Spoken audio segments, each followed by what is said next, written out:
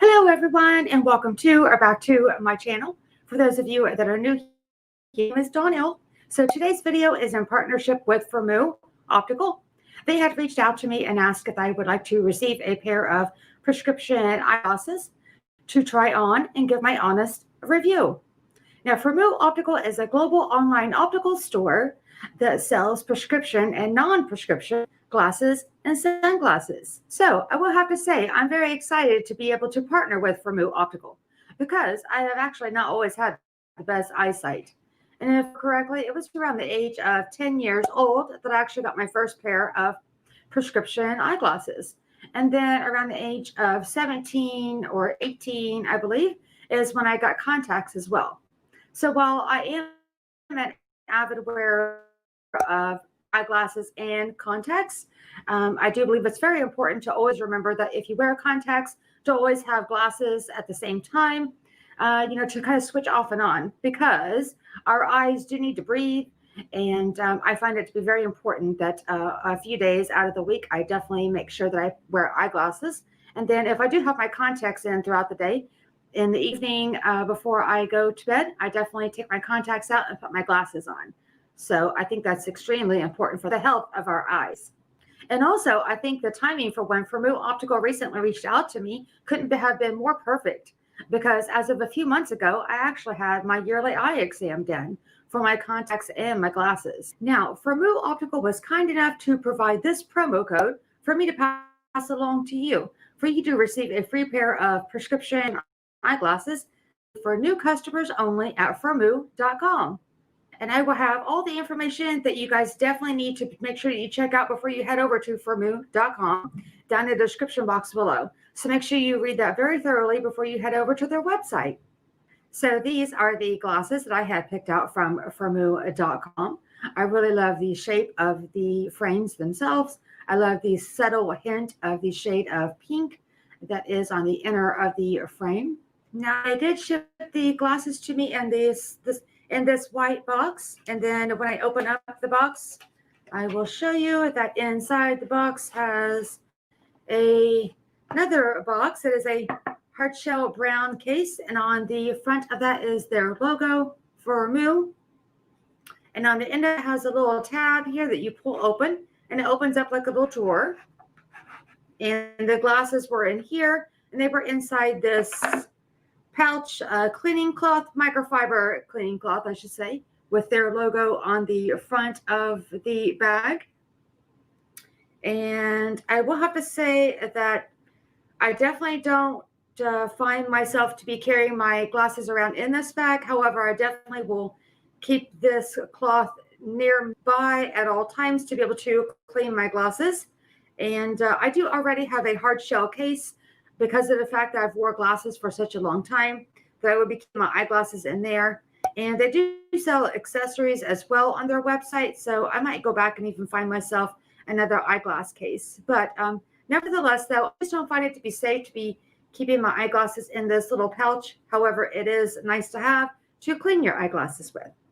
And as well, in this box, there is a couple of coupons. It looks like there was 2 of them, and to save 50% off my next frames with a code and a website, and it has the expiration date on it. So I got one for me and one to share with a friend.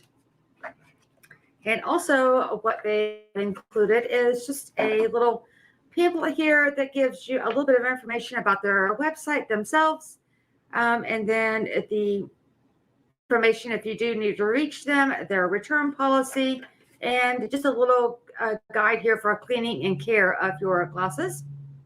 Now, as I mentioned before, I really love the shape of these eyeglasses, and I'll go ahead and take them off and maybe show them to you guys here. Again, I love the black aesthetic look of these frames, and then I love the little subtle shade of pink that is on the inner of the frame. And depending on which way that I am facing, you'll be able to see that little subtle hint of pink. And I do love the weight of the frames. And what I mean by that is that they're very lightweight.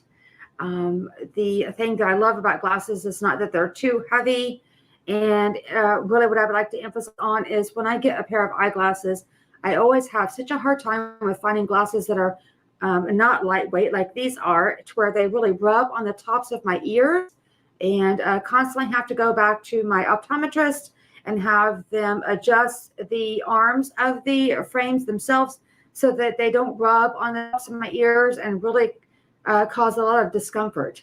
And another thing that I like about these specific frames is they don't have the nose pads. Now, these frames just have the solid frame all the way around, because I find that the frames that have the nose pads on them don't set well on my face. So I definitely prefer these, and I am extremely happy with these. And certainly, last but not least, the prescription was spot on for these glasses. Now, I was a little bit leery about ordering glasses online because of the fact that when I do go into my optometrist, they have the wall of glasses, or excuse me, wall of the frames.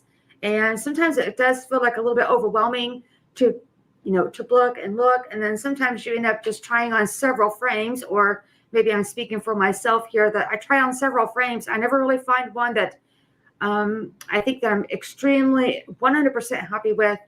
The feel of the frames and how they lay on my face and again my ears, and or that I'm not extremely happy with the price. So I have to say I'm very pleased with the experience of purchasing these online, and I definitely will be heading back over to their website to purchase another pair coming up soon.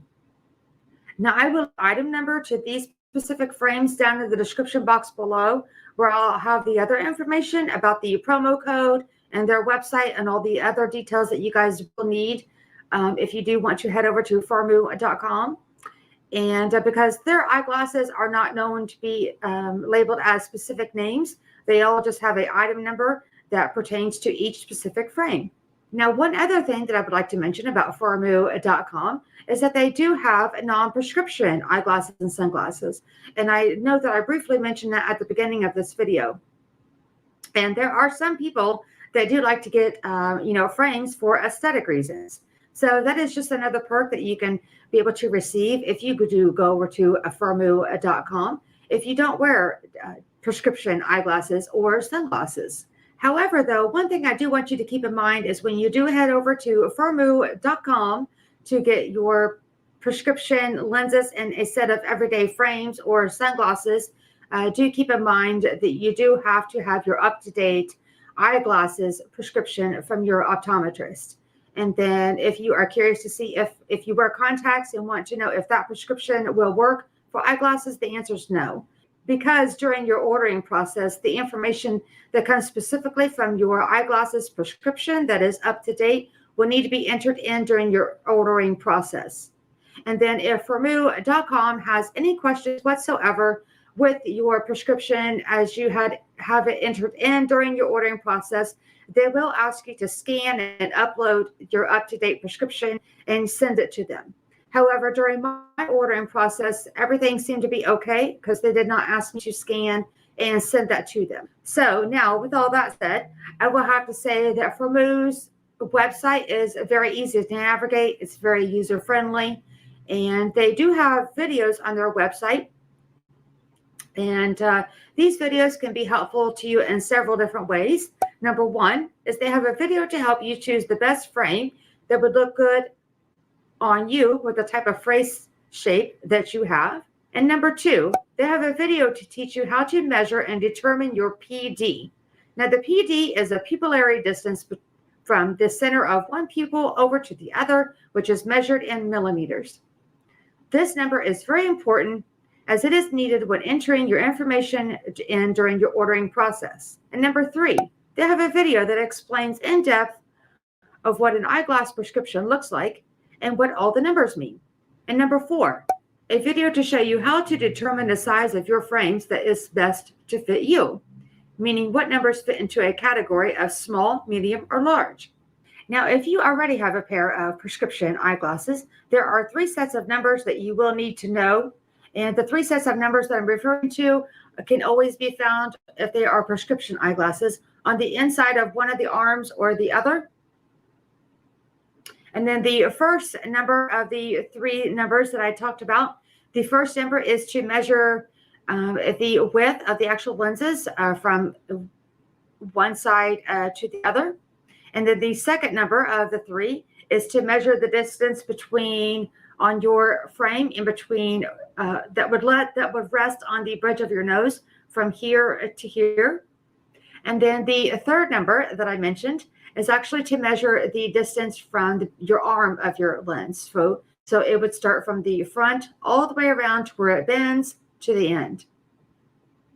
And as I had just recently talked about the videos that is on Formu.com, another video that they'd actually have is a video to actually help you navigate around their own website, which I think is extremely helpful. And last but not least, one thing that I think was phenomenal about Formu.com's website is it actually gives you the option to upload a front-facing photo of your face. And how I found this to be helpful is as you're browsing through the frames, whether it be eyeglasses or sunglasses, it actually allows you to hover over the frames themselves, and then it will actually give you a visual representation of how the frames would look on you. So now I do hope that you guys enjoyed this video. If you did, if you could please give it a big thumbs up, I would greatly appreciate it. And if you aren't subscribed to my channel already but would like to be, please hit that red subscribe button down below. So anyways, I hope that you guys have a great day or a great night, whatever it may be for you. And as always, I greatly appreciate you guys watching, and I will see you guys in the next video. Thank you again. Bye, guys.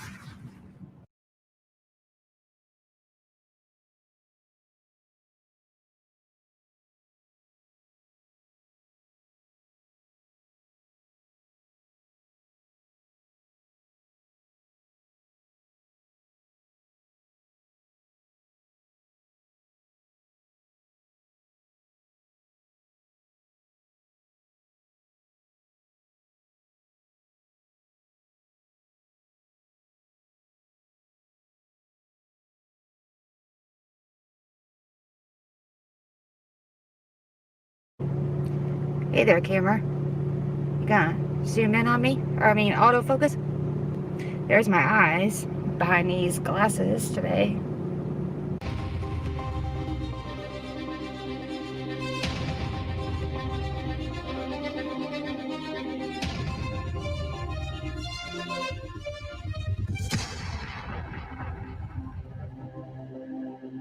Hey there, friends. Welcome to or back to my channel. And for those of you that are new here, my name is Donnelle, and I'm just going to be updating you guys on what I'm going to be having coming up on my channel, as well as running some errands here. I woke up really early this morning and giving my eyes a rest. If you guys are familiar again with my channel, usually you see that I don't ever wear glasses, and I have a video coming up about that, by the way, so stay tuned in for that. It's going to be a very special video regarding glasses, and I hope the lighting is okay. Today is extremely sunny and bright, and I'm definitely not complaining about the weather. Anyways, I woke up early this morning, had a doctor's appointment, and got that taken care of. I am now, though, stopping by an Amazon locker to pick up a couple of packages that I had recently delivered here. And let's see, I'm gonna back my car up here and turn the camera around so that you guys can see, because I don't know about you, have Amazon Prime. Do you have your packages delivered to you at home, or are you guys familiar with what an Amazon locker is? And there are several of these lockers all over the city, but you can have with Amazon Prime. I'm not sure if it's available with not having Amazon Prime, but there's lockers again all over the city where if the package is within certain measurements and weight, you can actually have it delivered to our locker, and you have 3 calendar days, not business days, to actually go pick it up. So I think that's convenient. So let's see, I need to get my phone out here, because they also send you an email, or you can look on your Amazon app, and it gives you a code to put into the screen, and then it will then open up certain doors after you put your code in.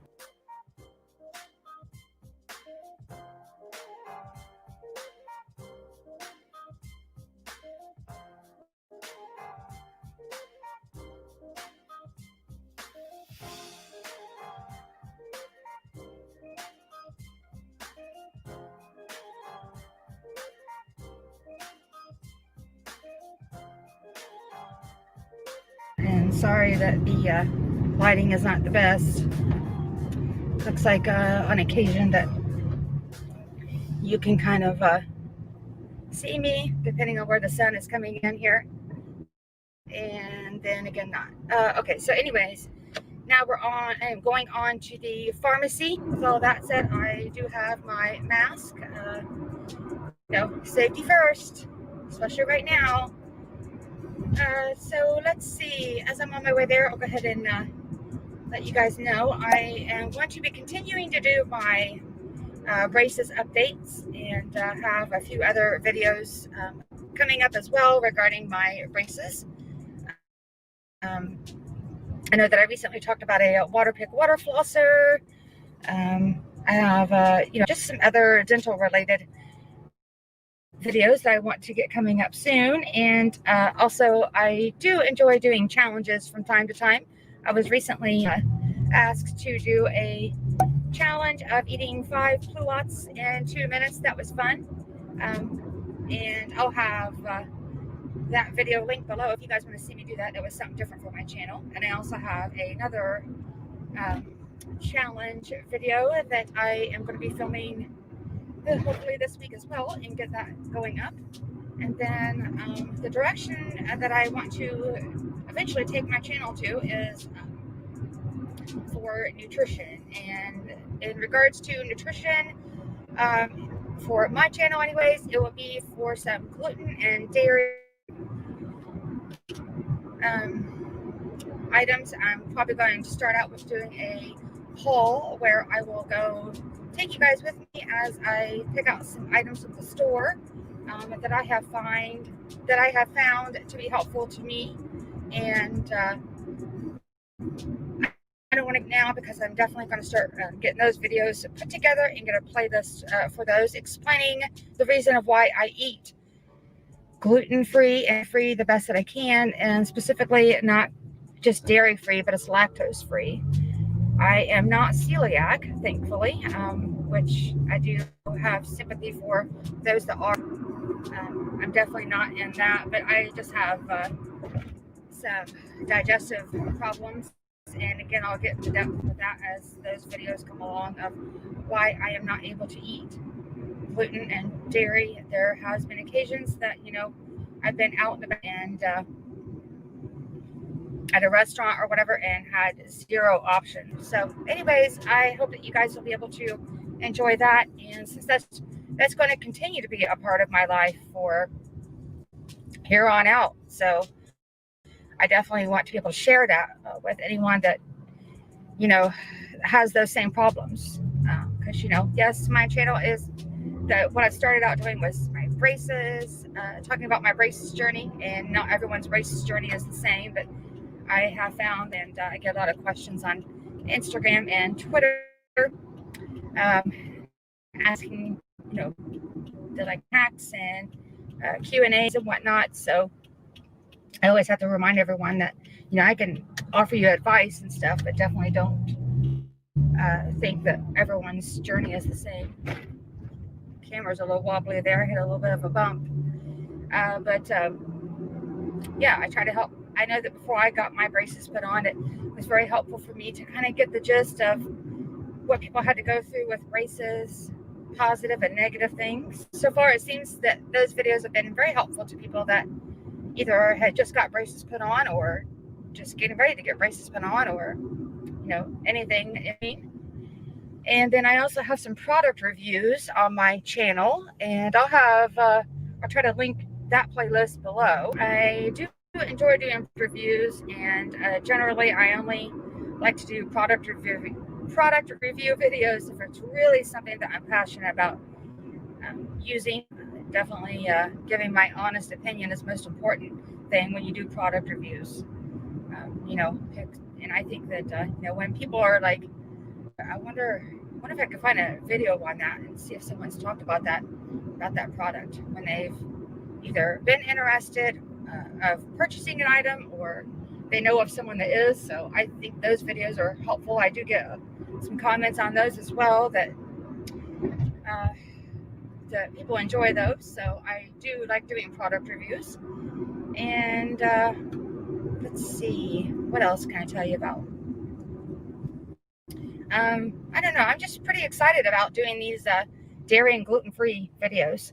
That definitely, speaking of being passionate about something, that's something I'm going to be passionate about for sure. Because again, that's just going to be part of my life, 100%. It's ultimately never going to go away. And let's see, I am getting ready to stop in here at the pharmacy to get a prescription I had called in yesterday to have filled. So let's see here. I'll get pulled in, get my mask on. Safety, safety, safety, you guys. Since I live in the state of Indiana, it's pretty much mandated and required to be wearing your mask anywhere that you go into a public place. There's been a few people that's kind of irritating that when you see people that aren't following the rules. But anyways, got my mask on here, and I'll be right back. Okay, you guys, I am back out of the pharmacy there. Got what I need to get. So let's see. I already discussed the nutrition part. Now, I know that my banner at the top of my YouTube channel talks about fitness as well. So, with that being said, I have been a runner since, high school. And I'm in my middle 40s. So, yeah, that tells you how long ago that's been. So, fitness here on my channel, I was wanting to go and vlog and record some, I don't know if you guys have been able to hear me or not. I've had my AC up on high. I wanted to vlog and record some 5K runs. I enjoy going to do those, especially the ones that are themed. Like I have here on my channel where I did one that was called the Bubble Run. I've also participated in that 3 times. I think I have 2 different vlogs of that here on my channel. That one was really fun. It was a 5K, and I've participated in several others, and never did take my camera out to record those. Those were a while back. But anyways, this year I wanted to get moving on that again and record some of the 5Ks. But because of what's going on this year, a lot of those have been either canceled or pushed back. Some of those now I'm reading when I research to find out like when's the next one. Are they going to be able to do any more this year? There's a lot of virtual runs. I'm going to have to look into that because I don't know how that works. So if you guys know, or if you guys are doing virtual 5K runs, let me know. So as far as fitness, I'm still trying to figure that out, how to incorporate that here on my channel. I will, like I mentioned, continue on with my races updates because I was supposed to be out of these races in an estimated time of 2 years, and it's going on that time now soon. And I'll have an update coming up as well shortly after this video. So I guess if you guys could comment down below and let me know what you think so far, if some of these things are of interest to you. And as well, on my YouTube banner, as you guys may have seen already, that I will be doing lifestyle vlogs, which that can consist of pretty much anything. I do like to take the camera with me each station, doing different things. And I think for now, I'm going to go ahead and just let you guys enjoy the road onto my next errand. That I need to go to another store that is located at a local mall that is close to here. So yeah, please enjoy the time lapse here of my travel to my next destination.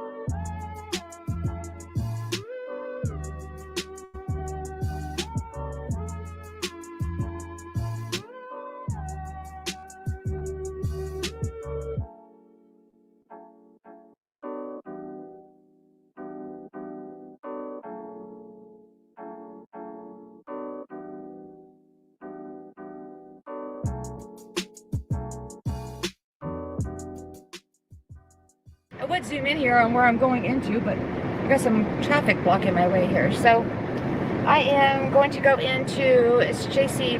Penney and pick up an order that I had placed online and delivered here at the store, and got my mask, and I'll be right back. Okay, got my package. That's what I said.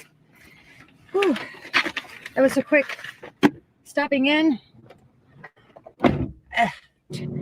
So yeah, to I guess wrap this video up, as I stated earlier, you can see on my banner that it's nutrition, fitness, and lifestyle vlogs. So yes, I'm going to be continuing my journey with these braces of mine. It is going to be well beyond 2 years before I have these off. So I have some videos upcoming very soon regarding my braces. So stay tuned for that. Until then, I look forward to conversing with you guys down in the comment section below. So anyways, I hope you guys have a great day or a great night, whatever it may be for you. Thank you again for watching, and I will see you guys in my next video.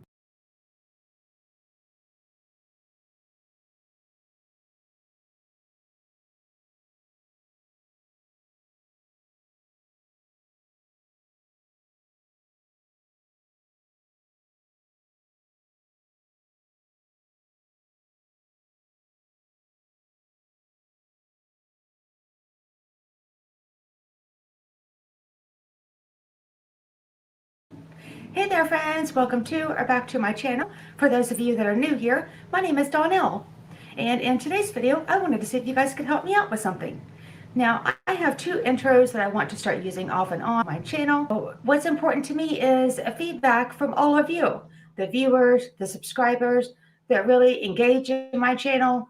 As you guys know, I have expressed, continue to express how important engagement is to me on my channel, as well as I try to do my best at engaging in other people's channels as well. And I want to continue to provide content that you guys are interested in seeing, and let along that including videos, because that as well can include intros and outros and all of the elements in between. Okay, so now before I show you guys these intros, I wanted to see if you guys could do 2 things for me. Number 1, after you watch the intros, if you could comment down below and let me know which intro that you like the best.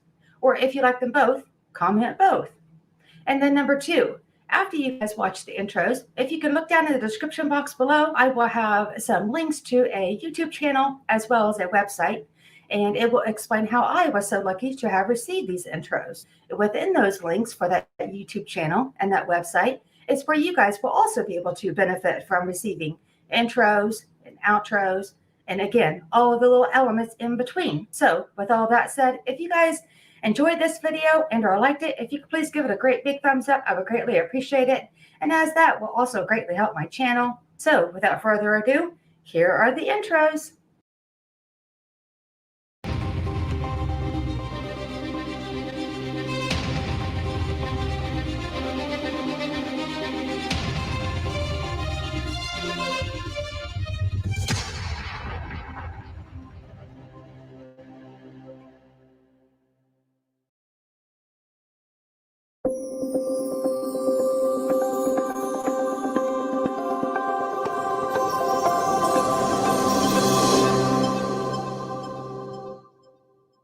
I thank you guys all so much for watching this video, and I look forward to conversing with you guys down in the comment section below.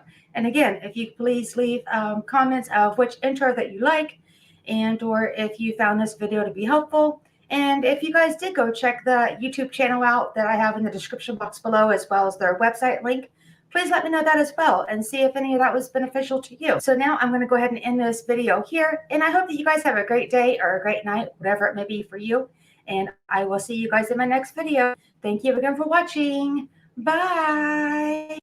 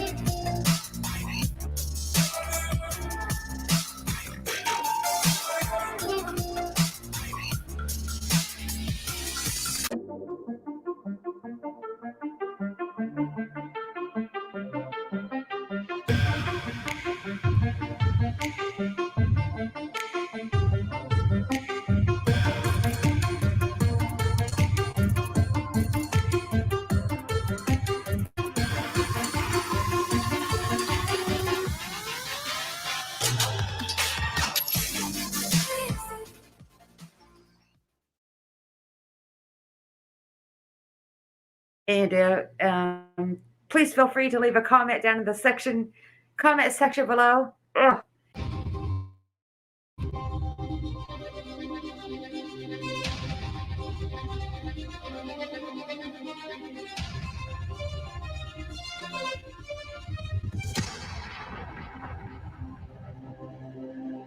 Hey there, friends. Welcome back to my channel. For those of you that are new here, my name is Donnelle, and in today's video is in response to this video that I will put the thumbnail somewhere up on the screen here that I recently posted here on my channel, and it was titled Elastics 101.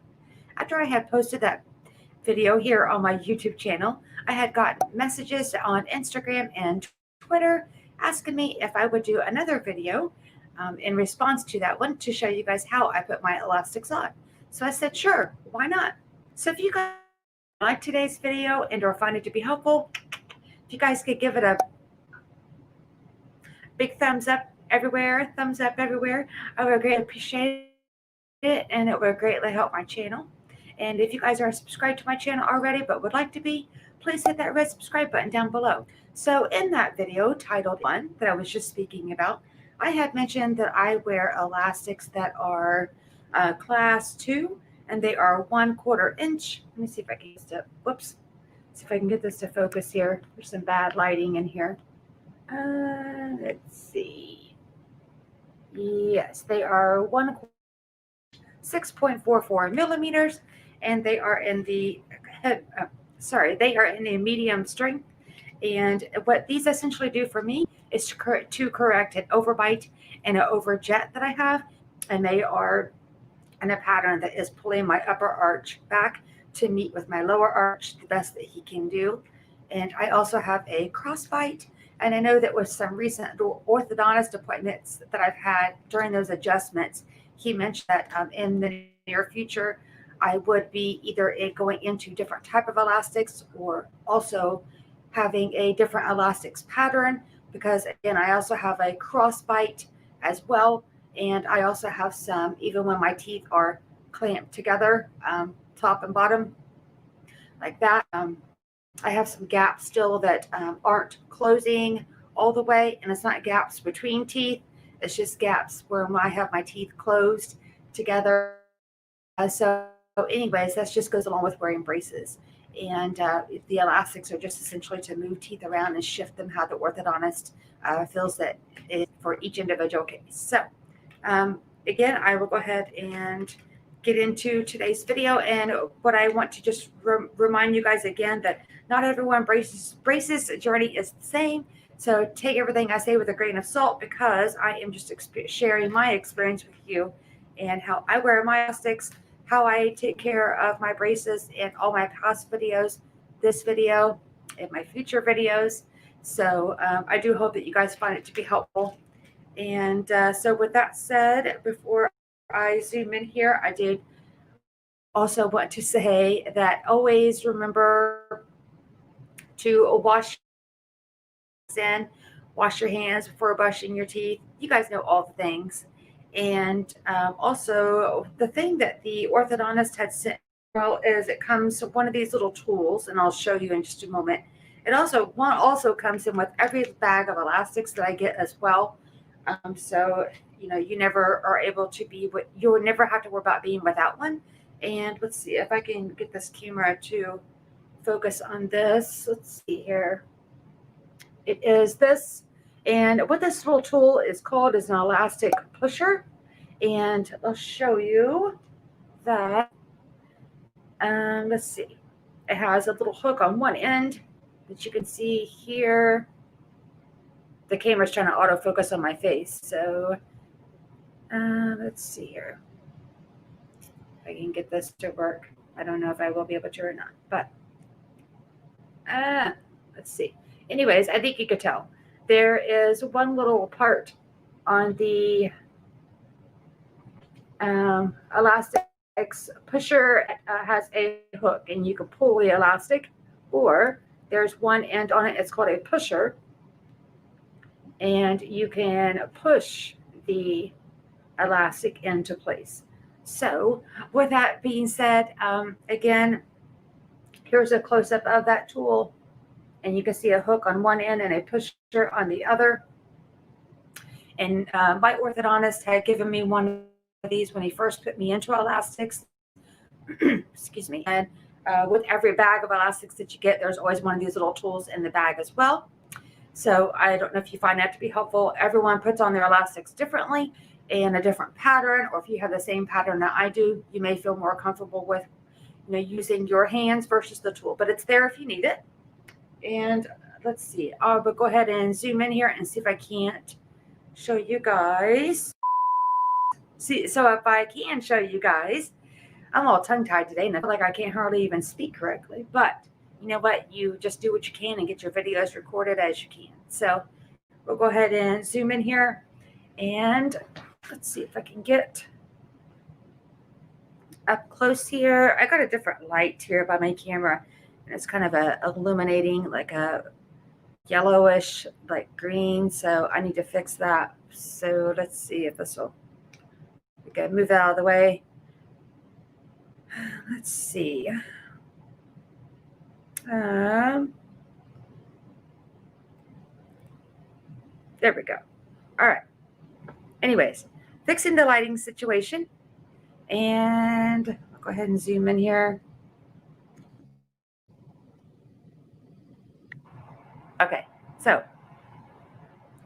Okay, so up close and personal. Hopefully it'll focus a little bit better here. Okay, it is. So as you'll see, I have a excuse me, pink power chain on the top, and then I have ligature ties on the bottom. And I recently have got a color of ligature ties. As you can see, they are known as Icy Pearl Teal. I've had this color before, just been a while. And again, a power chain on the top. And then the gaps that I was speaking about earlier, I'll go ahead and show you those. Again, it's when my teeth are shut like this. And then I have gaps where my teeth are not coming together correctly, and that's to be expected with braces as your teeth get adjusted. So here, you can see where there's gaps, and my teeth are closed completely, that I can make them be, but there's gaps there, and I'm on the same side as well, or excuse me, on the opposite side as well, right there. So anyways, I'll go ahead and show you how I put my elastics on. Sorry that there we go.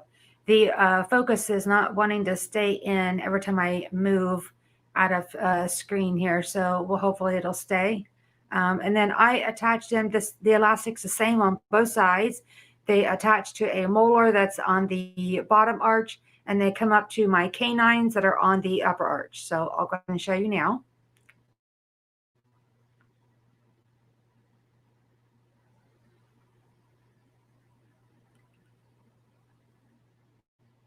Down here.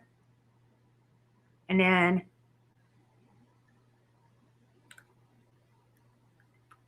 they hook to a canine up on the top, and it's the same on the other side.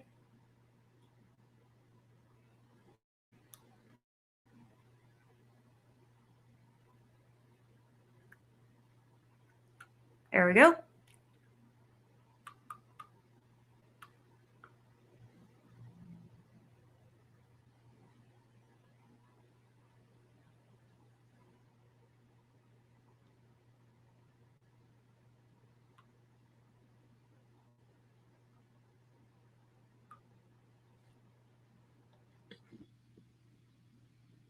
Okay, so I hope that you guys found that video to be helpful.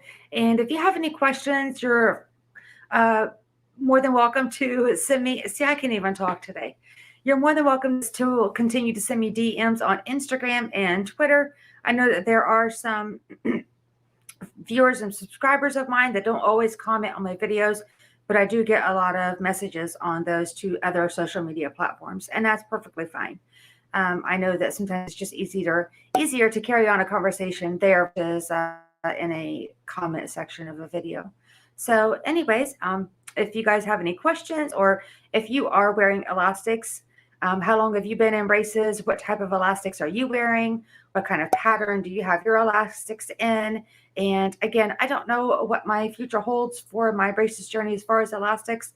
Like I mentioned earlier, the orthodontist did mention that I will have either a different type of elastic or definitely another elastic pattern. So, you know, because I do have other issues besides the overbite and the overjet that he does eventually want to address. So I hope that you guys found this video to be helpful and or liked it. And please give it a big thumbs up. I would greatly appreciate it, and it would greatly help my channel. And please feel free to leave a comment down in the comment section below. Ugh. And anyways, I'll have a link to the Elastics 101 video that I have recently uploaded here on my YouTube channel. And I hope that if you guys are laughing, that you're laughing with me and not at me. I'm doing my best. But anyways, I definitely want to keep these braces videos rolling because I know that I enjoyed them before I got braces put on, and I know that there are a lot of people that appreciate these videos. So I hope you guys have a great day or a great night, whatever it may be for you. Thank you so much for watching, and I will see you guys in my next video. Thanks again. Bye.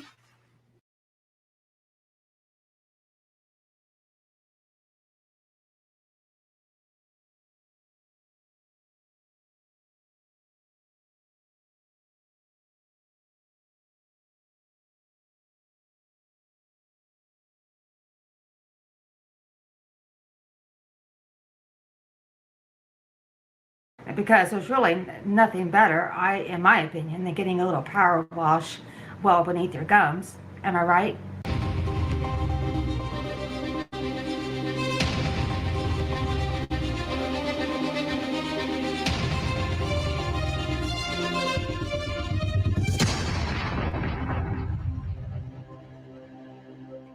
Hey there, friends. Welcome back to my channel. For those of you that are new here, my name is Donnelle, and in today's video, I wanted to talk to you about water flossing.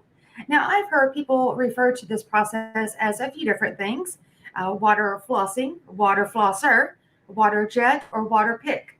Now, what I prefer for me is a water pick. However, no matter what you call it, technically, just keep in mind that water flossing should never replace stream flossing. And what you could do is just essentially add this into your daily dental hygiene routine once or twice a day. Now, I myself, I use it twice a day because I have braces. However, just once a day is generally enough. And then disclaimer though, what I will have to make sure to note here is that the use of this process is not to cavities. However, it is to help prevent gum disease.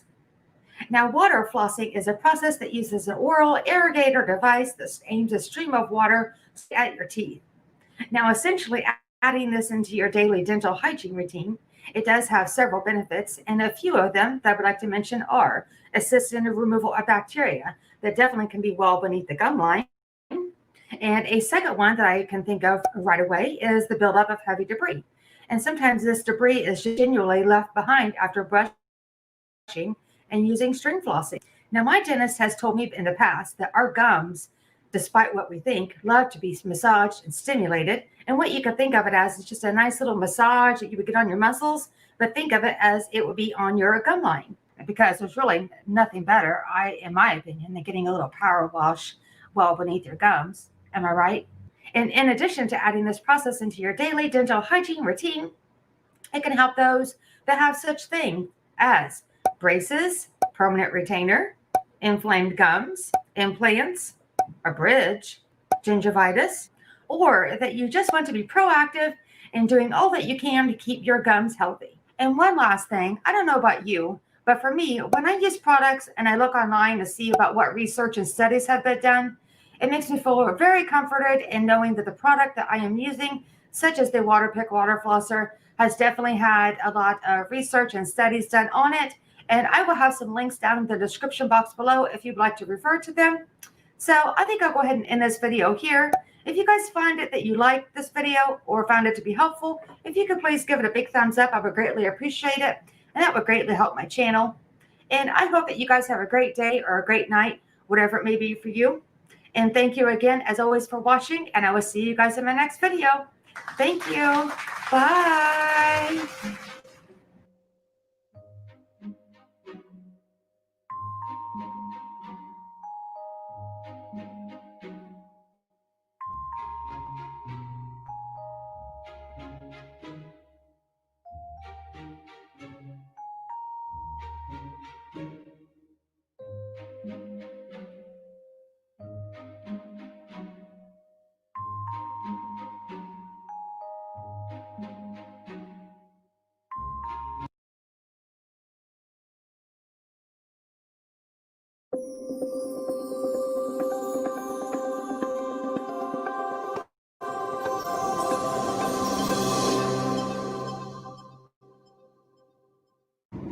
Hey there, friends, welcome back to my channel.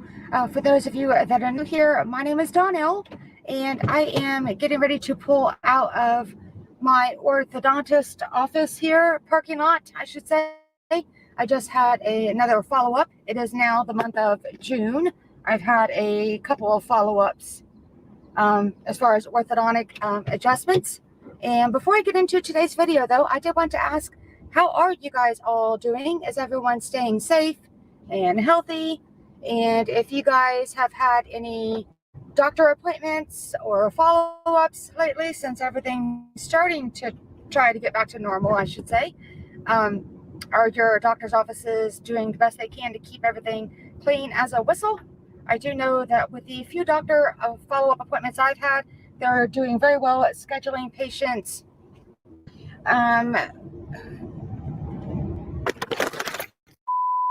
Everyone's staying safe and healthy and well.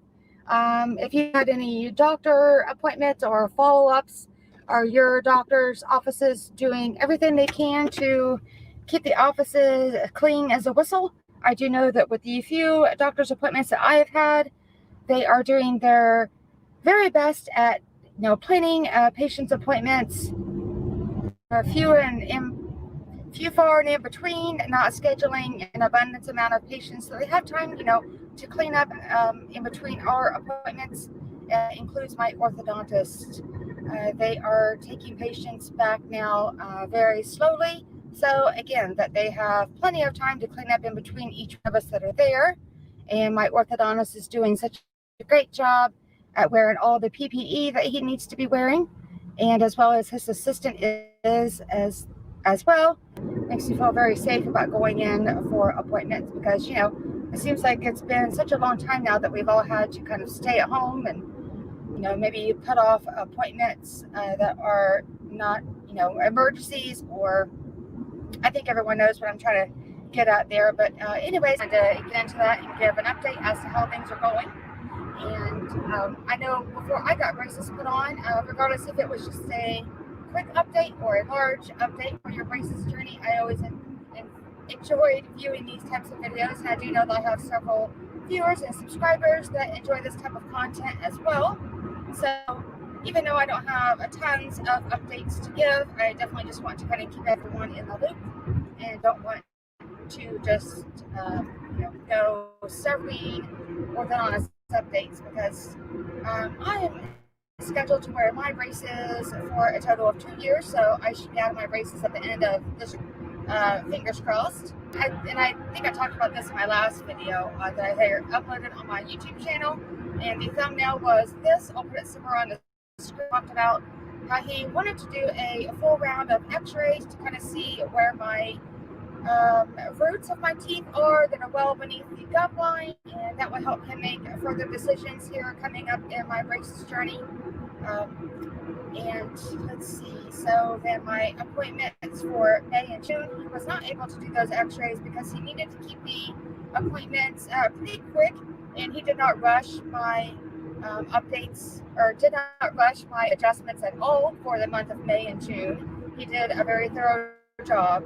Just didn't want to do x-rays for those appointments, trying to keep the appointments at a minimum and just doing what he needed to do in order to, in my situation, check my midline to make sure that it is still where he wants it to be at this time.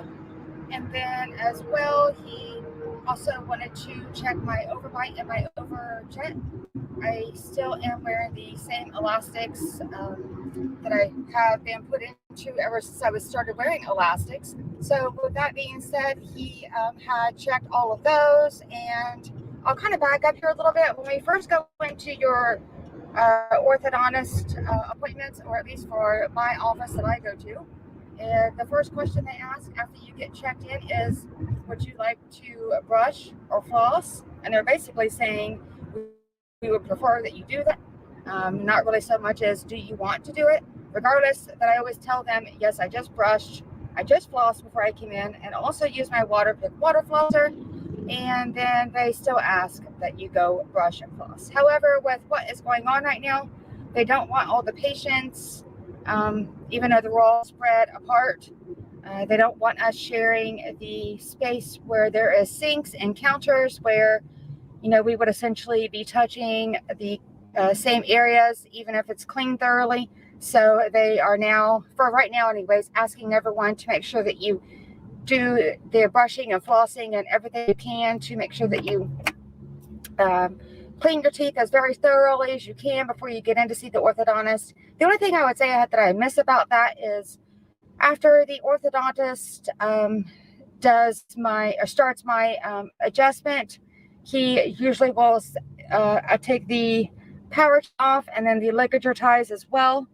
And then as soon as he takes the arch wires out, he'll tell me, I know that you told me that you flossed before you came in and that you flossed right before you sat down in the chair here. But if you would like to go floss again and get the string up in there really thoroughly, why don't you go ahead and do that? And I'm always thankful for that, because I will have to say, before getting braces put on, that's one thing that I terribly miss out of anything, is being able to just floss regularly. Because when you wear braces, you have to thread the floss underneath the wire in between each tooth and get around the bracket, lift it up in between each tooth, pull the floss back out.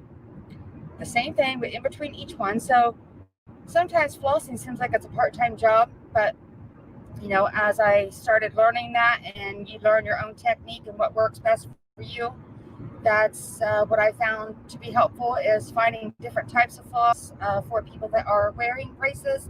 There's definitely different types of things out there. I think what I might do is put a couple of links where I've purchased 2 different types that I've talked about in my past videos. I'll put the links to those down below.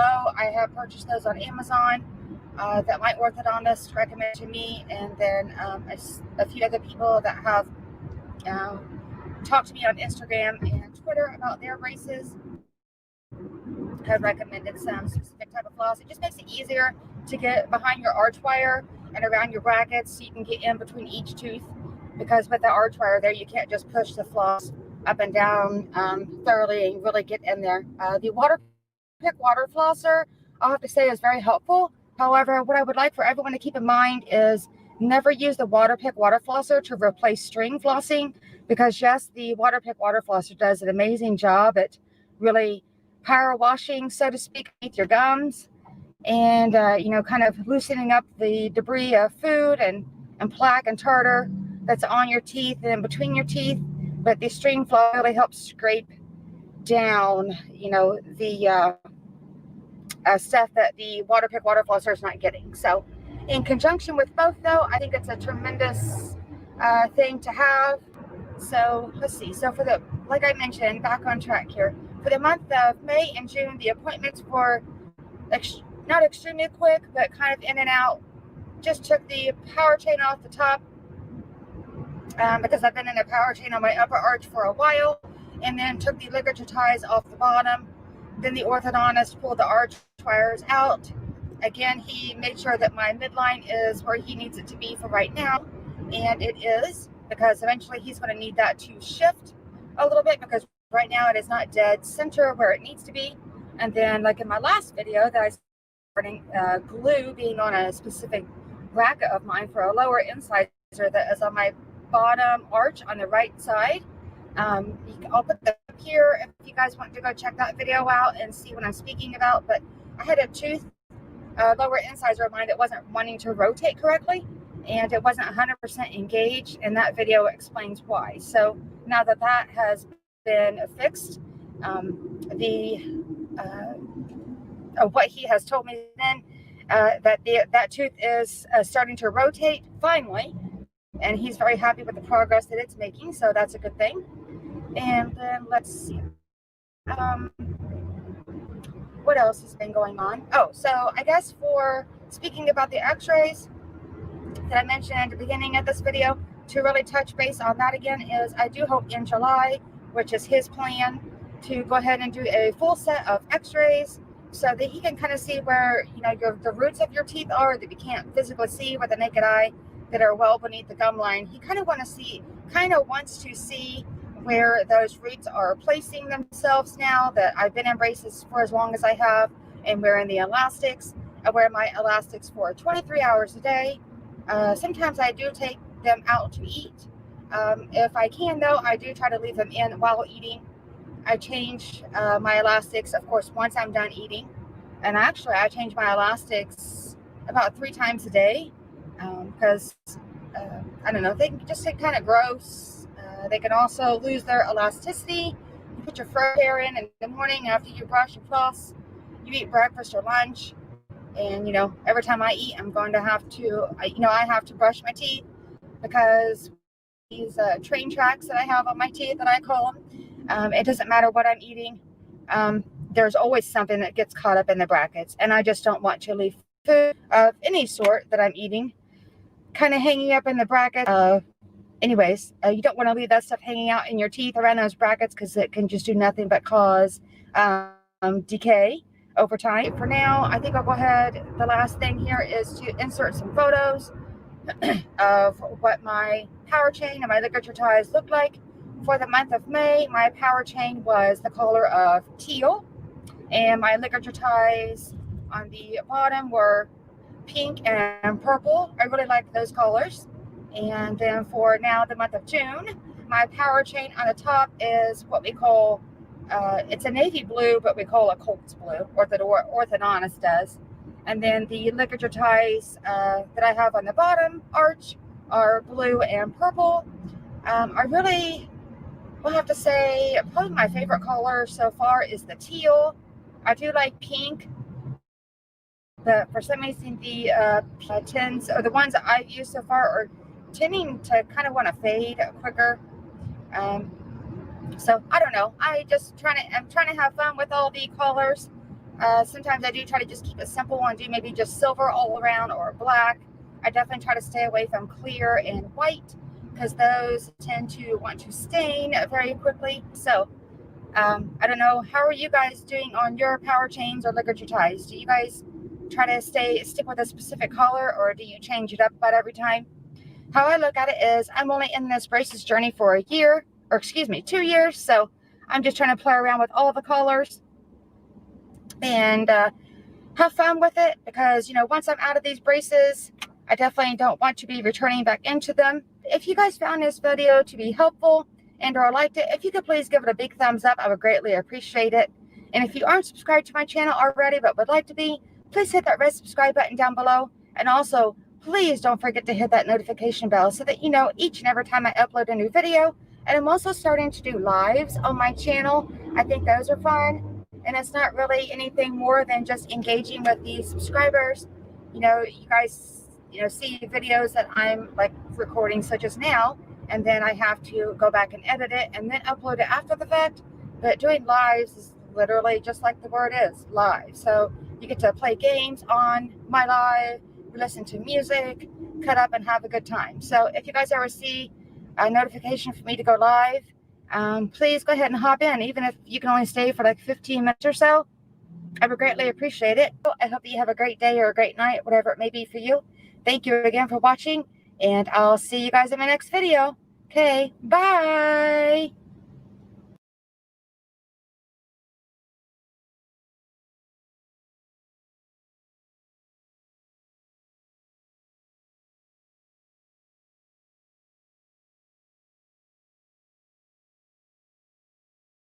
Oh, this camera. I just wish I could get to set straight. So bear with me here. We'll get this figured out.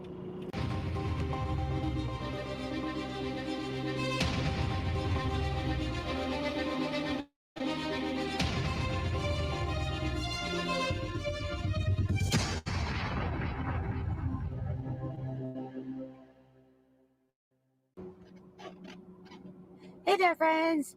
Welcome back to my channel. For those of you that are new here, my name is Donnelle, and I am going to be giving you guys an update on something regarding my adult braces journey. Right now, I am trying to get my camera set up here on the dashboard, and we'll see how this works out. Got a new stand here for my dashboard, and not really sure how this is gonna work out for me, but we shall see. I had some errands to run today, so I figured I would just take you guys along with me. First thing I had to do was go to the eye doctor and pick up some contacts that I had just ordered, and they didn't have them in stock, so I had to go and pick up a trial pair as well as some solution. And so, yeah, along with wearing braces, I also wear contacts. So sometimes glasses, but I prefer contacts. But anyways, I am now going to head back home. As I mentioned in today's video, it is going to be an update on just something regarding my adult braces journey, not regarding an appointment or, as people call, orthodontic adjustment. Oh, this camera. I just wish I could get it to set straight. So bear with me here. It out.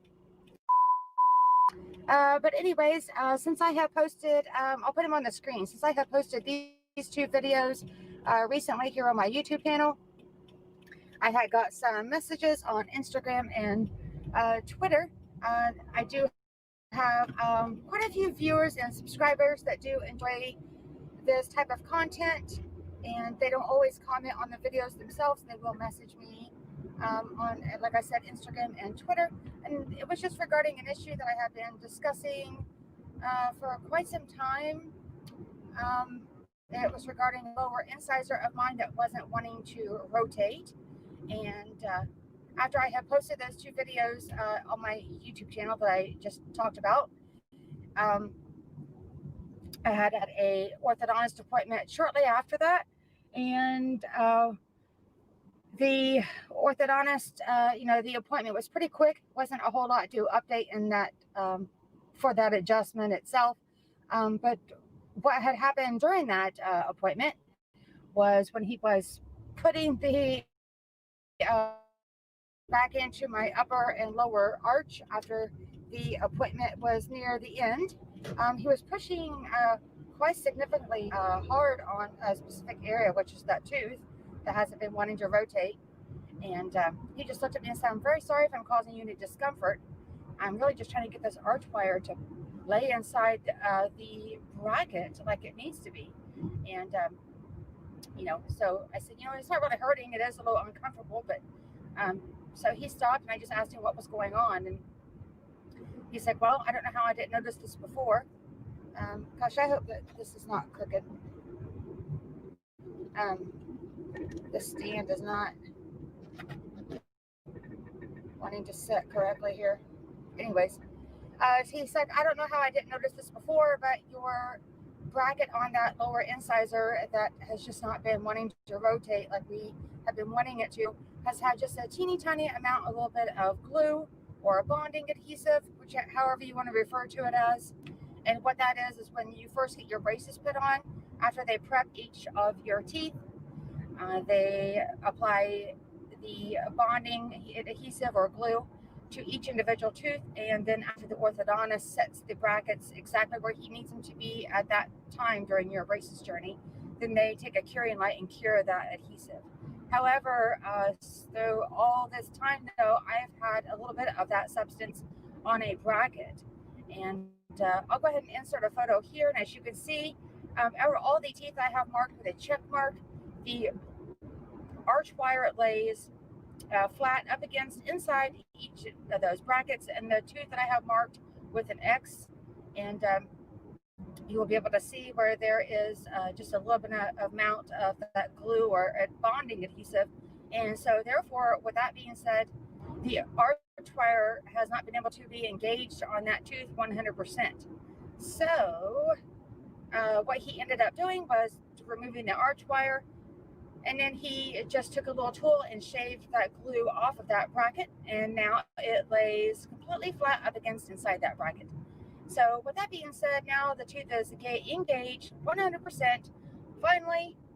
So I think he mentioned that at one of my upcoming appointments, he does want to take a full x-ray of all of my teeth so he can kind of see what's happening with my teeth themselves, kind of the progress I'm at, because let's see what I'm trying to say here. My whole journey for braces is expected to be about 2 years.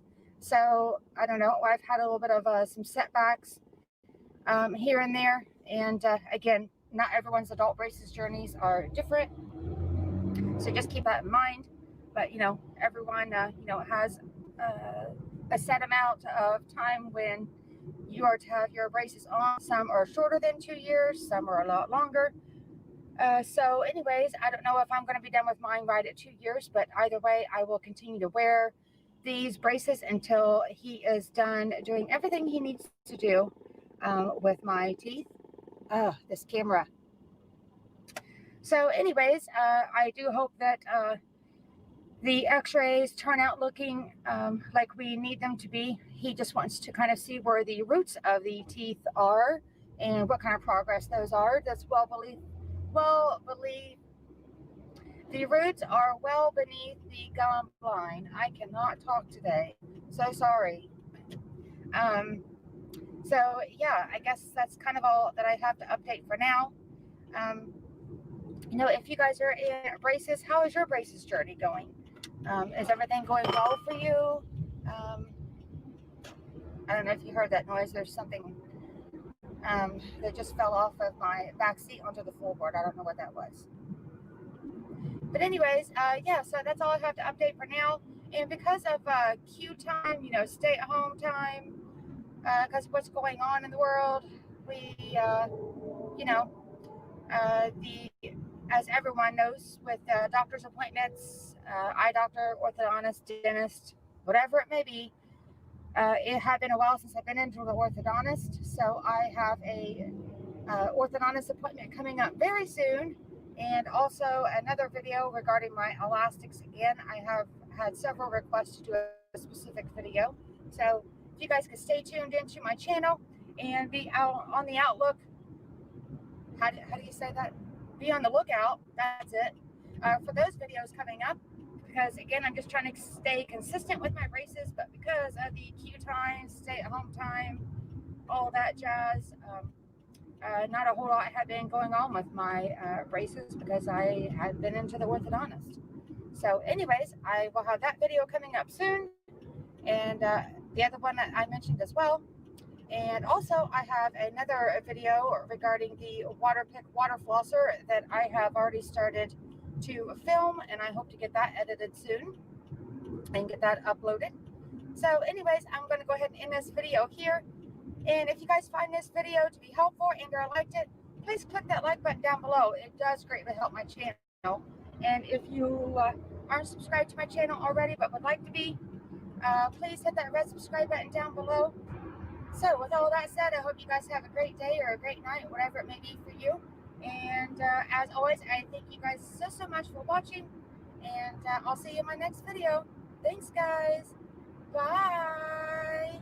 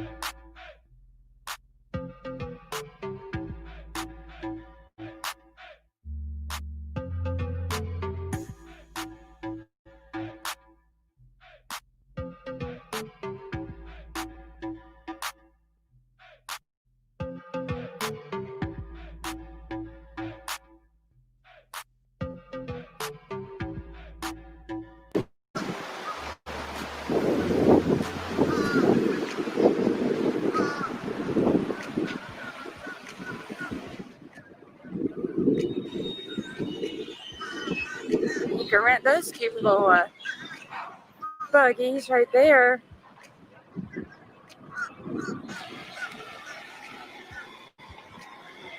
There's the Frenchies.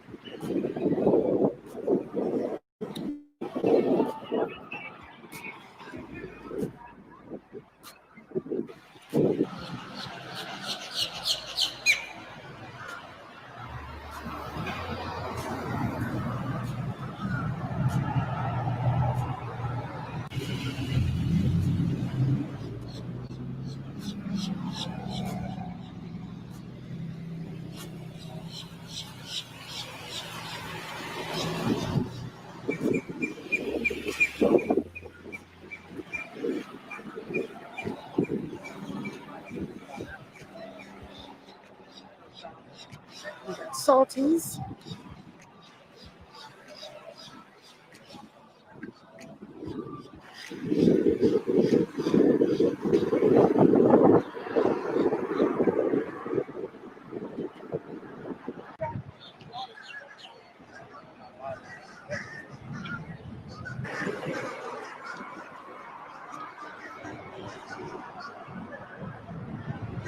The Edge, we highly recommend. 1010.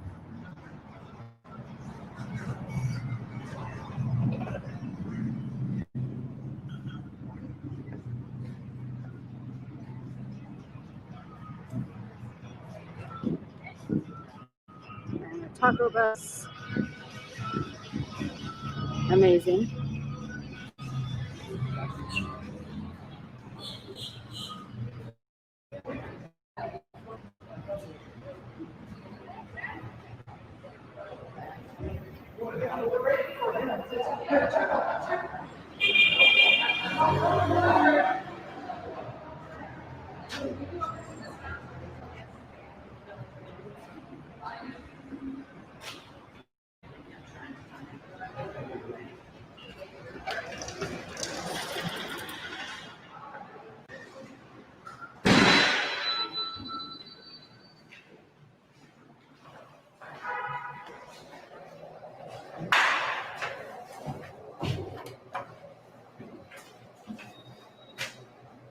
For 10.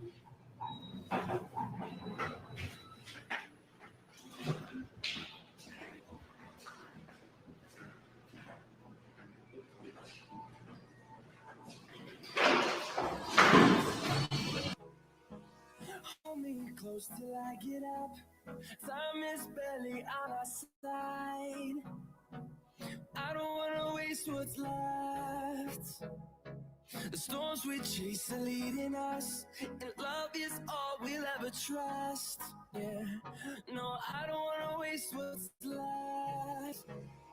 And on we'll go through the wastelands, through the highways, till my shadow turns to sun rays. And on we'll go through the wastelands, through the highways, and on we'll go.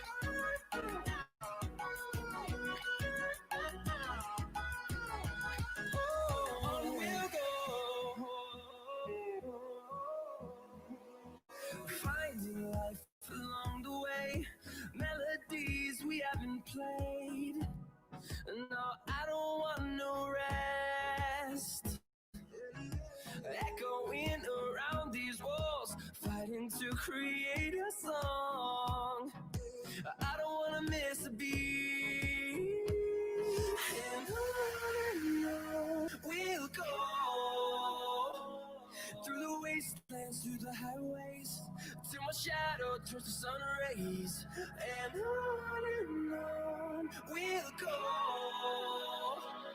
through the wastelands, through the highways, and on we'll go.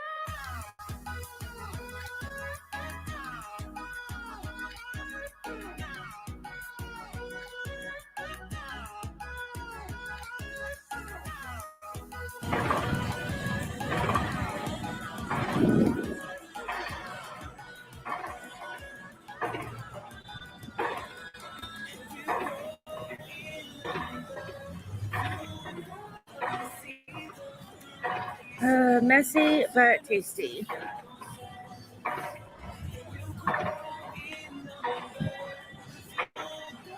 Beautiful day.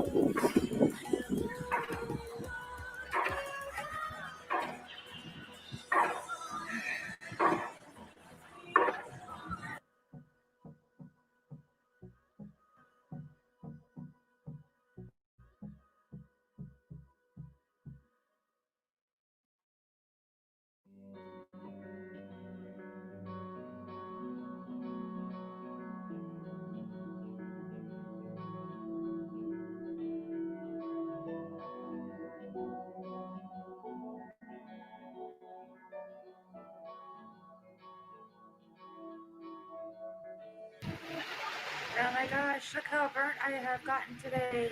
Yikes. Ooh, worth it though. Clearwater Beach is amazing, relaxing, laid back.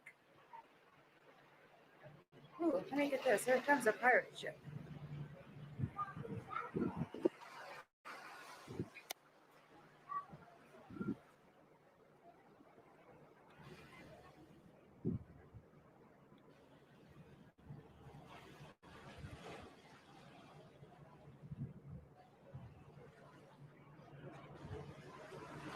Ooh.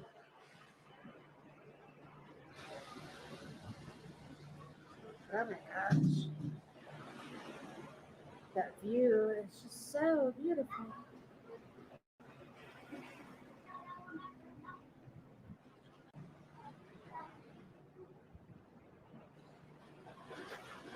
Here is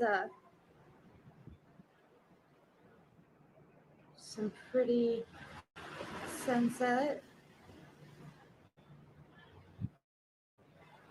About having a nice sailboat cruise. Let's see.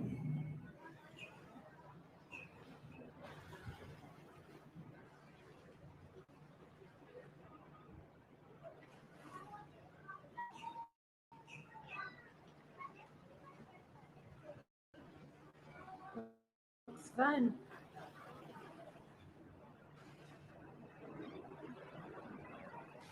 Wow, look at that view.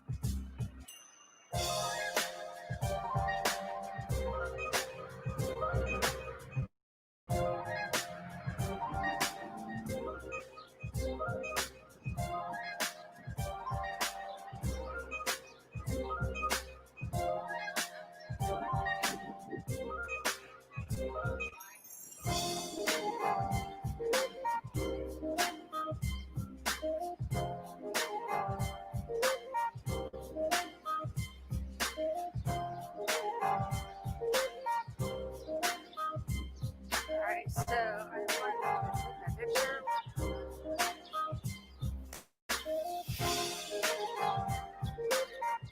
Alright, we have a celebrity in the house.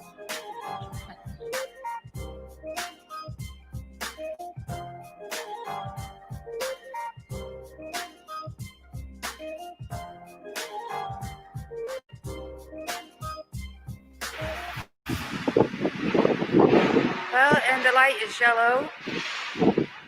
And I'm looking pretty ratchet. And you're fine. I got sunburned today, so stayed in the room, but we are going to go out and see if there's anything going on in the nightlife here.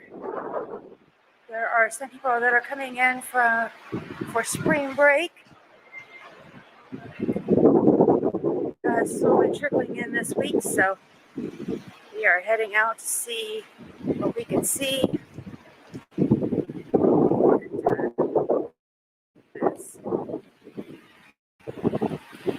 And let's see what we can find here. I don't know what we'll do in the dark. Doesn't do very well with low light settings. Of course, had to get a novelty item, Clearwater Beach, because it is kind of chilly.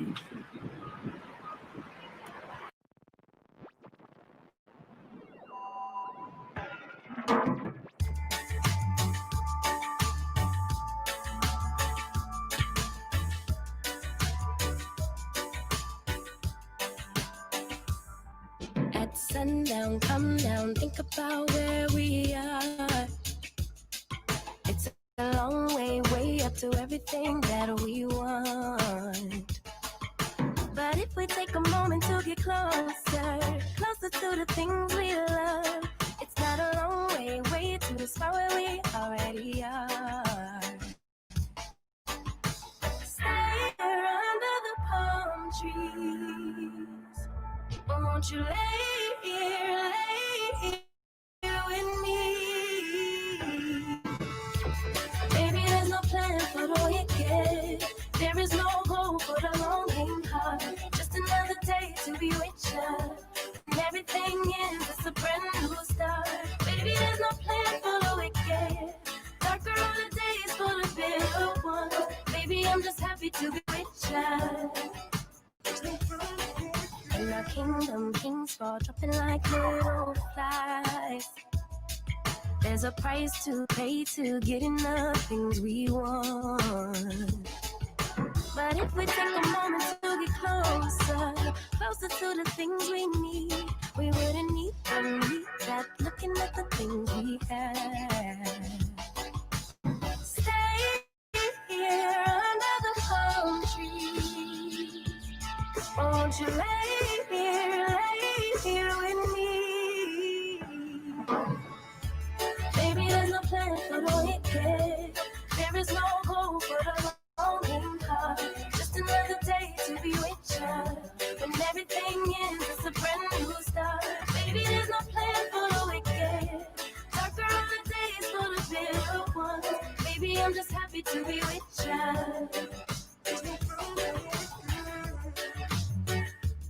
Ooh, there's no plan for the wicked.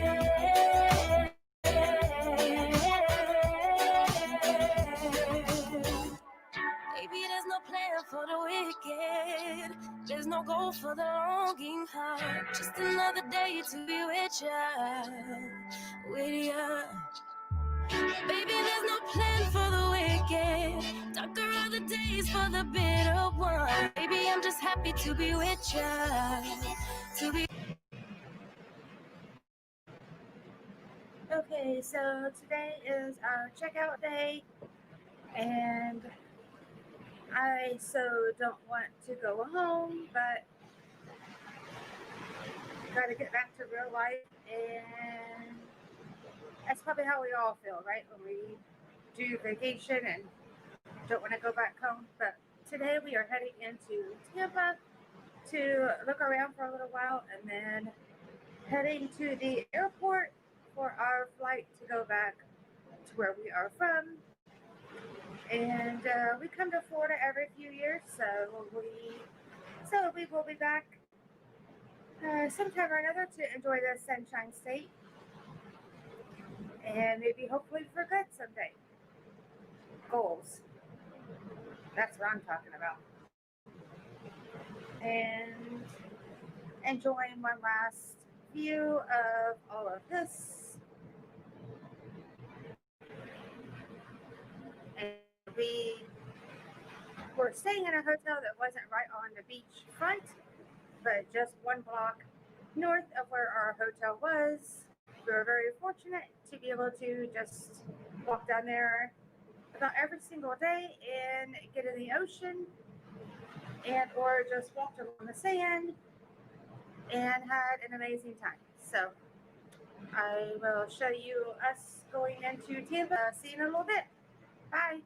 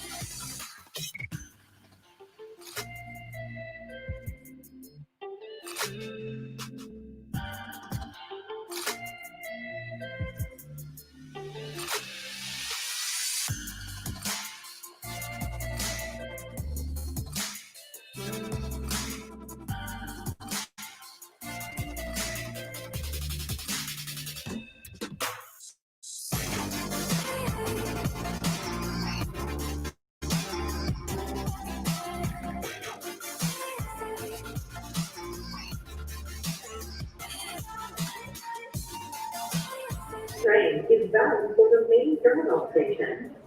The next stop is the Gamplay parking station.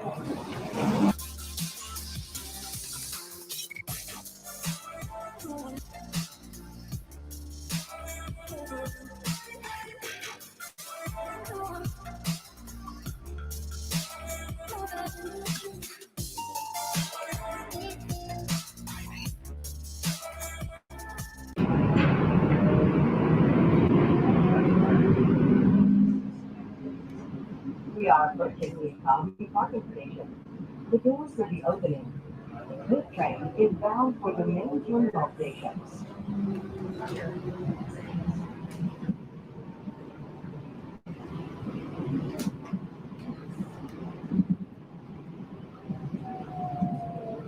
Whee!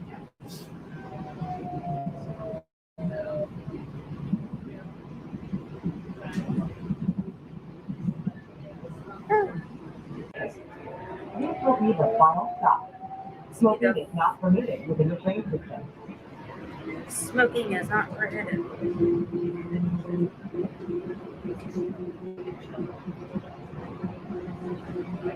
Riding the train to go to the job. You guys can see.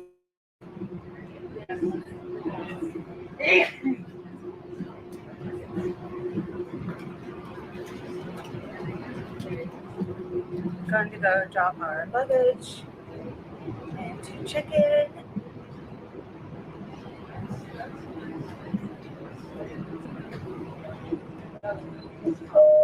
There's some palm trees. Please remember to hold handrails firmly at all times.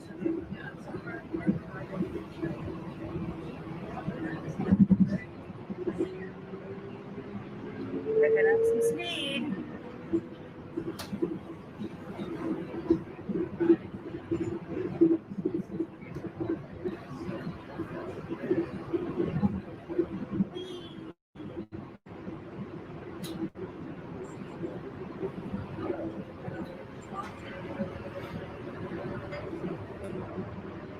Go faster.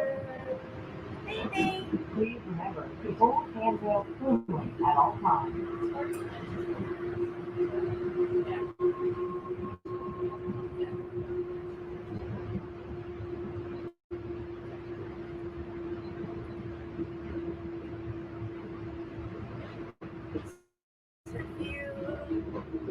Let's take the train from Winter Park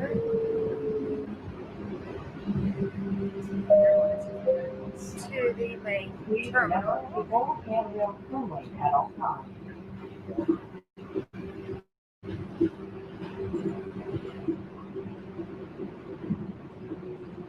We are approaching the main terminal station.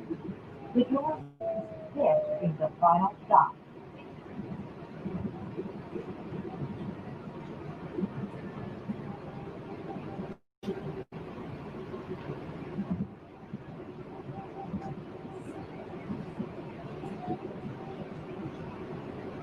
Final stop.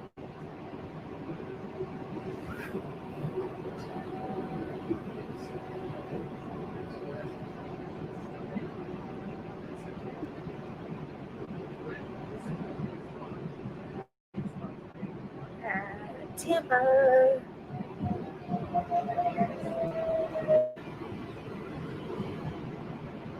Doors are now closing. Please stand back.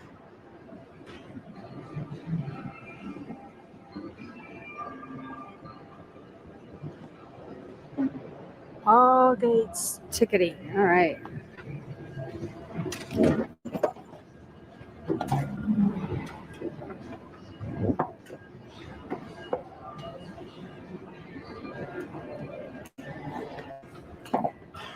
As I struggle with my luggage.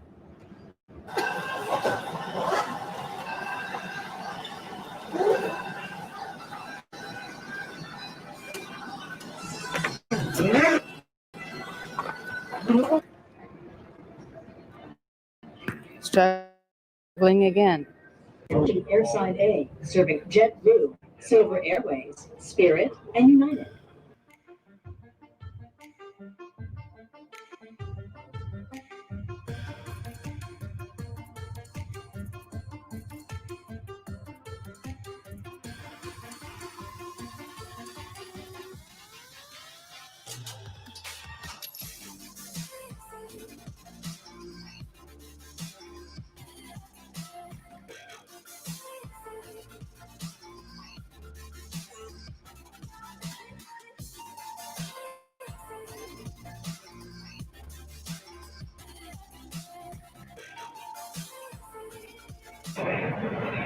Hey guys, and what's up? And we are now waiting at the airport, waiting to fly back home. I don't want to go home. But anyways, hopefully we can get back to Florida in another year or so. Usually we come here about every few years anyways. But for now, got a Starbucks mocha frappuccino. We are just waiting to board. And let's see, for snacks, for my last airport dinner, I'll show you. We've got some chicken going on here. Let's see. It was from a called Duckies, and I will. So yeah, that looks yummy, I'm sure. And then before we actually sat down, I had a Bloody Mary, just trying to chill out. And as I said, I'm not too excited to go home, but that's just how it goes when you take a trip. I don't think that anyone really wants to actually come home unless you live in an exciting area. I do not. I am from Indiana, so there is that. Getting back to the cold weather, but anyways, we are going to be boarding our plane, so I need to finish eating. So I will catch you guys here shortly once we start boarding. Okay, here we go. Getting ready to get on the airplane, and I don't want to go home.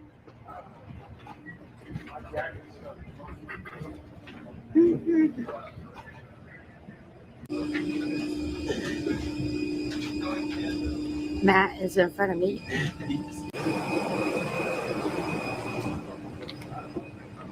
Hello.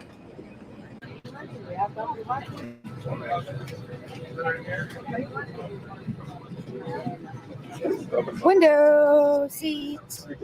Oh.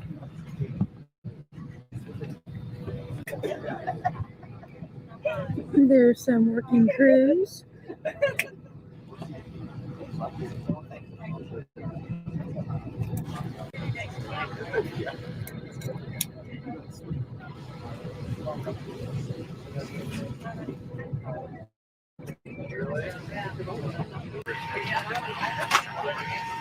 Some weird noise happening.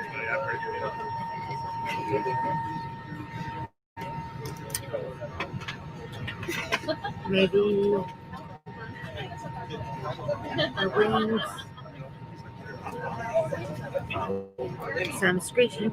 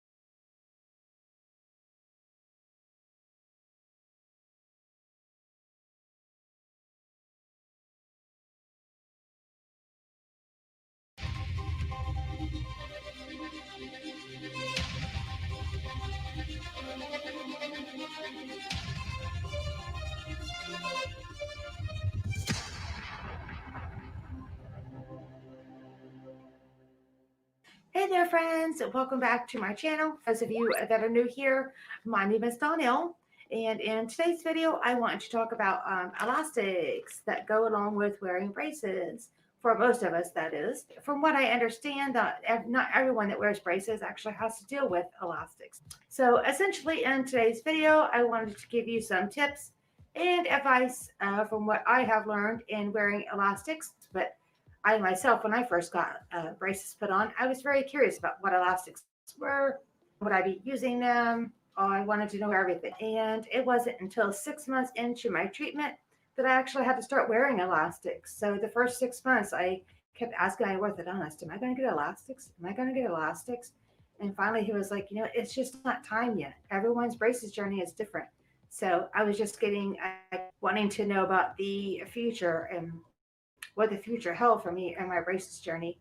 And with everyone's braces journey being different, you definitely can't compare apples to apples, but definitely these videos before I got braces on were very helpful to kind of answer some questions that I had that I didn't think about asking my orthodontist when I went to, I think it was 3 different consultations with different orthodontists before I actually decided who to go with. So if you guys do find it to be helpful, I would greatly appreciate it if you would give it a like, give it a big thumbs up. It would greatly help my channel. And as well, if you guys aren't subscribed to my channel already but would like to be, please hit that red subscribe button down below. I would greatly appreciate it. Okay, and then as far as what kind of elastics I wear, they are called Sprites. They are a class 2 elastic. I'm going to scoot up here and see if I can show you the bag itself. I might have to zoom in on it a little bit here so you could see. I don't know if it's going to show. Anyways, these are called Sprites. There it goes. Sorry, but my camera wasn't wanting to focus. And they are 1/4 inch, 6.44 millimeters, and these are in a medium strength. I don't know what all strengths that there are. I think light, medium, maybe a medium light, and then heavy. I've heard of a light and a heavy, but as far as medium, I think it could be like a medium or a medium light. I'm not really sure. And then as you'll notice, there's like a little animal or like a creature there. And again, they're just called Sprites. And then since I mentioned that these are called Sprites, and again, I don't really know what that animal is on the front, but it's really irrelevant. Really what it matters is the size of the elastic and then what class that they are. There are 3 different types of classes for elastics to go along with people that do need them during their braces journey. But in a funny thing that I just recently learned is in Australia, and you guys can correct me in the comment section below if you know if this is to be different. But I think that their names, their elastics are after male names. Like I've heard of Paul and I've heard of Chuck. And there was a third one, but I forget what it was. So I don't know how they come up with the names of elastics. Beats me. And if you guys know the answer to that as well, please leave it in the comment section below. And then I also want to show you, if I empty this bag out, there are some things I've noticed lately about elastics. Empty this whole bag out. Is okay. So what I have learned about my elastics, the last few bags that I have been given, is the normal elastic is about like this size. Let's see if it'll focus on that.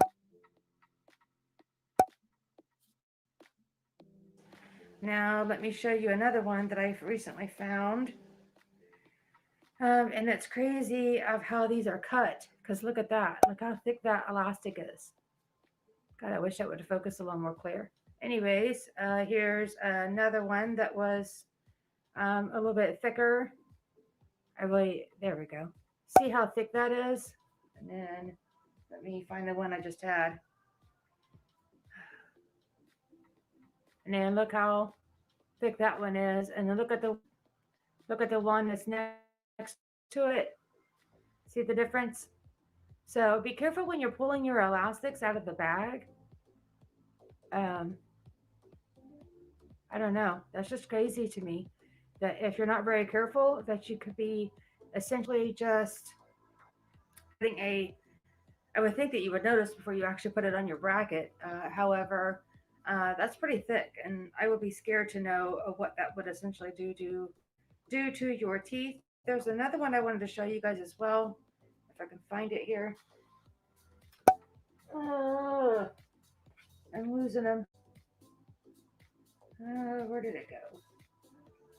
Anyways, maybe it just doesn't matter. But oh yeah, here it is. Look at this one. This one is thick as well.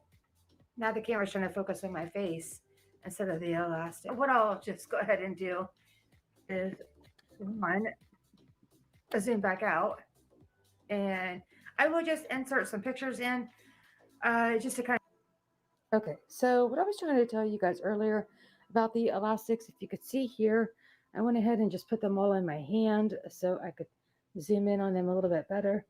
But the ones over here on the right are the regular sized elastics, and as you can see pretty well here that they are just a round elastic. And then as we move over here to the left, the ones that's right here in the middle, they're a little bit thicker of a cut. And then the one that's right here to the end on the left, as you can see, it's actually cut pretty thick as well, but it's got like a split right down the middle of it. And then the one that is on the very end, like how tall that one is cut. So I've been trying to research online about actually how these elastics are cut. I would imagine probably in mass quantities. So we can't expect them to be all cut identically the same. However, just be careful when you're pulling your elastics out, because this is what you'll run into is if you're not careful and watch what you're putting on.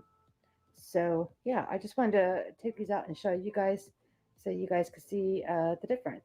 Okay, anyways, moving on. So with my elastics, I'm actually instructed to wear them 23 hours a day. And when I pulled those thicker elastics out of that bag for the first time and saw those like that, I said to myself, are you kidding me? I'm not putting that in my mouth. I'm not hooking that to my teeth. Ugh. Hey, now get your mind out of the gutter. That's not what I meant. And wow, I wouldn't even want to know the damage that could actually do to the bracket that's hooked, that the elastic will be hooked to if you used one of those thicker ones that showed you, or what it would be doing to your teeth, because essentially the elastics are moving your teeth, and as well as if you think about it, your tooth is not just what is visible to the naked eye. Your tooth is really long and has a long root on it, as most of us know, and that is hidden what definitely well beneath the gum and into your jaw itself. I'm probably going to take him to my orthodontist at my next appointment and just show him. He may very well be surprised when I show him those. He's probably seen them before. However, I just want to bring it to his attention that I saw those in there. And when I do ask, or when I do show those to him, I want to ask him, like, how are the elastics cut? Maybe like I mentioned before, I would imagine like in a factory of sorts that they're probably cut in mass quantities. So again, they all can't be perfect. Okay, and then class 2 elastics, which is what I wear. What that essentially is for patients that have an overjet or an overbite. An overjet, I've explained before, what that is where your teeth don't meet, I should say, together. Like your upper teeth are over, like it's an overbite, but it's an overjet where your front of your teeth kind of fan out just a little bit. So what they essentially do with class 2 is they want to retract and bring back the upper arch and then bring forward the lower arch. But again, they want to be very careful when moving your teeth because they want to get them to align as close as they can to each other without having that overbite or that overjet.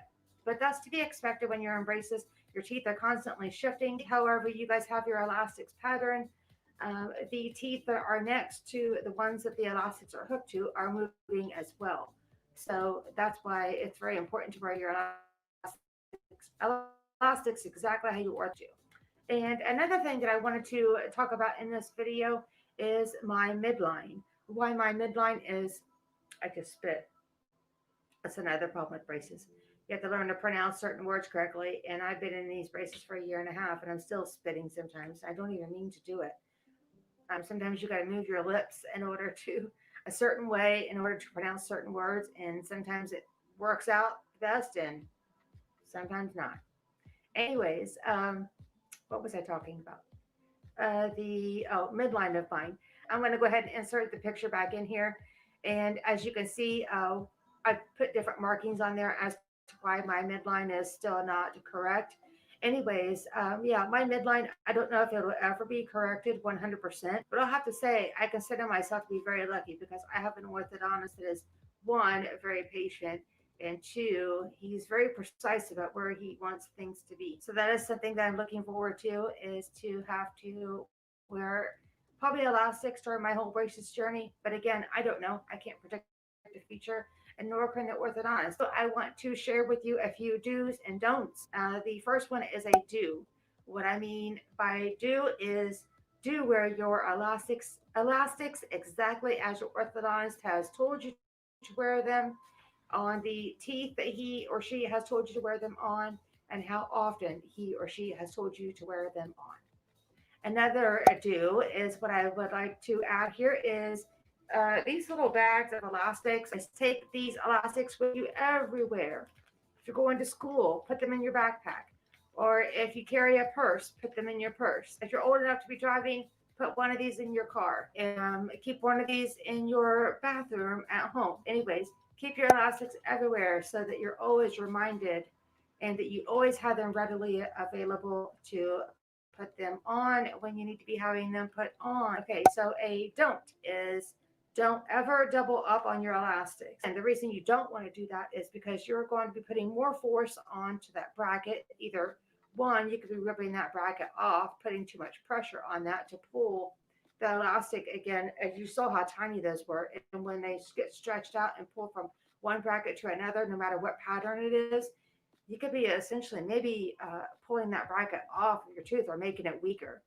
And even more importantly, number two, you're probably putting too much force onto that root than needs to be. So please do not double up on your elastics. If there's a day or so that goes by and you forget, just put your elastics back on as you're supposed to and continue to keep doing so. Okay, the next point I'd like to make is a do. And this one should pretty much be something you guys should already be doing anyways, is always wash your hands before brushing your teeth and putting your elastics in. Okay, the next thing that I would like to mention is a don't. Don't put your elastics on different hooks than your orthodontist instructed you to do. They are the one that are the ones that are professionals and know how your teeth should be moving. Again, everyone's braces journey is different, so if you think that someone's elastic pattern might be the way you want yours to look, so to speak, if you like the aesthetic of it, it doesn't mean that your teeth need to move the same way as someone else's. Sometimes you might fall and forget to put those elastics in, or you may not brush right away after a meal. You may not fall after a meal. That's okay. You're allowed to make mistakes, just like anything else in your life. Mistakes happen. Nobody's perfect, but just try what you can do. And again, please do enjoy your braces journey and have fun with it. And I think that's all that I have for now. I know this video is probably going to be pretty lengthy. I just thought I would run across all these things. And I do hope that you guys enjoyed this video and or found it to be helpful. And if you could, please give it a big thumbs up, thumbs up, thumbs up everywhere. And again, if you guys aren't subscribed to my channel already but would like to be, please hit that red subscribe button down below. Anyway, so with all that said, I'm going to quit rambling on and on. And I hope you guys have a great day or a great night, whatever it may be for you. Thank you again for watching. Bye.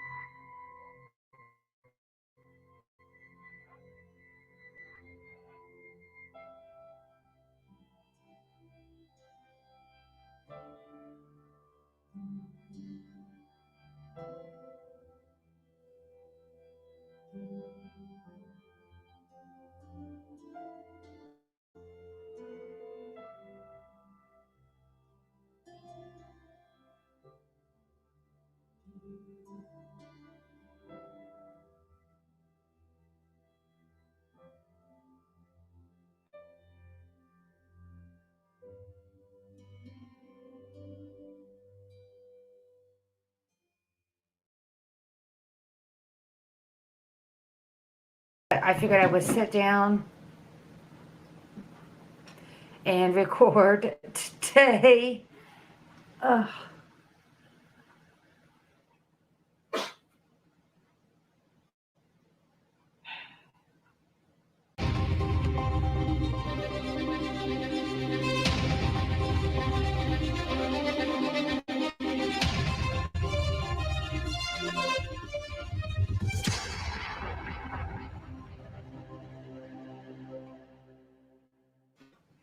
Hey, what's up, you guys, and welcome back to another video. Okay, so let me fix my camera really fast. I have my cat. Her name is Stripes, and she is messing around with my tripod. So I'll be right back. Hold on a second. Okay, so let's try this again.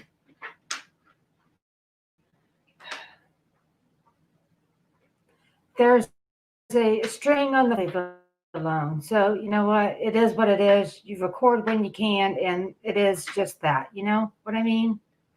If you don't, I don't know what else to say. Yoo-hoo. Shapes. So you were the one that was being noisy. Tell everybody hi. Yeah, you were the one that was being noisy while I was trying to record, and now you're all calm. Well, you sure put on a show. Do you know that? Yeah. Anyways, hey, what's up, you guys, and welcome back to another video. And in today's video, it's going to be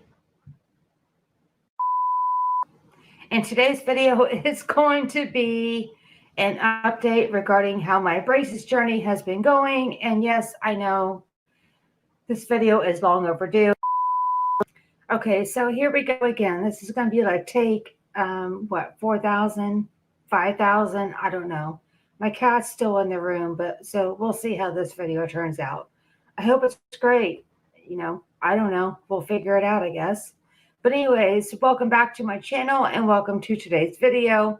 And sorry about all the interruptions, but so anyways, without further ado, we'll go ahead and get into today's video. Several months later. I know that I have some subscribers of mine. I can even talk today. This video is just going to be all over the place. I know that I have some subscribers of mine that are very interested in watching these braces videos, as I was as well before I got braces. Okay, so now with all that said, at the end of November, I had another orthodontist appointment and I was back to wearing wax again. I think wax is such a nuisance. I know that I've mentioned that before, and please don't put any hate comments down in the comment section below, because wax is there for a reason, and there are those of us that are wearing braces that actually need it. And I can't state that I haven't wore wax before. I just think it's just such a nuisance. And if you want to know what I mean by that, is you have to take the wax off if you're going to be eating. You have to take the wax off if you're going to be brushing or flossing your teeth, and then put the wax back on after you do all said things.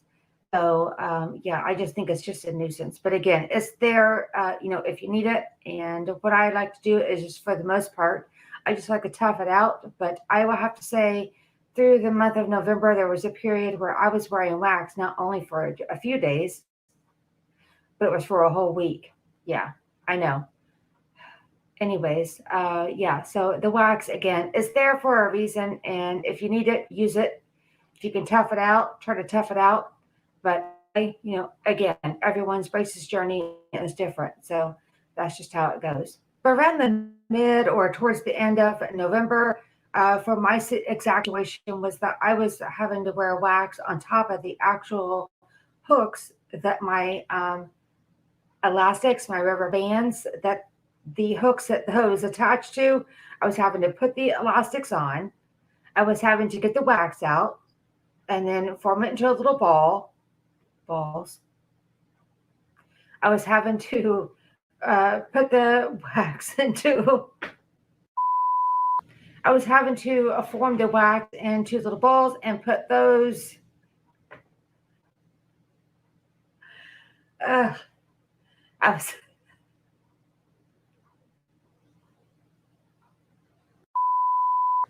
Oh my God, I'm never going to get through this video. Either I have interruptions from my cat or I can't quit laughing. I don't know. But anyways, I guess that's what it's all about right now, is right. And do you guys agree with that? Having fun when you're trying to record a video. It definitely sure beats the nerves and anxiety, I think, that comes from when you first start YouTube, or I'm speaking for myself anyways. This does when recording. It's so intimidating just talking to the lens of a camera and not having anyone out there that you're speaking to. except for, when you're speaking to the lens of said camera, whatever kind of camera that you're using, or your phone, that just know that you do have an audience out there, and hopefully, they are enjoying your content as much as you are enjoying making it. So I do hope that you guys are laughing along with me, not at me. Right? Okay, so now I'm going to try to be serious again. Okay, so as you can see here, the orthodontist was taking off those green ligature ties that I did have on for the month of November, as well as he is removing that metal wire tie that he had put on around a specific bracket the month before.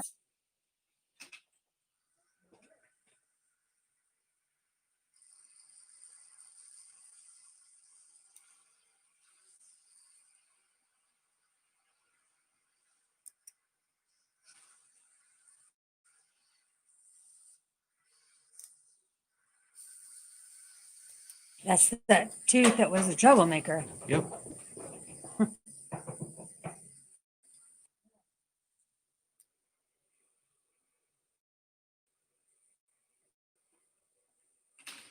Then he had to remove the upper and lower wires after he had removed all the ligature ties and that power chain and that metal wire tie, as I just mentioned.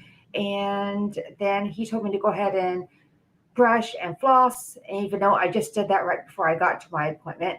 And sometimes if I have time, I'll go ahead and use that water pick water flosser as well, in addition to brushing and flossing before I go into the orthodontist. And anyways, I do, though, like flossing after he removes the upper and lower arch wires, because you can actually floss regularly. I will have to say that being in these braces, that's the only thing that when I say I have a love-hate relationship with braces, the hate part is trying to be able to floss. I feel like I'm a sewing machine when I try to floss with these braces, because you literally have to find a specific kind of floss, which is not hard to find at either your local store or you can buy it on Amazon. But you have to thread it in between each bracket under the wire, floss, pull it back out, and do the same thing all the way around. So yeah, flossing is more like a part-time job than it is anything else. But it has to be done. And I do know that in one of my videos I had uploaded, which was titled, I believe, My Dental Health Before I Had Braces Put On, I talked about how I had poor flossing habits prior to having braces, and I totally regret that. So just remember that flossing is extremely important, even though it does take a little extra time to do. Overall, it does help, your oral hygiene and your the health of your teeth overall. So just keep that in mind. Then after I got back to the chair, he had told me to choose a color for my power chain that he was putting on my upper arch and my ligature ties on the bottom. And I chose the color of the powder blue. And I will have to say that I really like this color of powder blue for my braces, and as well as teal, which I've had teal twice now throughout my braces journey. And so if you guys are wearing braces or are getting ready to wear braces, what color do you have, or what color do you think you'll choose? If you're curious about colors, by the way, I do get this question asked a lot, if clear or white is a good alternative, because maybe it's someone that just doesn't want to draw a lot of attention to their braces. And the only thing I have known for that's my cat again. The only thing I would have to say regarding the clear or the white is when you eat something or drink something that is dark in color, it does tend to stain the lighter color. So let's see. The next thing I would like to talk about is one of my lower incisors that I had talked about in my last braces video. It is just not wanting to rotate as the orthodontist and I would like it to be. And so what all he's done so far is tied the ligature tie around that bracket in a butterfly shape, and it has not worked in order to rotate that tooth. He had tied a metal wire tie around that bracket, and it didn't work so far. So I guess it's back to the drawing board, so they say. So what my orthodontist has decided around this time frame to do was to put an open coil spring in place, and that is actually attached to the arch wire. And what that essentially does, if you think about a coil spring, is when you compress a coil spring, it definitely what a spring wants to do is if you compress it, like I mentioned, it always wants to return back to its original shape. So with that being said, the reason he wants to put that there is to open up a space between two teeth to allow him to have some room to work with that tooth that we're trying to get to rotate.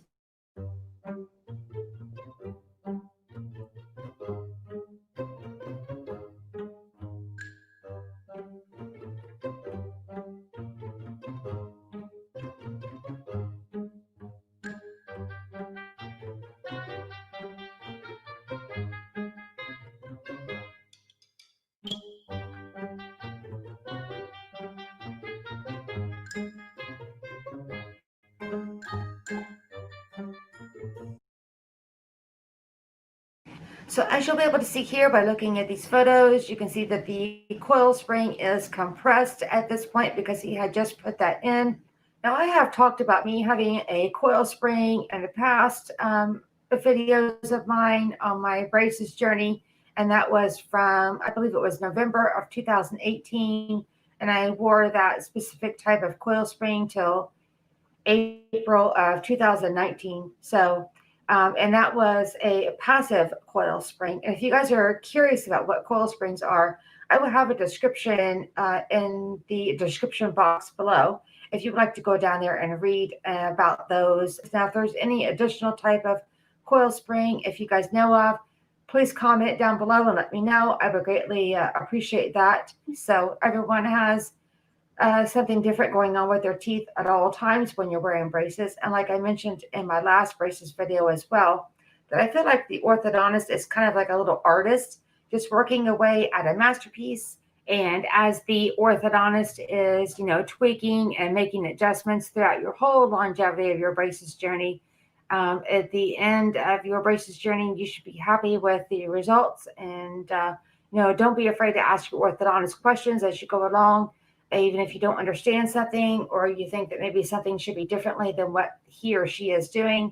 So with all that being said, I hope that you guys found this video to be helpful and or liked it. Either way, if you guys could give it a big thumbs up, I would greatly appreciate it, and that would greatly help my channel. And if you guys aren't subscribed already but would like to be, please hit that red subscribe button down below. And also be looking out for either on this video or future videos that I will be posting some polls up in the, I think it would be the, I don't know, one of the corners at the top. Every once in a while you'll see in my videos, I'm going to be posting some polls and asking you guys some questions. So I just think that will be helpful for engagement on this channel. So with that being said, I hope you guys have a great day or a great night, whatever it may be for you. Thank you again for watching. And thanks, guys. Bye.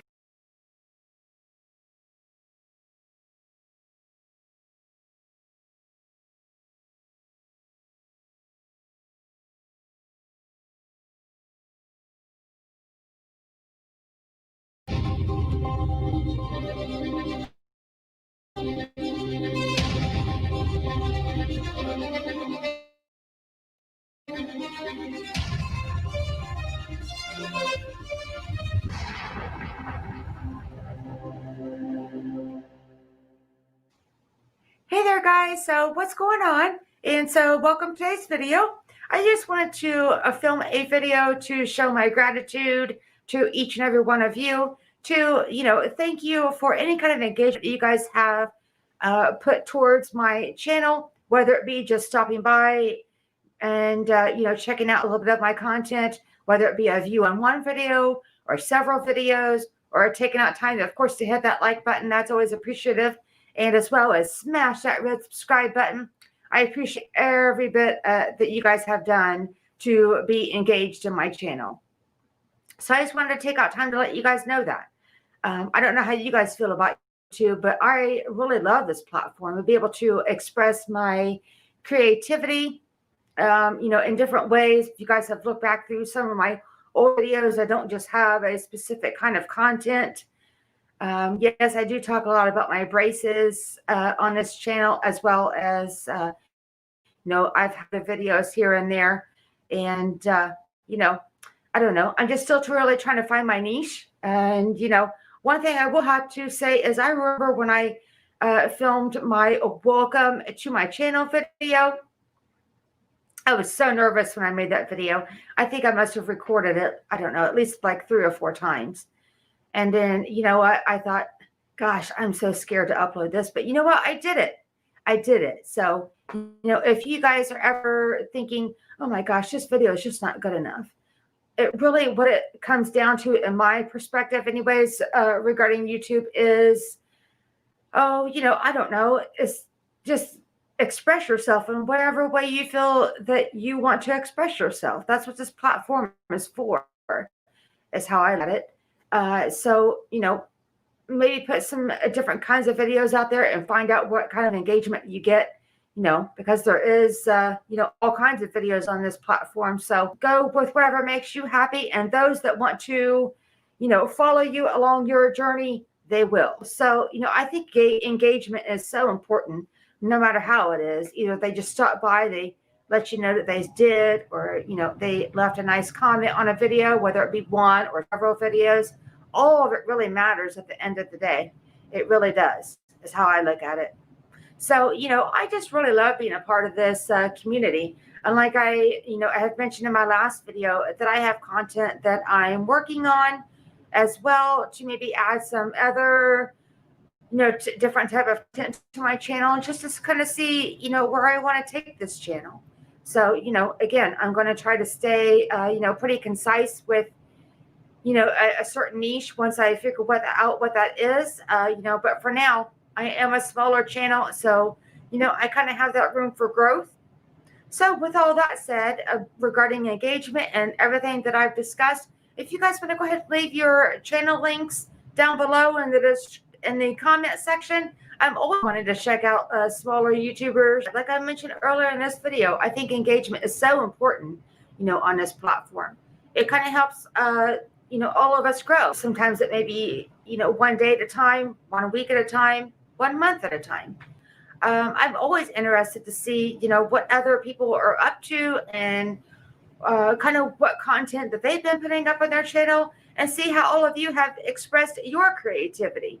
So I think I'll go ahead and end this video here. And again, I thank you all so, so much. It has meant the world to me of whatever kind of engagement you have given my channel. So you know what? If you aren't subscribed to my channel already but would like to be, please hit that red subscribe button down below. I would greatly appreciate it. So again, thank you all so, so much that have taken the time to watch this. I greatly appreciate it. And I hope that you guys have a great day or a great night, whatever it may be for you.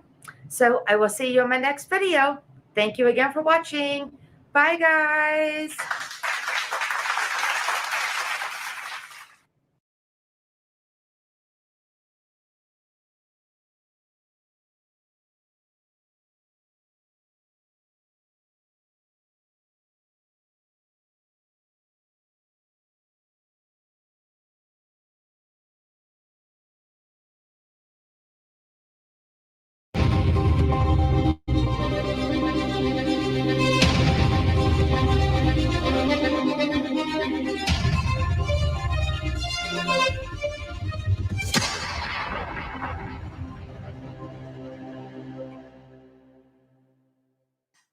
Hey there, friends. I'm back.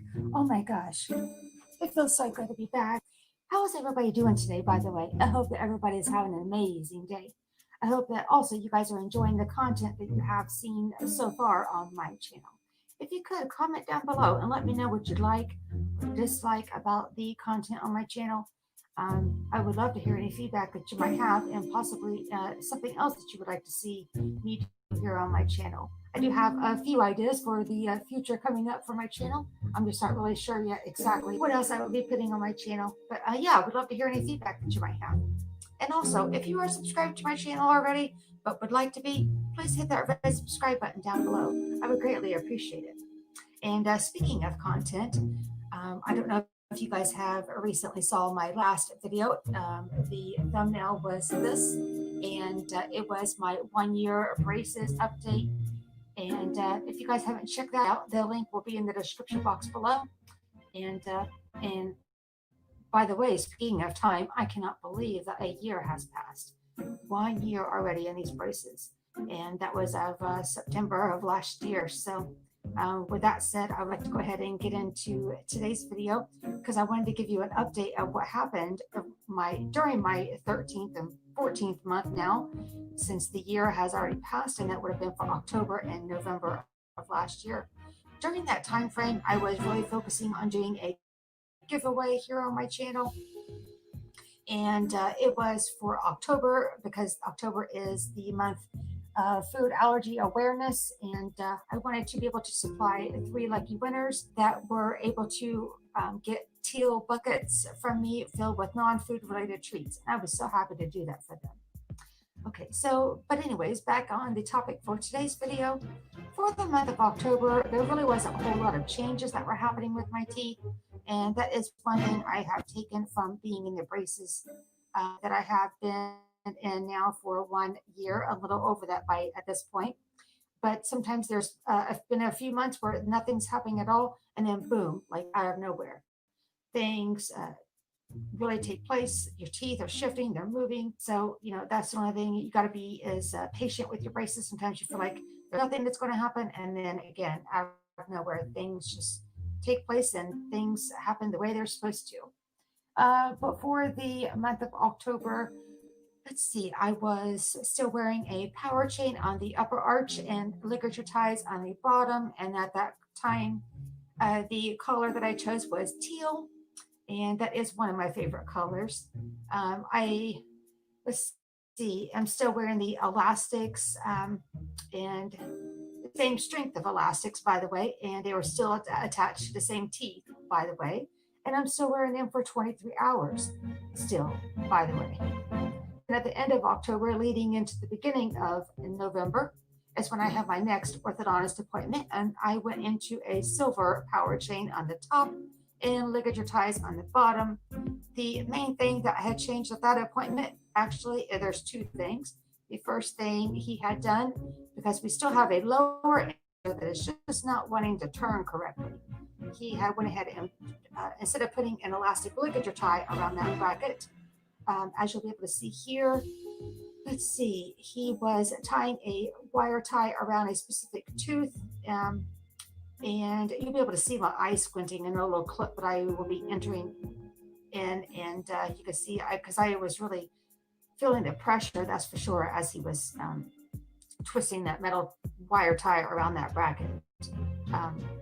And he's just wanting to see if he can get that to shift. And another thing that happened at that appointment, the second thing, was he had to shave down the bite blocker on my left side to get that side of my mouth or my teeth as my bite comes there, to get that side to settle down just a little bit. So sometimes it's just the little subtle changes that the orthodontist does, and you kind of walk out of your orthodontist appointment sometimes thinking that, gosh, he didn't really do much, but then a month goes by and those little subtle changes make a huge difference. So you just got to and be patient if you are in braces and think that maybe things should be moving faster than they are. Sometimes it just takes time. And what I guess what I explained it to some people as, just to kind of make a joke about it, is I think the orthodontist is like a little artist, you know, working on a masterpiece and tweaking and again, making just subtle changes at each appointment. And then before you know it, you realize these subtle changes really made a huge difference. And the thing that I'll have to say that I've taken from those 2 appointments would have been, let's see, just really trying to have patience with that lower incisor of mine right now is really what we're focusing on. And he has tied the ligature ties in like a butterfly shape to add pressure to that specific tooth, and it did not really work. And so now he is trying this metal wire tie. So we shall see. He says he has plans and for my teeth at my next appointment, which will be coming up very soon. So go ahead and stay tuned into my channel because I will have another braces video next week, and that will get you guys caught up to the end of last year. So again, that will be all wrapped up for my braces journey so thus far. So that's all I have to update for now. So I do hope that you like this video and are found it to be helpful. If you please give it a big thumbs up, that would greatly help my channel. And again, if you aren't subscribed to my channel but would like to be, please hit that red subscribe button down below. And as always, thank you so much for watching, and I hope you have a great day or a great night, whatever it may be for you. Thank you again. Bye.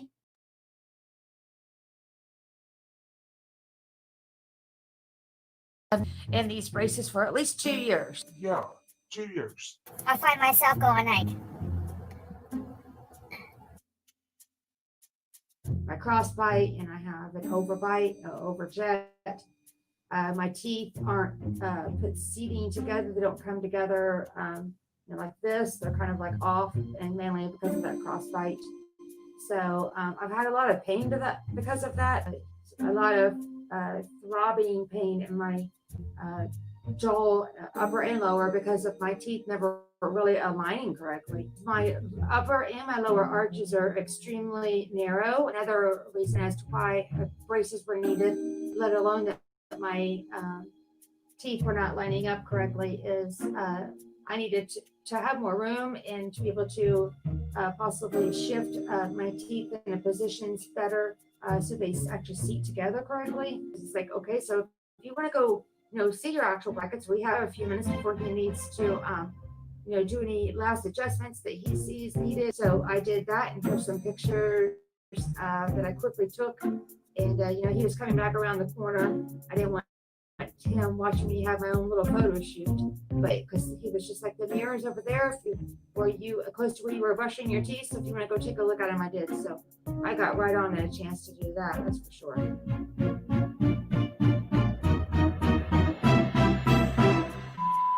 Hey guys, just want to give you one last shot of what I look like with my teal braces. There's a car pulling up. And today I am going back for my first follow-up with my orthodontist, and I just wanted to bring my phone with me to record as much as I can. I don't like to get in the way of the orthodontist doing his work. You don't just have your braces on for a few days. So she said that quite a few people bring their camera. The assistant said that she understands wanting to document it. She has had braces herself years ago. Now that I'm back home, I just wanted to show you. I'm trying to find the best lighting here. He didn't change my wire. As you can see, it's still the same thin wire as it was. So he wants my teeth to move slowly since I do have a kind of difficult case. He also did look at the bite blockers. Those are things I had built up in my teeth. Right here. And here. Anyways, he put the bite blockers on there to kind of hold my upper arch up a little bit. So when I close my teeth like that, it doesn't allow for this upper teeth to come down and hit the brackets on the bottom. I do feel like my canines are actually just barely coming into contact with the brackets that are directly on the tooth below them.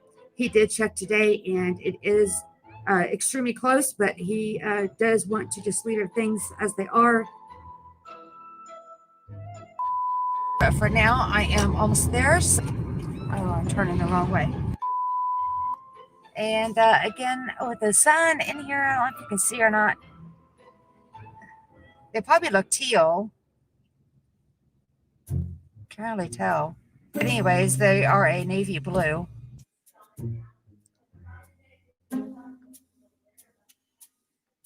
Okay.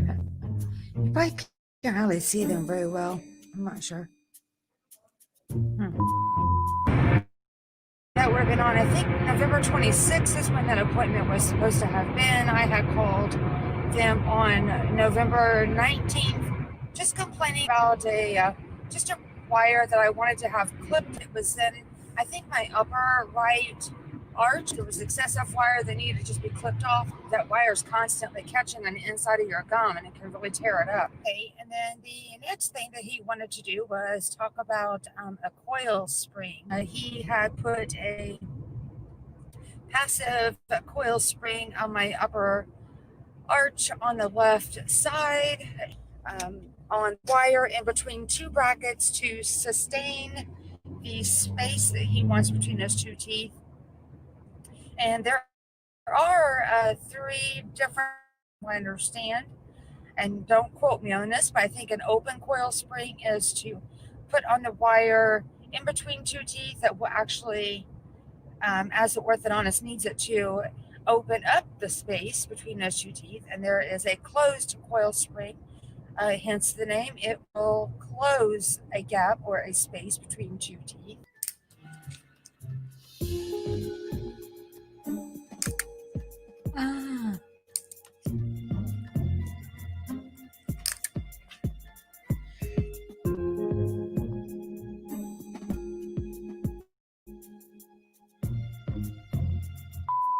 It has been 6 months 6 months. since I had braces.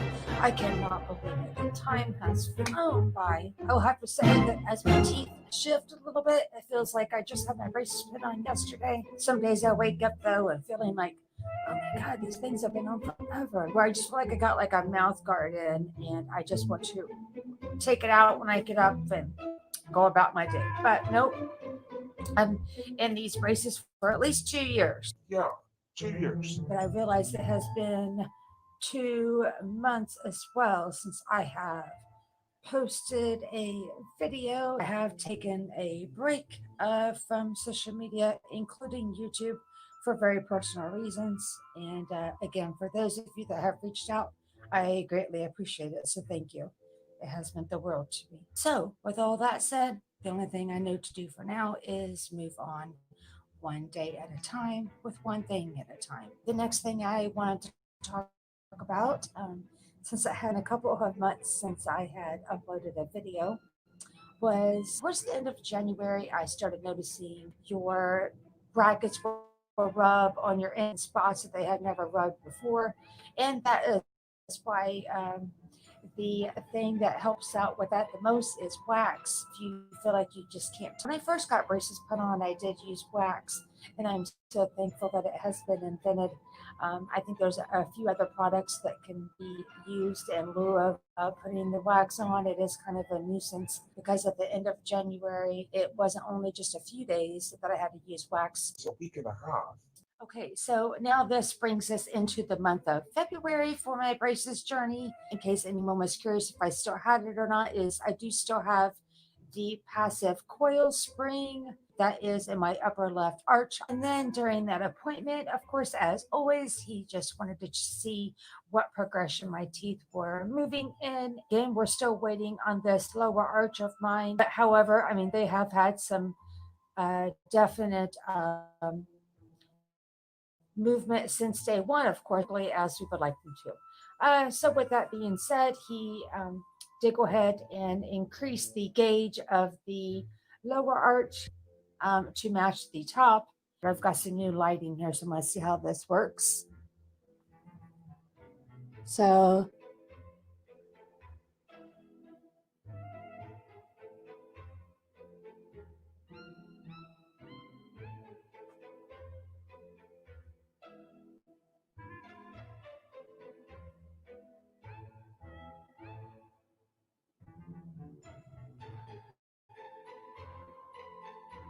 then after he put the new ligature ties, I have a hard time saying that.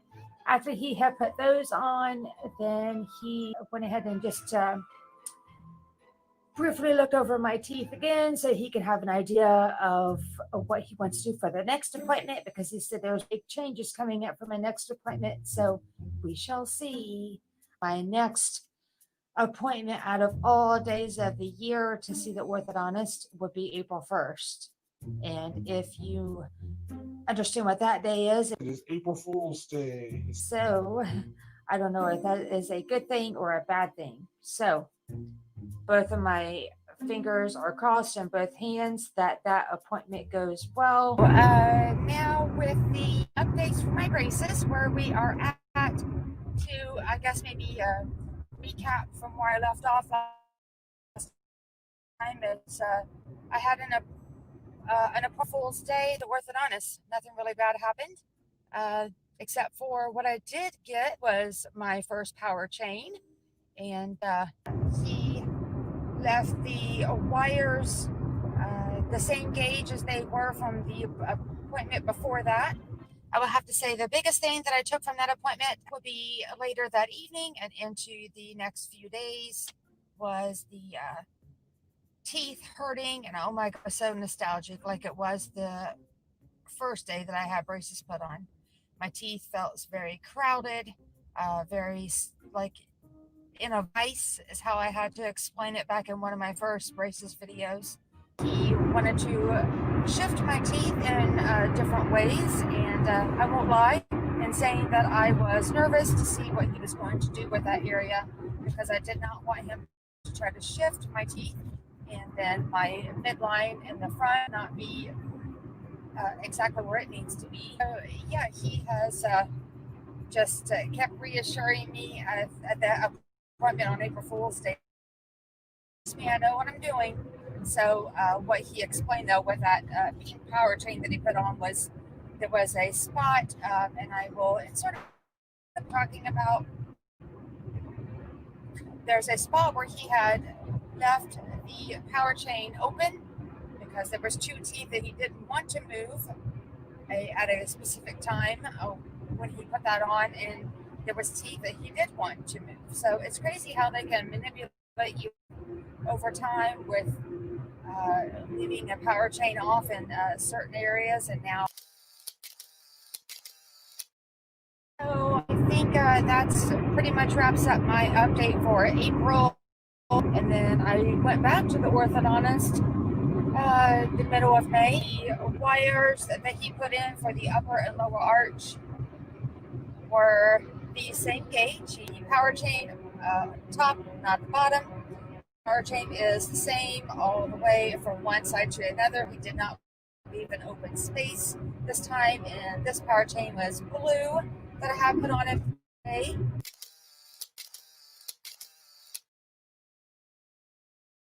Was catching you guys up for the month of May. I would go ahead and just say change my wires, but literally just put in a brand new wire on the top and lower arch. He did not have to change the gauges of them.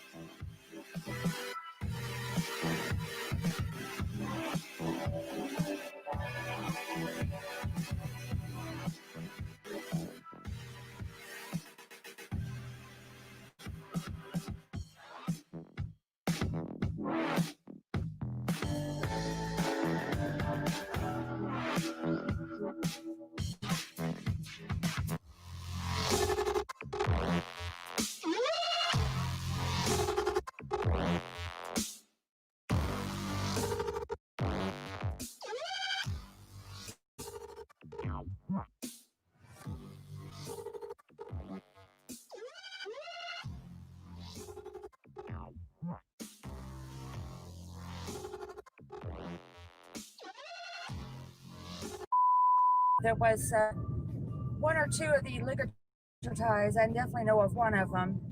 He was twisting the ligature tie once he had it around one side of the bracket, kind of like doing like a butterfly tie.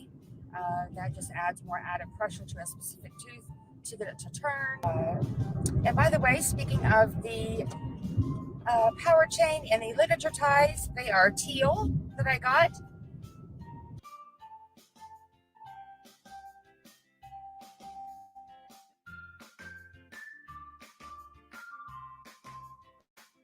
That's all the fun for today. Yeah, cut it off. Cut me off. Not too much fun.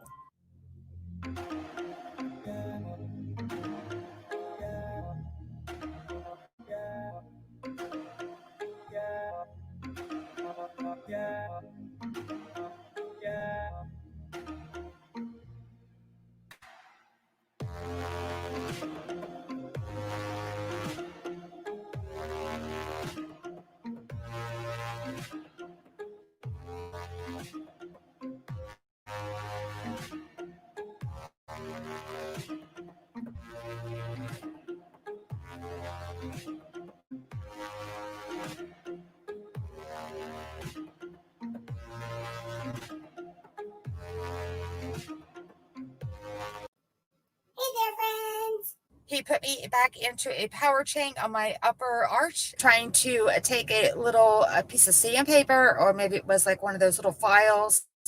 And it wasn't IPR where they literally shave down each side of your tooth, but he was just taking a little bit of something that was abrasive. It just took a couple of swipes at each side of that tooth, and it's being very stubborn, like it was in the last video. I think I explained that it's not wanting to turn. I had got elastics. If you guys haven't noticed already, while I'm talking, sometimes you just can't see them while I'm talking. But I got elastics. And I have to wear these suckers for 23 hours a day. But I find myself going like with my tongue, you know, kind of pushing the elastics out of the way. And one thing I'll have to say is that I've hear my orthodontist just continue to keep preaching to me is wear your elastics. The elastics start at my canines on the top. So, yeah.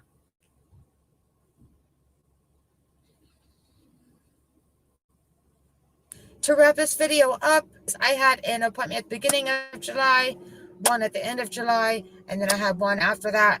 We are now have been coming up on a year in my braces, and I still have one more calendar year yet in these braces. I'm about done. I know I talk a lot. You know what? I just hope at least that maybe if I can just help one person out there, that would be super fantastic. So anyways, I'm just going to quit rambling on. But I do hope that you found this video helpful. If you could, please give it a big thumbs up. Thumbs up, thumbs up, thumbs up, thumbs up everywhere. If you would like to see more of my daily post or every other day, weekly post, more often than here on YouTube, you can head on over to my Instagram, which I will have my Instagram handle somewhere on the screen below. It also will be linked in the description box below. Share it, like it, comment below. And if you aren't subscribed to my channel, but you would like to be, please hit that red subscribe button down below, whichever side it's on. And I hope you have a great day or a great night, whatever it may be for you. Thank you again for watching.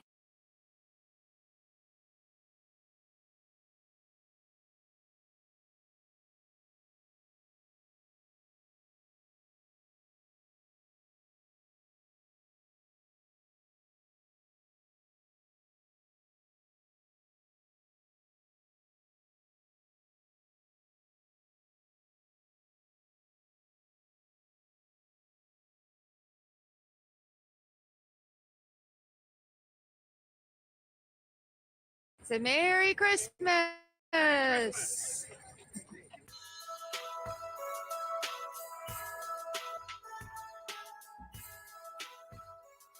Hey there, friends. Welcome to or back to my channel. In today's video, I want to share some holiday traditions that I have had with you.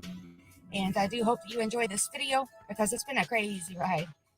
Batman made an appearance. Santa was riding a Harley Davidson. Yeah, it's been a little crazy. So what I am curious about though is what are some of your holiday traditions? You can leave them down in the comments below. I would love to read about them. And as always, please don't forget to hit that red subscribe button down below. I would greatly appreciate it, and thank you so much. And so without further ado, let's get into the video.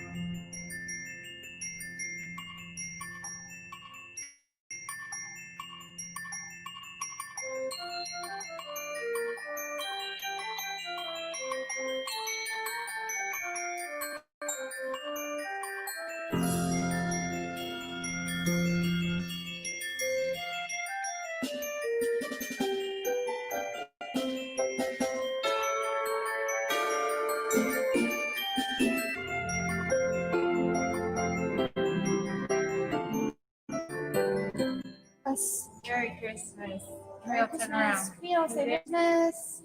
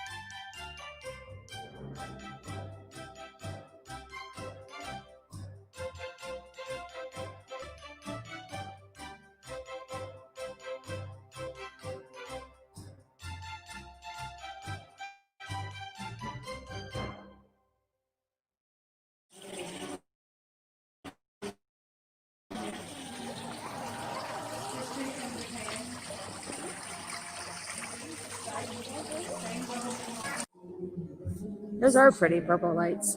Size of the stump on that, but then it goes up. That is the most interesting tree right there. It's a humongous stump if you look down at the bottom. Look at that.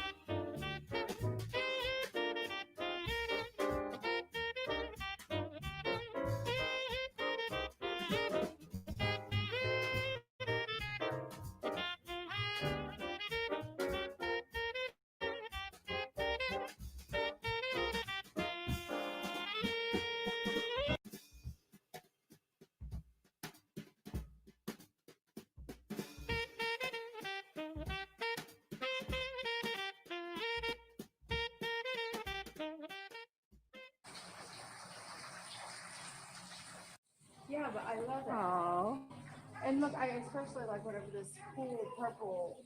I think that is a orchid as well. yeah. Here, look, that one's cute. The horns. That's pretty. Yes.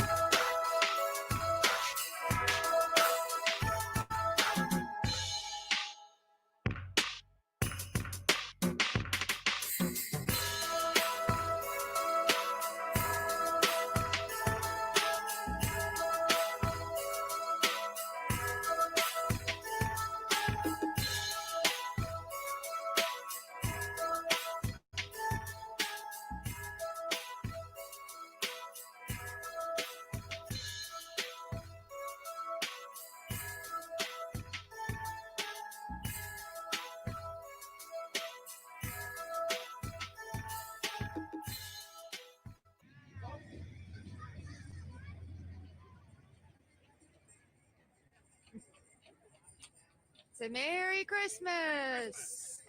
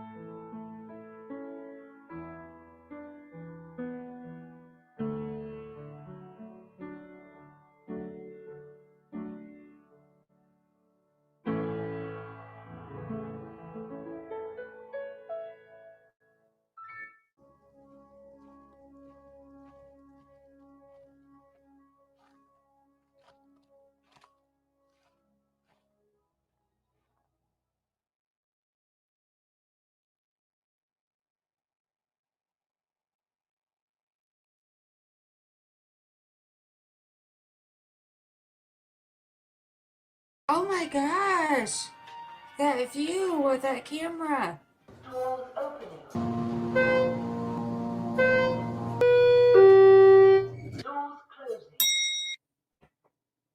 Hey there, friends. How's everyone doing today? I hope that everyone is having an amazing day. And I also hope that you enjoy this video.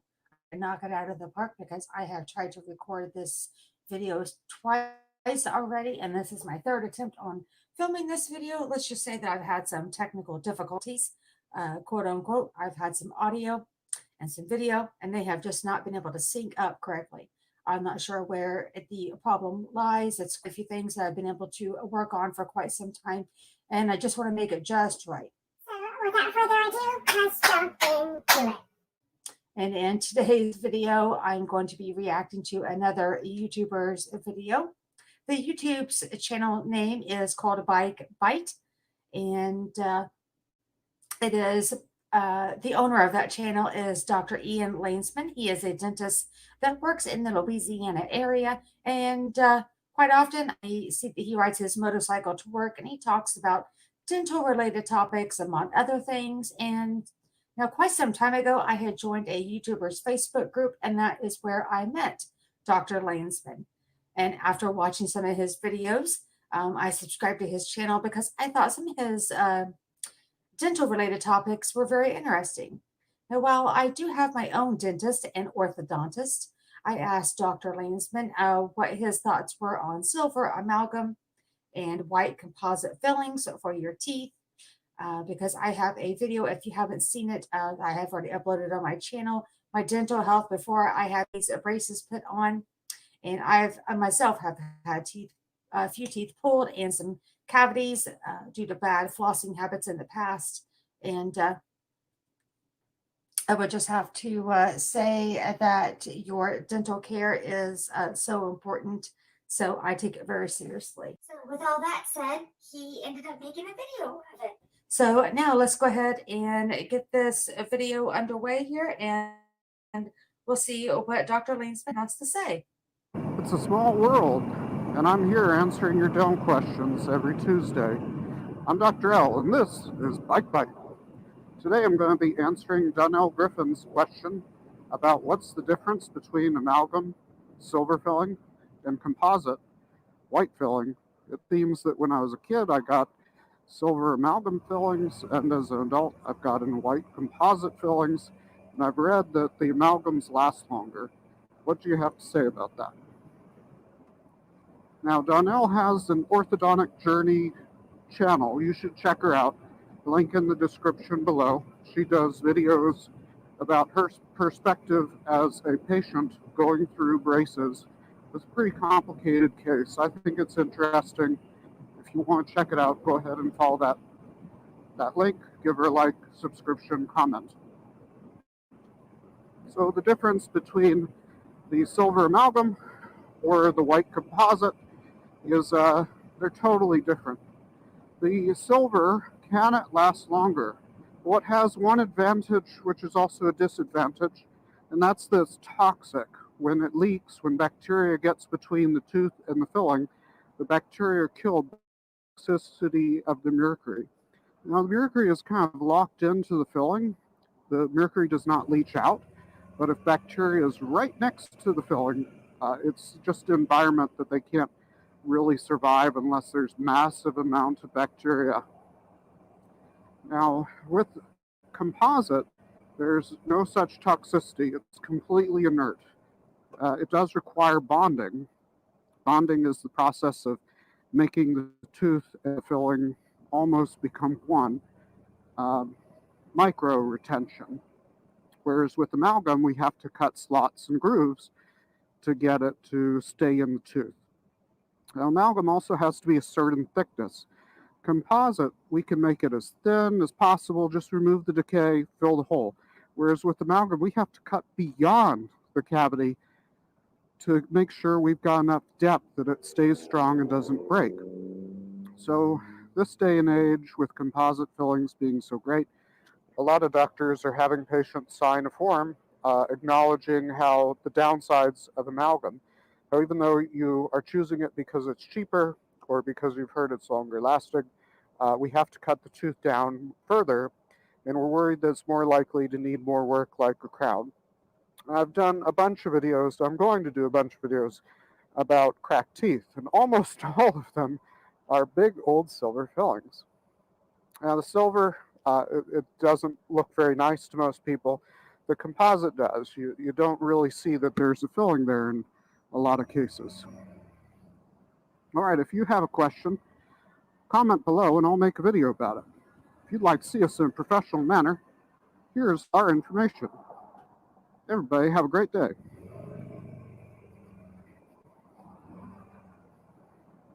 Okay, well, so first of all, Dr. Lansman, it's a great video. I have found all of your information very informative and actually complies exactly with what my dentist has told me, and even my orthodontist has said. Now, my orthodontist doesn't completely touch base on cavities and fillings and whatnot, but I do, if I ask him questions, he does have an answer for them. And if you could please kindly comment down below what camera gear is it that you use to get that shot at the beginning of the video and at the end.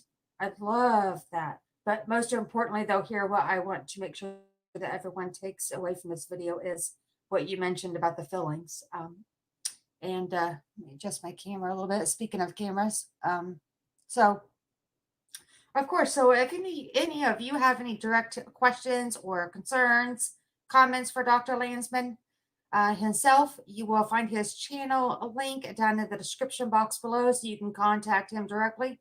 Go over to his channel, give him a like on some of his videos, comment on them, start some conversations, and give him a sub-a-dub-dub on his channel. And you never know, after speaking with him, he might just make a video about it. But now I do understand that we all have, our own opinions and factors to consider when it comes to your own dental care. But I just thought that in sharing this video on my channel and reacting to it, thought maybe, if it at least helps one other person, if not many, that's good enough for me. And I'm sure it's good enough for Dr. Lansman as well. So as always, I hope that you found this video to be helpful and or liked it. And if you did, please give it a great big thumbs up. I would greatly appreciate it. Thumbs up everywhere. And if you aren't already subscribed to my channel but would like to be, please hit that red subscribe button down below. I would greatly appreciate it. And I hope you have a great day or a great night, whatever it may be for you. Thank you again. Bye.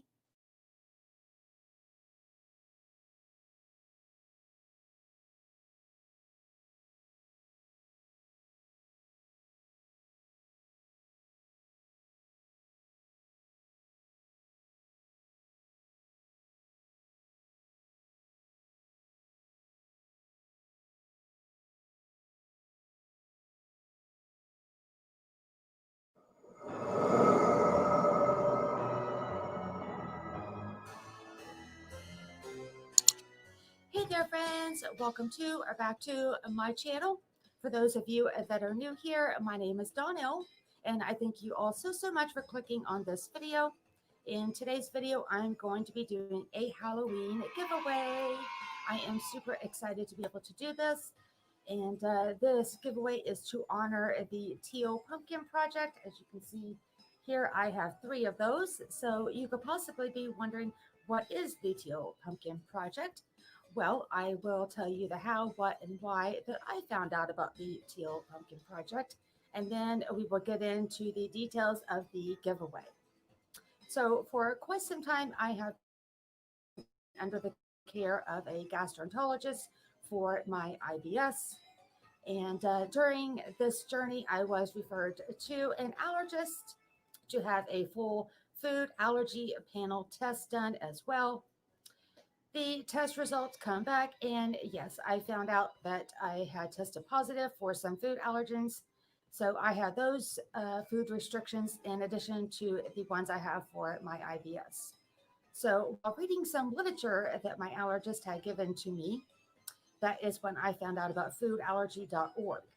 And then through that website is when I come across the Teal Pumpkin Project. I will have their links in the description box below, as I highly suggest that you guys go check them out. The websites are very detailed and in-depth, explaining food allergens and how important these food allergens are, and if you would like to learn more about it and educate yourself. However, for the purpose of this video, I did print out a few things that I would like to read to answer maybe your first question is, what is the Teal Pumpkin Project?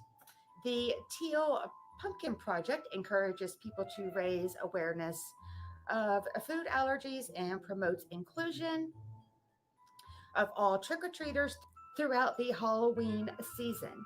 And you might be wondering, okay, so why is this important? Halloween can be a tricky time for families managing food allergies. Many traditional Halloween treats aren't safe for children with life-threatening food allergies. The Teal Pumpkin Project promotes safety, inclusion, and respect of individuals managing food allergies. This worldwide movement offers an alternative for kids with food allergies, as well as other children for whom candy is not an option. It keeps Halloween a fun, positive experience for all.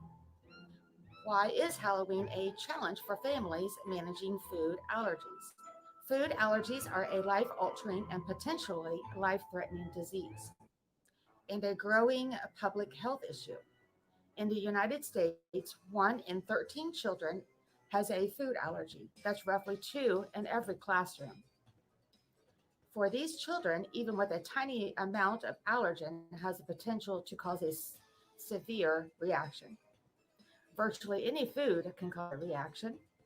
Many popular Halloween candies contain nuts, milk, egg, soy, and wheat, which are some of the most common allergens in children and adults.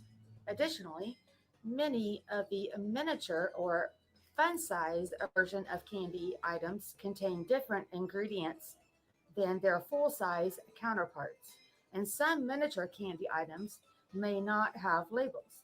So it is difficult for parents to determine whether these items are safe for their child with food allergies. So I just wanted to make sure that I did read a few things directly from their website to kind of maybe help some of you that don't know understand it a little bit more in depth. But again, I will have a link for their website down in the description box below.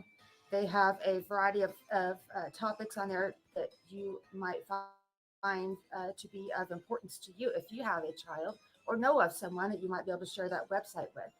So with all that said, I have bought these 3 teal reusable pumpkins, and I have filled them with a variety of non-related food treats such as pencils and erasers, stickers and notepads and bubbles and so much more. But don't think I have forgotten about the sweet treats for the children, because I did not, because food allergies are very important to me. So with that being said, I have reached out to 2 different companies that I buy products from. And I know that they work very hard on making sure that their products are free from some of the top food allergens and take this very, very seriously. So, number one, the company is called Enjoy Life Foods. They make products in a facility that is dedicated to be free from 12 of the top food allergens, and I will have those 12 allergens listed below as well as their website. I highly suggest you go check them out so you can get a little bit more familiar with that company. They have been kind enough to send me coupons into these 3 teal buckets so that you can use them on in-store purchases to get a huge savings on their products. And then the second company, number 2, is called No Way Foods. They make products in a facility as well that is dedicated to be free from the top 8 food allergens. And I will have these 8 allergens listed below as well as their website so that you can go over there and check their website out and become more familiar with their products. They have been kind enough to provide an online code to all of you watching this video, and it has no expiration date. And you can use this code at checkout on their website if you choose to do so. I will have their link as well in the description box below, along with that code for you to use. With all that said, this video is not sponsored. It is just me, myself, and I wanting to use this platform that I have here on YouTube to help spread the word about food allergies and provide you with websites. So hopefully you'll go over and check them out and learn a little more and help educate yourself and maybe share those links with other people. They might be of benefit to them. And additionally, I know that food allergens don't just exist around Halloween. They then disappear. So stay tuned to my YouTube channel as I hope to have more giveaways yet to come. Okay, so the details of the giveaway are, since I am active on 3 different social media accounts, which are Instagram, Twitter, and Facebook, I have, again, as you can see, purchased 3 teal Halloween buckets from Target so that I will be able to give a chance for a person from each of those social media platforms a chance to win this giveaway. Number 1 is you must be subscribed to my YouTube channel. And if you aren't already, please click that red subscribe button down below this video. And number 2, give this video a like, give it a big thumbs up. And then number 3, share this video. Okay, and last, number 4, please comment down below, what is your favorite thing about Halloween? This is my favorite holiday of the whole entire year. I love Halloween. So I would like to know, what is your favorite thing?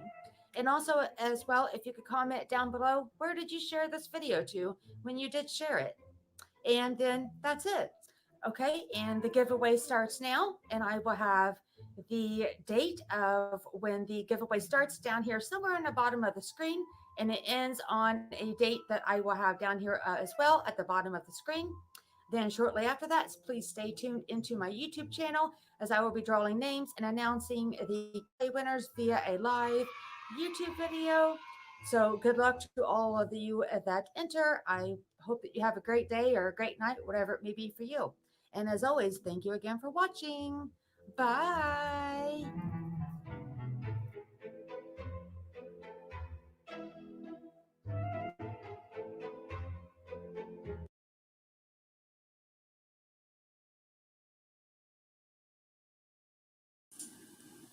Hey guys, here is a jar with everyone's name in it that I'm going to be drawing for a winner.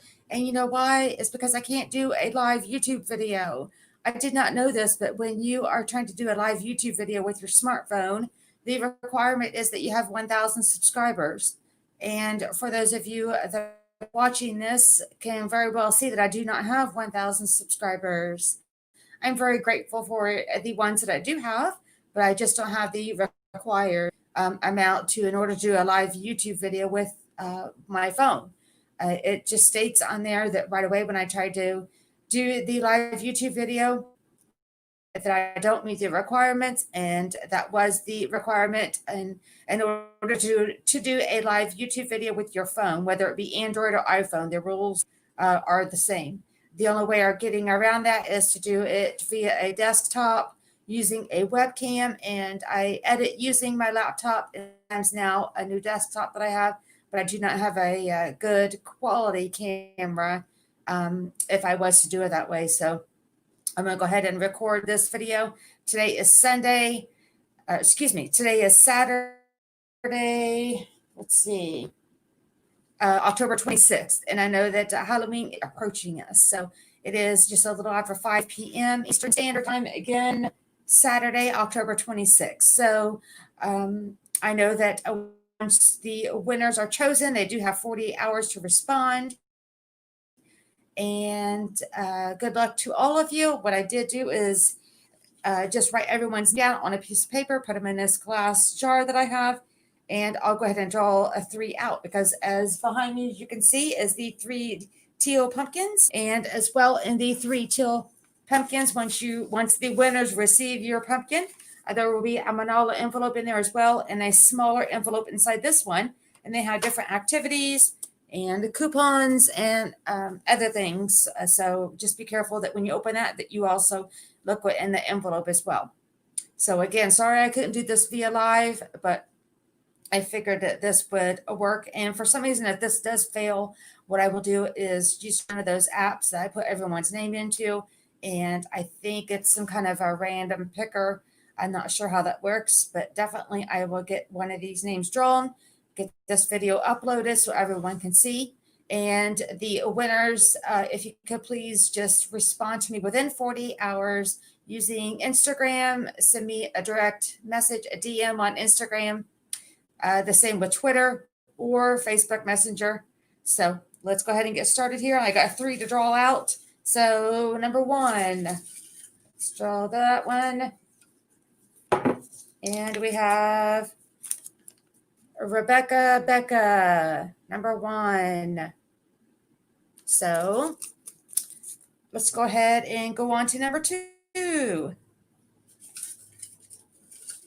And I wish I really would have known about that subscriber thing, so I could have done a live YouTube video. Number 2 is 24 family. So let's do the last one here. Here we go. And I'm hoping to have another regular YouTube video on my channel pretty soon. It's been a little while that I've uploaded, but I wanted to wait till this giveaway was over. The next one is Karina Allgood. All right, so we have the 3 here, Rebecca Becca, and 24 family. And we have Karina Allgood. So if you 3 winners, congratulations. And thank you also so much for watching that video and subscribing to my channel. I greatly appreciate it. And I will be uploading a new video hopefully very soon, within the next week or so. I have a couple of videos ideas, and one that I've actually already been editing. And it's from another YouTube video. It's going to be me reacting to another one. So that is hopefully my next upload. So I just didn't want to upload a video before I did this giveaway. So anyways, you have 40 hours to respond. And if you don't respond within that time, I will just get on here and do another quick video. And I'm going to go ahead and leave this glass jar just as it is with these other 4, because I believe I put 7 in here. So regardless how many ever there is remainder in here, which again, I think it's 4, but regardless, I'll go ahead and leave these in that jar. Go ahead and put them up here with those teal pumpkins. And I do think that I will be using either UPS, FedEx, or regular mail, but to get those winners 3 pumpkins sent out to you.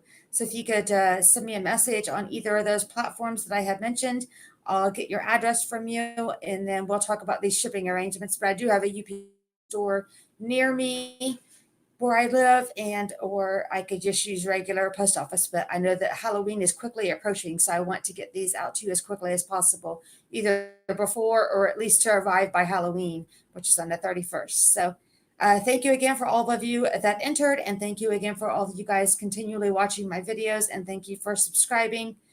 I definitely greatly appreciate it. So I hope that you guys have a great day or a great night, whatever it may be for you. Thank you again for watching. Sorry again about not being able to do a live video. Bye.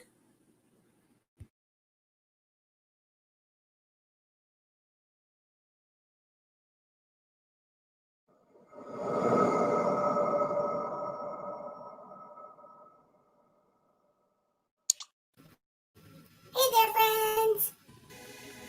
I'm going to be doing another video to give you a braces update. And this little guest of mine, his name is Casper. Yes, I know he needs to be groomed. He is a Yorkie Maltese. Say hello, Casper. Casper, say hello. Casper, say hello. He is not wanting to say hello. For some reason, when I hit record on camera, I don't know if there is a noise in there that he can hear. He really just wants to get down. But I just wanted to show you my little Yorkie Maltese. Say hello. Casper, I don't know what's wrong with you. What's wrong with you? You look so enthused. So, as per usual, I will be in my car giving you guys a braces update. I have some errands to run, and I figured that I would just take you guys along with me. Hey guys, okay, so I do hope that you enjoyed that little bit of footage from my little bitty dog. Yes, that is my little sidekick for sure. Anyways, I've been wanting to get him into my videos for quite some time now. I know that I was going to be running errands after work today, so I went home, got changed, because, yeah, this is not the shirt. Look at that. It's cute, though. The little boy offering the turtle a Tootsie Roll Pop. But no, I do wear business casual for work, so this is not what a shirt. This is not a shirt that I would have wore to work. And so I think the last... There's a truck right there that just about hit my rear bumper. Look at that on top. But I'm just distracted by all kinds of things, aren't I? There's a light shining ahead. I'm not really sure what that's glistening from. But, interesting. Anyways, the last appointment that I've had since I've put out a video was the end of July. So when I went to the appointment, I was thinking, wow, so this is kind of quick for me to come back. Because if you've been following me for a while or have not, or if you're new to the channel, welcome. But I typically have been going about every 6 weeks. So now it looks like we'll just have to wait and see. It looks like they're going to be scheduling about every 4 weeks. But again, we'll wait and see what happens. The end of July, I'll be inserting, I hope anyways, inserting a little bit of some video clips from the orthodontist that I got. The end of July appointment, I did not get as much video as I did at the prior appointment. Me holding the camera up was kind of getting in the orthodontist way. So I only got, I think, maybe a few minutes.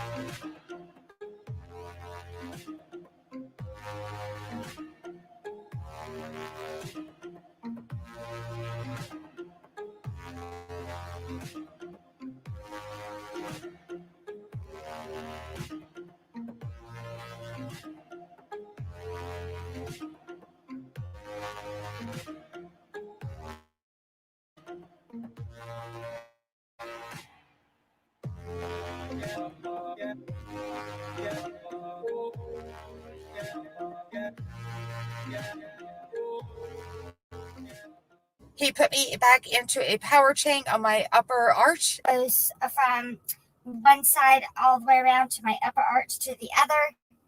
And the reason I specify all the way from one side to the other is because I thought that, once you put a power chain on it, it's to hold all of the teeth on the upper or lower arch, but it's actually not. I quickly learned that they can skip over certain teeth. Because in the upper left arch of mine, I had a tooth pulled years prior to having braces put on, and there was a power chain, of course, the first time we put one on. I'll show a picture of what my teeth looked like then in that area where the space was pretty wide open from that tooth being extracted, and what it looks like up to now. And it has closed quite significantly. I touch that spot quite a bit with my tongue just to kind of check on it every once in a while.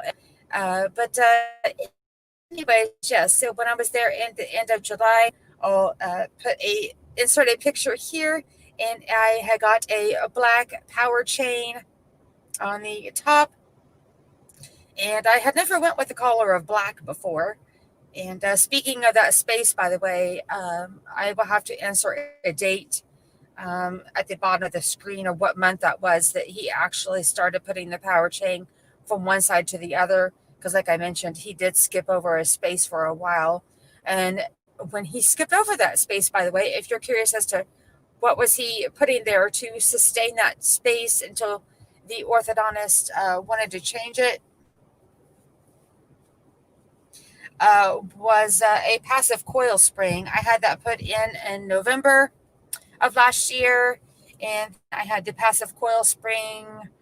I think he removed it in April of this year. If you're curious as to what a passive coil spring is, there are, I think, 3 or 4 different types of coil springs you can have put in your teeth for various reasons.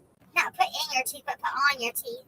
When you're in orthodontic treatment. And the reason I had a passive coil spring is because, like I said, I had that tooth removed several years ago prior to having braces put on. And he wanted to sustain that space until he was ready to move those teeth. Then I went back for another appointment since that one at the end of July. And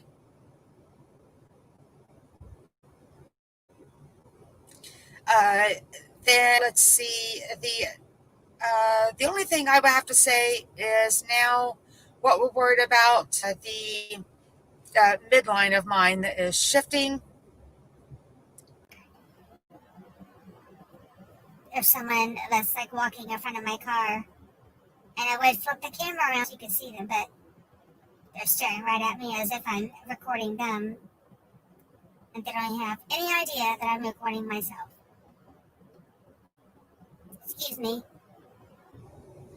Anyways, what the orthodontist is worried about is my midline is shifting because of that space that he had to get closed with the power chain. But he is very aware of that my midline is shifting just a hair. Get a good picture and show you how my midline is off. And midline mean by the middle of your 2 front teeth, how that is actually not in the middle of where it needs to be. But again, he is aware of that. He is going to be doing everything he can to shift my upper arch to get that midline to be exactly where we need it to be. When he took my lower and upper wires off, he replaced the upper wire with the same gauge as it was before. The thicker and the heavier gauge of wire means more pressure on your teeth. My lower arch, he had increased that gauge, and I would say within a couple of days I definitely noticed. And the one of my bottom front teeth, I think it was this one, trying to take a little piece of sandpaper, or maybe it was like one of those little files, and it wasn't IPR where they literally shave down each side of your tooth, but he was just taking a little bit of something that was abrasive. It just took a couple of swipes at each side of that tooth, and it's being very stubborn, like it was in the last video. I think I explained that it's not wanting to turn as we were doing, or as we were hoping. So he last time tied that ligature tie and kind of like a butterfly shape, it puts more pressure on that tooth to get it to kind of turn in the direction that he would like it. But anyways, when I take my tongue and rub it against the back of my teeth, I can tell which teeth are with the one that's right next to it and which ones aren't. I'm definitely going to tell him that there's another tooth that's right here. Yeah. Yeah. I think it's that one. It actually needs to be turning a little bit. It's definitely not flush with the tooth that's right next to it. Let's see. And then I had got elastics. If you guys haven't noticed already, while I'm talking, sometimes you just can't see them while I'm talking. But I got elastics. And I have to wear these suckers for 23 hours a day. And I'll insert a picture here of which elastics I have. They are called Sprites. That's just the name of those, and has a little mythical creature on the front of the package. In case you're curious, for those of you that have been in braces or are going to be, you're curious about the elastics. They started me out in these.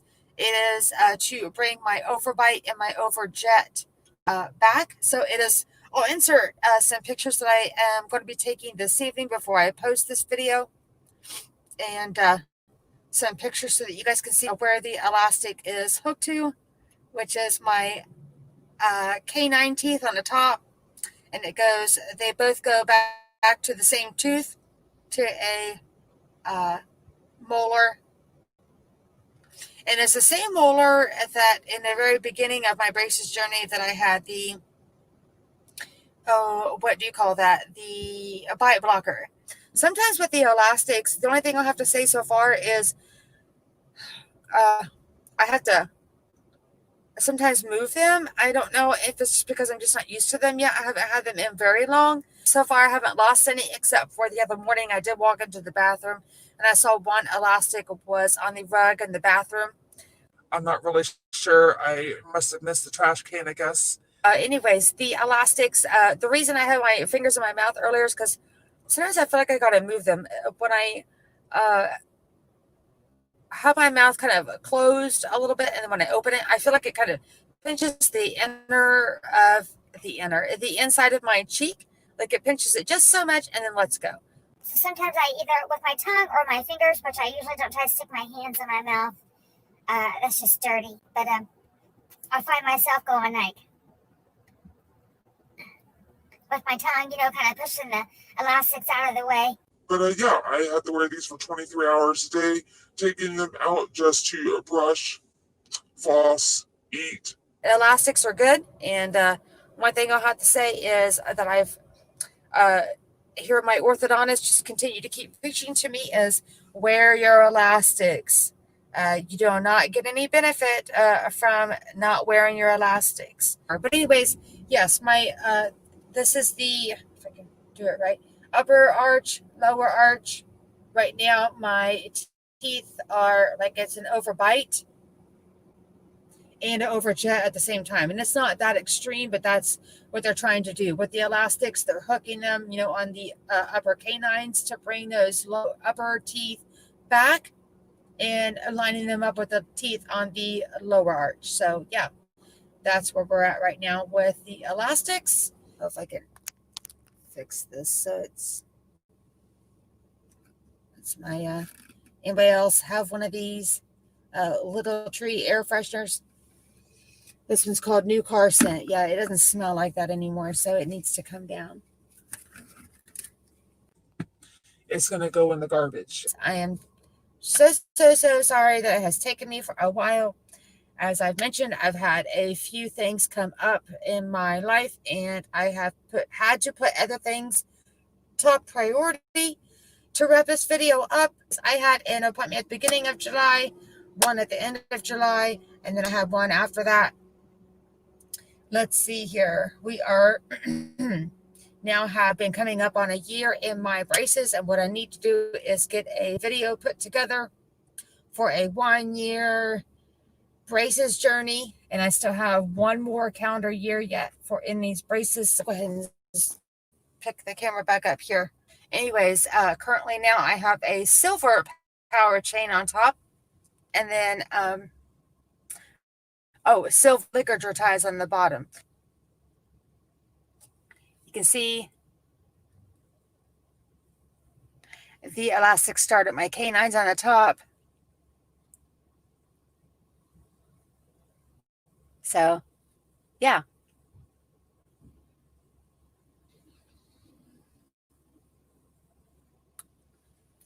So that's where we're at with that. Okay, so I forget what the date is of my actual next appointment, but I am planning on taking my camera to record with me at that appointment, and hopefully get some good footage. And leave a comment below if you could, and let me know, do you like the footage that I get from the orthodontist, so that you can actually just kind of see, what happens at the orthodontist while you're in braces? Would you just rather hear talk about like our experience, since everyone's braces journey is going to be different?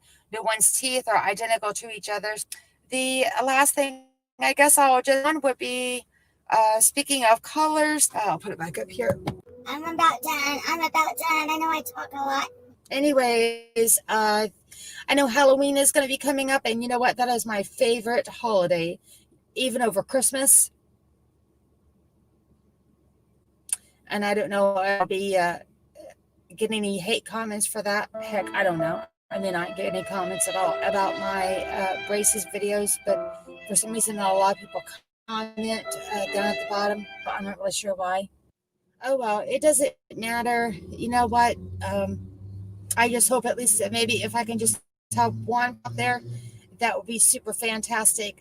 But anyways, back to what I was speaking about. The colors, Halloween, yes, is my favorite. Okay, I'll say it goes hand in hand with Christmas, that's for sure. Halloween, I just think it's just such a fun time. And I love scary movies. I like haunted houses. I like everything there is about Halloween. And it's just kind of ironic that my little dog Casper that you guys saw earlier was born on Halloween. And I think that the colors that I will choose for Halloween will be probably a little bit crazy. Green, that would be a good one. Green, orange, green, silver, black. How about that? And leave a comment below of what you think of my power chain should be on top, because that can only be one color. And I had asked my orthodontist to look at your ties on those brackets up top, and then put my power chain on. And here comes somebody else staring. Hello. He said there is not enough room on the metal brackets. That guy waved. He said there's not enough room on the metal brackets to put the ligature ties and then the power chain on top of that. So anyways, I'm just going to quit rambling on. But I do hope that you found this video helpful, and or just like the video in general. If you could, please give it a big thumbs up, thumbs up, thumbs up, thumbs up, thumbs up everywhere, because that would greatly help my channel. If you would like to see more of my daily post or every other day, weekly post more often than here on YouTube, you can head on over to my Instagram, which I will have my Instagram handle somewhere on the screen below. It also will be linked in the description box below. Also, I'm on Facebook from time to time. I recently started getting on Twitter. Share it, like it, comment below. And if you aren't subscribed to my channel, but you would like to be, please hit that red subscribe button down below, whichever side it's on. I would love to have you part of my YouTube family, and I hope you have a great day or a great night, whatever it may be for you. Thank you for watching.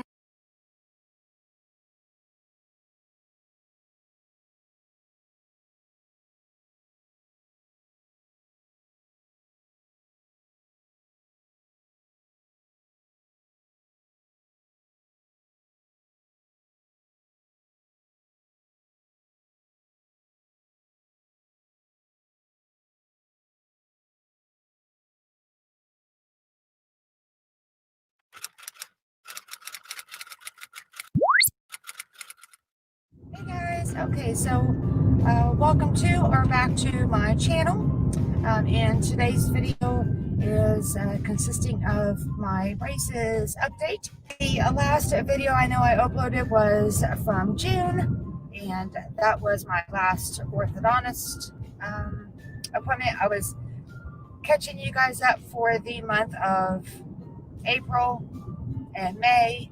Was lucky enough to get some footage at the orthodontist today, and I have confirmed with them, and as I thought originally, that they were okay with me filming. And I have stated in my previous videos that typically I don't like to take a lot of video at the orthodontist when there's other patients there, because I don't know how they'll feel about that.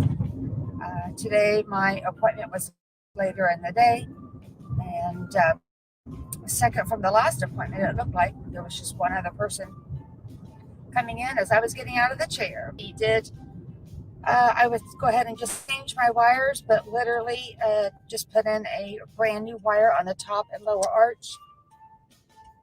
He did not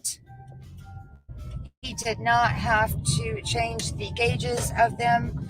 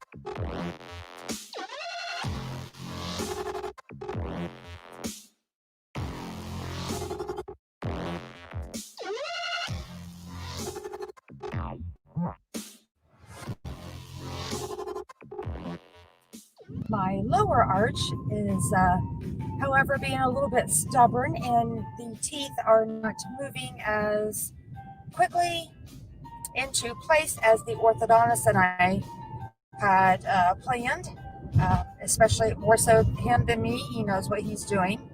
And so he's being very patient, and I'm thankful for that not trying to force my teeth to quickly shift when he would prefer just to do a little bit slower. I know today he wanted to actually increase or change, I should say, the gauge of the lower wire to put on the lower arch, but he had told his assistant to just leave it like it was and just give him a new wire. He did put new ligature ties on the bottom and a power chain on the top. And I have a power chain again on the top, like I just said, that goes all the way from one side of my mouth to the other. There was one or two of the ligature ties. I definitely know of one of them. He was twisting the ligature tie once he had it around one side of the bracket, kind of like doing like a butterfly tie. That just adds more added pressure to a specific tooth to get it to turn. And I still, just like I meant, to take my tongue and rub it against the back of my teeth on my lower arch. I can feel that they're not all flush. There's some that, even though they look like they're straight and all facing the correct way, there's some that are just a little bit turned yet. That's something that will come, and I'm in these braces for 2 years. With that said, I will let him take all the time he needs in order to make this whole process go correctly the first time, because I do not want to repeat this process. And by the way, speaking of the power chain and the ligature ties, they are teal that I got.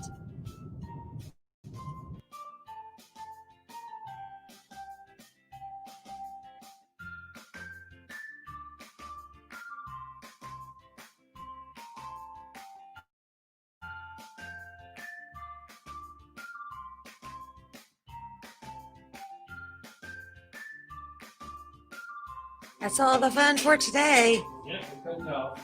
Cut me off. Not too much fun. Pink and teal are my favorite colors, and then red. And I almost got red to go on top, and then just blue ligature ties at the bottom.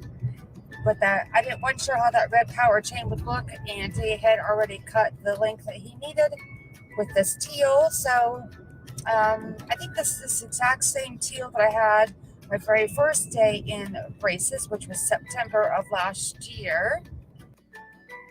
Okay, so I feel like I am forgetting to update you guys on something. I know that I had tried to compile 2 different orthodontist appointments in my last video that I uploaded in June, and then now I had my most recent orthodontist appointment today in the beginning of July.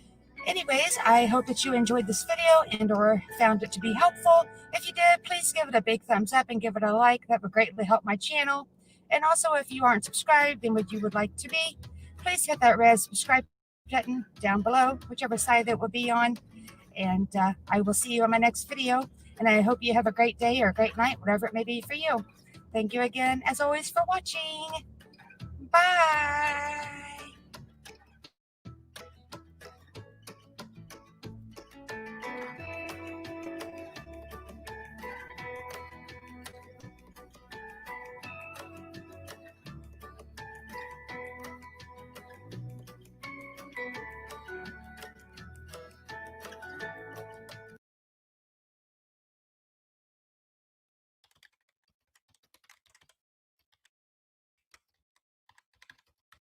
Hey guys, so welcome to or back to my channel.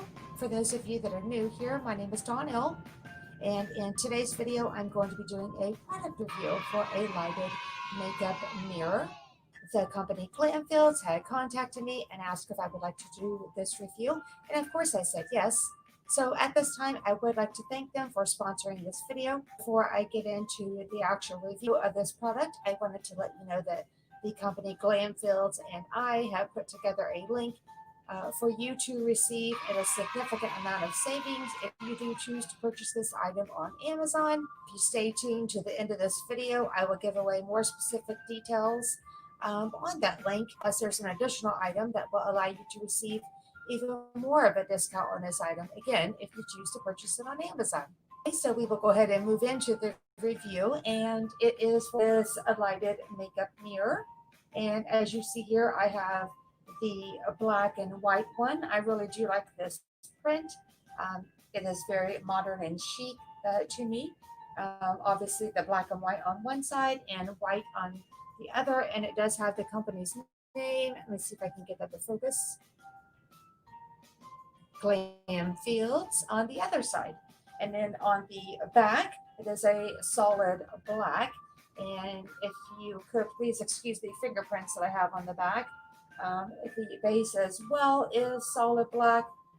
And I really do like the design of this one. And speaking of the design, look at this packaging that it came in. I really thought that was pretty neat of their marketing team to have designed the box itself to mimic the actual design of the product. And black on one side it has some instructions on the back of the box. Again, repeating that white and black pattern, and more instructions on the side, and then the front again. So yes, I thought that was very creative of their marketing department to do that. And speaking of packaging, as you will notice here, I will insert some pictures to show how well this item was packaged.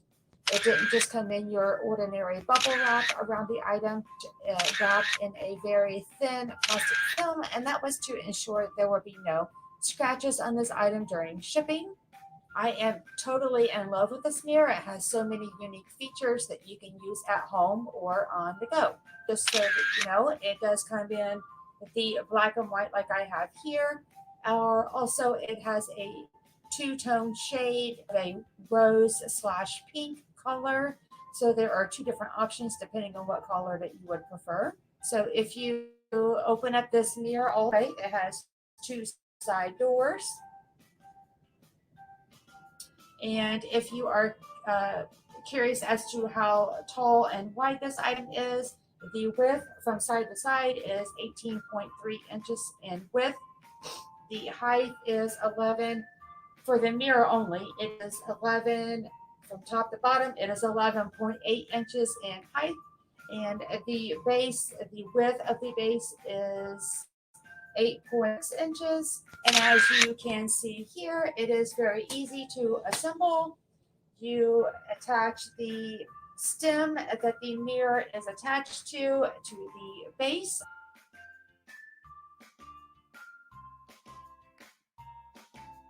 I do like this mirror because the base itself, it has a recessed area.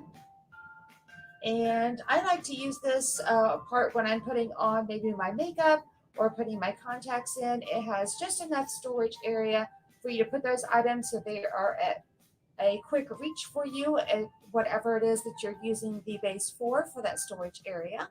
And the next thing that I would like to point out is on the base, it does have 4 felt pads. So whatever surface that you put this mirror on, it will not slide around, nor will it scratch the surface of your desk or your vanity, wherever it is that you choose to put this mirror. And if you are curious to see if this mirror has any way of twisting or turning, just to get that right angle for you, it sure does. So it does rotate 360 degrees all the way around. And that snapping sound is normal. And then from the side view, I'll go ahead and show you. It does rotate 180 degrees depending on how you would like the mirror to be for you. Again, just to get that perfect angle that you are looking for. And with that being said, you might want to just have the doors open like this. And again, it still does rotate even when the doors open. Just like that. Again, just to make sure you get that right angles. And so now what I would like to talk about is the powering options, because this mirror, as I mentioned in the beginning of this video, is a lighted makeup mirror. So before I show you how to operate the item, I wanted to let you know the 2 power sources that it has. Let's go ahead and turn it here. It does have a battery compartment in the back, as you can see there. And it does take 4 AA batteries, of which are not included. So you will have to purchase those separately. And also it has, I'll go ahead and turn it back this way so that you can see on the bottom, in the front. Let's see, maybe I should turn it like this so you guys can't see. On the bottom and the front, or I should say in the bottom, itself has a port right here for a USB cord, and the USB cord is included. Okay, so let's go ahead and plug the USB cord in on the bottom. So when you flip it around like that, as you can see, it is, sorry, my light is pretty bright, but as you can see, it's plugged in, and I'll just wrap the cord around to the back. Then the other end of the cord is just a standard USB port. So you will be able to plug this into any universal USB cube plug adapter that will be able to allow you to just plug this into the wall. And again, that is very amazing that they have 2 different powering options, whether you're using this at home, and it is lightweight in order for you to take it and use it on the go. This USB cord is something I want to make sure that I stress about, is this does not charge the actual lighted makeup mirror. All that does is provide you with a power source. So just keep that in mind, that this does not charge. If you do use the USB cord and plug it into the wall, the instruction manual does specifically state that you cannot use the USB cord and the batteries as a power source at the same time. So with that being said, I did go ahead and insert the batteries, as you have already seen.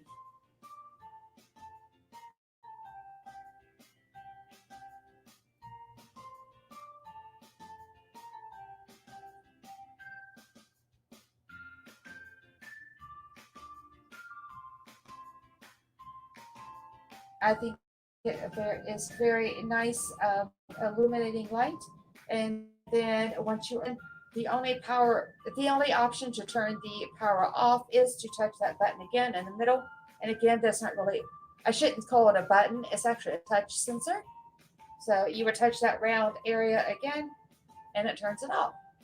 So all of the mirrors, from the side ones to the middle ones, are all 1x mirror. But what it does come with is this little round 10x mirror, and it does have a sticker on there so that you can see. If I can get that to turn just the right way. 10x mirror, and again, I apologize, I have my fingerprints on there. On the back, it does have suction cups so that you're able to attach it to the mirror wherever you choose. So say that you want to just put it in the mirror. And what I like to use that for is to put my contacts in, or maybe putting on my mascara where I really need some good magnification to make sure that I can see really well. And when you do want to close the doors, it does not close all the way without on there. So unfortunately, you'll have to remove that, close your doors on the sides. And then typically what I'll do is I'll just attach this to the front so that I don't lose it, and I just know that it's there for whenever I'm ready to use it for the next time. So I am very happy with this mirror overall. And again, as I mentioned, it does come in this black and white colored option, or you can also choose a 2-toned pink/rose color. I do not have anything negative to say about this mirror. I find it very user-friendly, and again, to use at home or on the go, it is very lightweight to be packaged in your suitcase if you choose to take it with you. And I know that if I hadn't already received this mirror, this would definitely be something I would purchase. Okay, so now let's go ahead and get to the part that you probably have all been waiting for, and to receive a significant amount of savings on this item if you do choose to purchase it on Amazon. And again, I will have the link in the description box below for this specific one. What that link will allow you to do is receive 50% off of this mirror. I think that is an amazing savings to have a link to provide you with 50% off of an item. And on top of that 50% off savings will also be a $4 coupon once you reach checkout on Amazon. So I think it's a tremendous amount of savings to pass along to you guys. And I am very appreciative of Glamfields for offering that on their product at this time. And last, but most importantly, not least, is that this link with this promo code is only good for 2 months. So overall, I hope that you have liked this video as much as I enjoyed making it. And I did enjoy working with Glamfields, and I am in love with this lighted makeup mirror. And I hope that you are able to go purchase one for yourself and enjoy it as much as I have. And again, if you have enjoyed this video and you found it to be helpful, please give this video a like and a big thumbs up. It would greatly help my channel. And if you aren't subscribed but would like to be, please hit that red subscribe button down below. And I hope that you have a great day or a great night, whatever it may be for you. Thank you again for watching. Bye.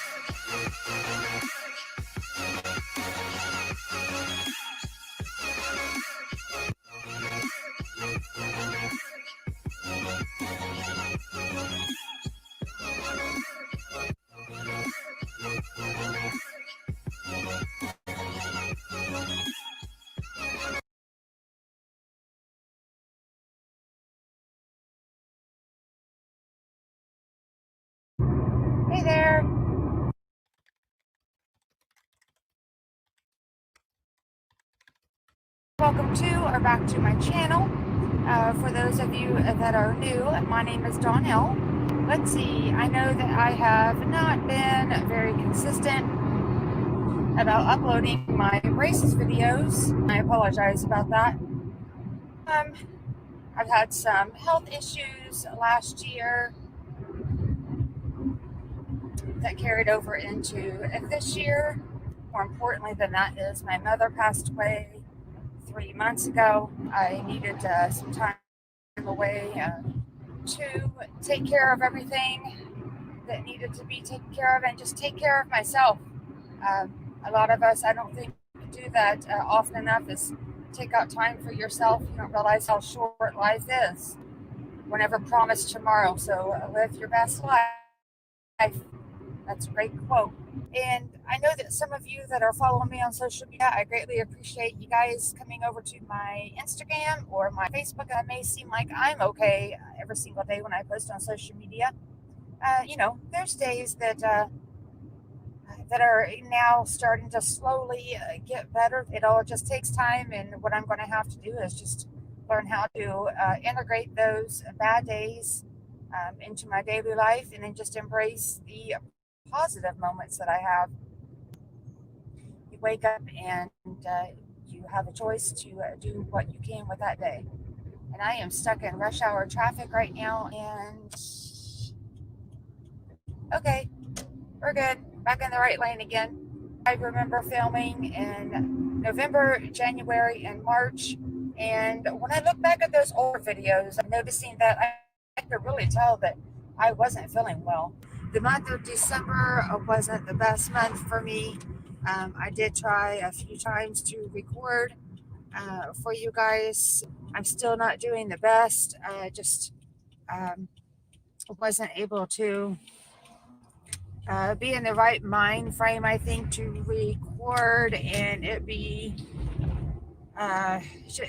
just wasn't a good time to be recording. I tried, so and sorry for my hair. It is up today.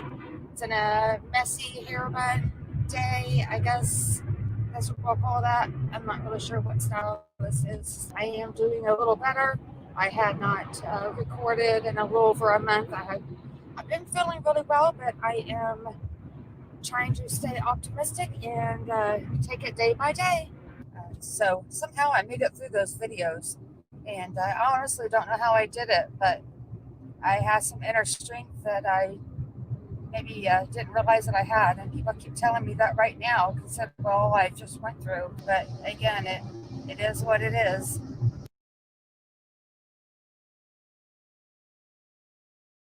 And after the last braces video I had uploaded, there are 4 other videos that I had uploaded after that.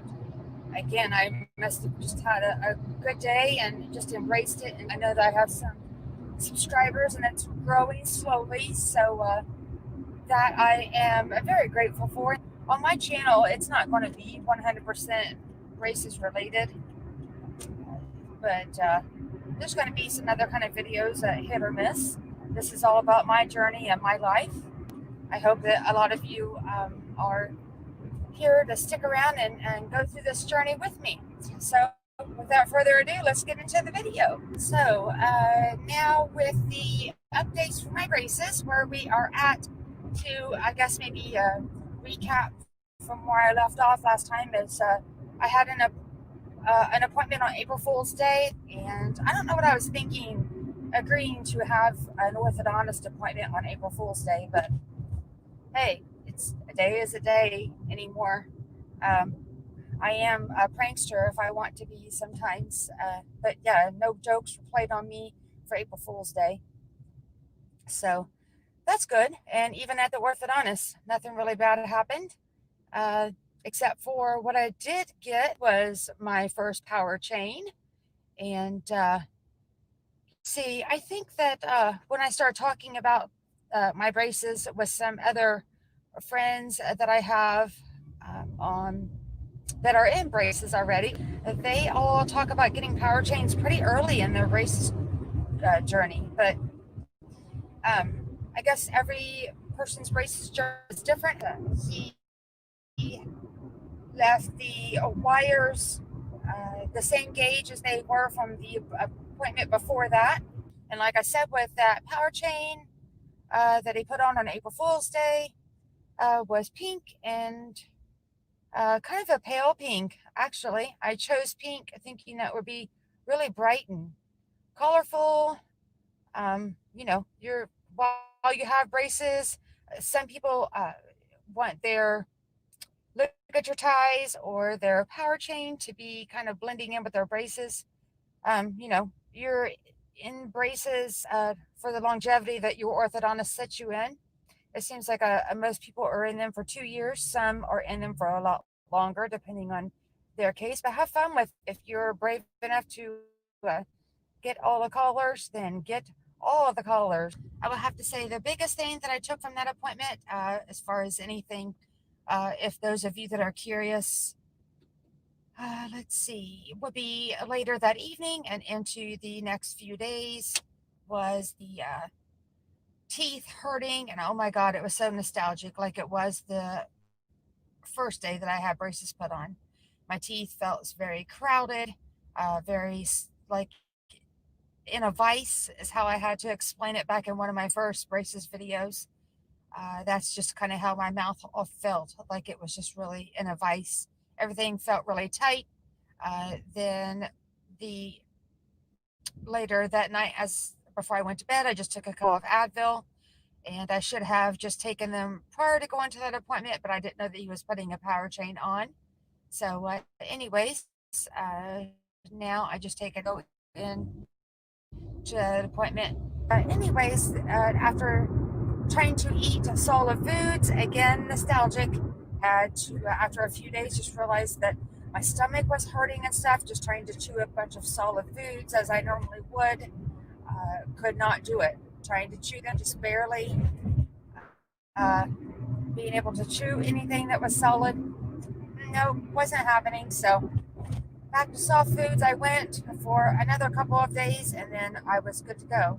So let's see. The next thing I want to talk about was, if for those of you that have been following my videos for a little while, or have just recently went back and watched some other braces videos, know that in November I had a passive coil spring that the orthodontist has put in between two of my teeth, and that was to sustain because I had a tooth pulled because of bad flossing habits. I had a cavity in between the two teeth, and it was not salvageable. Long story short, the choice that I was pretty much left with, because of my bad flossing habits, was to have a tooth pulled.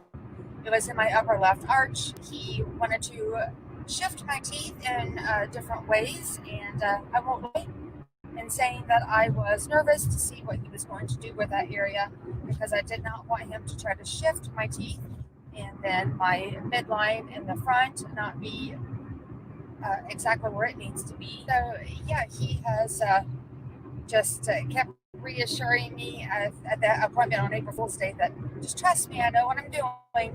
So what he explained, though, with that pink power chain that he put on, was there was a spot, and I will insert a picture here so you can see what I'm talking about. There's a spot where he had left the power chain open because there was two teeth that he didn't want to move at a specific time when he put that on, and there was teeth that he did want to move. So it's crazy how they can maneuver teeth over time with leaving a power chain off in certain areas. And now looking back at some other people's braces videos, I have seen where they only have a power chain literally on 3 teeth. They don't have a power chain that goes all the way from one side to the other. So now I completely understand that. So then, yeah, I'm just going to have to learn to trust the orthodontist, and he gets paid, to do what he does. So far, he's had me worried a few times just because I'm not thinking that he is making the right choice, but find out that within a few weeks after each adjustment that things happened to line up and move and shift exactly how he had stated. But with me having that tooth that was pulled in my upper left arch had me really scared. But that spot where I showed you where he had left a power chain off between two specific teeth, I definitely can see a difference because and feel it.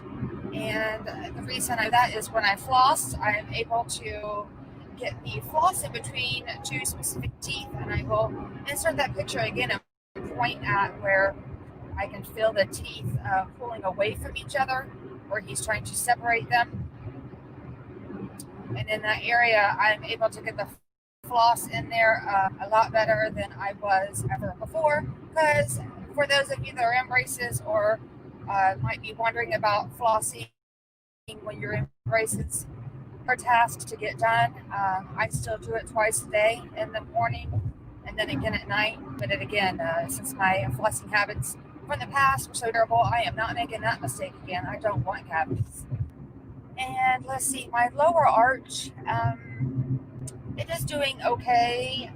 It's starting to straighten up. My teeth, when I rub my tongue against the back of them, I can still tell there's a little bit of a shifting that needs to happen. So I got some teeth that aren't flush exactly with the one that's next to it. I'll insert a picture here where you can see my lower arch and how well it is straightening up compared to, maybe I'll insert a couple of pictures where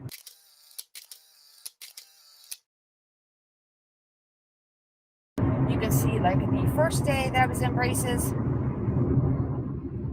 and then, or like the first month, and then where I'm at now, and showing you how my lower arch really has made an improvement. However, you will see that there's teeth that look like they're setting up higher than the others. That in itself will be fixed towards the end of treatment. They essentially shave, I think, just a really minute portion of your tooth off in order to straighten them all out, like so that they're not looking jagged once they're in the places that your orthodontist wants them to be. There are 5 hooks on my lower left arch, and then 5 hooks on my lower right, or 5 on my left, 4 on my lower right. Heck, I don't know. There's 4 on one side and 5 on the other, I forget. And then I've got hooks, of course, on the upper arches. So with that being said, what I was trying to get at is, the point I'm trying to make here is that, oh boy, someone's pulled over now. So now everyone's coming to a stop. So welcome to my drive of me choosing to take you along today. The point I was trying to make, talking about the hooks that I have in my on my brackets, is I think he mentioned coming up that I will be looking at probably getting elastic soon. So it's hard telling what kind of elastic pattern I'll have. I might have some crisscrosses going across the front. Seriously, I doubt that, but who knows? So I think that's pretty much wraps up my update for April. And then I went back to the orthodontist the middle of May and had my just regular follow-up. I don't know about you, but a lot of people see their orthodontist every 4 weeks. Some go every 6. The wires that he put in for the upper and lower arch were the same gauge. He, just like April, he did not change the wire gauges, just replaced the wires. The power chain top, not the bottom, and the power chain is same all the way from one side to another. He did not leave an open space this time, and this power chain was blue that I have put on it today.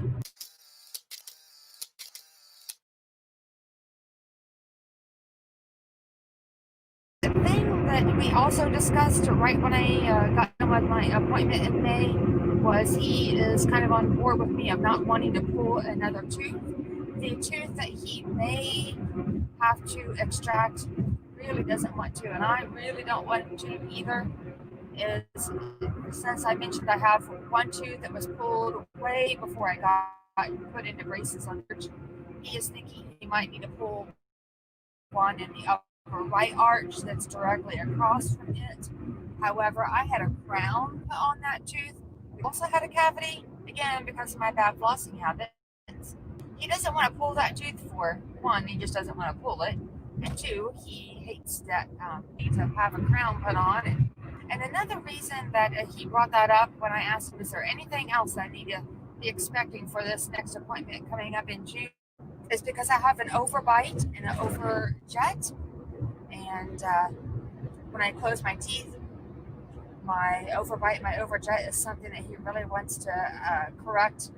And with pulling that tooth, he'll be able to pull the teeth on the upper arch back and make them flush with the bottom teeth, or at least as close as he can. So he's going to try to do that without pulling that tooth. So we shall see. And so I have now pulled over into a parking lot so I can finish wrapping up this video. Traffic, like you've seen me have to deal with during this video, is a little bit crazy today, and I had a few errands to run and thought I would just bring you along with me so that you could learn about my braces now that I am ready to start filming again. And thank you for the patience, and that I took a leave of a few months there from filming, but sometimes our personal lives always should take preface of anything else. So with that said, if you enjoyed this video, which I hope that you did, please give it a like. Please give it a big thumbs up. That would greatly help my channel. And if you aren't already subscribed to my channel but would like to be, please hit that red subscribe button down below. And if you would like to be notified of every time I upload a new video, please hit that notification bell next to the subscribe button. And I hope you have a great day or a great night, whatever it may be for you. Thank you again for watching. Bye.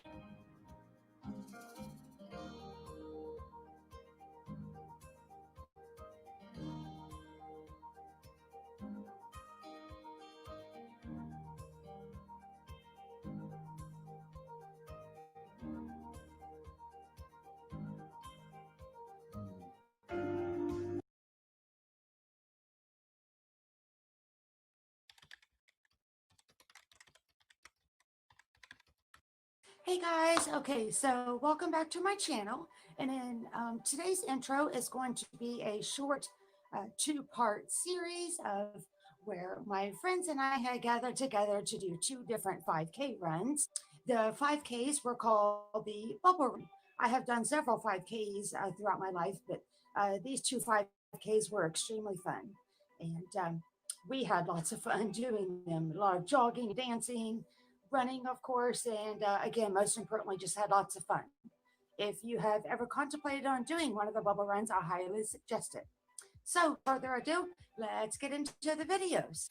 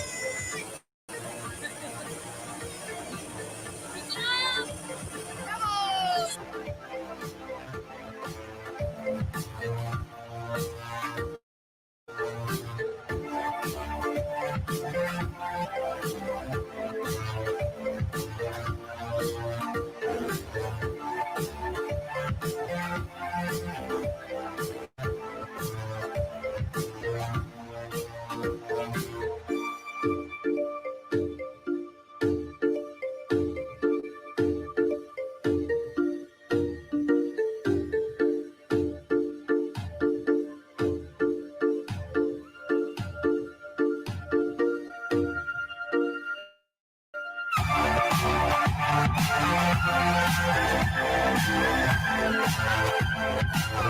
do you feel? It's a video. Her first bubble run. Do you feel bubbly? Hey, Kathy, turn around. You got bubbles on your. Woo! Your bubbles, bubbles, bubbles.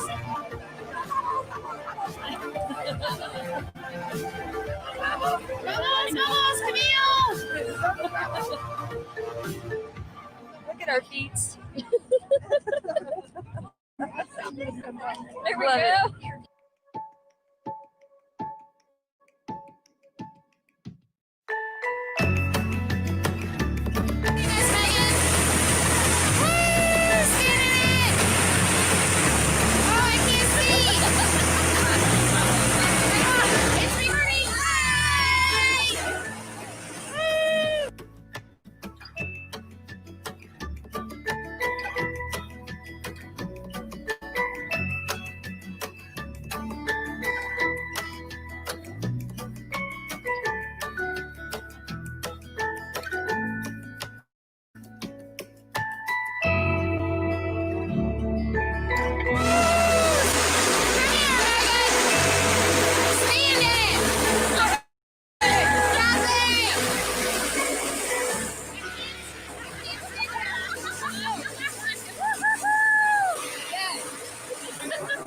Can't see what I'm videoing. That's all good. I'm sure it's all good. I know.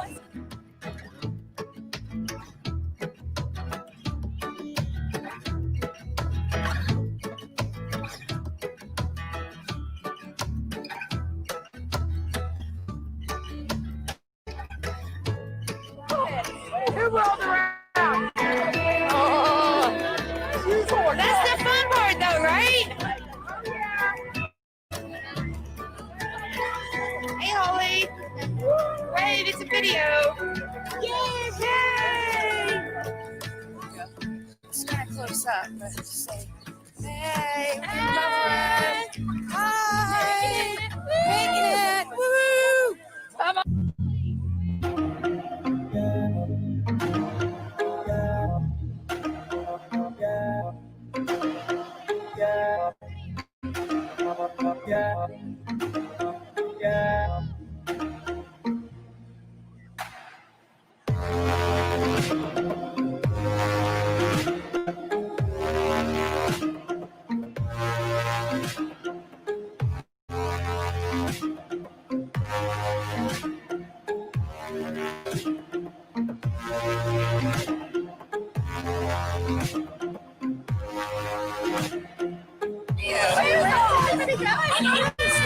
I don't know. This is a selfie video. Woo! We just went through the yellow one. Yay! And let's see. I can't tell what I'm videoing, so hopefully it shows up. Double feet. Megan, double feet. Always double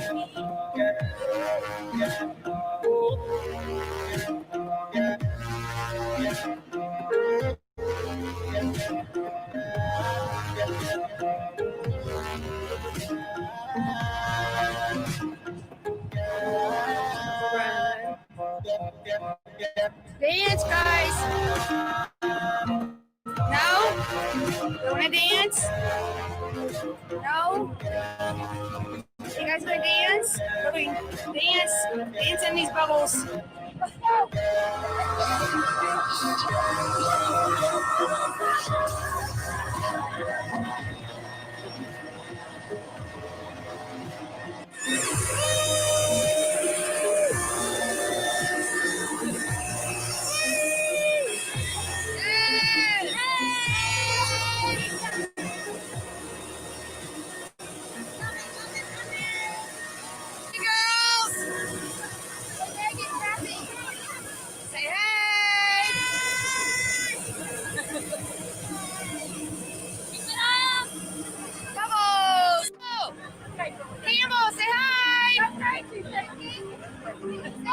Woohoo! Yes! Love it! Bubbles! I know!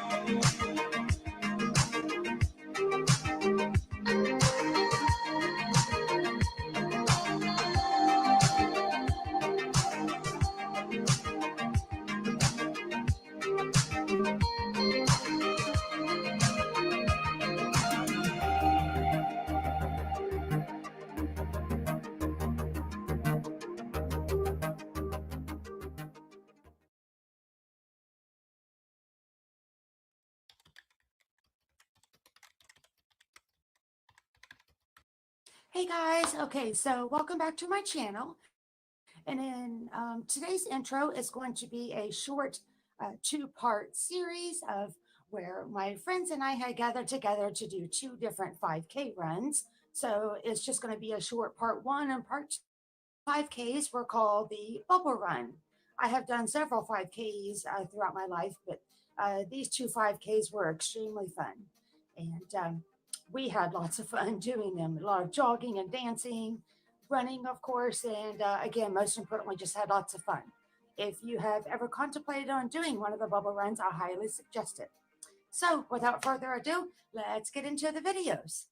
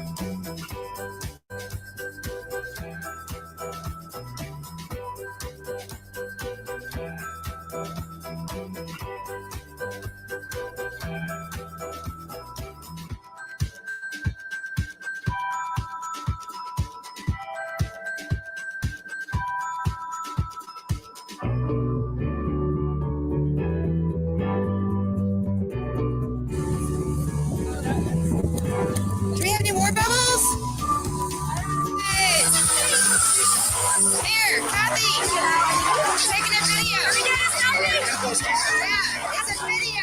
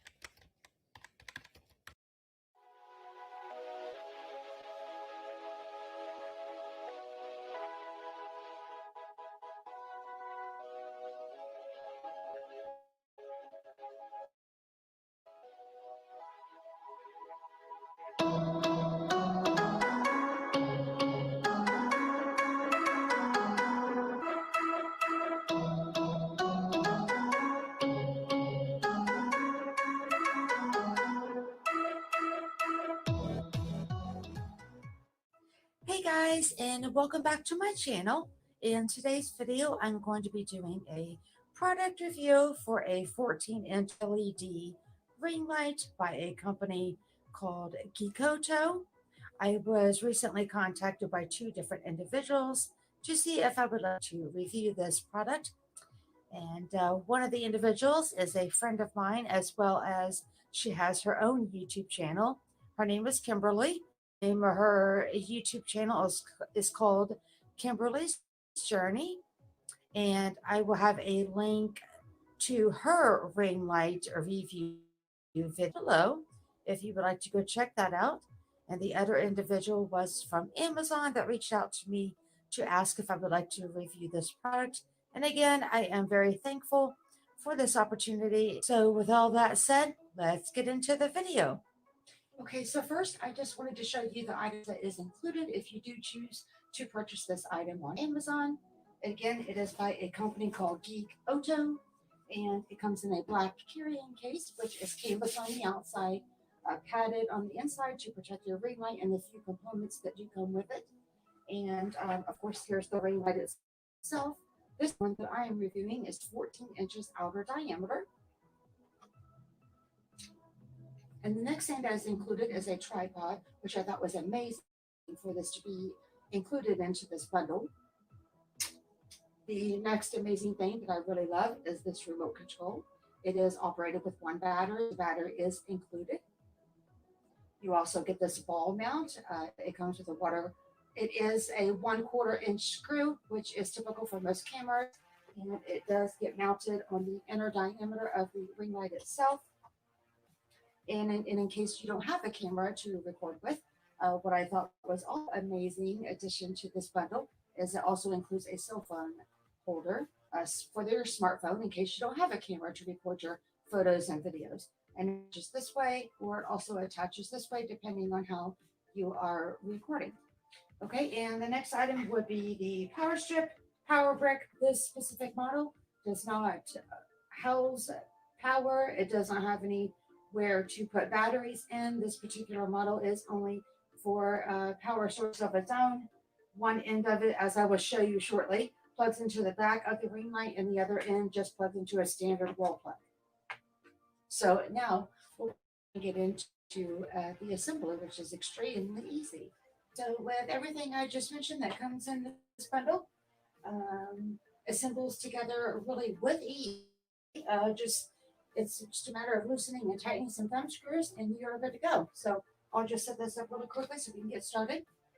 All right, so the tripod itself has, again, the thumb screws here. Loosen this. This is where the ring light will sit on the top. And then you have the next section. If I loosen this thumb screw, they will just collapse down within themselves. The legs look like they're pointing the opposite way. So you would think that it would just be pulled out and sit down that way. However, I want to make sure that I point out the end that has the silver cap around it. And it also has a little black cap on the very, very end. Is the portion where the LED ring light will sit onto and mount there. So always remember that is the top of your tripod, even if your legs are extended upwards. So what you need to do is just pull the 3 legs out, and you can extend them to all be sitting like this. And that I don't find, after using this now for a few videos, I don't find that to be beneficial for me. I feel like it's really wobbly.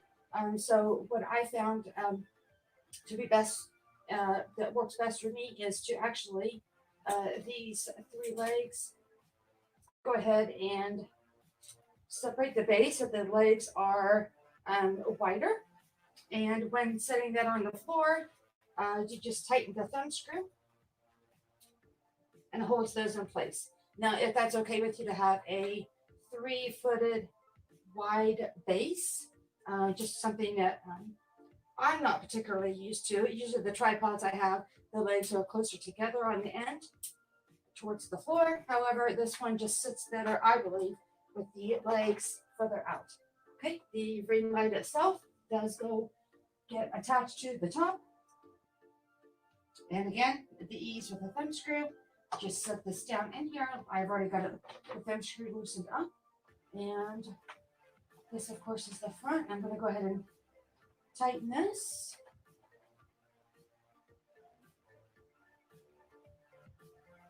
LED light up to 78.8 inches in height.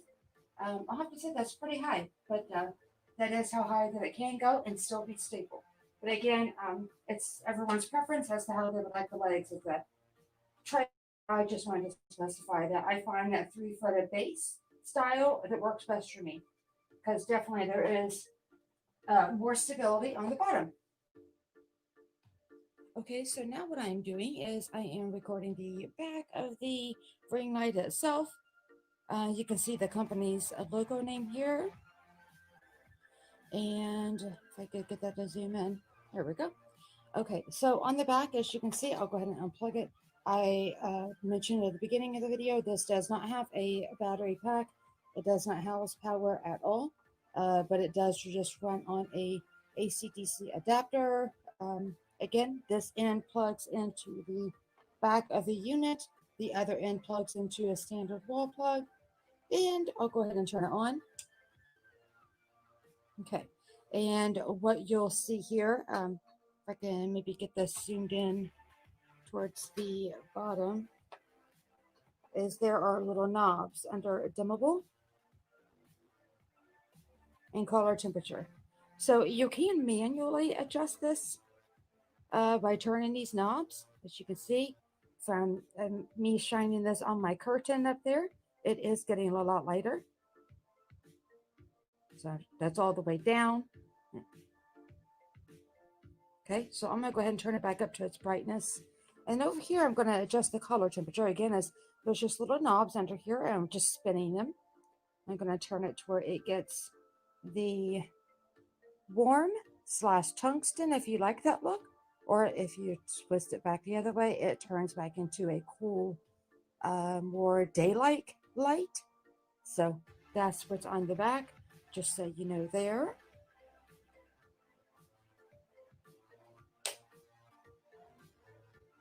Okay, so now we are turned around to record the front of the ring light. And if you'll notice there in the middle, as I'm trying to get that to focus, is where the ball mount, which is the 1/4 inch screw, which is typical for most cameras.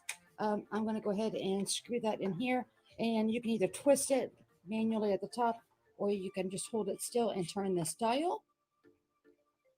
and put that in there.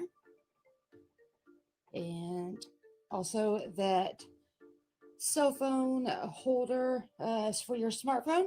So in case you don't have a camera that would go onto this, because if you do, this has a little knob here you can loosen. This does swivel so you can get at different angles. However, I do not have a camera to this video, so I'm going to go ahead and show you how to use the smartphone adapter.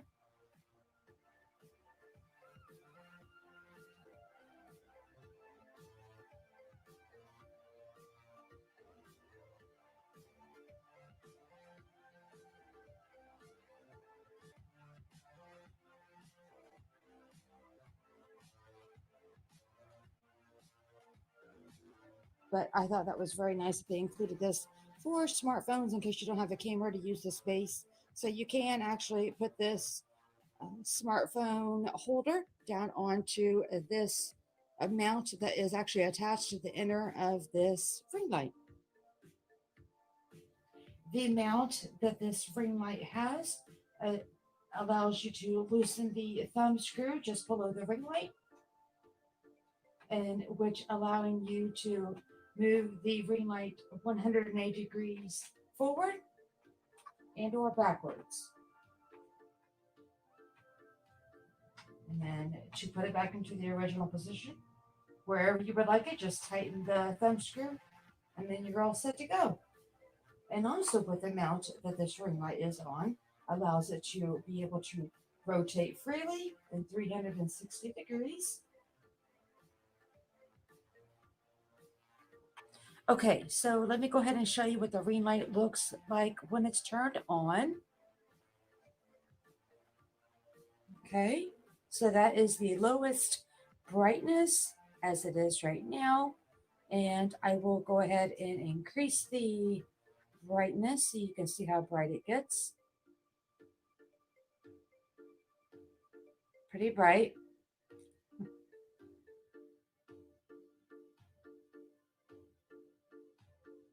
Very bright. Okay, so with it at this brightness that it is, I'm going to go ahead and change the temperature of the ring light, and we're going to go ahead and warm it up at this point and put it all the way at 3200K, which is more of a warm / tungsten shade. Let's go ahead and try that now. Okay, it's getting there.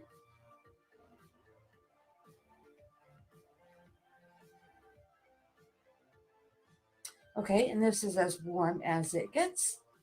Okay, and so we are still at the highest brightness that this light will go, but now let me go ahead and cool the light to the 5600K. Okay, getting there.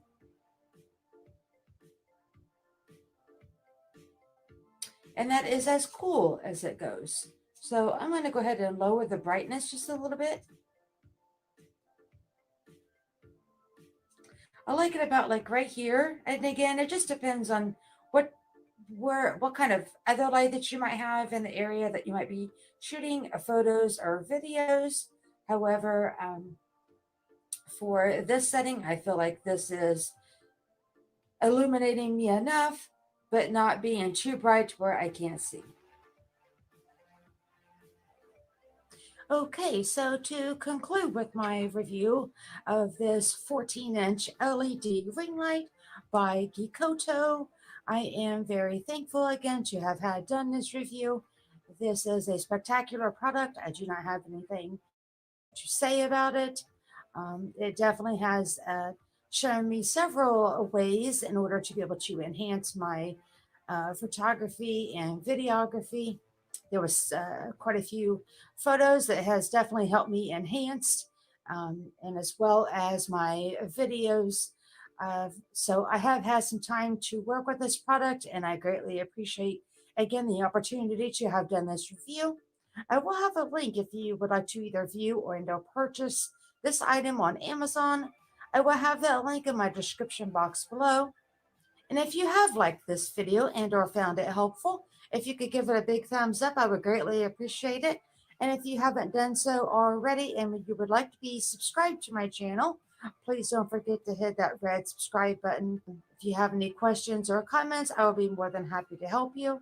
And I hope you have a great day or a great night, whatever it may be for you. And thank you again for watching, and I'll see you in my next video. Thanks. Bye.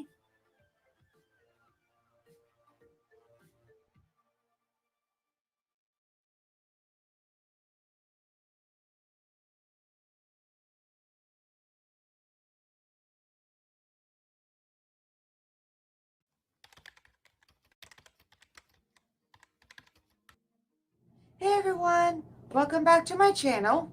In today's video, I'm going to be doing a product review. What I will be reviewing will be a ceramic and ionic straightener brush. I was recently contacted by an individual on Amazon and asked if I would like to review this product. And with this naturally curly hair that I have, my answer was absolutely yes. I said I would love to. It is by a company called Gamplay.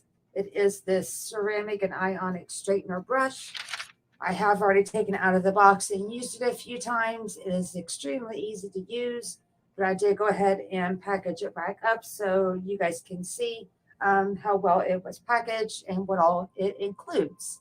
And it comes in this hard shell case, and you have this paper insert on the top. Okay, so the next thing that comes with it is the instruction manual. And then next thing you'll see in the box, straightening brush itself. It has a cord that does rotate 360 degrees. So, as you're going through your hair, whether you go underneath or over top, this cord never gets tangled because it just spins. And even though I have used it, I did put everything back so that you guys can see how it came when I first opened it. It's protected. It has a nice shiny look to the front of it. And then over the buttons themselves, they're shiny again. And here's where the controls are. We'll get to that in just a moment.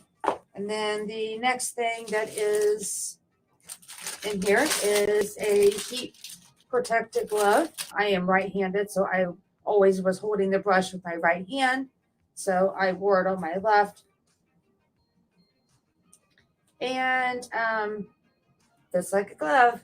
Then it also comes with this little brush, pretty stiff bristles at the end. And it's just for, like, if you get any debris or maybe buildup of any product, so that you can brush in between the bristles with that. And to carry your straightener brush and the glove and the little brush that comes with it to clean it. A purple velvet bag, so it does fit down in here, and has a nice drawstring to keep it closed, so you can take it with you on the go.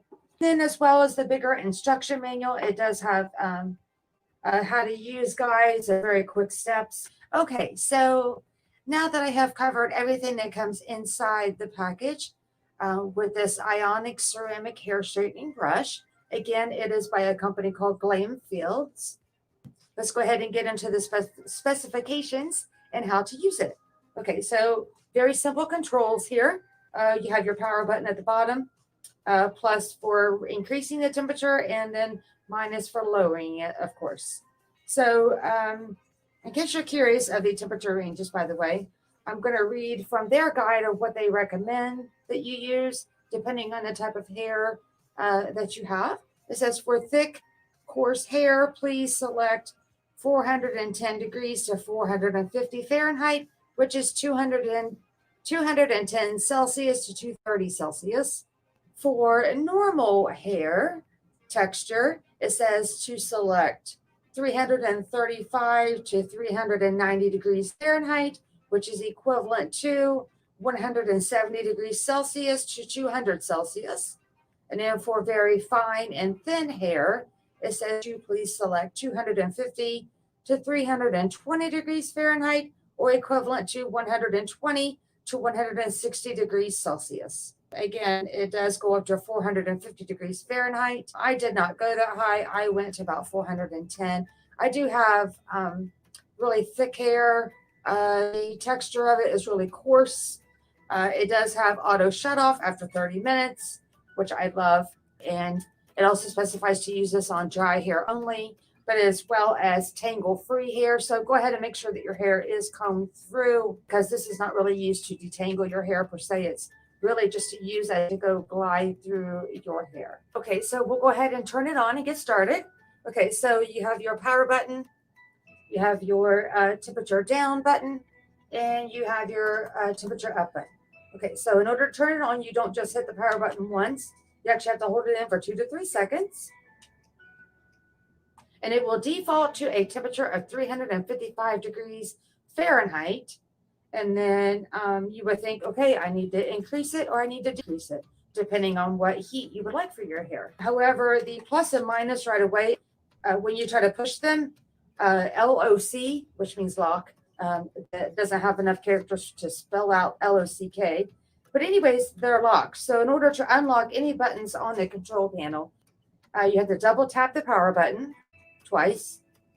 And then you can increase or decrease your temperature.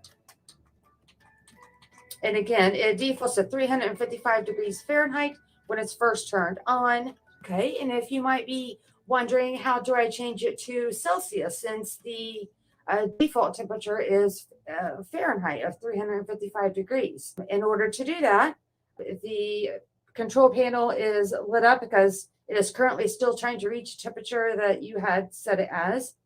And then what you do to change it to Celsius is hold the plus and the minus button down at the same time for 2 to 3 seconds.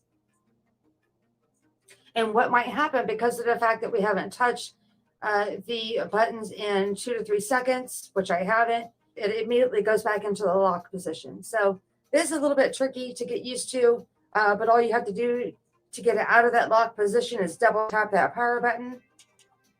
And then it'll start flashing again, knowing that it's unlocked. So hold the plus and minus down, and there it goes. It went over to Celsius. It said 340 degrees Fahrenheit. Now it says 170 Celsius. To give the change back to Fahrenheit is the same thing. You hold the plus and minus button down.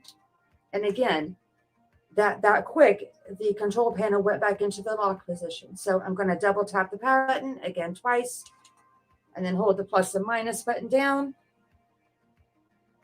And there it is, back in Fahrenheit. I prefer Fahrenheit, but just in case you're curious as to how to switch it over, it's just that easy.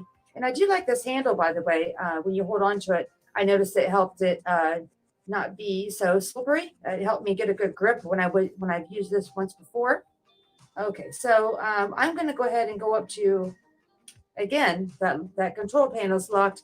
It's just that quick. And I guess we really should probably be appreciative of that. If we want it to be set at a certain temperature, we don't want to accidentally be pushing buttons while you're holding it. Say you're using it and you don't realize you're resting your thumb on one of those buttons. You could be increasing or decreasing the temperature and you don't even know it. So that is nice that has that lock feature. But right now it is at 340 degrees Fahrenheit. I'm going to go ahead and double tap that power button. And I'm going to increase this to 410 Fahrenheit. And it blinks on the digital reading, which I don't know if you can see. And it doesn't beep or anything. What it does do, though, is it quits flashing, and the actual temperature itself reads on the screen. So that's nice, so you know exactly when it's ready. The back side of this brush is warm, but it's not hot to the touch. Let's go ahead and get started, shall we? Okay. So I think what I'll do is I will go ahead and just separate my hair down the middle, and I'll show you a few sections that I do, and then I will probably just kind of speed through it so that you can see me as I straighten my hair through the process. So I got a mirror over here to my left so I can kind of see what I'm doing here. I'm going to leave a little section down. And again, make sure that use this on dry hair and that it's tangle free. When my hair was wet out of the shower today, I did already comb through my hair, so it is tangle free. So yeah, we'll just do this clip thing here and we'll get started. And My hair, it used to be really pretty curly at the roots. It seems like the older I've gotten, it's not as curly at the roots, but it still is pretty wavy. So again, naturally curly hair has a mind of its own. So what we'll do is we'll just take a small section. I'm going to go underneath and just go down.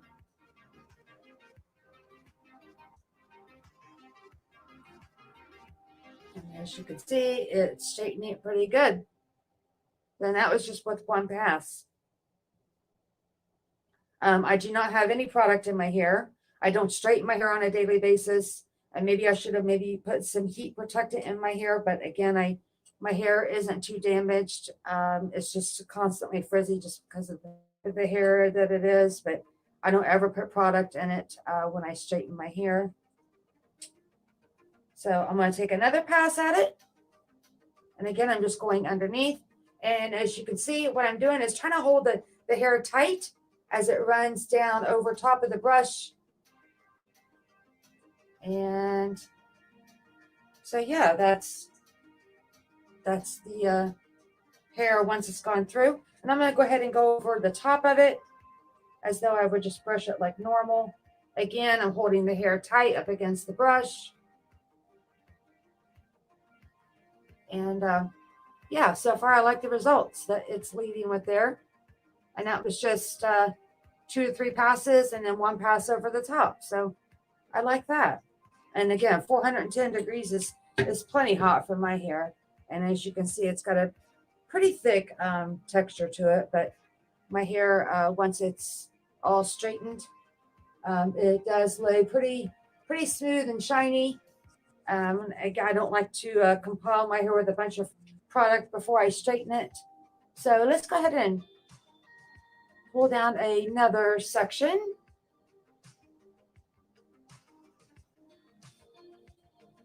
And twist this back up back here. Oh, takes so long. Long hair. Separate this out. Okay, I am just trying to do this a little quickly so you guys can see how I do this. Again, let's see. The reason that I had stated earlier about pulling that hair tight and making sure that it's in there is these outer bristles, excuse me, are not heated. It's the ones on the inside that are heated. So therefore, when you have your hair in there, you can't just lightly brush over it and hopefully that it comes into contact with each strand. You really need to get your hair down in the bristles and kind of pull it tight. And so far, I don't have any breakage. I don't feel that this brush is tangling at my tangling. I don't know if that's the right word. I don't know if it's pulling or tugging at my hair, but I don't feel that it's, even the first time I used it, I don't feel that it's pulling my hair out. So again, you can see I am holding it tightly up against the brush as it goes down. That's 1 pass. I'll take another one. And I'm pretty happy with that result. I mean, look how straight it gets it. So I'm going to go ahead and continue on with the rest of my hair, and you can watch me as I go.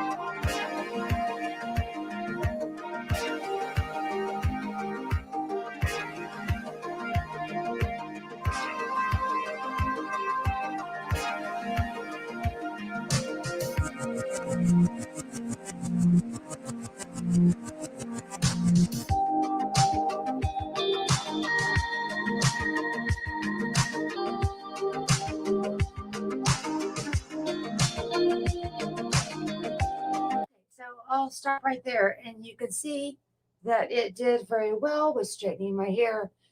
You saw in the beginning of me having my hair freshly washed and combed through, and as I was recording at the beginning of this video, you could see how it was just not really a huge bomb of hair, but it was getting pretty unruly, that's for sure.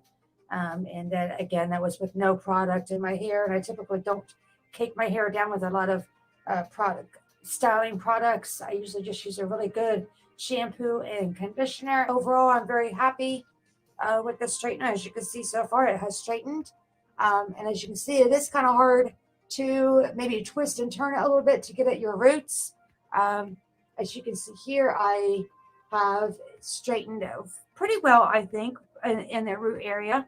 It is curly in some spots here, and I can feel to where it's really straight and it's not bumpy, wavy, like I didn't get to the roots. It's just a matter of learning how to turn that right at the edge. And again, when speaking about that and looking at these bristles, when you do push this up against your scalp, it's not going to burn, because these ones that are on the bristles, I should say, that are along the outer edge are what stick out a little bit further when you have it at an angle, by the way, to get to those roots, so that you can get those roots up into the heated elements. So far, so good. So I'm just going to keep at it.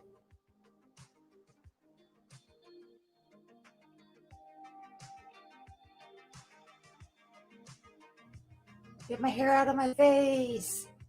I'm almost done. Having long hair. What we go through to get our hair the way we like it.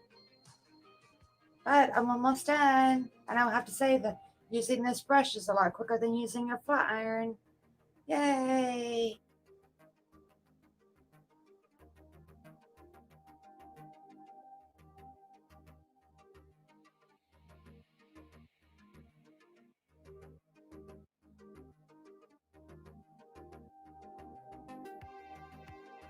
All right.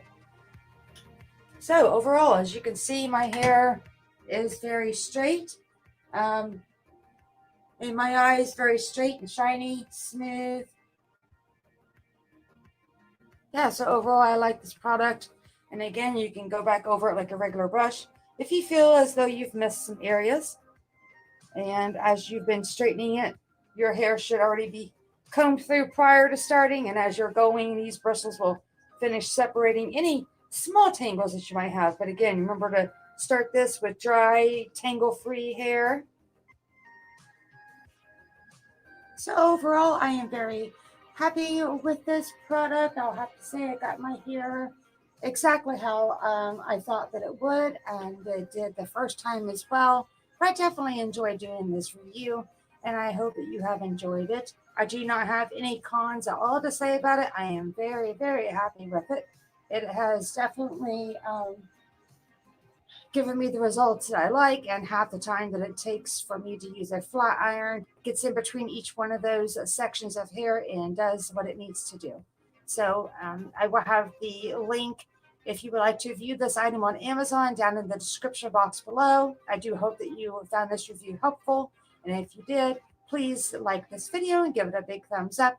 If you'd like to see more of my content, please don't forget to hit that subscribe button. And if you would like to be notified for any future videos that I post, please don't forget to hit that notification bell next to the subscribe button. Thank you again for watching. I greatly appreciate it. And I hope you have a great day or a great night, whatever it may be for you. Thanks. Bye.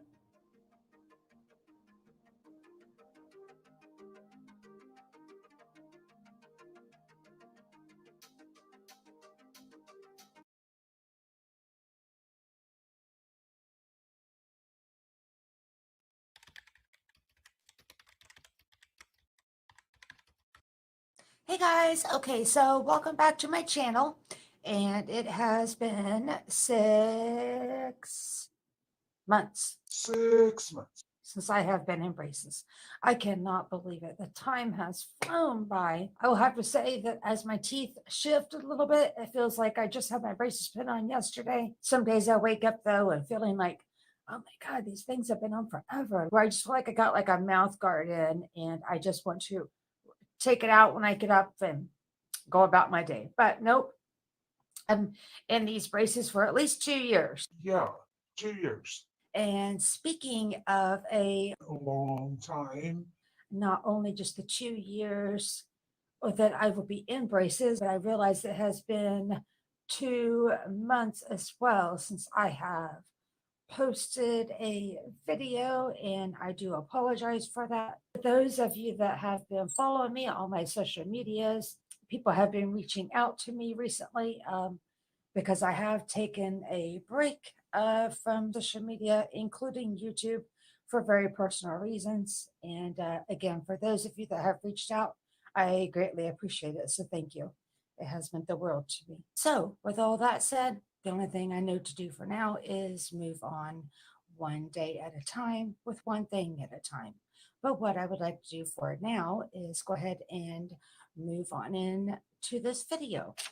So I would like to go ahead and just pick up where I left off from my last braces video, which was in January, I believe. If I remember correctly, it wasn't a really long appointment. He just kind of wanted to check my progress to see how I was doing. I do remember the gauge of both of my wires for the upper and lower arch are the same gauge as they were from the prior appointment. And then put on new elastic ligature ties, and that color that I had chosen was icy pearl teal. And then overall, he was very happy with the dental hygiene that I have been able to keep up as well, which you can never brush or floss too much while wearing braces, but I did get another A+ again for that. So that is super cool. The next thing I wanted to talk about, since it has been a couple of months since I had uploaded a video, was after that appointment, which was January 8th, I had uploaded that video of that braces update January 14th. And towards the end of January, I started noticing more so than ever my teeth shifting finally. If you've been watching my videos for a while, you notice I've had my braces on since September 5th. For those of you that are not in braces yet, but are curious about getting them, you will notice when your teeth are moving, as when, or with mine anyways, your brackets will rub on your inner cheeks in spots that they had never rubbed before.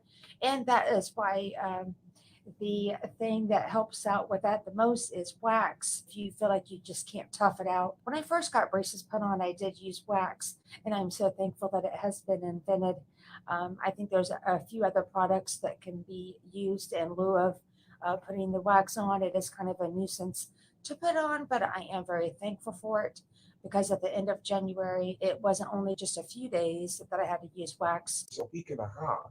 But with that being said, it means it's a good thing, because there was lots of movement happening.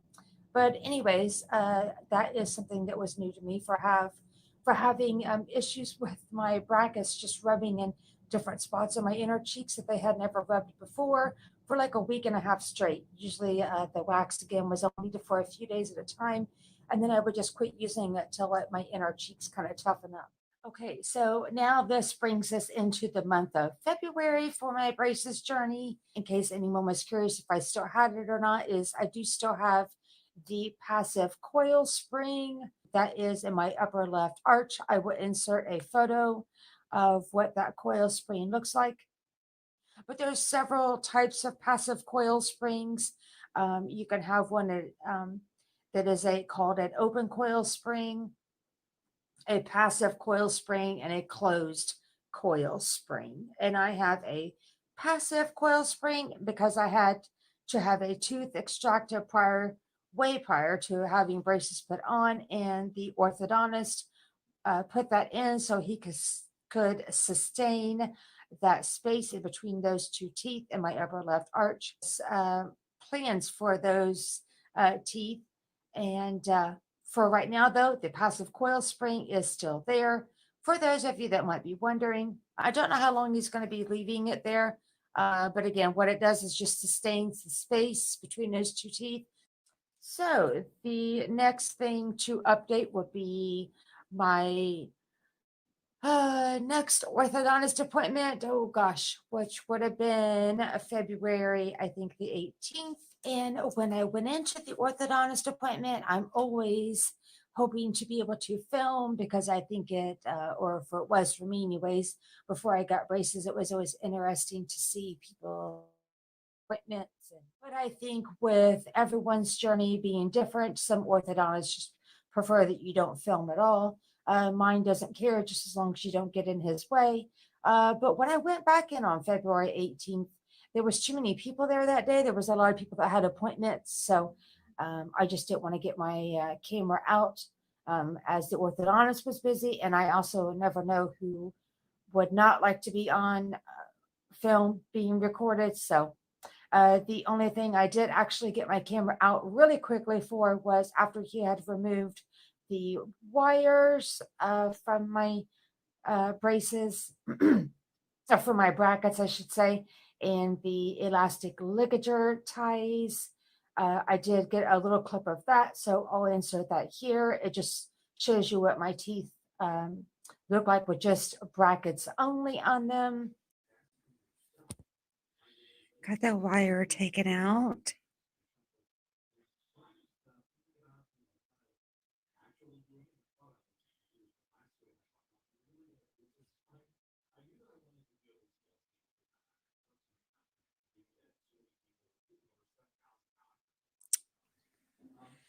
So just my brackets. And then during that appointment, of course, as always, he just wanted to see what progression my teeth were moving in. Again, we're still waiting on this lower arch of mine. But however, I mean, they have had some definite movement since day one, of course, just not as quickly as we would like them to. So with that being said, he did go ahead and increase the gauge of the lower arch to match the top.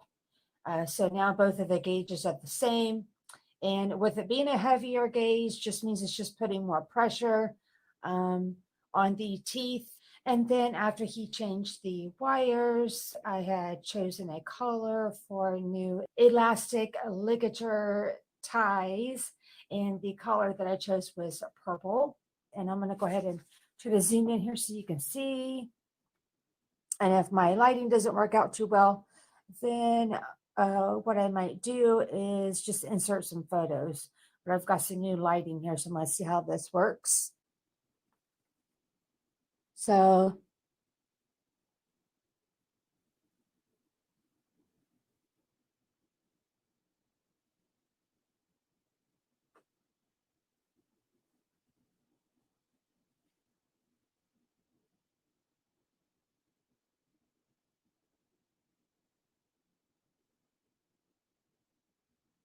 and then after he put the new ligature ties, I have a hard time saying that. After he had put those on, then he went ahead and just briefly looked over my teeth again so he could have an idea of what he wants to do for the next appointment, because he said there's big changes coming up for my next appointment. So we shall see. But he did give me another good to go on the dental hygiene. He said that he's very happy again with how I have been brushing and flossing. And just so you know what kind of products that I use, because I do know that I did a video where it was regarding the braces products that I purchased and things that I was trying out. There were several different types of toothpaste that I mentioned in that video. One thing that I still continue to keep using is Crest Pro Health. I do love that toothpaste. I find it to be very beneficial to me. And let's see, the Colgate Optic White. I do brush with Crest first, and then I'll follow up with Colgate Optic White. As far as flossing, I am using, here, I think I actually have them here with me. These Glide, kind of hard to see with that lighting. Anyways, it's Oral-B Glide Pro Health Threader Floss. And I'll insert since this lighting is bright, I'll go ahead and insert a photo of what the package looks like. Again, it's this. It's kind of hard to see with that lighting. I don't know if this is going to show up or not. There we go. Oral-B Glide Pro Health Threader Floss. And they come in a box. When I buy them, it's a box of 30 that comes in there. And they come in these individual little paper packets. And as you can see, there's a line in the middle. You just tear it off. Side here, as I mentioned in that video when I talked about braces products, this is the floss I like to use. And the reason being is because it is a piece of floss, as you can see, very flimsy floss, just as like floss is. There is one end here that is a little stiffer than the other end that would be flimsy like floss. And that is my choice of floss only because this it definitely helps with getting in between the brackets, because if I was to just use floss, that does have some sustainability to it, but still with getting back here in the brackets at the very back of my molars, there's just no getting floss through there. Another thing that I have recently added, which I plan on doing a video about it soon, is a water pick water flosser. And one thing I do want to stress is to never replace your regular flossing with water flossing. With a water pick or whatever brand that you choose. It's just nice to have as a backup, especially when you got braces, and it definitely gets in some areas that you may or may have missed with regular flossing. Definitely gets the water underneath the gums a little bit as well, cleaning out again in areas that you just may not be able to reach with regular floss. And then let's see, another item I like to use a lot at home and on the go is this little guy. And some of you that have braces may recognize this. And what it is by a company called Dentec. Let's see if I can get that to, whoops, there we go. Get to zoom in. Dentec, Dentek. But anyways, as you can see, it has, let me zoom in. Sorry. There we go. Focusing with this new lighting I got. I apologize, it's a little bit difficult at this time. It allows you to get in between your brackets like this. And right now I don't have anything in between those brackets, but even after I brush my teeth, I do put a little bit of toothpaste on this, and also go ahead and get in between each one of those. And you can do it from the top or the bottom, as you saw me doing. And I also use it on the bottom arch as well. Another product that I have switched over to is Crest Pro Health Advanced. I was using Listerine. My husband actually prefers to use Listerine. I felt that I don't know, just wasn't really fitting for me. It does have fluoride, and it's really the key benefit there is making sure that your mouthwash does have the fluoride. And then as far as another little tool, I would say, if you want to call it that, that I find very helpful, I'm very glad that the orthodontist sent me home with it, is this little mirror. And I have seen my regular general dentist using this before. And I have always wondered, what on earth would I use it for when I first got it. But definitely it helps to see, you can put this in the back of your mouth, so you can see, like, if you have a wire that would be loose, or if you need to see your inner cheek to see if you've cut it, or if you just kind of want to check on maybe a bracket that feels like there might be something wrong with it. Anyways, I really utilize this mirror a lot. And also making sure that I keep an eye on what those teeth look like in the back, since of the fact that, it is really hard to get flossing done on those back molars. and making sure that they stay clean. So I love that mirror. And let's see what else.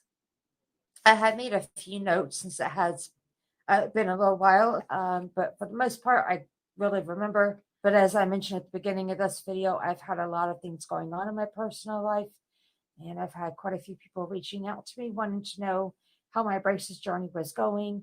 So I wanted to go ahead and get you updated on that. So I think I've covered pretty much of everything. And if not, I will have some additional notes. I think maybe I'll just put in the description box below. And again, remember the links for those passive coil springs or any kind of coil springs if you're interested. Well, I will have a link to all of my past braces videos below. So overall, that is the latest updates regarding my braces and everything of what's what and what's been going on with these braces. And my next appointment out of all days of the year to see the orthodontist would be April 1st. And if you understand what that day is, It is April Fool's Day. so I don't know if that is a good thing or a bad thing. So both of my fingers are crossed and both hands that appointment goes well. I love to converse with my subscribers. If you have any questions or comments, please leave them in the description box below. So I hope that you have enjoyed this video and or found it helpful. If you did like this video, please click that like button below and give it a big thumbs up. And if you would like to subscribe to my channel, if you aren't already, please hit that red subscribe button below. And if you would like to be notified each and every time I upload a new video, please hit that notification bell next to the subscribe button. And I appreciate you watching. I hope you have a great day or a great night, whatever it may be for you. Thank you again. Bye.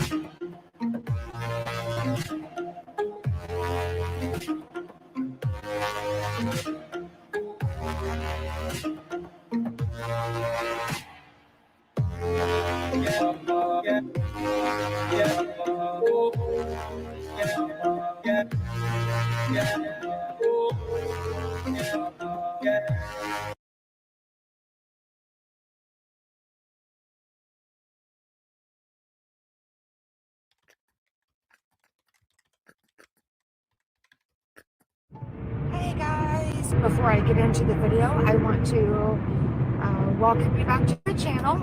And sorry for my hair, it is up today. It's in a messy hair bun day, I guess that's what we'll call that. I'm not really sure what style this is. I've not been feeling really well, but I am trying to stay optimistic and take it day by day. So without further ado, let's get into the video. Okay, so in today's video, as you can tell by the title, it is all about my dental health before I got braces put on. And I will not go into detail about every single appointment that I've ever had. So upper right, all the way over to your upper left, and then down on your bottom left, and then straight across on your bottom right. So it's 1 through 16, and then 17 to 32. So that helps you count for all 32 teeth. So up until the age of 18, my mom always did make sure that I had all my cleanings done every year, twice, sometimes 3 times a year.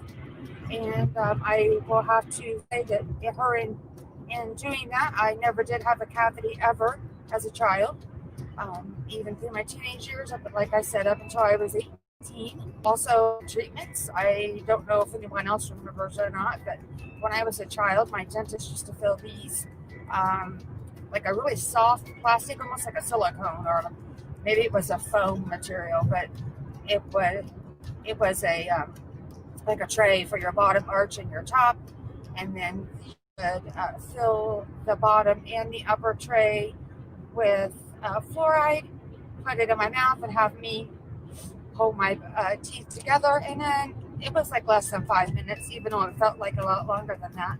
And that was just the way he did a fluoride treatment. And I also remember, now that I'm thinking about it, when I was in grade school, elementary, whatever you want to call it, I think it was like once a month or something, they would have us come and take these little tiny cups. They're about like that tall, and they were paper cups. And they were filled with a liquid fluoride and swish it around your mouth for like a minute. I remember the nurse counting and then spit it out. So I don't know if any of you ever did that, but I do remember doing that at my dentist and at school. So 2 different types of fluoride treatments I had. So I guess I should consider myself lucky there. And then when I was 19 years old, I moved out on my own. And then that's kind of when my dental health took a downward spiral. Oh, you know what? One tooth that I forgot to mention, that when I was going through getting my dental cleanings up until the age of 18 and never having a cavity, was they pulled tooth number 27. Is the bottom right canine here, so which was also considered, I believe, some people call them your eye teeth. What that essentially did was allowed all my forefront incisors at the bottom shift to the right. So with that being said, my midline is way off. So anyways, between the ages of 20 and 21 is when I went to the dentist. He did a cleaning, and I did not have any cavities still at that time. I consider myself pretty lucky since I had taken about 1.5 years off of even going to the dentist. And I know that I didn't have any good at all as far as habits, as far as flossing. Brushing, it got done once or twice a day, and that was it. So anyways, the only thing he had noticed right away is, since I do have a smaller mouth, although I think some people will beg to differ, I didn't have room for my wisdom teeth. So that was one thing right away. He wanted to refer me to a oral surgeon. I didn't know any better, and I just said, yeah, I have good insurance. Why not? Why not get my wisdom teeth taken out? I didn't even take a second thought to sit back and think, well, do they actually need to be removed? He refers you to an oral surgeon, they're going to do it. That oral surgeon didn't have any hesitation at all to not removing them. So that was done. And then I would say from the age of 20 to 21 up to the age of like 27, went to the dentist. Also started to have to see a periodontist. And they do deeper cleanings because of the fact that I wasn't flossing.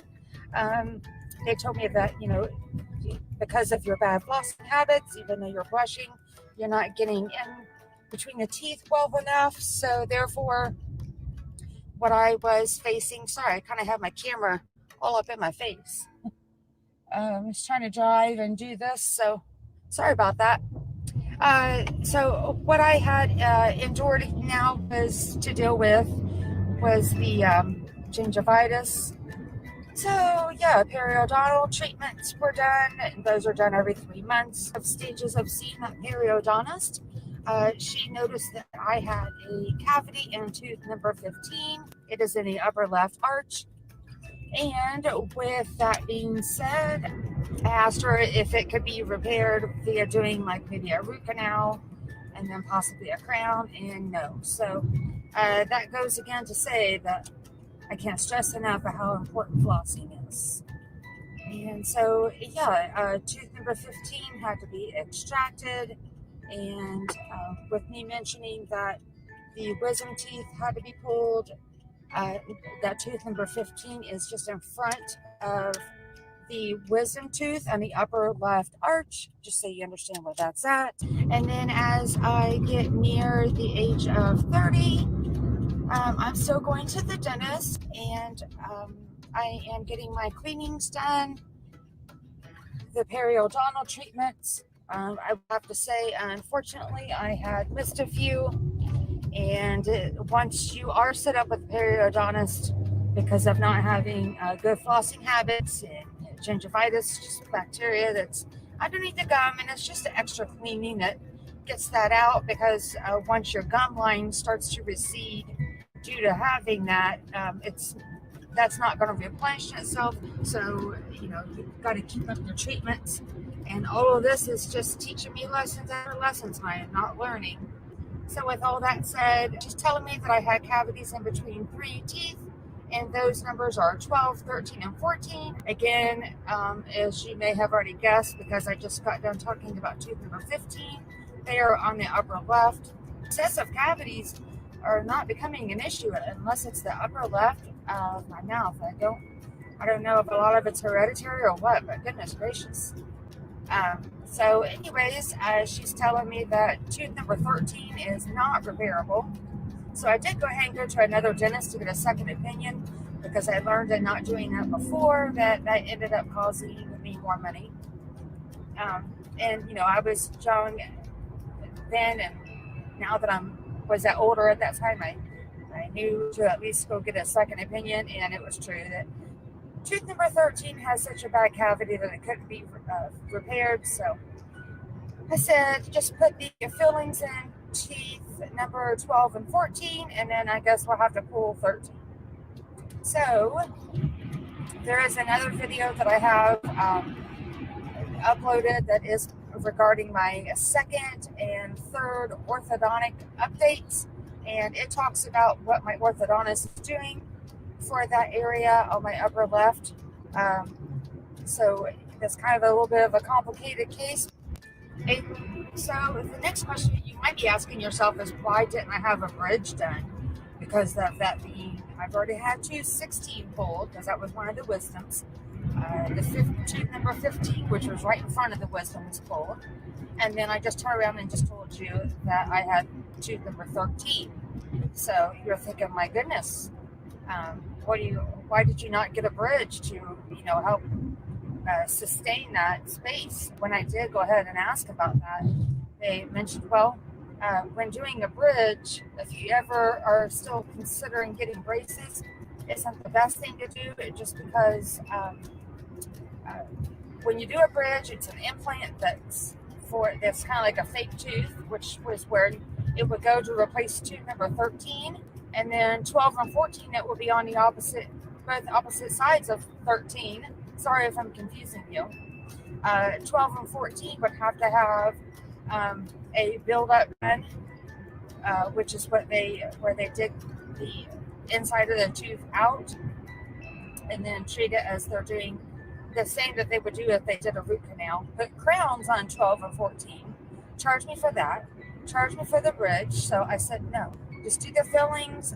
12 and 14 are strong enough for fillings, and remove 13.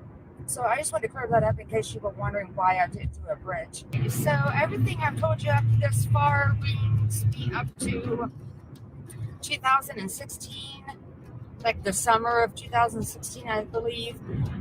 Like I said in the beginning of this video, I just didn't want to list out every single visit detailed out. That would make too long of a video. We are now at me continuing to go to the dentist. When I went in for my exam, she told me I had a tooth that did look like a cavity, so they did x-rays, and sure enough, it was tooth number 5, which is in the upper right arch, and it was definitely a cavity. It could be repaired, but guess what? Not with a filling. So I had to have a root canal and a crown done. And I said, absolutely, I'll do that, because I am not having that tooth pulled. I've already had too many pulled the way it is. Hey guys. Okay. So this clip, as you notice, probably doesn't look the same as a previous clip that you just watched. It's because it's the following day.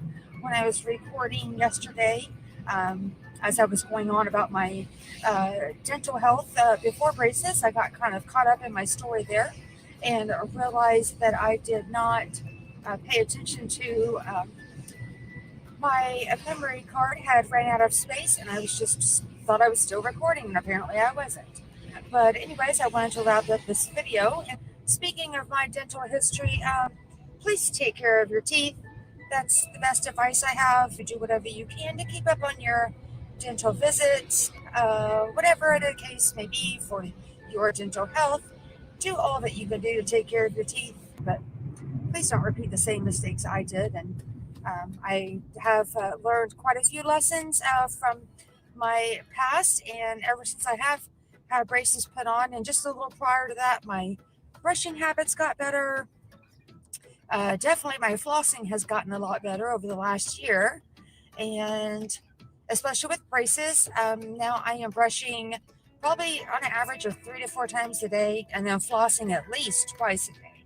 So anyways, I hope that you found this video helpful, and if you didn't already hit that subscribe button, please do so. And if you like this video, please give it a big thumbs up. I would greatly appreciate it. And I will see you in my next video. Thank you again for watching. Bye.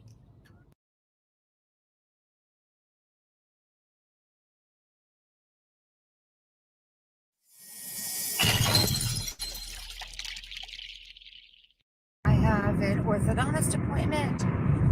It is now January. I did have my last orthodontist appointment in November around Thanksgiving.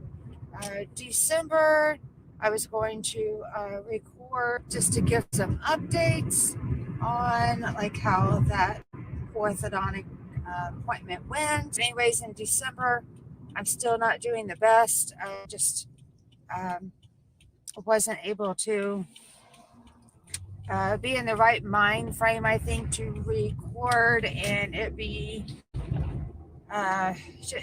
just wasn't a good time to be recording. I tried, so other things came up and I had to take care of, and then hopefully get some footage while I'm in here of what he's doing. I think the last time I actually recorded at the orthodontist is when I actually had my braces put on. That's one of the first braces videos that I have, if you guys are interested in seeing that, of actually how they're put on. But for now, I am almost there. So, oh, I'm turning the wrong way. And again, with the sun in here, I don't know if you can see or not. They probably look teal. Can't really tell. But anyways, they are a navy blue.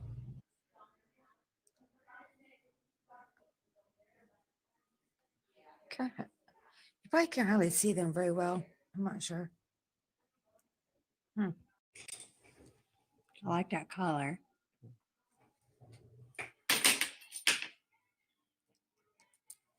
Looks so weird with no bands. Yep.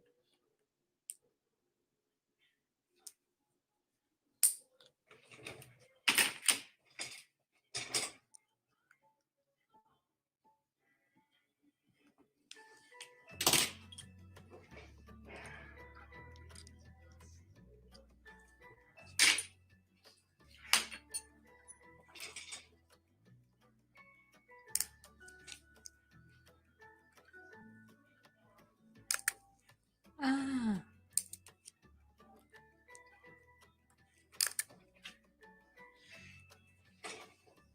Hello.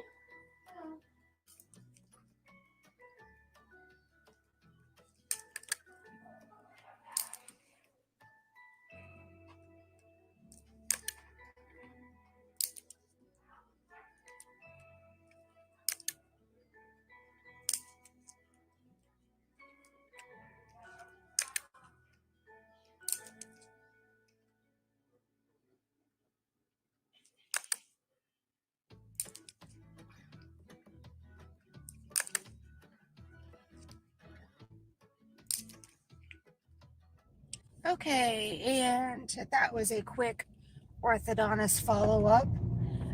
He did not change any of my wires, and sorry about the end of the footage there. I had to put my camera down.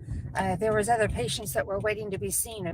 Right now, I did have to come to this appointment on my lunch hour. They did go ahead and put new bands around all the brackets. Today I got icy pearl teal, I think he called it. I think I'm kind of iffy about taking this color now after seeing it. I keep hearing about how the lighter colors tend to fade quicker than the darker ones. I have yet to have black.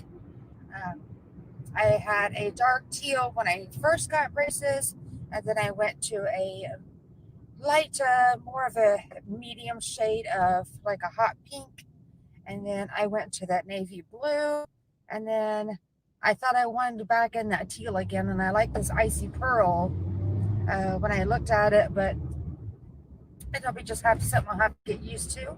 And then your next visit, the bottom wire will be a heavier gauge, and it'll match what's on the top. He said your bottom teeth are still a little sensitive. I don't want to do that just yet. Okay, so what I was trying to say, sorry about that. I was trying to pull into somewhere, and just really quick before I close out, because like I said, I went to the orthodontist appointment on my lunch hour today, so I don't have much time to record at the moment. But this evening, I plan on recording more. But today, like I said, he didn't have to change the actual wires themselves. He just removed the other bands that are not the elastics. I don't have those yet, but these are the O-rings that go around your brackets. He took the navy blue ones off because after they're on there for anywhere between 4 to 8 weeks, because I go every 6 so far, they lose their elasticity, and he said, I'm just going to reactivate the wire. And he's had to tell me this before, and I thought that didn't really, I don't know, I didn't know what good that did, but it actually does. When they put new bands on, they're tighter, so that it presses that wire that's in between each of your brackets. It just presses it up against your upper and lower arch, and causing the teeth to shift where he needs them to move. And he did go around and check. It is indeed several hours later. It is actually the following day. After I had recorded yesterday, I had went back to work because I had, as I had stated, I had done that. I had went to the orthodontist appointment during my lunch hour, and then work got really busy. I had to work over, and as I mentioned, I would go ahead and fill you in on what happened on my November appointment, and that was a follow-up for me that would have been the week after Thanksgiving, and let's see, that working on, I think November 26th is when that appointment was supposed to have been. I had called them on November 19th, just complaining about just a wire that I wanted to have clipped. I wanted to see if I could come in during my lunch hour and just have that clipped. It was then, I think, my upper right arch where the end of the wire was there was excessive wire that needed to just be clipped off. And for any of you that have been in braces, understand of how annoying that can be, no matter if you're eating, brushing your teeth, or even just talking. That wire's constantly catching on the inside of your gum, and it can really tear it up. So, but anyways, I got there. They had clipped that off, and he then handed me the colored bands that go around all your brackets and said, go ahead and choose a color.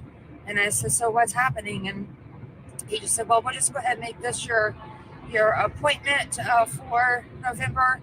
You're just a week early, but that's okay. You're still right on schedule as to where I need you to be. So that's when I had picked out those navy blue bands.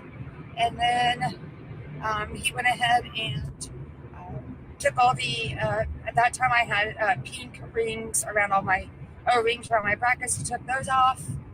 And then he changed the wire on the upper arch to a heavier gauge, because he said he wanted to start moving the upper arch, the teeth on the upper arch a little more.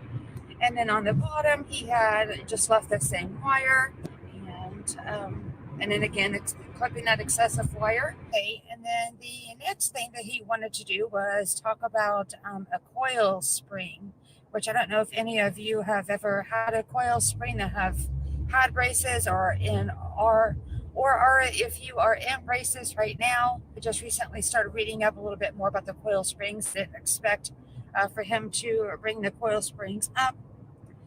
He had put a passive coil spring on my arch on the left side, on the wire in between two brackets to sustain the space that he used between those two teeth.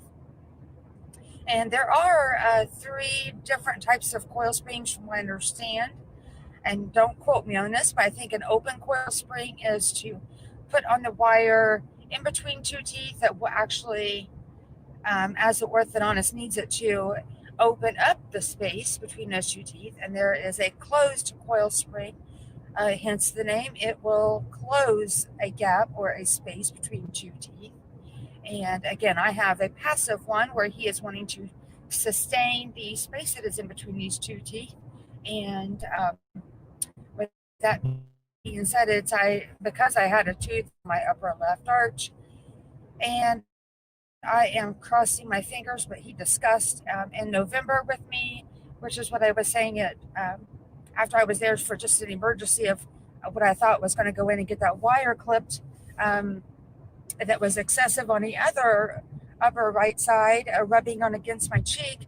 The really traumatic, I think, to me, information he could have said, and which he did, was maybe looking at a possible another extraction on my upper right arch to match the missing tooth across from it, straight across. And I really told him I do not want to get extractions at all. And I mentioned that during our consultation. That's really something that I'm not even wanting to pursue. If there's anything we can do to not have to do extractions, I'm willing to do it. I don't care what it is.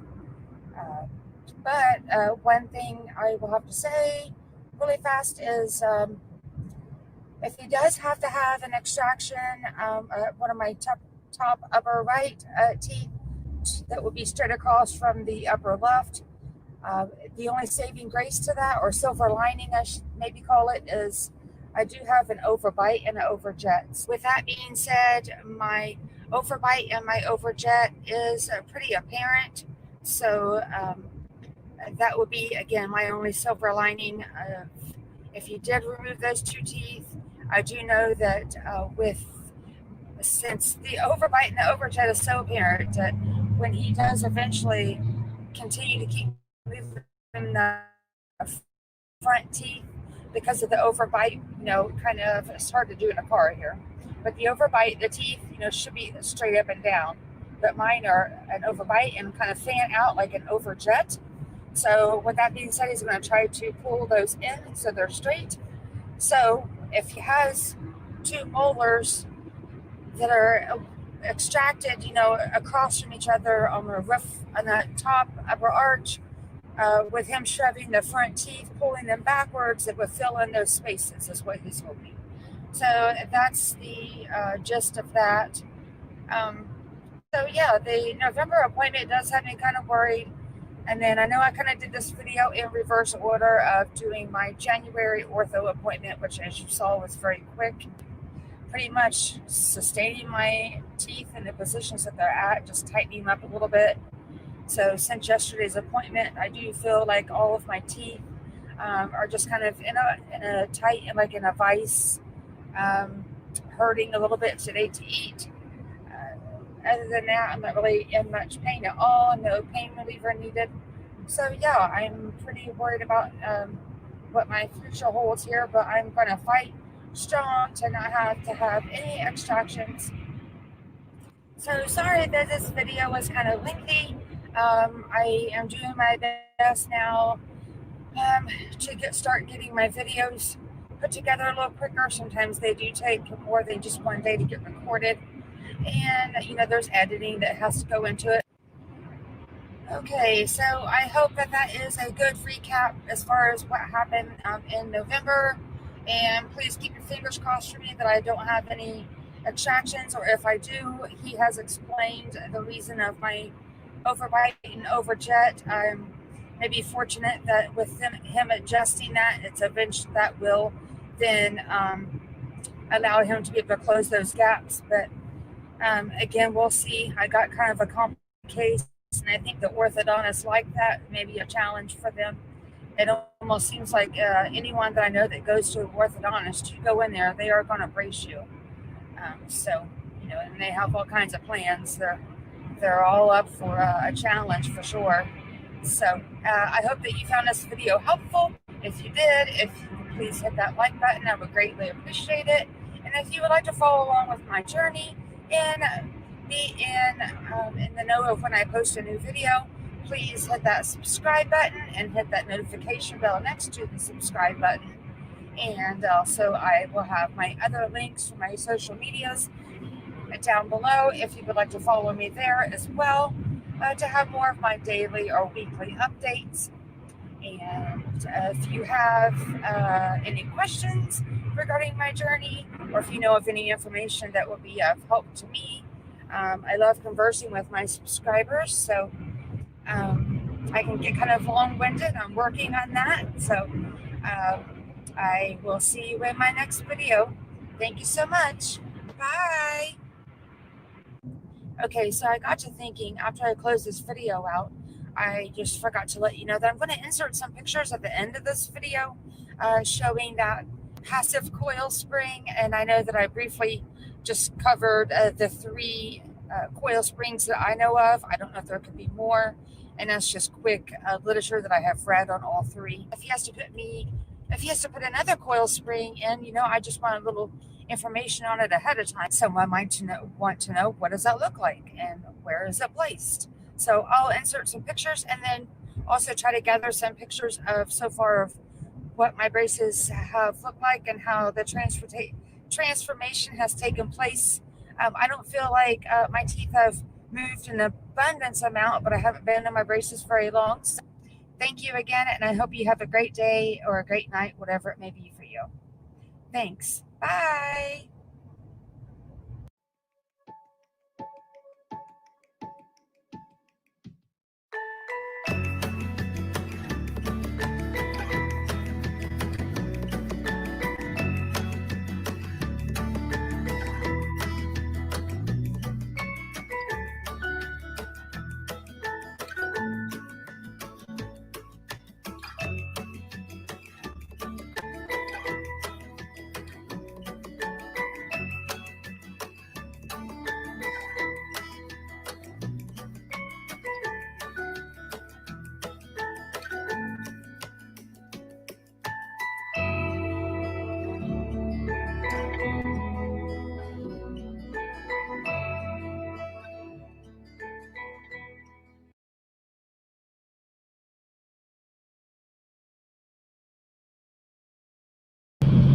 Put the lights on. Yay.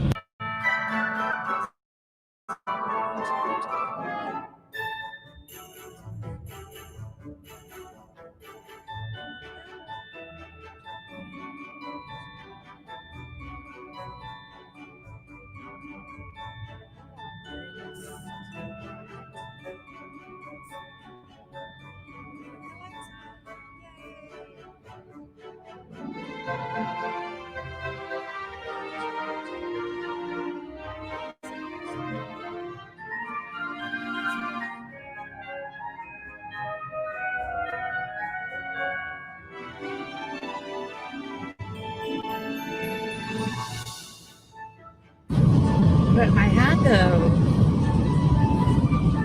really liking it. Yeah.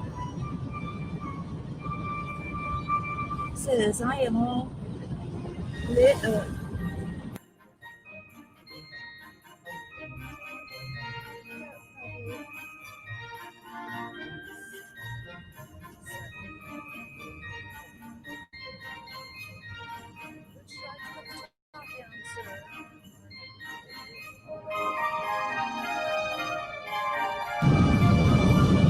We have a convertible. We thought about watching this.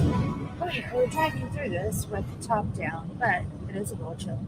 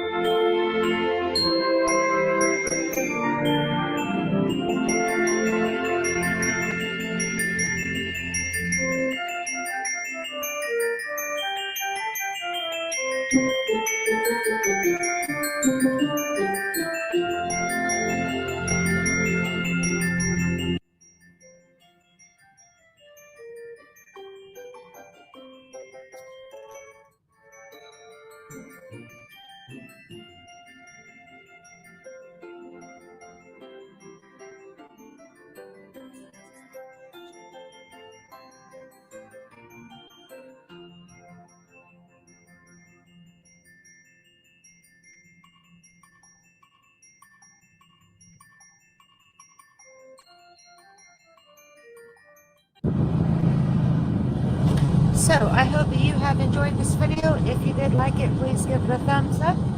And as well, if you want to see more of my content, please hit that subscribe button. And I will see you in my next video. Bye. Thank you so much again for watching our video. If you did like it, please give it a big thumbs up. And if you'd like to see more of my content, please click that subscribe button. And also don't forget to hit that notification bell next to the subscribe button so you don't miss out on any future videos. And happy holidays. And goodbye. Thanks again.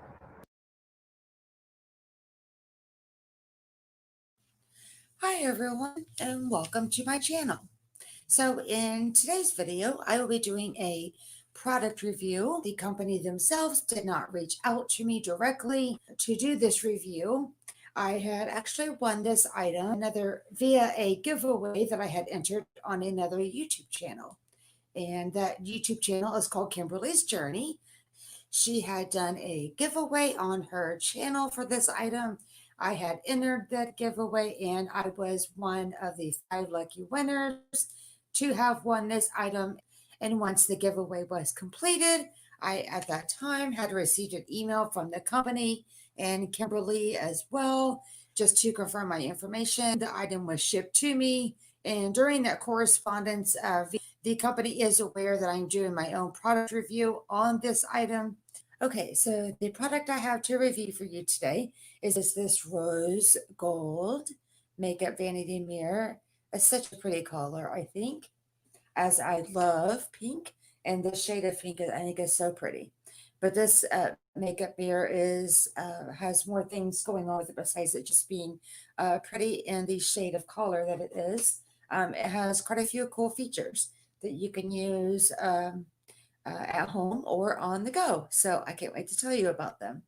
The first thing though, when you do receive it, you will notice that once you start opening up the box, as you can see here, that is very nicely packaged with inside sturdy foam. And the first thing you'll see when you open it up is the instruction manual and the warranty card as well. The warranty card is good for 1 year after the date of purchase. And it does have, I noticed on the warranty card, the contact information to get a hold of either the company themselves, or if you had purchased the item on Amazon, I believe there is an email on there for contact information to contact them directly that way. So nevertheless, though, either way, it is always comforting when you do buy an item that it comes with at least a 1-year warranty. And after you take the instruction manual and the warranty card out and start bringing the items out of the box, you'll notice that the mirror itself is not fully assembled. It's just doesn't require any tools to assemble it, thankfully.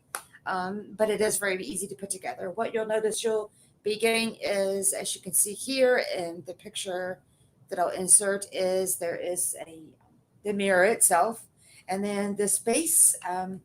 It connects down here at the bottom and the back. Well, you can either call it the back or the front, but nevertheless, though, the mirror itself is attached to this stem, and then this base plate is a separate piece. But I'll insert a clip here of just quickly showing how it just snaps together. It's very easy. And then once that's assembled, then you are good to go. Okay, and then the last thing that you'll see in the box that you would need for this item is a USB cord. And I believe, I will need to double check, but I believe that this USB cord is about 4 foot in length. Gives you quite some length to plug into this mirror, because there is 2 powering options for this mirror. The only thing it doesn't come with is the the adapter to either plug this into your wall, because it does have the end that is just a standard USB cord. And on the other end, it looks similar to what you would use for an Android cell phone. Just a tiny little input there. And when I was talking about the powering of this mirror, and you're wondering why, what's the big deal of powering this up? Well, it has lights in it. It has 21 LED lights so that you can use it in the nighttime in case if you need to use the mirror and you have low lighting wherever you're at. You're able to power this mirror in 2 different ways. It also can be operated with batteries. And as you'll see on the back, let's go ahead and talk about that. There is a port in the actual back of the housing itself, and that's where you plug your USB in. And again, it does not come with the wall adapter to plug the USB cord into the wall. You could just buy that as a separate piece. And then the other powering option is batteries. It takes 4 AAA batteries, and it comes in the compartment back here. And I have already put those in. It does not come with the batteries. You do have to buy those separate as well. But it is nice that it comes with the USB cord. And one thing I want to make sure that I mention is when you do use this and you want to use the lights for this mirror, you are unable to use the USB cord and the batteries at the same time. That either it's batteries or the USB only. And also one thing I want to mention is it does not house power. So plugging the USB in to the unit itself and then plugging it into a wall, thinking that you could charge it and it would hold or house the power. It does not do that. So anyways, it's versatile either way though, with using the batteries or the USB cord. Once you are able to either use the USB or the batteries, and then there is a switch on the back. So we'll go ahead and switch that on, and we'll flip it around. And what happens here is you open up the 2 side doors. I'll go ahead and flip it up so I don't blind you with the lights that I have in front of me. And then in the first mirror that's here in the front, it is your regular standard mirror. And then as you're facing the mirror, which will be on your left, this is your standard 1x mirror as well on your left. And as you notice when I open these, they do have a little bit of tension to them, and they stay open exactly where you put them. So you can adjust them. And then as you're facing the mirror, which will be on your right-hand side, what I think is really cool is when you're putting makeup on, or you want to see something specific on your earrings or perhaps your necklace, it does have a 2x here at the bottom and a 3x here at the top.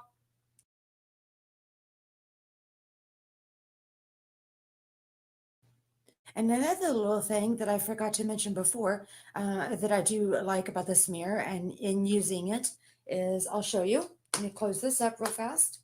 And then at the bottom, in the base of it, you'll see it has a little area that's recessed in, so that if you are putting on, like per se, your mascara, you have a little tray to put it there. So I would say overall, probably the best thing that I like about this little lighted mirror, I would say, would be the touchscreen. I guess maybe that's just the new technology for everything nowadays. Let me take these items out, and I will be inserting a clip here in just a moment.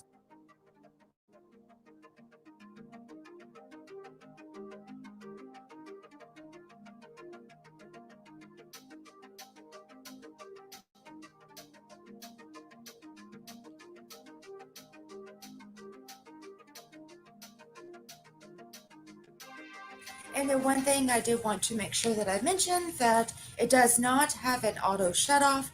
So once you are done using it, you do need to make sure you tap that touchscreen circle in the middle and the front to go ahead and turn it off. And I usually just close it and then flip the power switch down in the back.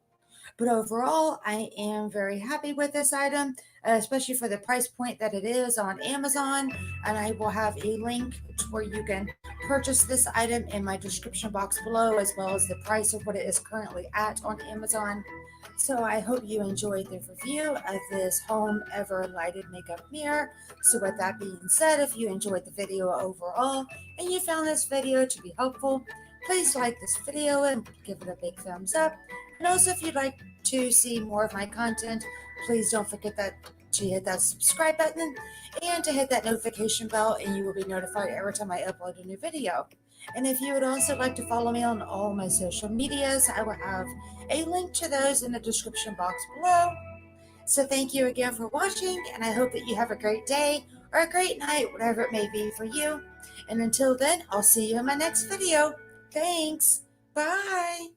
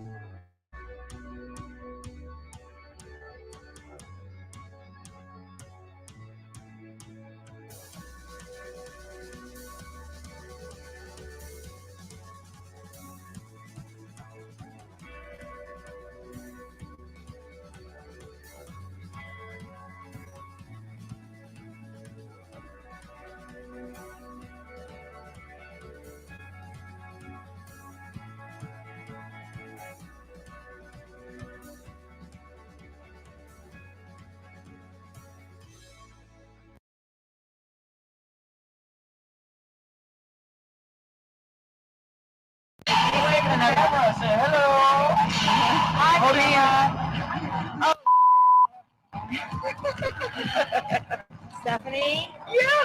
Oh my god. Oh my god, I can't believe.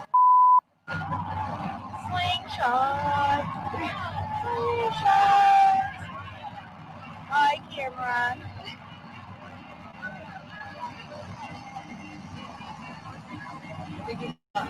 What? I think it's stuck. It's stuck. All right. Safety check, ladies. Go ahead and shake them down on the harness. Make sure it's all the way down. Okay.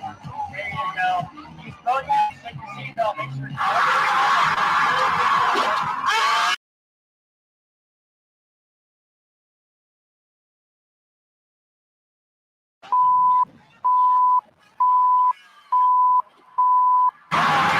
There's the emojis. I think it's stuck. What? It's stuck. It's stuck. Go ahead and shake them down on the harness. Make sure it's all the way down. Okay. There you go. You go ahead and shake your seatbelt. Make sure it's all the way down.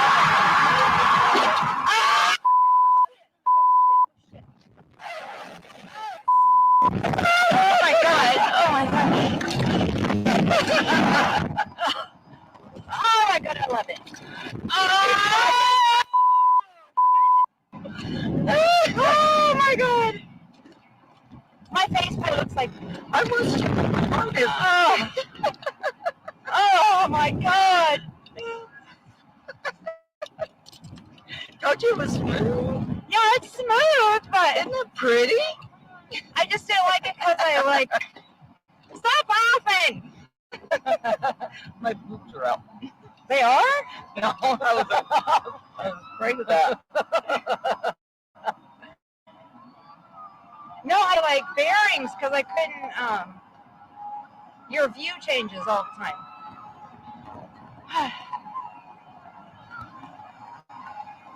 Wow, it was smooth though, wasn't it? Yeah, there's no. I'm not complaining at all. One can I get? No. Well, I got it again, and I didn't hear the "I hate you" this time. Yeah, I was gonna say I'm not gonna say I hate you. I chose to get on it. I had fun. I did too. It was good. Well, you're alive. Okay. I'm alive for once.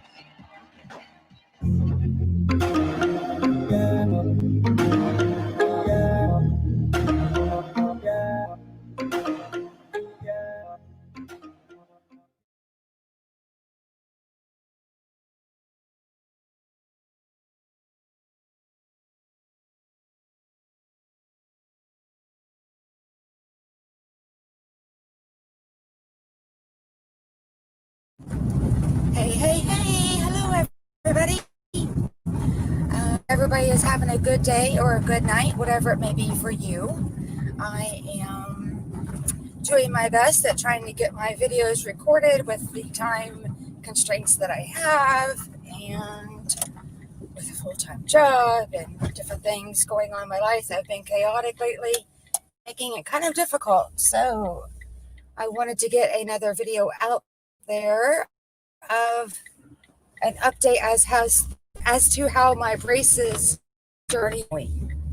But first of all, for those of you that are new, welcome to my channel, and For those of you that are returning subscribers, thank you so much for coming back to watch this video. As you can see, yes, I am in my car. As I said, I have a full-time job and things are just a little bit chaotic sometimes, and I'm just gonna have to record whenever I can and piece it all together. And again, this is just another update for me along my braces journey, and we will call this about my 8.5 week update. And what I want to go over in this video, speaking of videos, we can go ahead and get on into it, would be the products that I have used. I've had braces, my opinions on those, and how my progress has been going, what changes I've noticed, and those types of things. I know it was helpful to me when I was watching videos before I got braces put on, and there's one channel in particular.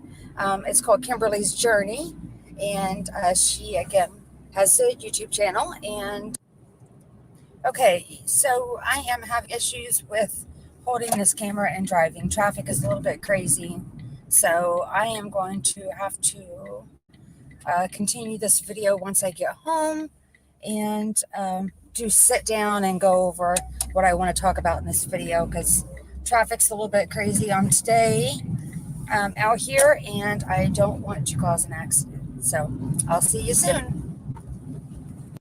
Hey guys. All right, so now I'm back home. As you saw earlier, I was driving around running errands today, and things come up that I hadn't expected, that I had to take care of. So I was trying to get some footage while I was in the car. I think I mentioned earlier that it's about 8 to 8.5 weeks that I've been in braces now. And I would have to say, overall, I'm enjoying my braces journey. And yeah, I have 2 years in these, so crossing my fingers that all goes well. I still feel pretty comfortable with the orthodontist that I have chosen. And the previous video that I uploaded to this one does have my first follow-up that I had at my orthodontist, because as I know, before I got braces, it was very helpful to me to not to compare apples to apples type of thing, but I definitely know that it's always neat to see what else someone else went through, so you kind of know what to expect. Okay, so what I need to do here is just kind of give you a update as to what I've been going through, and then in doing that, I want to talk about the braces products and my not really a review, but my opinions, the products I've used, how they have benefited me and how they haven't, or if there's a few things I've actually bought and I haven't even had it yet. The first thing I do want to make sure I talk about is wax for braces. It's definitely something that I would think, I know I did, and everyone else I've talked to that's had braces has had to use the wax and never feel bad about having to use it. But I have, because my braces were put on September 5th, and then 2 days later, I'll never forget that day on the 7th, that I woke up and the inside of my inner cheeks was just so scuffed up from these metal brackets. So it wouldn't have mattered if I would have went with the clear ceramic brackets on top and then the metal on the bottom. And nevertheless, though, it's just rubbing the inside of your cheeks, and it's just that none of us are used to that. But that's what the wax is there for. You just peel a piece of that off or roll it between your fingers to get a little warm, and just kind of form it around each bracket that you feel like is rubbing on the inside of your cheek. So that's what I did, and used it for a couple of days. It's very helpful to me on the 7th when I did that. And then it's not just a one-time application, unfortunately. You have to take that off when you're brushing, flossing. If you eat something, you might as well go ahead and expect for that to just fall off, or just take it off before you eat. And you're going to have to brush and floss after you eat. So the wax is constant. Take off, put it on, take off, put it on. But it's definitely worth it. And I only went through doing it for a few days because I wanted to let the inside of my cheeks actually get a little calloused and not to where they would just be, not that it would be hurting my inner cheeks. But with that being said, I needed to get used to it because I just didn't want to rely on that wax on a daily basis. And then I would say that a few weeks later, then I could tell that my teeth had shifted. With that being said, it's the brackets on those teeth, and it was ever so slightly, but I could tell that the brackets were rubbing in a different spot on the inner of my cheeks from where they weren't rubbing before. So therefore, I was back at using the wax again, and I went ahead and used it for 2 days again, and was all day both of those days. And then at night, I went ahead and actually applied it on the 7th. I had applied it, I remember, almost on every individual. I have from my canines, and then a couple of teeth back, I actually have hooks.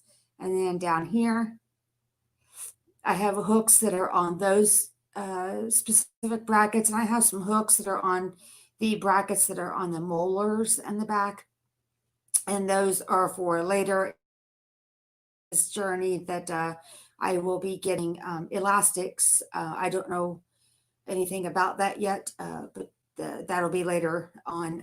Nothing, but that's what the elastics hook to, is those hooks that are attached to specific brackets, and the orthodontist puts them in a certain positions because he knows how he wants for your teeth to move, and everyone again is different. So I can't ever tell you where your hooks are going to be, or if you're even going to have any. But what I was saying was that the wax, yes, had it on pretty much on every bracket that I could possibly put that on. It was September 7th, and the 27th of September, I know that I was only putting the wax on the top brackets, and mainly those moments with the hooks, because the hooks kind of stick further, and that was rubbing the inside of my cheek. And like I mentioned, my teeth must have moved a little bit because they were shifting and rubbing in different areas than they were before. Then next item, I know that these next 2 items I have bought Orajel. Okay, so Orajel, I've heard a few people say that they purchased it because it was their gums were hurting, as though they had a cavity, and I think we're all familiar with what Orajel is. I so far have not had to use it, not used the Orajel, and I really don't want to get used to having to rely on that until it's absolutely necessary. And the next item I bought is this Dentec Instant Pain Relief. And it looked like it was just going to be pretty much the same thing as Orajel, but just a little more convenient of putting on. As you can see in the picture there, that it has an applicator that would just be, again, more convenient to be putting in your mouth, so you don't have to use your fingers to make sure you get that on the right spots.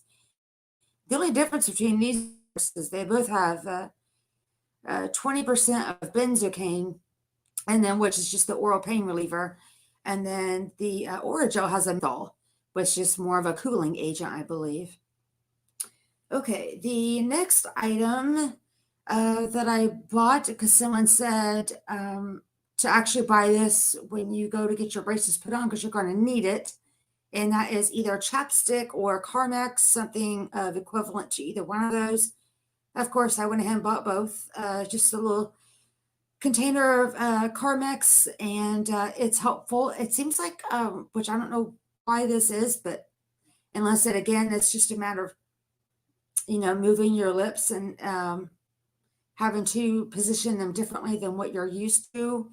With that being said, my lips just seem like they got chapped quicker than they did before I got braces. I'm not sure why that is, and if you know, and if you've had braces and your lips did that too, leave a comment in the comment box below, because I'm curious as to why. Maybe it just could be, again, just because of how we have to maneuver our mouth compared to what we weren't doing before braces. And so, yeah, Carmex and chapstick. The next thing that is probably the most time consuming, and oh my God, it seems like so much of a chore, is to floss. I think I may have found a easier way of something that I purchased today. However, I will go ahead and insert a video here in a minute that will show you how I floss because I use a floss threader. The orthodontist, I didn't even ask him about it. He went ahead and just brought it up anyways. And they sent me home with a little pack of those. So I'll go ahead and insert that video here now that shows me flossing using the floss threader. And also in this video, I'll have to go ahead and tell you these little stick brushes, they're called in-betweens. And the reason that they're called in-betweens is because they're like little sticks that have like this little brush on them. This is a toothbrush that my orthodontist sent me home with, which is kind of nice, I guess, for a toothbrush. Yeah, these little things I'm getting ready to show you in the video have these on them. And what those are is from the top or the bottom, however you can get which.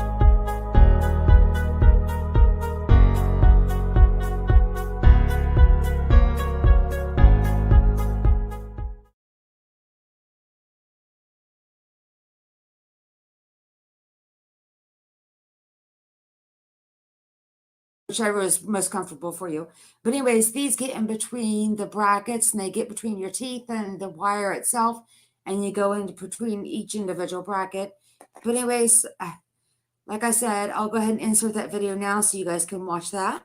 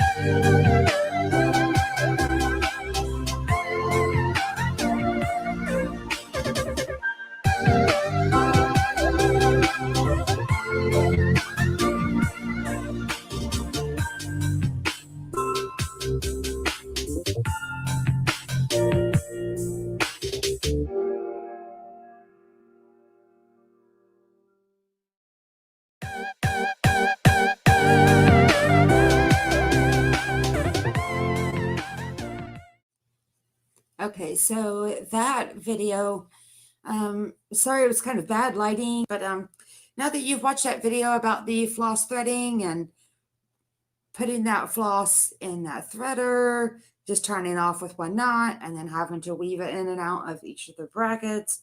I picked up these today. I don't know if it'll focus in or not. It shows it to be a different color because of the lighting that I'm using, but it's blue, Oral-B Glide.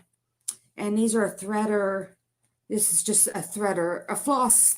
It's not a floss threader, but it's just floss that is a threader. So, and it comes in this little box. And I think I got this box for $3.99, of course, plus tax. It comes in these little paper packets. Anyways, it's they come in these little individual paper packets, so you don't really, it doesn't look like there's anything in here, but there is. You just tear it open halfway, and as you can see, there is in there, don't know if you can see or not, it's a piece of floss, so it doesn't look like it's much at the moment, but then you pull it out and this unravels. So therefore you have your piece of floss. But the main point of this is that one end of it is not, it's not flimsy like this end. It's pretty sturdy. So what this would do would be replace the floss threader that you just showed me trying to weave the floss through there and tie it off just with one knot and using that to weave in and out in between. And the reason I'm just emphasizing on this flossing is just that it's so important. I didn't realize, how much flossing would be involved after having braces. If I knew, I may have second guessed this of not even getting braces put on. I'm just kidding. No, flossing is important overall. I always did floss before, but I think maybe not enough. I did have quite a few dental appointments before I had my braces put on. A lot of cavities, unfortunately. So, and that was due to just poor flossing habits. I did at least floss at least once a day. I tried to do it twice a day, but I won't lie, it was usually just like once a day. And definitely with braces, keeping that up because I had to have those cavities filled. The orthodontist will not put braces on anyone's teeth, or definitely know that mine specified that. And I've heard it with other people that have braces as well. They do not put braces on your teeth with knowing you have cavities, because I get them filled. I'm not sure, just depending on where the cavity is. But anyways, these work in the same way. With the, you can laugh if you want, that's fine. Anyways, you can stick this through. Let me get closer here so you can see. So what you do is you stick this through.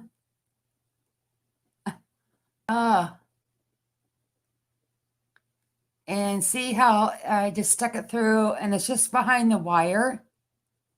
And so floss and then gently pull it out. And I know that looks kind of crazy, but that's how you have to floss your teeth. The next item, not that I bought this because I got braces, but it's now making me second guess of not using what I'm talking about is toothbrush. I've always had, obviously, a toothbrush. Having braces on your teeth definitely can take a toll on the toothbrush itself. See how that's just kind of frayed, the top of that toothbrush? A lot of my toothbrushes had, I don't even brush too hard. It's just the metal brackets are just fraying the ends of those bristles. So I'm on a good lookout for another toothbrush. Before though, is what I second guessed on is buying another electric toothbrush. I do have one. I got to where I just kind of quit using it. The orthodontist doesn't really care which brand that you use or what type. I would say that my preference now is the manual, just because I can actually feel where I'm getting at, whereas where an electric toothbrush, you could just kind of run it over per se, and if they said it's spinning and stuff, but you don't really know. But I can just feel like I can get around and actually get into different areas by the feel of just doing it manually. So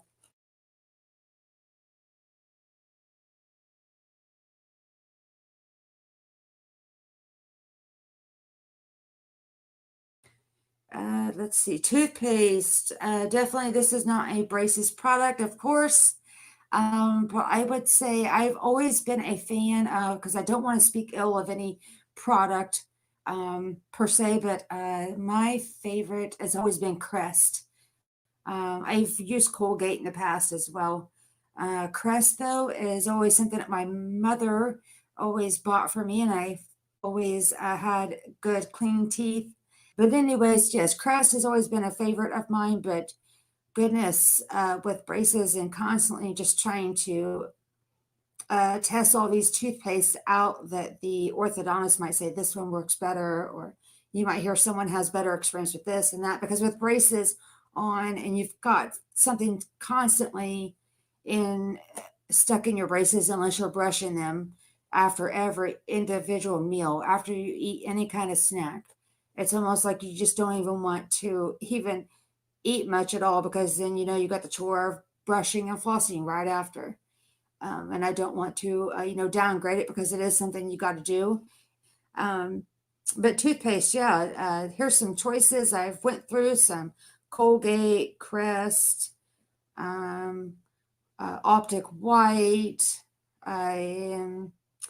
Let's see. And then I just recently bought this one here for the sensitivity, because even though I've mentioned earlier that I've had cavities prior to getting braces put on, and I got all of those filled, and then I had a periodontal cleaning as well. But I'll just have to say that some of my teeth sometimes feel sensitive, as if though there is a cavity there, feel like the cavity's there, and then like a day or two later it goes away, and then that pain it was in that specific tooth it doesn't come back at all. So I'm not sure if it's the braces. So I've just been trying to experiment with different toothpaste. That Colgate Optic White, I do like to use that just once a day. I don't, of course, use it every time I brush my teeth. So yeah, leave it in the comments below if you've had braces, what kind of toothpaste that you recommend, that you feel like kind of covers them all under one umbrella.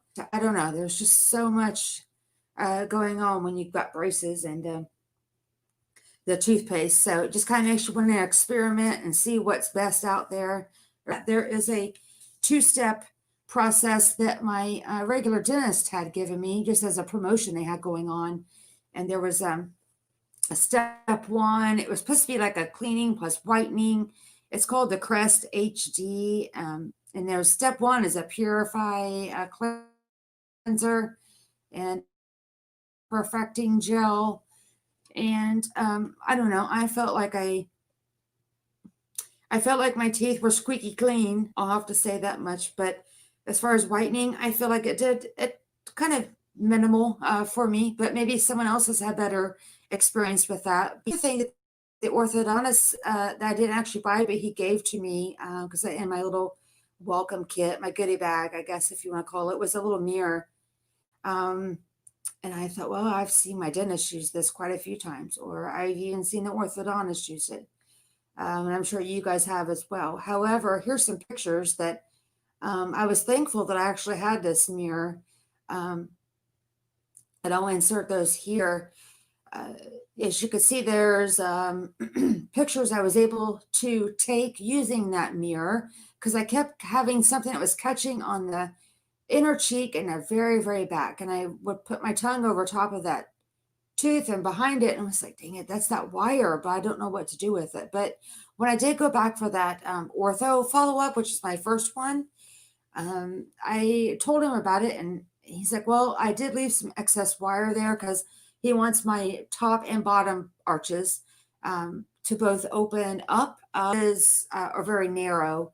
So anyways, he left an excessive amount of wire at the end when he was running on the upper arch in the back, and he just kind of bent it and wrapped it around the back of the tooth, and it wasn't there for any reason except for just to have excess for when my arch opened up. Another thing that I did touch base on a little bit in my very last braces video, which would have been that first ortho update I had, follow-up appointment, is I do have bite blockers that are on my molars. And sorry, I just had to feel, almost forgot that they're there at this point. Yeah, they're bite blockers. And what I mentioned them in my last video, but I didn't really go too much into the depth, I don't believe, with why they're there, but I'll insert the pictures here. They're there for is to keep, when you close your teeth together,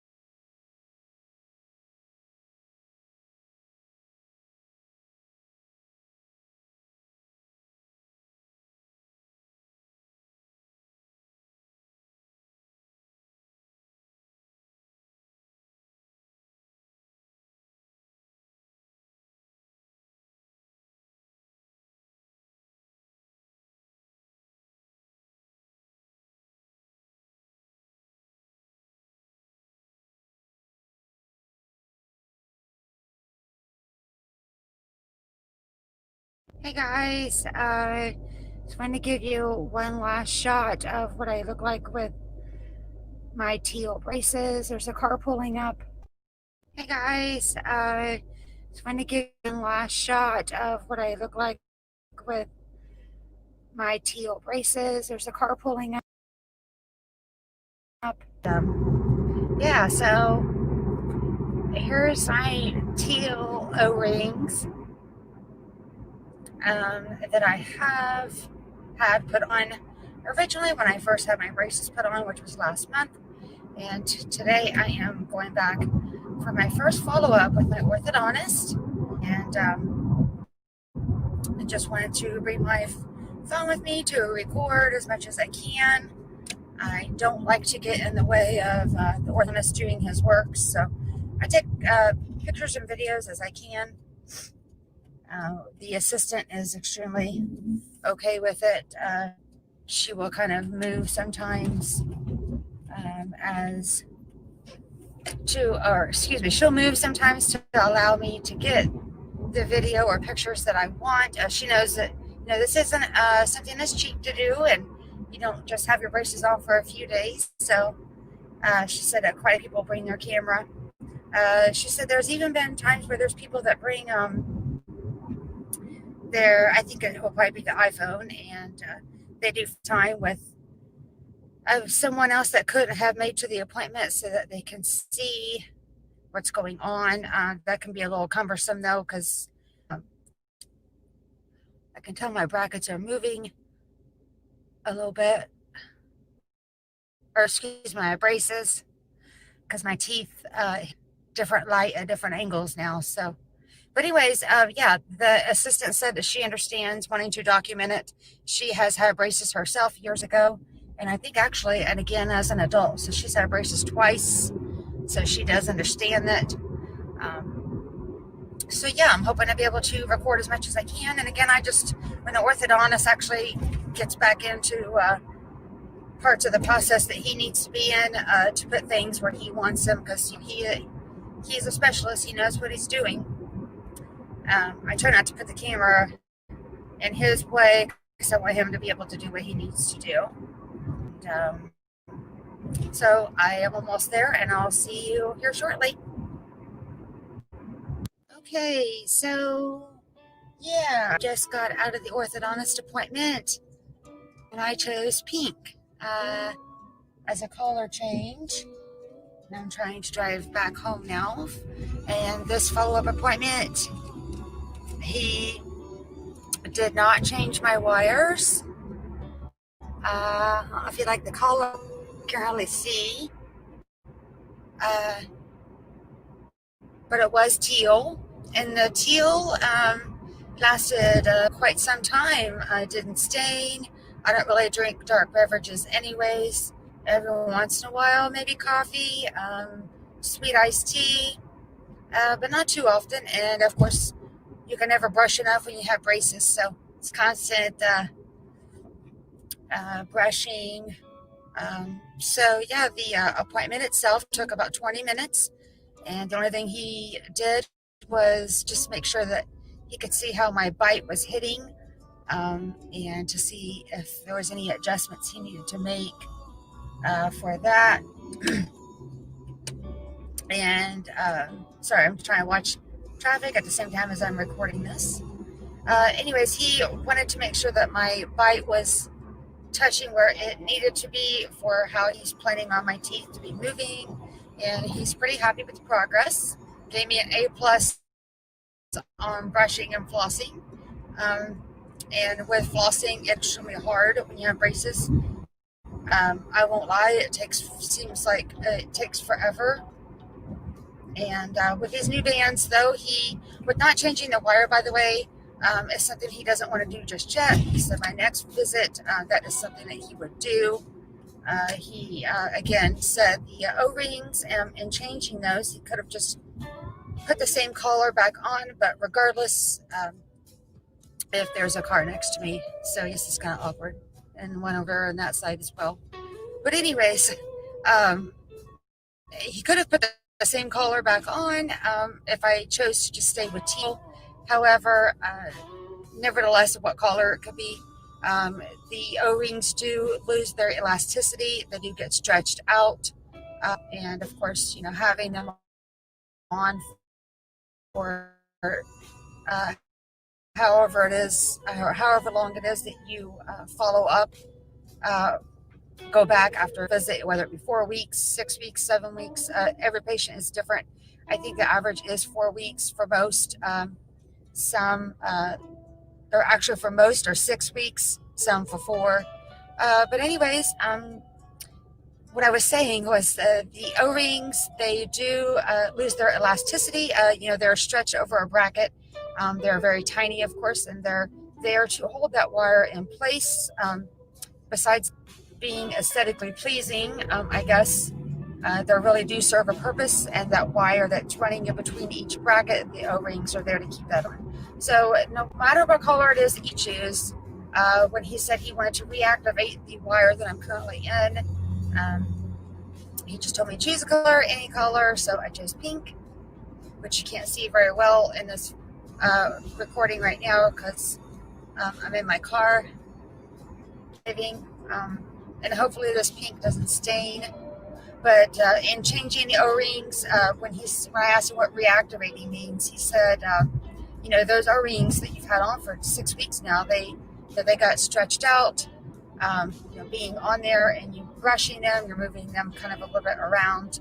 So they put new rings on, and that, again, so he says reactivates the wire and tighten it back up again and pushes it tighter against your teeth. And so yeah, that's all we did today. And I was going to take footage while I was there with the assistant, like I mentioned earlier. She is very nice, just like the orthodontist is as well. They're both very professional, very nice. But the orthodontist, I really don't like to have my camera out taking photos or video because I don't want to get in his way. He actually knows where things need to be and where he wants it to be, so he knows what he is to be doing for next time. So I didn't record any footage, and that visit was only 20 minutes, so it felt like 5 minutes actually. So that was a pretty easy first follow-up, and I'm pretty excited still, and I'm having no pain. There was a wire though that he had my top upper right arch, where it was kind of long, and they do it that way on purpose. When your teeth do start to widen out your arch, they have it long like that, and I just kept getting caught on my cheek. It didn't cut the inside of my cheek really, but what it had been doing is just leaving marks. I was putting wax on it on my inner cheek to get used to that feeling, so I left that there. But I went ahead and told him, because he said he didn't mind clipping it, so that's what he did. He was just clipped the end of it off. He said he left enough sticking out so that now you really can't see me because of there we go. Anyways, he clipped the end of that wire because he said he doesn't want me to be in any pain. He said the most important is to, of course, take care of my teeth and, you know, put my teeth where they need to be. But what his main goal is comfort, simultaneously with him doing what he needs to do. So I'll go ahead and get this wrapped up, and I will probably be back here in a few minutes after I get home, and I'll record just a little bit more and show you. I'll flip my camera around so that you can see closer pictures of my new O-rings. I think it's a cute pink, and I'm going to cross my fingers that it doesn't stain or fade, because the teal did great as far as not doing that. Okay, see you soon. Okay, so now I am back home. Sorry, it is not really the best to be recording, of course, when you're driving. Kind of have to really, you know, pay attention to the road instead of the phone. But try to do simultaneously, try to multitask there. It isn't always, it's easier said than done. But anyways, now that I'm back home, I just wanted to show you, I'm trying to find the best lighting here. I'm standing in front of my window trying to do that. But like I was saying, he didn't change my wire. As you can see, it's still the same thin wire as it was. And he said he just wants to, quote unquote, reactivate the current wire that I'm in. And again, with that, I did ask him what that meant. And when he said, well, you know, just think about it. The O-rings that I first put on, the teal ones on you, wrap those around the brackets. They're a little bit of a thicker O-ring. And, you know, over time they lose their elasticity, like I was saying earlier. And with that being said, brushing them, not necessarily moving them around with your brush. The purpose, of course, besides being, like I said, it's aesthetically pleasing, is so hard to talk. And I can already feel a difference with these new O-rings that he put on. These look like they're not as thick as the teal ones were. I can't really tell, unless it's just that it's because it's not of a deep as a shade of color, that it's just not as recognizable, I guess. But nevertheless, though, the teal ones, those O-rings, I asked him, you know, I thought O-rings were just O-rings and they all just varied in different colors. And he said, yeah, pretty much. But the teal ones were a little bit thicker. And of course, over time, when you brush your teeth and stuff, you might move them around just a little bit, but they're wrapped so tight, and their main job is to be wrapped around each bracket. And that is what holds that wire in, that they, you know, they put through each, run that wire through each bracket. You know, that's what they're using. Of course, they can tighten, loosen with however they want to along your journey of your braces. But the O-ring is just to really just be wrapped around that bracket. And then when I asked him what reactivating meant, because of the fact that it did a wire change today, was because he said he wants my teeth to move slowly, since I do have a kind of a difficult case, and with the crossbite that I have, see how my left side of my lower arch wants to go to the left. Which I think probably in the camera here, it's probably showing you to the right, but my lower arch, when I bring my teeth forward and try to put them together, see, my lower arch goes to the left. He's going to eventually try to fix that with the elastics, and those are completely different than the O-rings. Those are what they hook, you know, on and do different shapes with, depending on how they want your teeth to move around. So yeah, they just put new O-rings on today, and I didn't take any pictures or video there. I'm so sorry. But since it was the orthodontist himself, like I mentioned earlier, I don't like to get in his way. I want him to be able to move freely and not have a camera blocking him for what he needs to do.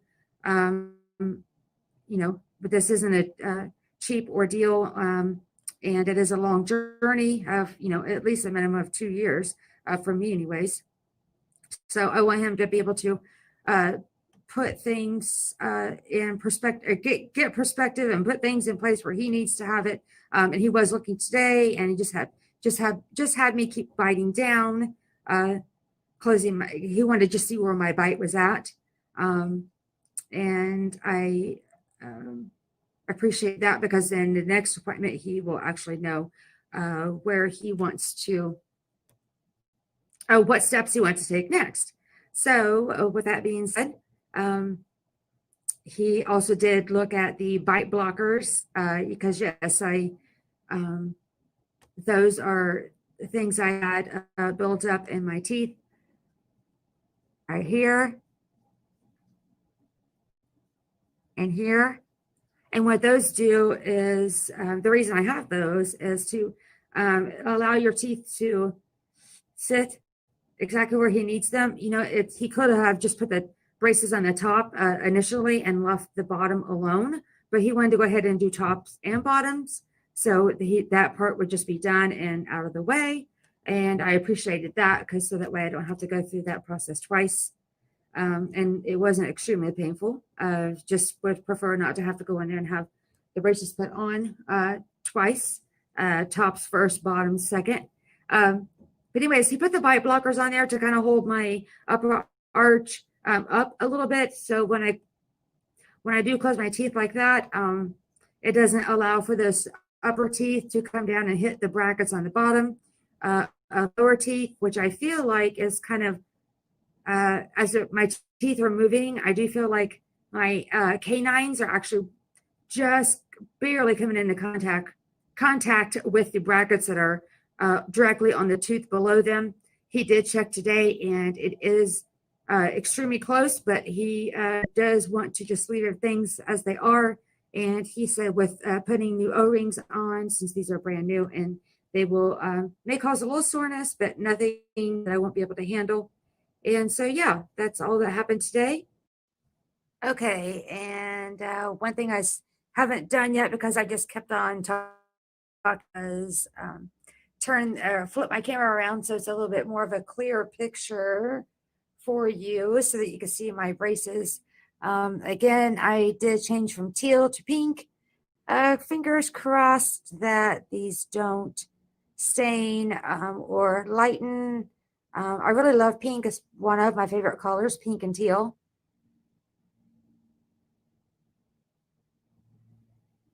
But again, I guess as I was mentioning earlier, when I asked him about reactivating the wire per se, it's not that any of the O-rings really are different. You know, of course, the color of them are different, but these, and I was curious earlier if these are a little bit thinner of an O-ring, but he's like, nope, all the O-rings are the same. It's just the teal ones, they were looking thicker because they were losing their elasticity and getting stretched out. So reactivating the wire with putting brand new O-rings on forces that wire harder against your teeth. And now that I've been back from my appointment for a little while, I will have to say that I do notice some more pressure on my teeth. So you know, it's not that I can't handle this, but if it might end up becoming more intense, I might just take some ibuprofen. But other than that, I haven't really needed ibuprofen, to be honest with you, much, at least for the pain of my teeth. And I'm sure that you know, as time goes on, he will be changing my wire. He did say next time to a heavier, thicker gauge. So yeah, that's probably not really something I'm looking forward to, but it's just all part of it. So again, I hope that you liked my video, and don't forget to, you know, smash that like button, smash that subscribe button. I would appreciate for you to be part of my YouTube family. And if you have any comments or suggestions, anything you'd like to know, please leave it in the comments below. I love to converse with my subscribers. And also, you can also follow me over on Instagram. I am on Facebook from time to time. I am more so on Instagram. So if you'd like to follow me over there, a link for that, those social medias will be down below as well.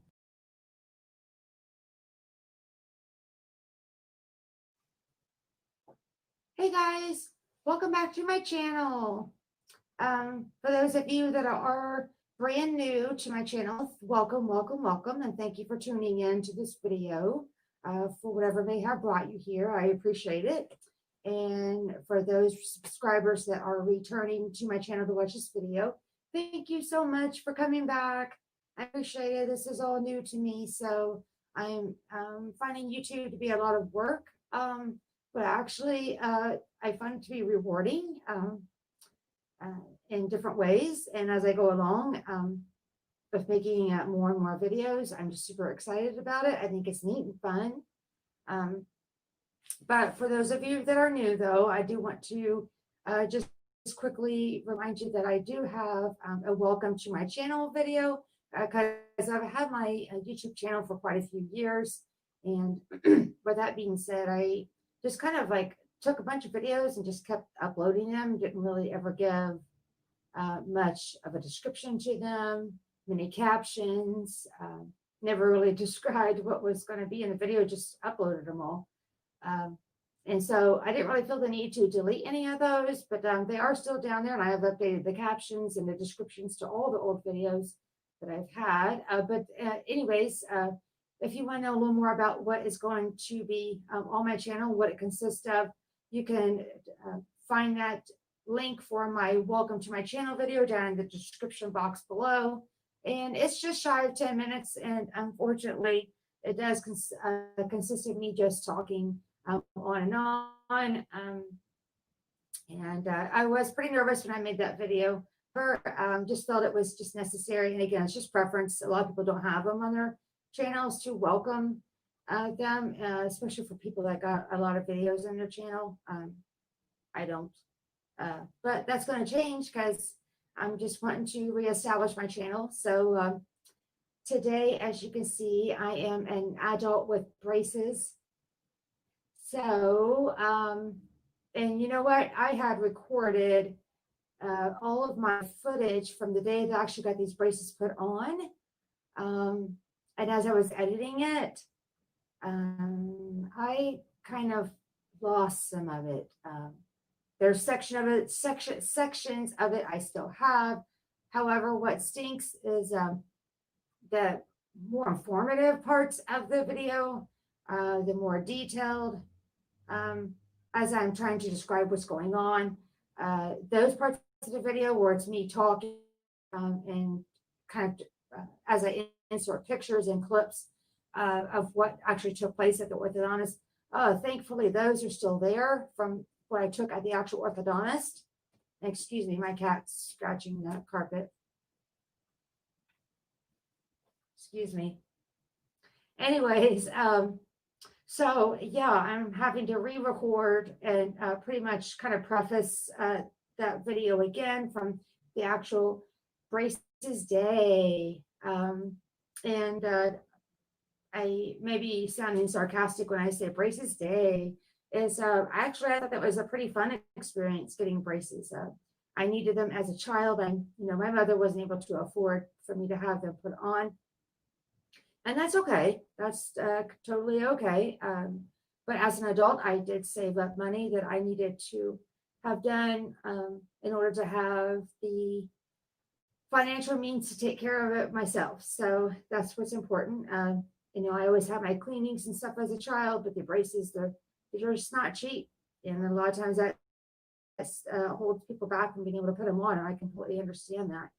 But this video is a video of me recording, re-recording some of the footage that I had lost during my editing process. I just got some new software and I'm learning to use it. I have only edited a few other videos. And of course, my welcome to my channel video, I did edit. That one didn't take very long at all, even though it was just shy of 10 minutes. It's unfortunately, it's just me sitting there talking. I didn't have a lot of things to intermingle and intertwine inside that video. So it did take very long to edit, but the day that I actually had my braces put on, I did already have all that recorded of me telling you, talking to the camera and inserting clips and pictures of what went on. And anyways, it's lost. So called Donnelle deleted it. So with that being said, I'm going to have to, that's what I'm here to do today is to, get some new footage recorded here and then get this edited and uploaded because as you can see, I have pink braces on. Pink braces. Really, Donnell? It's braces. I have pink O-rings around my brackets. That's what's pink, not my braces. Anyways, when I originally had them on, as you can see in this picture here, and then the next picture, it'll show you that I actually had, when my braces were originally put on, was teal O-rings. So yeah, that's where that lies at. So now I'm having to redo this footage. However, it's okay. It's practice makes perfect. So just redo. I remember when I recorded my welcome to my channel video. Heck, it was needing to be. I had to re-record it for a second time, and not because I screwed up editing it, but it was because I had Pandora streaming in the background. So there was music that I could have been flagged for in that video. So I had to can that one and re-record a whole brand new one. So they gave me more practice, I guess, if you want to look at it that way. Anyway, I am in my dining room recording this video today, and let's go ahead and get into it. I had a pretty chaotic week when I had my the braces day to have my braces put on. Life doesn't though stop just because personal parts of our lives are a little chaotic. I had a car in the shop getting some repairs done, and my full-time job that I have, work has just been really busy. And so, yeah, I haven't had the best of luck, but that's okay. You just do what you can to get through it. That's just how life goes. And so, yeah, with my car being in the shop, I had to take an Uber for the orthodontist. I don't know if any of you have ever taken an Uber to a doctor's appointment, but yeah, the driver, when he dropped me off, he's like, "So you're just going to the orthodontist?" I'm like, yeah, my car's in the shop. So, you gotta do what you gotta do. Let's see. So the first picture that I'm going to be inserting here is after they got me, or after I got myself to the orthodontist via the Uber. I waited in the waiting room, and it wasn't very long. And I just took my phone out of my purse, clenching onto that phone, hoping they would say that you can take pictures, you can take video, because I can ask them about that. Prior to getting my braces put on, I just wasn't sure how they felt about it. Because there's other patients there, and sometimes you're in there by yourself. So, I understand the policy. But anyways, the orthodontist assistant, she was extremely very happy to let me know, that she's like, "Oh, so I see you're clenching onto your phone. Are you wanting to take some pictures or video?" And I was like, "Yes, please." So she said, "Sure." Of course, I didn't get the camera in the way too much, though, when the orthodontist actually came in during various stages of the process of putting the braces on. I didn't want to get in his way, so I didn't take a whole lot of footage, or I shouldn't say, let me back up. Actually, I didn't take a lot of footage of every single step, because I just didn't want the camera to get in the way. He knows what he's doing. He knows where he needs to place all the brackets. He knows where he wants things at, and he knows how he wants it to look. The assistant and him discuss as we're going along. So anyways, I did get some pictures. The first one that I'll insert is just a picture of me trying to get the straightest smile that I could beforehand. Sheila already leaned me back in the chair. And so, yeah, you can see that I have an issue with a crossbite in this very first photo. I kind of cringe when I look at it, and I don't know if you will or not either, but it's not that terrible of a picture. It's just a matter of when I try to bring my lower arch forward, my teeth tend to shift to, my jaw line tends to shift to the left. That could probably be corrected with jaw surgery. However, the orthodontist is going to do the best he can to fix my crossbite, and I have an overbite, overjet. My teeth aren't put seating together. They don't come together like this. They're kind of like off, and mainly because of that crossbite. So I've had a lot of pain because of that throughout my life during eating, chewing gum, anything. A lot of throbbing pain in my jaw, upper and lower, because of my teeth never really aligning correctly. But anyways, the next step is that she uses her polishing tool, and she puts some material in there. And this is just, I didn't get an actual video of it, but it was in a picture.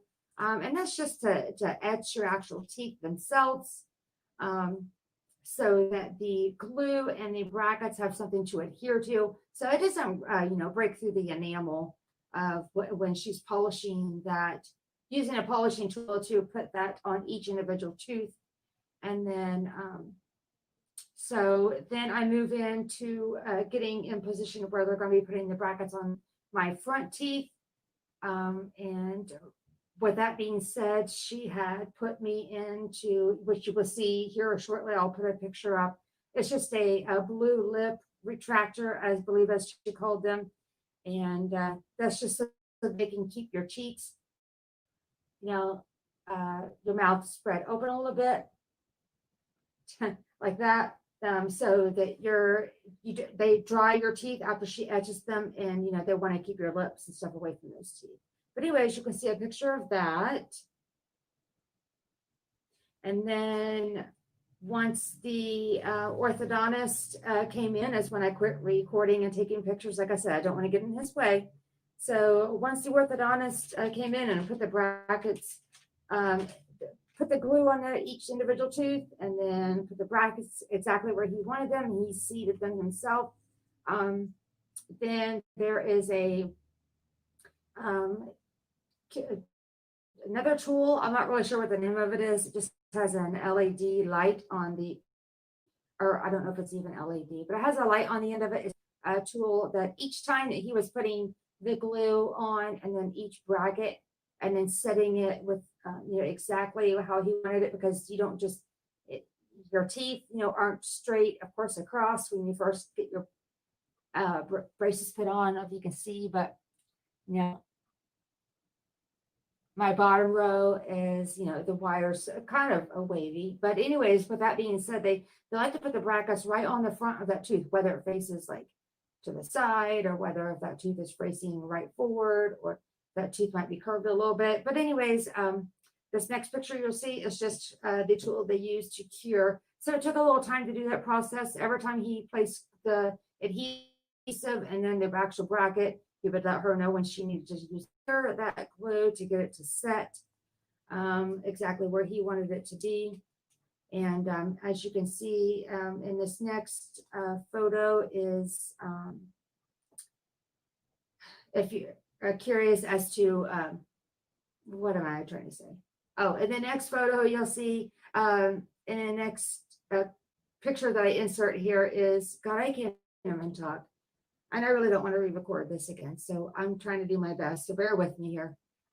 Anyways, the next one is a picture of the crossbar. In case you're wondering, like, where do you put your tongue at when they're doing this? Because you have to have that lip retractor in for a while. I think the whole process itself took a little over an hour. So they will give you a break if you need it. I actually was going on my lunch hour to have my braces put on. So I just needed to, I didn't want to take any breaks. I was just, dealing with health. And so, yeah, anyways, the lip retractor that they put in originally to get the brackets onto the front teeth, there is a bar that goes across the middle of that.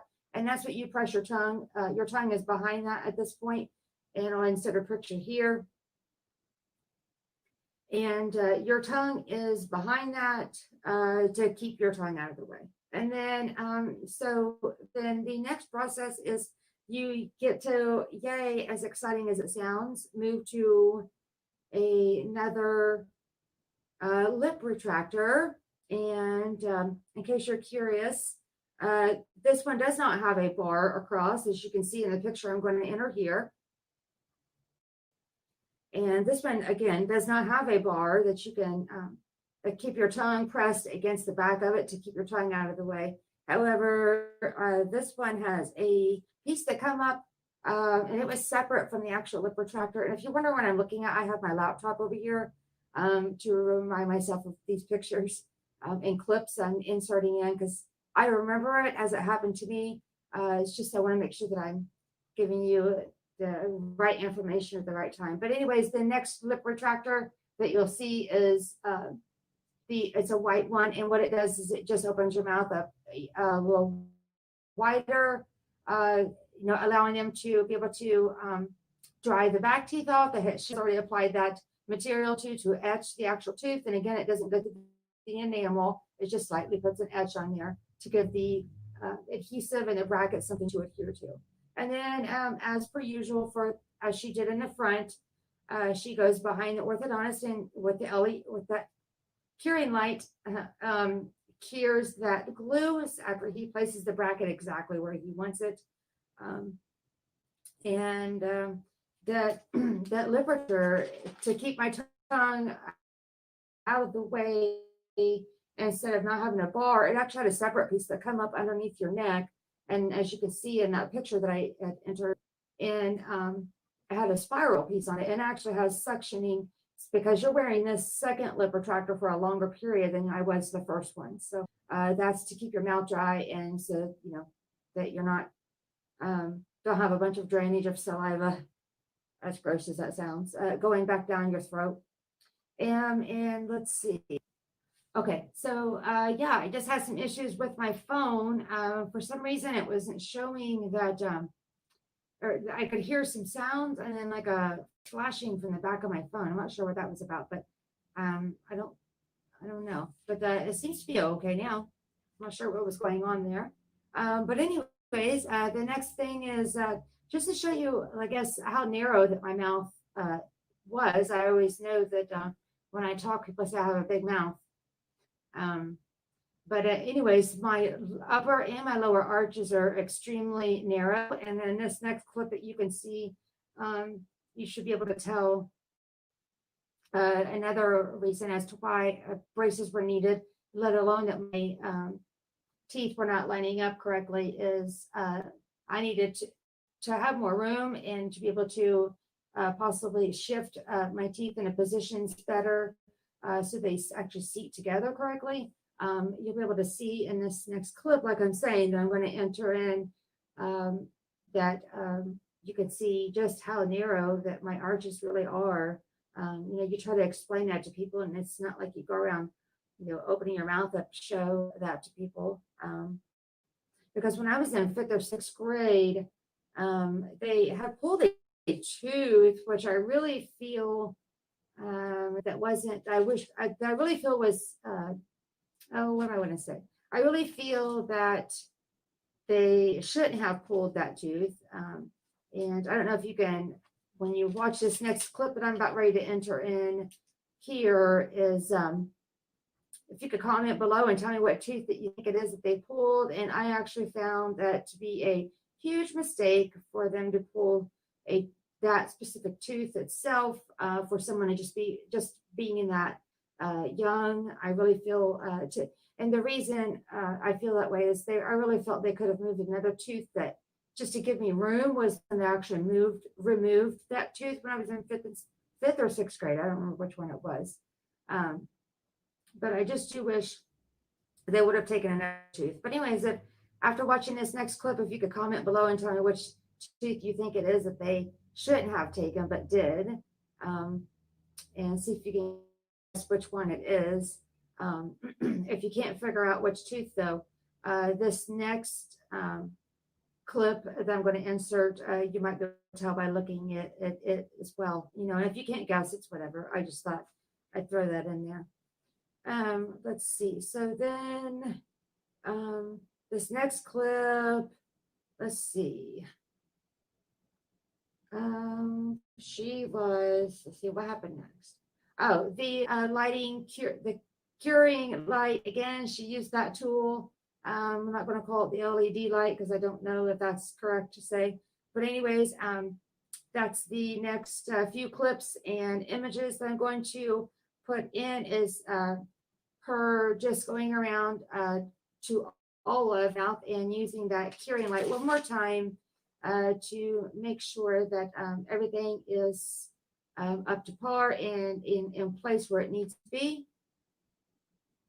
And then from there on, my brackets are all on and in where they need to be. So this next picture is a very first picture after being able to see the lip retractor out, and this is the first photo that I got to take. It was quick. The orthodontist was already on my chair, ready to move to the next step. And then this next picture that you'll see is me trying to do the best I could to line up my front teeth, uppers and lowers.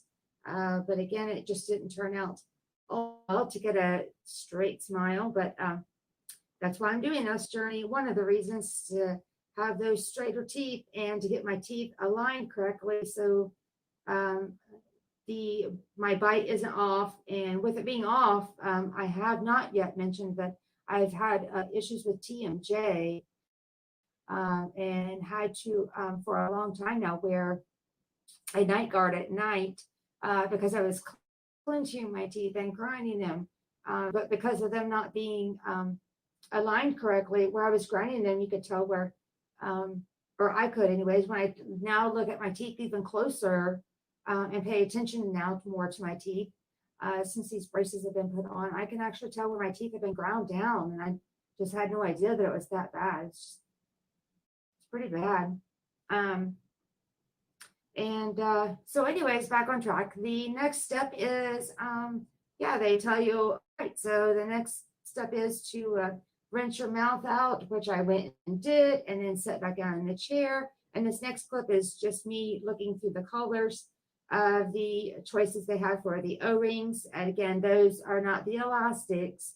The O-rings are just what goes around each individual bracket they put on. And because the wire is ran through each bracket, and that was taking place when the orthodontist was, after she had cured all of those brackets for that last time to make sure they were all, the glue was set. He ran the wire through each bracket and then clipped it off at the end of the uppers and lowers and the very back, as far back as he wanted to put his wires to run again. And so anyways, here's a clip of me just looking at the colors. They didn't have any specific snazzy names to them, but this is what I was left to choose from. Again, I know that today I am wearing pink, but yes, I did get teal, as I've already shown you, and that was, I think, from watching other videos of girls getting, the lighter colors of, especially the clear. If you drink any dark beverages, if you smoke, or eat a lot of things that maybe like that are red, like Italian sauce, regardless, the lighter colors stain really easy, and they also are quicker to fade. So that's why I chose that teal color that I did. It's deep in color.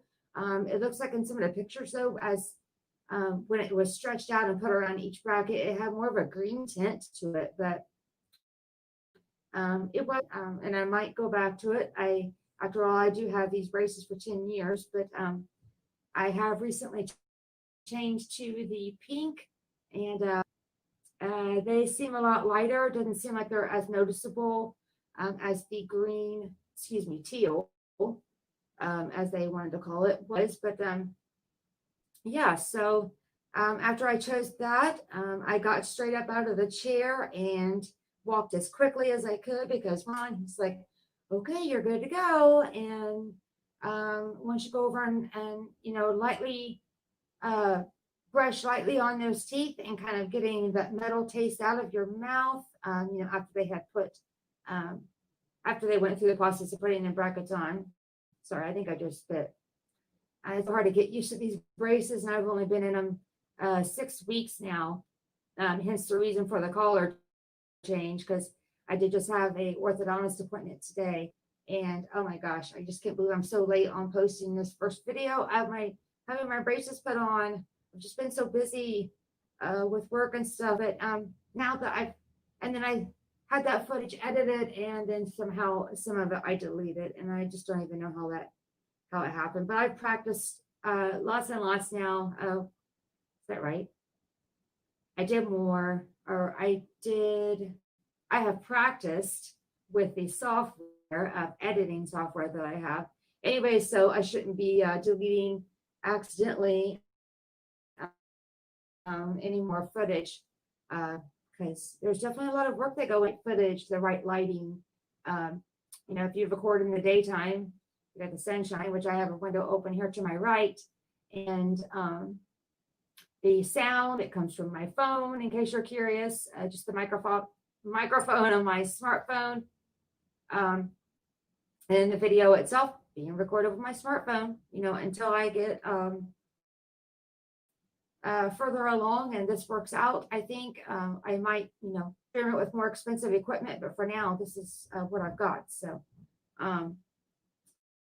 anyways, I had back on track. So now I'm, after lightly brushing my teeth and rinsing them out, I quickly walk over to out of the chair, and again, because it's like, okay, so if you want to go see your actual brackets, we have a few minutes before he needs to do any last adjustments that he sees needed, and then also get some notes made. So I did that, and here's some pictures that I quickly took. And just coming back around the corner, I didn't want him watching me have my own little photo shoot, but because he was just like, the mirror's over there. If you were close to where you were brushing your teeth, when I go take a look at him, I did. So I got right on a chance to do that. That's for sure. And then here's some video, by the way, that I had taken after I got home that day. It was later in the evening because, like I said, I had my braces put on during my lunch hour. And Uber took me there, and I had to schedule an Uber to take me back to work. But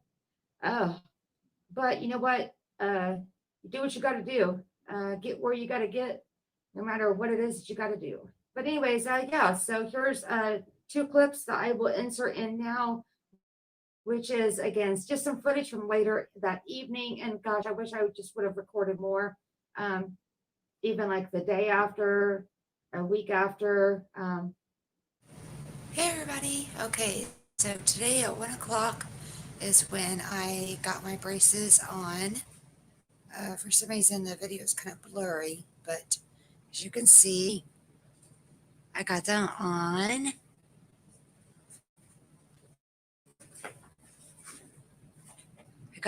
It looks green in the screen, but they are teal. It's the color that I got. It didn't have any snazzy color to it. She just called it teal. And so that was at 1 o'clock today. And it is now after 7 p.m. So 6 hours later, and I am not hurting. I went back to work afterwards. I of course, have video footage of some of what I had done at the orthodontist. I wasn't able to get video of all of the procedure, or should I call it procedure, just getting your braces on. And as you can tell, when I talk here, it's like I have like I just can't, get my gum situated, but I guess that just goes with it. I just feel like my teeth are like sticking out, like to here, when they're really not sticking out that far. It's just a matter of I'm going to have to get used to talking, eating. Now I did eat a little bit of a breakfast this morning, took some Advil around 12 o'clock today, noon. And then, like I said, my appointment was, I got out of there around 3:20, between 3:20 and 3:30, I think that's when I was walking out the front door. It's been one heck day. But when I got done, I went back to work and finished out my work day. because I thought, well, I won't be in pain. I'll go back to work. There's no reason to go home.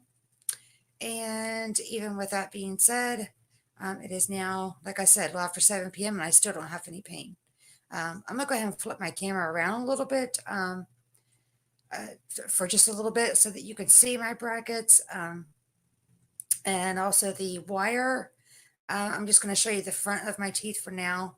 It has been a long day and I'm going to record more tomorrow. But for now, I do want to show you my brackets and see if maybe when I turn my camera around, if you can see the collar a little bit more. It does seem like it's, yes, teal, but once the O-rings are stretched out and put around the brackets, it does have more of a green tint to it. So I go back in 6 weeks and to do a follow-up. Then I'm assuming my wire will get thicker. Yeah, that's all that I want to show you guys for now, beyond me flipping my camera around so you can at least brackets. And then tomorrow, I'm going to go ahead and video a little bit more. And then the next day, just so that, for those of you that are wanting to get braces and wanting to know, does it hurt? Does it hurt right after? Does it hurt 4 hours later? Does it hurt 8 hours later? Everyone is different. The orthodontist said that he has patients that will come in and, call them the next day and they're just in excruciating pain. Some patients say take care of. So yeah, that's that. So that's all I know for now. And I'll flip this around.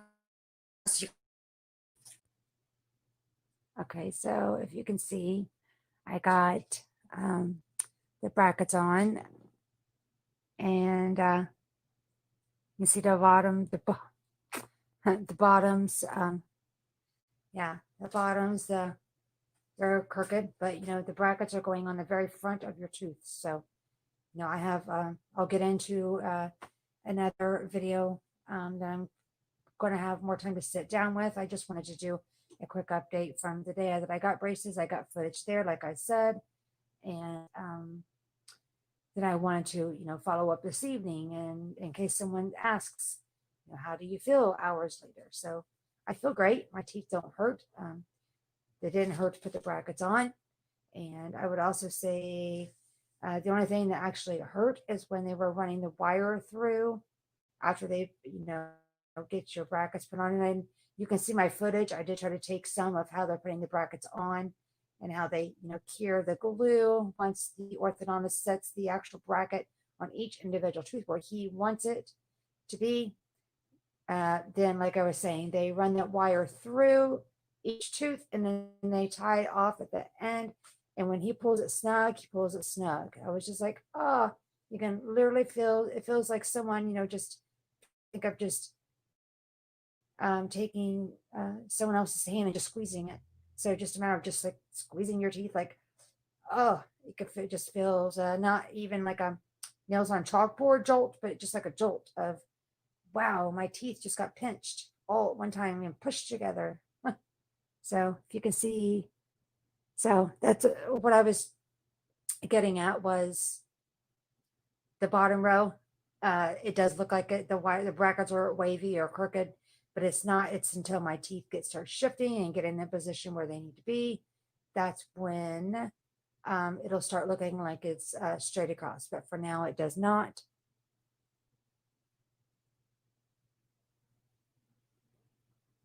But I do have another video set up that's going to be for products of people that wear braces, the pros and cons of, that's just my personal opinions. As everyone's braces journeys are different. So yeah, I'm going to be putting inside that video, I'm actually going to have some updates as to what I endured through the initial time that I had my braces put on, which was last month in September. And now it is now October. So it's not been too long, 6 weeks. But inside that video that I talk about the braces products that I find that work for me and gives the pros and cons on those. So that if you are curious about that, I will have that video uploaded soon. And I hope you enjoy these. I hope you enjoy those clips that I had just entered in talking about my braces experience from that day, and I really wasn't in any pain at all. And just a little pressure, I guess, per se, but the only thing it really I needed, I would say the first day I didn't really need to have I had taken some that morning, and then not the second day, but the third day I had taken some Advil, just 2 Advil in the morning, and then again when I got home before I went to bed, and then ever since then I really haven't had any pain that I needed to take any painkillers or Advil to help, Tylenol or anything. So no, I just don't want to take any more than I really have to. Take them as needed. Everyone's threshold of pain is different, and everyone's braces journey is different. So I guess I need to wrap this up. But so I guess the last thing I always want to close with is, if you like this video, you guys know what to do. If you could tap, click, hit, and smash that like button, and the same with that subscribe button. Just don't go hitting and smashing too hard. Don't want you to break the device that you watch this video on. And I hope that you guys have a good day or good night, whatever it may be for you. And I hope you enjoyed, again, this video. And please subscribe and like this video, all the fun stuff. And I look forward to seeing you in my next video. So for now, I have to go. And again, yeah, see you in my next video. Thanks. Bye.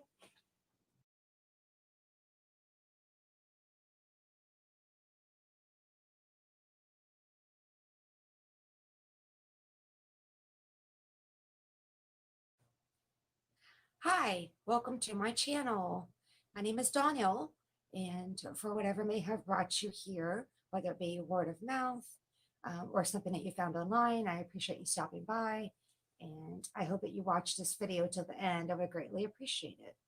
And I have had a YouTube channel for a long time, and there are older videos that you're more than welcome to browse through my channel. If you would like to watch any of those, you're more than welcome to. And I just didn't feel the need to remove any of the older videos. I have updated some of the captions on some of them, so they're a little more clearly recognizable as to what is actually in the video.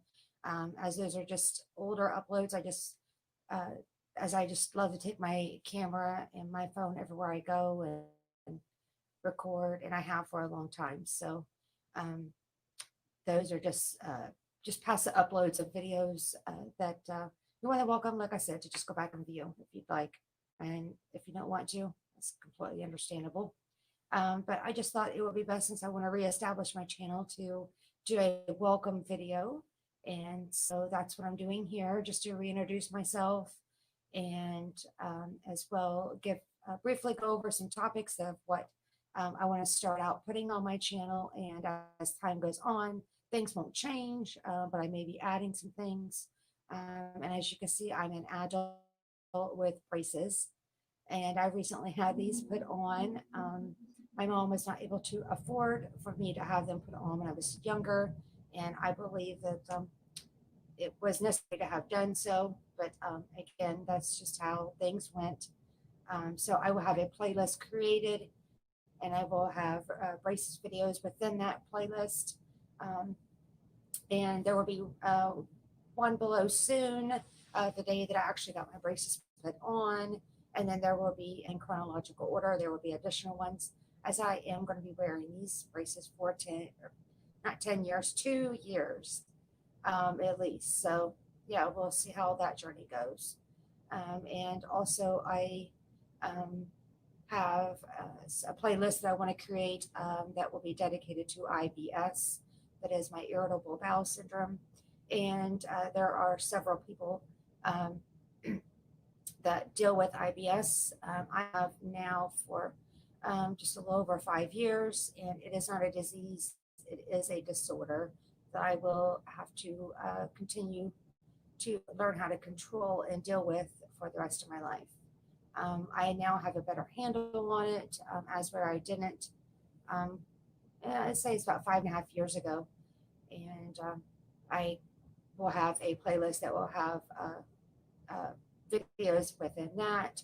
And I recently got all of my records from my gastroenterologist that I am still currently seeing and probably will for the rest of my life.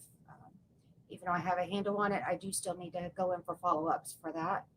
And with that being said, though, I did recently get 5 years of records from him since I've been seeing him. So I do need to go through all of those. And as I remember everything that has happened, I would like to make some videos that people that may be going through the same thing might be able to relate to, as it is a very hard disorder to understand. And I just recently, over the past year, have really gotten a better handle on it, and I don't always completely understand it. And each day I struggle with it. But anyways, I will have videos after I review those records, and just want to make some videos as I went through my journey. And I have, of course, watched several videos regarding my braces in the IBS journey that I've gone through. I will put their names of a couple of YouTube channels in their via Instagram handles as well, that I felt has been of a great help to me, and maybe they will be to you as well. And hopefully you're able to learn something from the videos that you watch on my channel regarding those two issues. And I also will be, because of the fact that I like to take my camera everywhere I go, and we take pictures and videos of a lot of things that I do in my life. I will be having some vlogs up on my channel. And I also will be doing some lifestyle videos as well. And I am also, and always have been, a runner.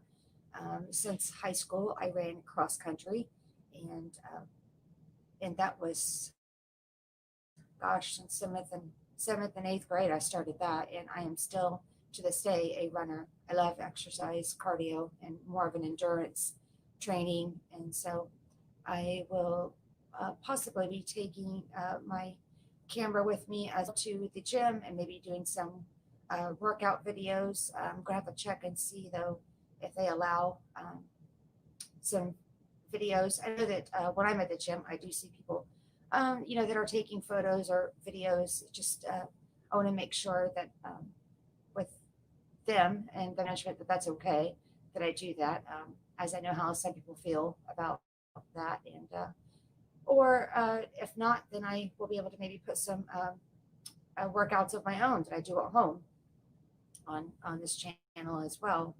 And as you can see, I keep looking down because I do have notes. Am I nervous a little bit? But I think that when people want to, make a channel and they really don't know what to, put on their channel, or want to maybe make it successful, you don't maybe know exactly what. Again, I think maybe what has held me back is maybe not having the right equipment, so as far as the camera, the light, the sound, and as time has gone on, and me wanting to reestablish this channel and really get some topics out there that I've learned by watching other YouTubers, and hopefully can maybe record my journeys through different things in life of the topics I've already mentioned, and as well as some other things that maybe someone will be able to take something from my videos as I have with others. And I'm not going to let the whole expensive camera. I just have a really good smartphone that I use, and I feel pretty comfortable in using that. And then as far as lighting, if you do your videos during the day, the sunlight is always free. And then if you, of course, have to do indoor videos, there's always lighting that, that you already have.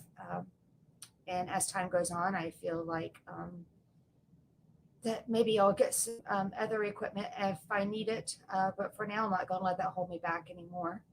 And let's see, what else? I have also,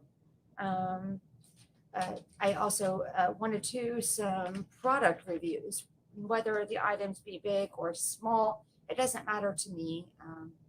And I think that maybe a lot of us do that when we go to purchase something for the first time. We want to read reviews or maybe look at pictures that someone else has already purchased this item, or watch a video and see how maybe they have used it, or see if it's been a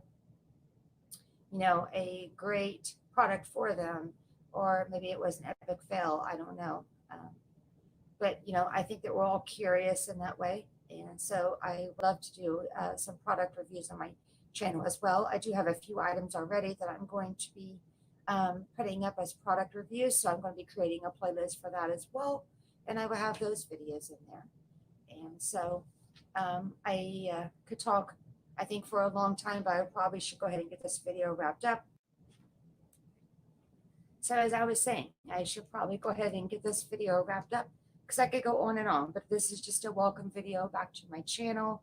And again, just to kind of reintroduce myself and just briefly go over the topics as I've just done. And hopefully it is something of interest to you. If you like this video, please hit that like button and give it a big thumbs up. And I would appreciate if you would subscribe as well. And if these topics that I have discussed are something of interest to you that you would like to follow along as well, please hit that subscribe button below. And don't forget to hit that notification bell next to that subscribe button, as that will notify you every time I do upload a new video. And I appreciate you stopping by, and hopefully you've watched until the end. Thank you so much, and I will see you in my next video. Thanks. Bye.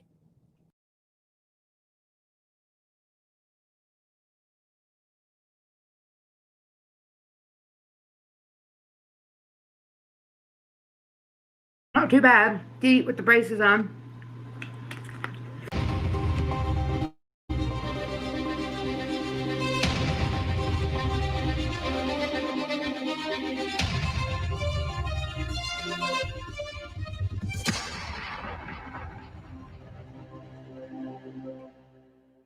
Hey there, friends. Welcome to or back to my channel. And in today's video is going to be something brand new that I've never done for my channel before. It is a challenge, and I was nominated by Tony Hendricks Green.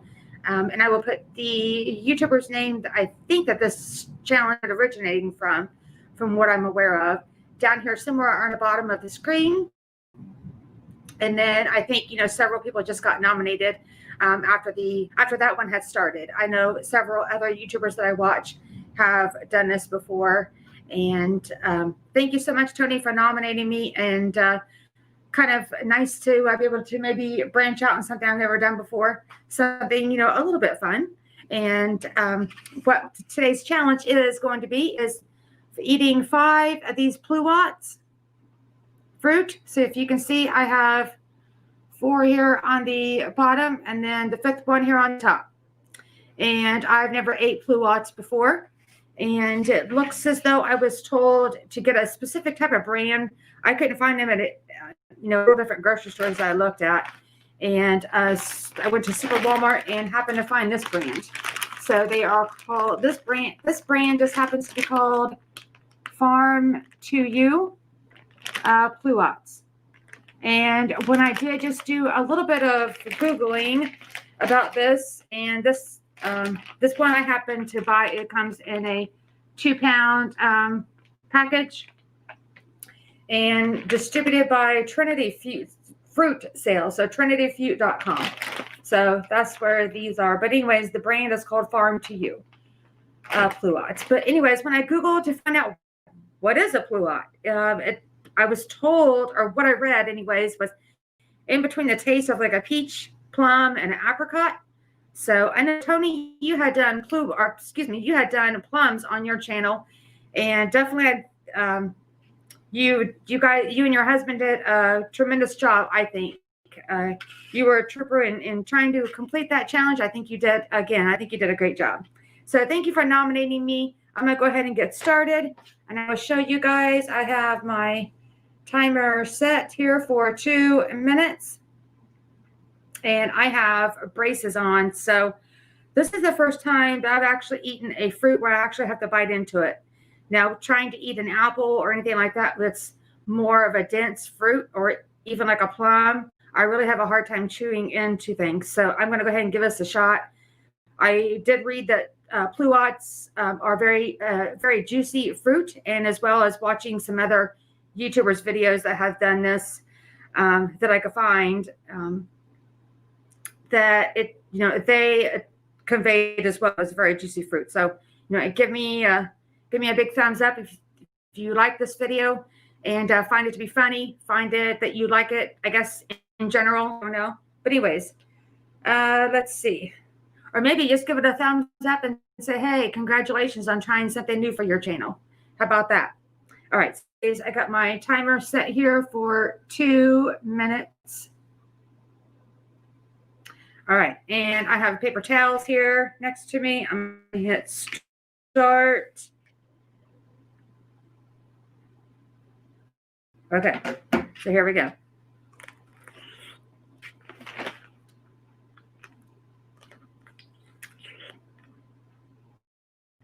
Mm-hmm.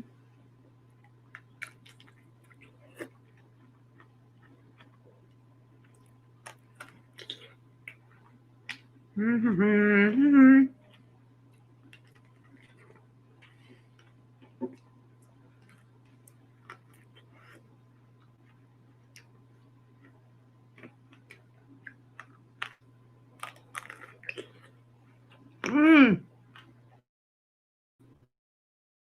Are very good.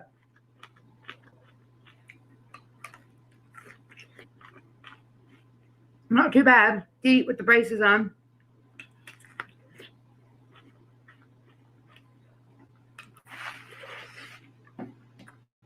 Mmm.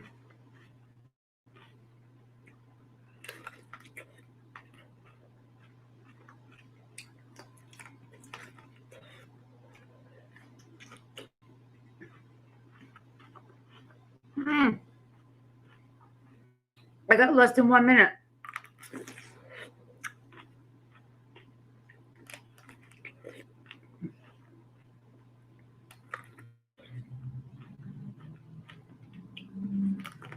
Mmm.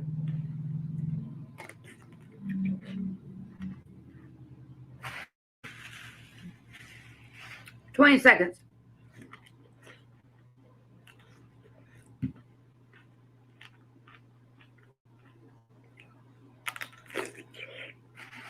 Mmm.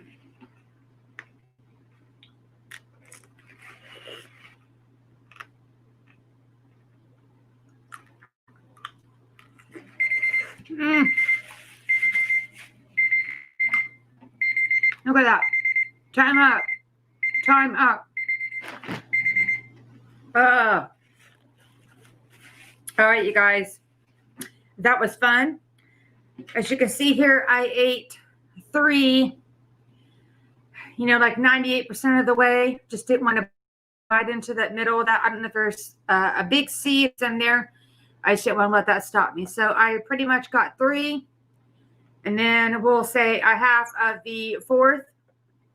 And I still had a 5th left.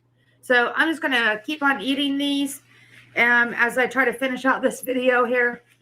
If I can. I will have to say wearing braces did kind of hold me back. Oh my gosh, I have so much of that fruit built up into my braces themselves. But you know what? A very fun challenge. And I have some people that I would like to nominate for doing this challenge. And I'm going to just go ahead and put the names of those channels down at the bottom of the screen. And as well, what I'm going to do is put the links of those YouTube channels in the description box below. These are very amazing content creators. And I think I'm probably just going to do I'm just going to nominate like 5 people. There's probably several that that I could look up, but I don't know. I just know of 5 that I think that will probably, do this challenge if they've watched this video. And again, I'll put the links to their channels down in the description box below. And maybe, I don't know, maybe I might do like 10 people. I don't know. We'll see. But I'll list the names of those people down here on their YouTube channels at the bottom of the screen. Thank you so much, Tony, for nominating me to do this. It was kind of neat to step out and do something fun that I haven't ever done for here on my YouTube channel. And again, the name of the pluots I got was Farm, I don't know if you can see that, Farm to You. And again, yeah, it's definitely not a dense fruit like an apple or like a plum would be. So very easy to eat. Considering that I have braces on, I think that was probably the only stopper, is I kept getting that bunched up into my brackets of my braces. But you know what? I had fun, and that's all that matters. So, and when I said I'm going to put the links to those YouTubers down in the description box below, I highly suggest that you guys go check them out.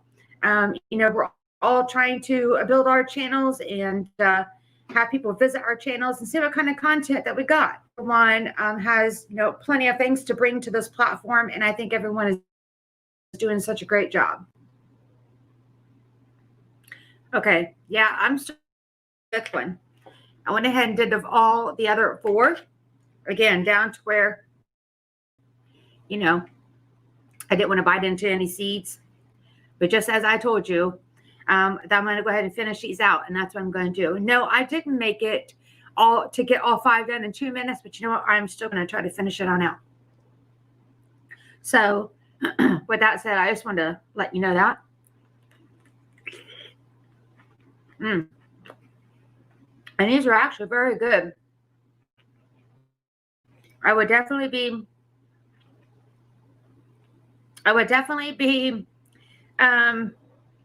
going to buy another package of these. Now, when I did go buy these at Walmart, there was literally only 3 bags left.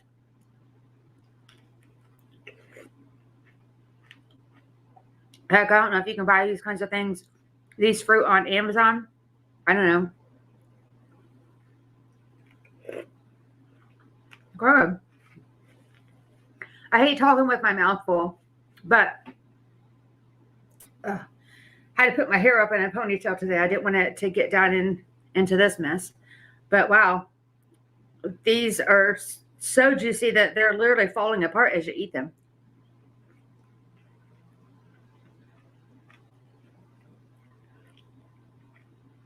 Okay, so you know what?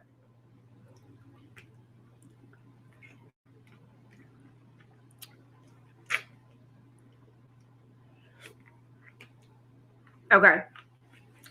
Done. Done. Fire was a good snack. I didn't even eat breakfast today, and I did have a very small lunch, and this was a nice dessert. So anyways, even if you guys are watching this video and you're not nominated and you want to try this challenge, hey, go for it.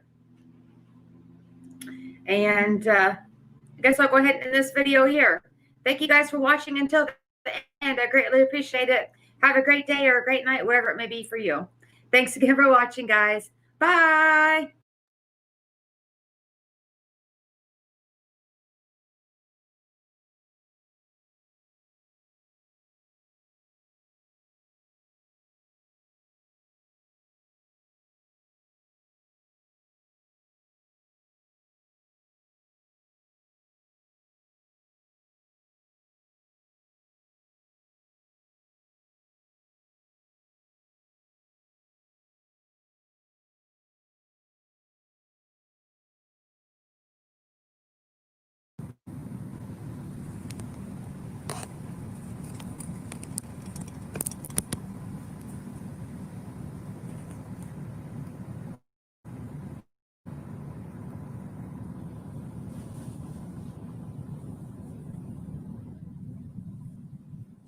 Let's see. Hello.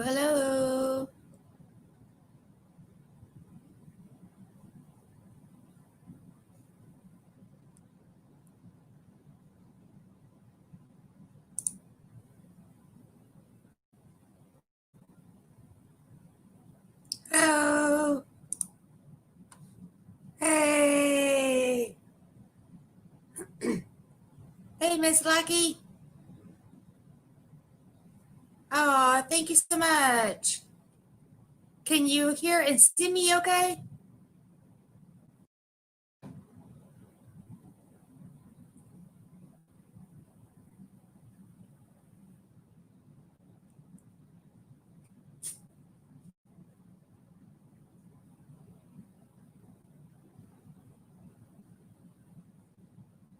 Oh, good. For some reason, the comments, I'm going live via my phone, and the comments like will show, they'll show up here. I didn't want to use StreamYard. I just wanted to go directly live via my phone and check it out and see what was going on this way. Hey, Tiffany.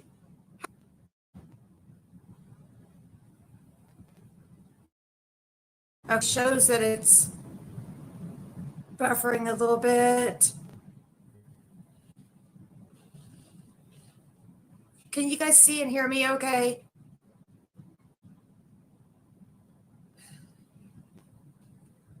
I might need to take the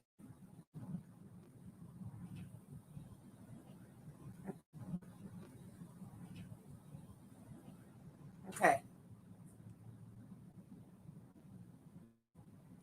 Okay, now I just took it off of the Wi-Fi. So can you tell me now if you can hear and see me okay? For some reason,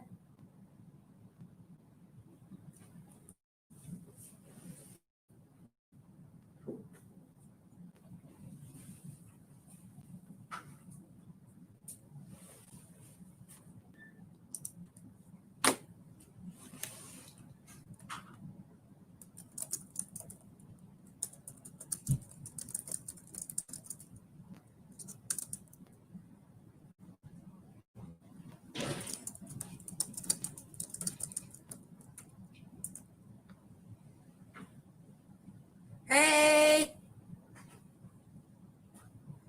Oh no. Let's see.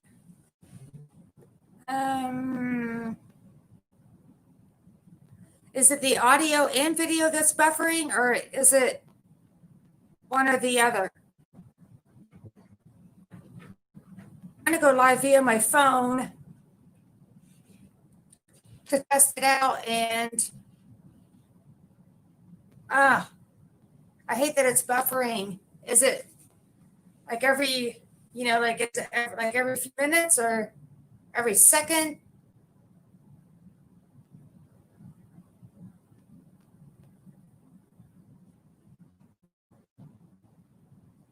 Oh gosh, dang it. This is not enjoyable when you have a live and you are buffering with video and audio. It makes it to where people can't. Oh.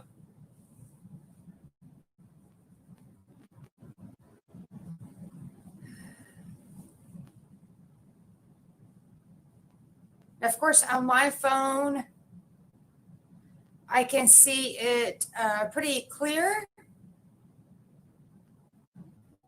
But then when I look over at my laptop to see what it looks like on the my YouTube channel, it does show a little bit of a delay. I hate this. Maybe I should have just went ahead and used StreamYard. I have more success with that than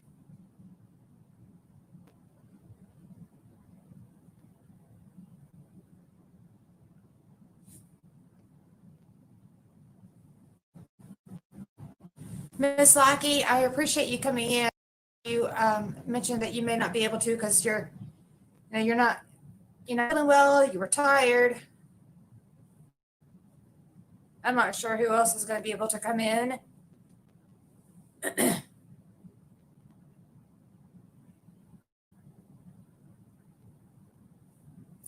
Tiffany, and I'm so glad that you guys are here, and it looks like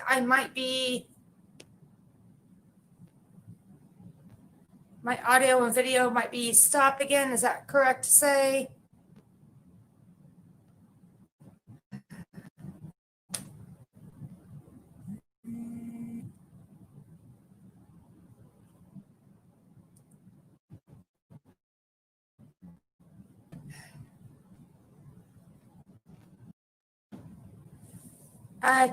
Tiffany, why do you say that today's your last day for a good while?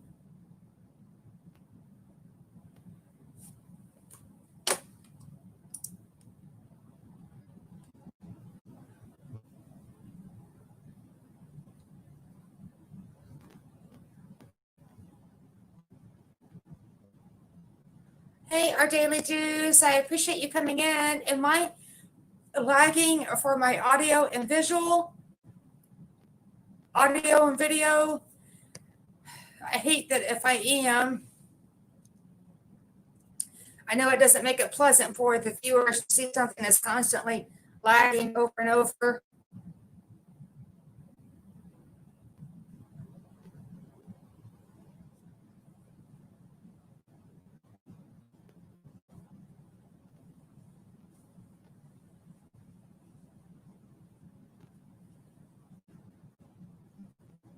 Tiffany, are you doing okay? Is everything okay?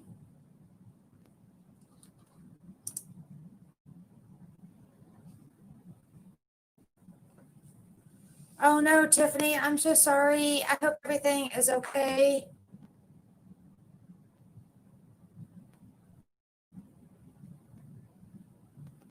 I know that you recently, had some success for your channel. And I don't know, I'm just really shocked to hear that.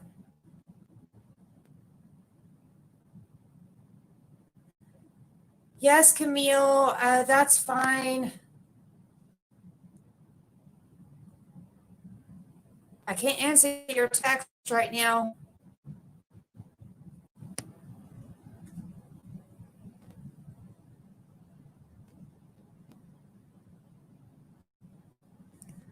Okay, good, Tiffany. I'm so glad to hear that it's not that you're like leaving the platform for good. I have to keep scrolling up on my screen to see the comments straight via YouTube, via my phone.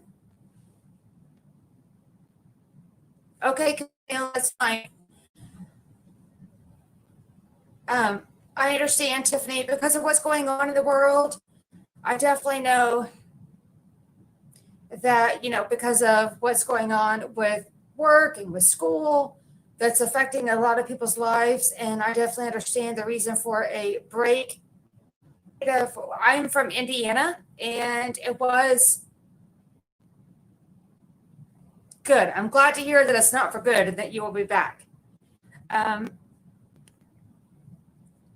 see.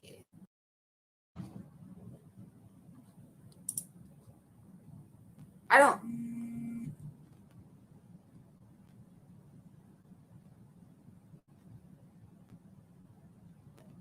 Yeah, I'm from the state of Indiana, and within the county that I live in, they did have the mask requirements that anywhere that was public, and then and now as of Monday, the whole state of Indiana requires people to be wearing a mask, which I really think this should have been a requirement several weeks ago, several months ago, whatever the case may be. The school here is starting to,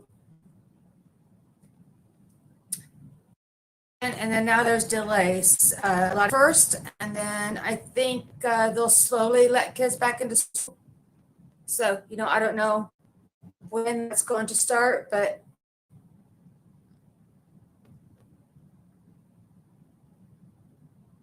you're very welcome, Tiffany. And our daily juice, I'm going to need to make some moderators here, the night bot, I do have it set up to, you know, randomly just put in, you know, certain messages so often.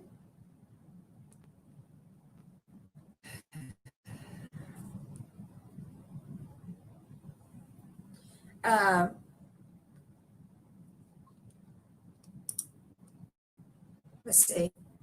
Anyways, I do have the Nightbot set up to just put in certain messages every so many minutes. And I really wasn't sure how that was going to work out. Looks like it's doing okay so far. But anyone that's ever been a moderator for my channel is not here tonight. Oh, dang. So our daily juice, I know that you're in Canada, so August 31st for your kids. Goodness. Yeah, they had it towards the end of July for here in Indiana. And then that's now been forced to move to e-learning. And then now it's going to be pushed into August for some of the kids, depending on what school district that you're in.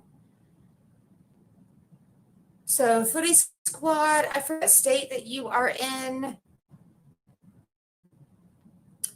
East Coast, I believe, or Virginia. Is that correct? So schools will not be reopening for good. Everything will be online, it looks like. Tiffany, if I remember correctly, you are, let's see, you are Texas? And what I was saying about the people that have been set as moderators for my channel are not here tonight. So I'm going to set a few of you as moderators if you don't mind. Definitely doesn't mean that you are obligated to stay for my whole live. I guess just in case while you're here, if you see something, you know, that you need to is in the comment section, I would greatly appreciate it if you would help me out with that.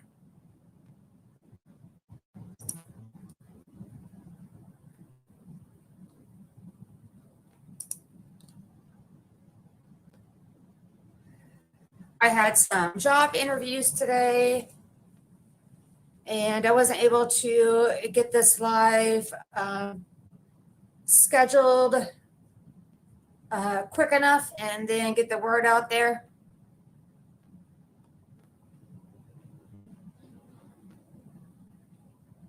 As quick enough as I wanted to anyways. Hi there, G-Free. How are you? Hey, V.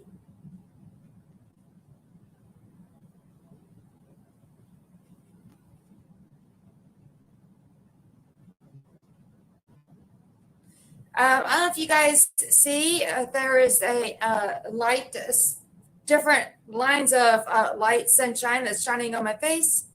I'm now, I've mentioned to a few of you so far that's been in the chat that I am for the first time going live on using my phone, but I have my laptop here with YouTube open so that I can, you know, access YouTube as far as the comments go on the phone. I've never done this before.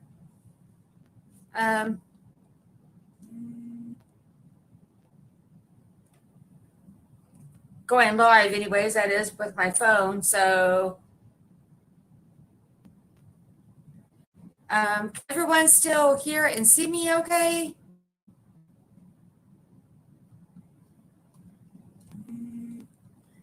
I keep getting notifications on my actual phone. So I don't know if that's affecting my live stream here since I'm using my phone.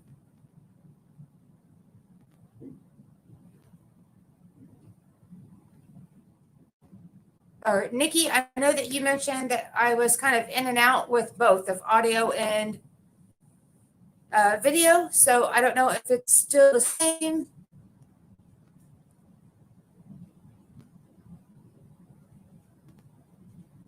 I see where it's kind of glitching off and on.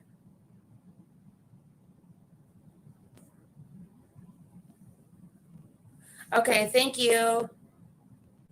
I know you guys, again, like I was talking about, you might be able to see some rays of sunshine on my face. I'm sitting in my kitchen using my phone to go live. And so you said you spoke too fast. So now it's hung up again. Oh, I hate this. I really wish, I guess I should have just used StreamYard to go live. So irritating.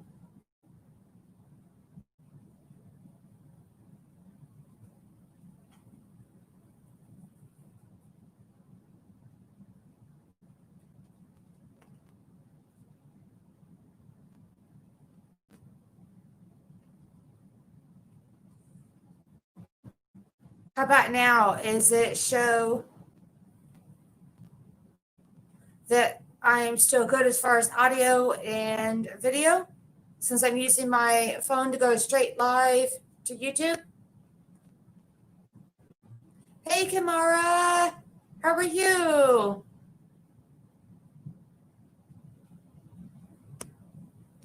Kimira, sorry.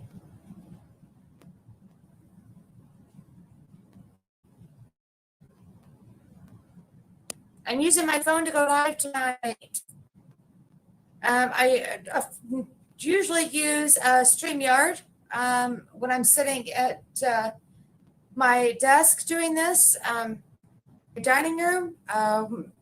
My friend's daughter is going to come down. We're going to play Bean Boozle. She is on her way over now. I'm going to be taking her home after the live is over, but she is, again, a friend of mine's daughter. She's 12, and I bought a couple of games of Bean Boozled, so we're going to try that tonight on the live.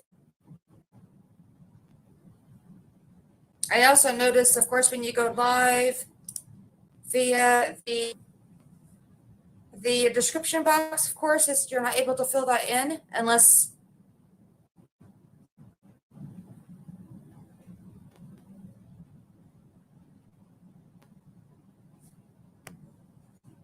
sorry, Camille.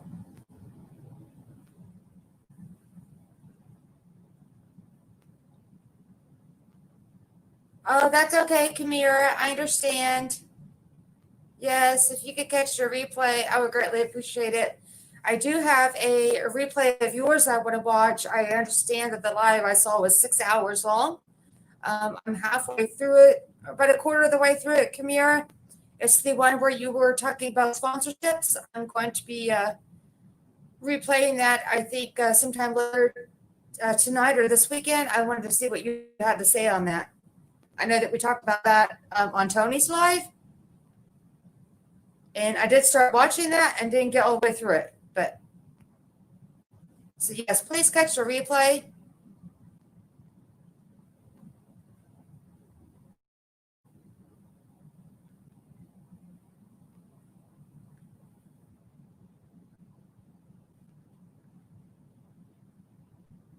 And yes, I see that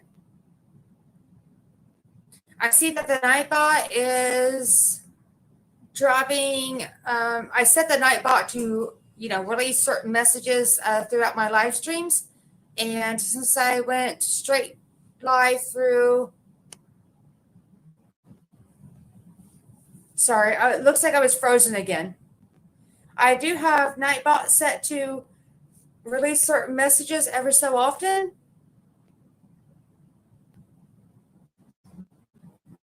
And I see that it's asking for you to look at the description box, but obviously now that I'm going live via my phone through the YouTube app, obviously I wasn't able to put in just anything in the description box. I should have just went ahead and used StreamYard.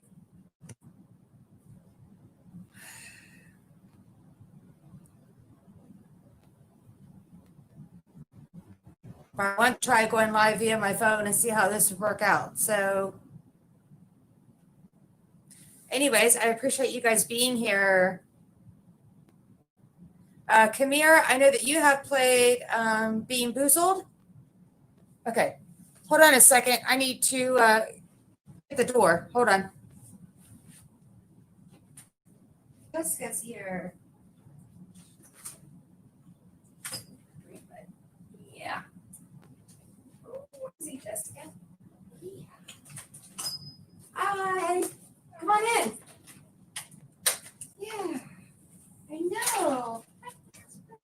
Want to just get your fist up, I guess, first. Make sure you can. Because I know he sees your mom, and I actually had to say Jessica's here because I don't know that he's actually seen you. And he's not. Yeah, be careful. When you were little, and this had nothing to do with you, Casper, you good? There you go. You smell Spike? Good. Yeah, you good? Okay, he's good then. Yeah, I'm already live, obviously. Yeah, so you're more than welcome to pull a chair over there if you want to. Okay. I need to plug my phone in. Oh, okay. Let's see. There.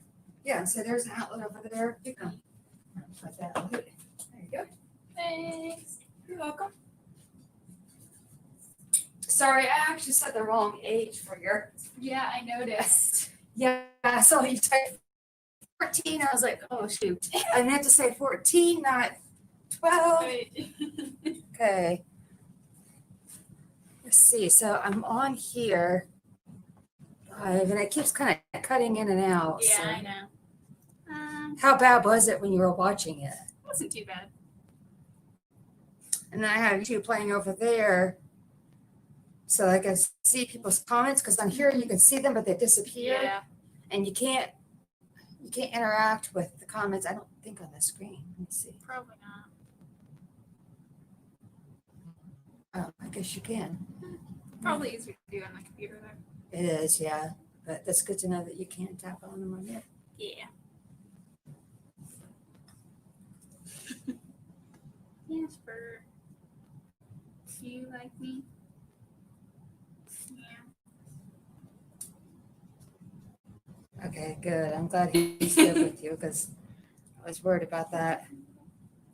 There you go. Maybe you smell like Jessica. Probably. And when I said Jessica's here, he's very happy about your mom's name. So yeah. Has she still got her headache? It's not too bad. Yeah. Let's see. Hey everyone, we're gonna play Being Boozled. I think there is only 7 people watching. I got a dog. And Casper's in here. See, it's a little bit of a delay. You can see it over there. Yeah, I know that. I'm not new to YouTube. Yeah.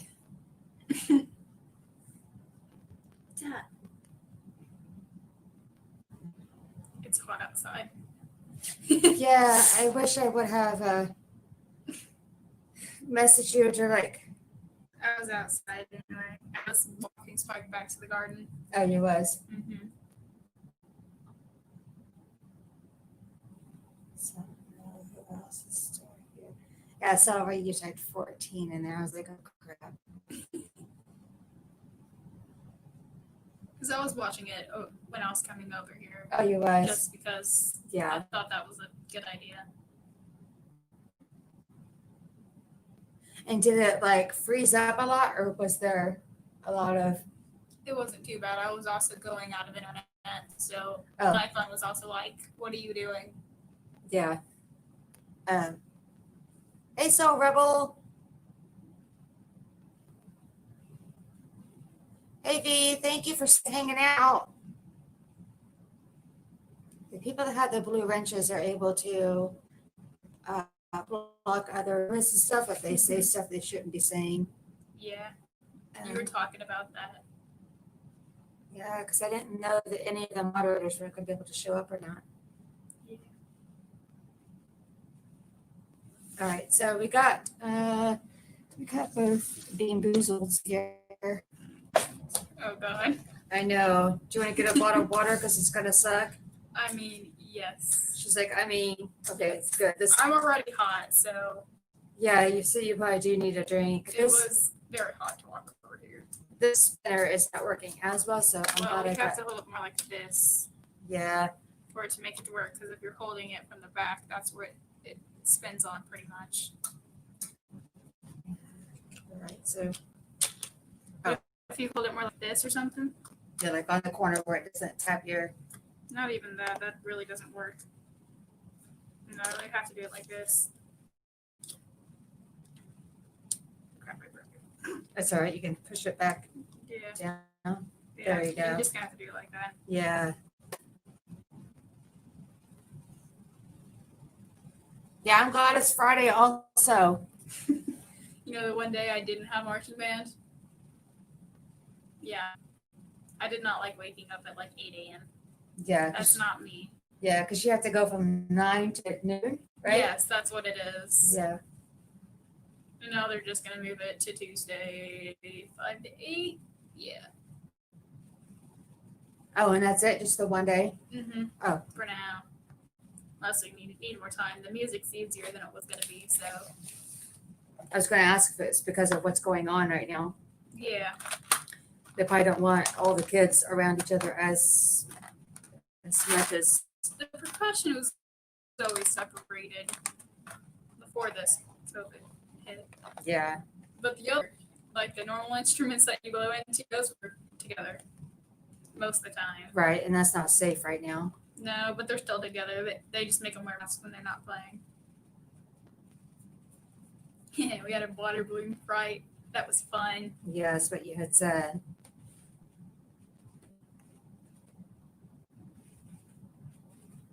Yeah, because your shirt was soaking wet, you said, when you come out of there. Yes, it was. Let's see, now we have 8 people watching. 10, no 8, sorry. Yeah, it goes up and down, I guess. We're going to play Bean Boozled. It looks like. Yeah, a little bit of a delay, but at least it's not frozen. We're going to play Bean Boozled. I don't know if you guys want to watch or not. I don't know if you guys can see this. I'll show you. We have different, which I don't think it's going to pick it up. Different flavors. Let's see. Yeah, probably not. No. Better off just to read them. Yeah.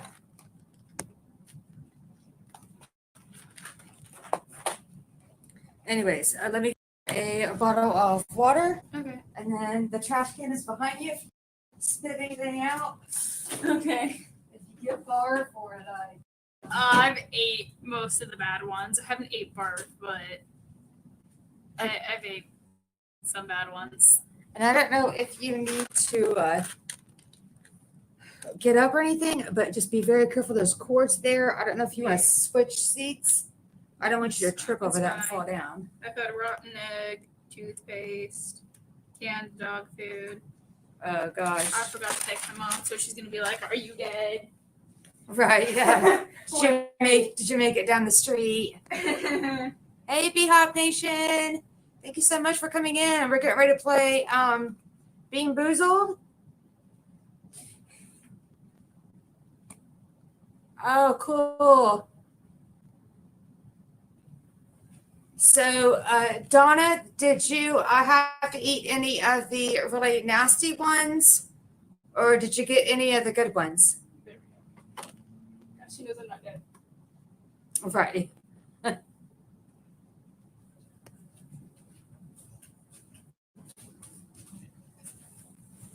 Oh, we both have of water here.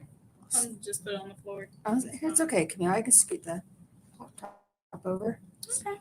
No big deal. Yeah, I don't know. I think that's the best spinner of the two. Good thing I got both because, yeah, it's not. No, probably is.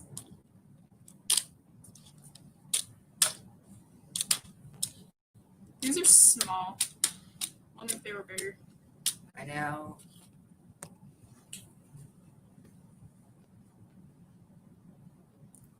I don't know what that guy's saying. I'm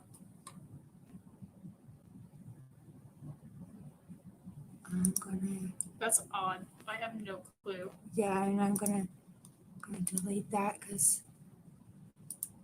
Very, very odd. Yeah.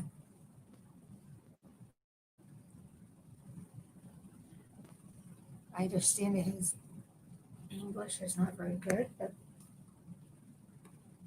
I don't even know.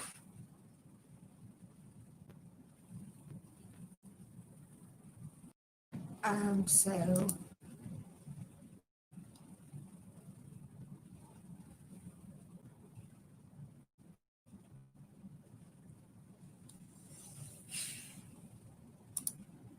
just gonna hide it because I'm not messing with someone like that. Yeah, not dealing with it. My poof all hair. Oh, you're fine. Your hair is just like it's like mine. Mine was It's very creepy. Mine was curly yesterday.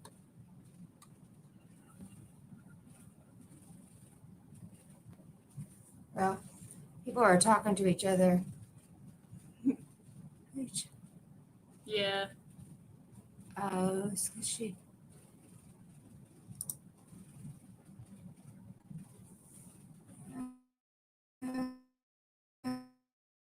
Oh gosh.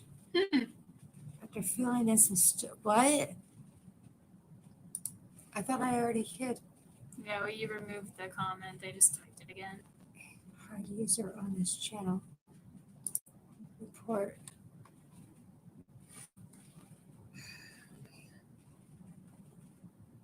Don't even. It's just weird.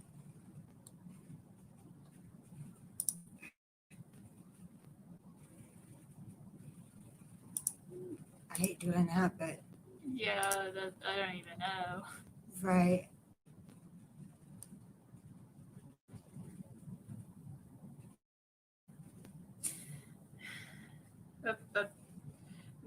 No, we're not, Mom and. Oh, I just saw that. No, we're not mom and daughter. That's one of my best friend's daughter. We're going to be playing Bean Boozled. G-Free, sorry, but the Nightbot timed you out for like 5 seconds because it says that you were typing in all caps. Since I'm going live via my smartphone. You see your mom? What? Oh, God. Mom, right? Oh, said. God. Oh, God. G-Free, for some reason, it's the Nightbot was timing you out for like 5 seconds because it said you were typing in all caps, but I think it was just because you were talking to B-Hop Nation, which his name is in all capital letters. So sorry about that. I thought your hair color was okay. Yeah, our hair color is not even the same. I'm on live, so I gotta be careful with it. Say you might not be related. Damn, there's that other one again. How do you just pick it up?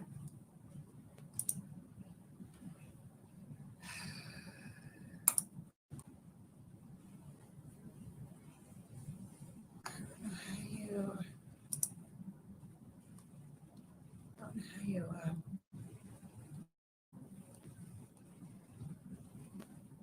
What are you trying to do? get rid of the guy because his messages aren't like legit. And I just put him in timeout and also deleted it. I don't know.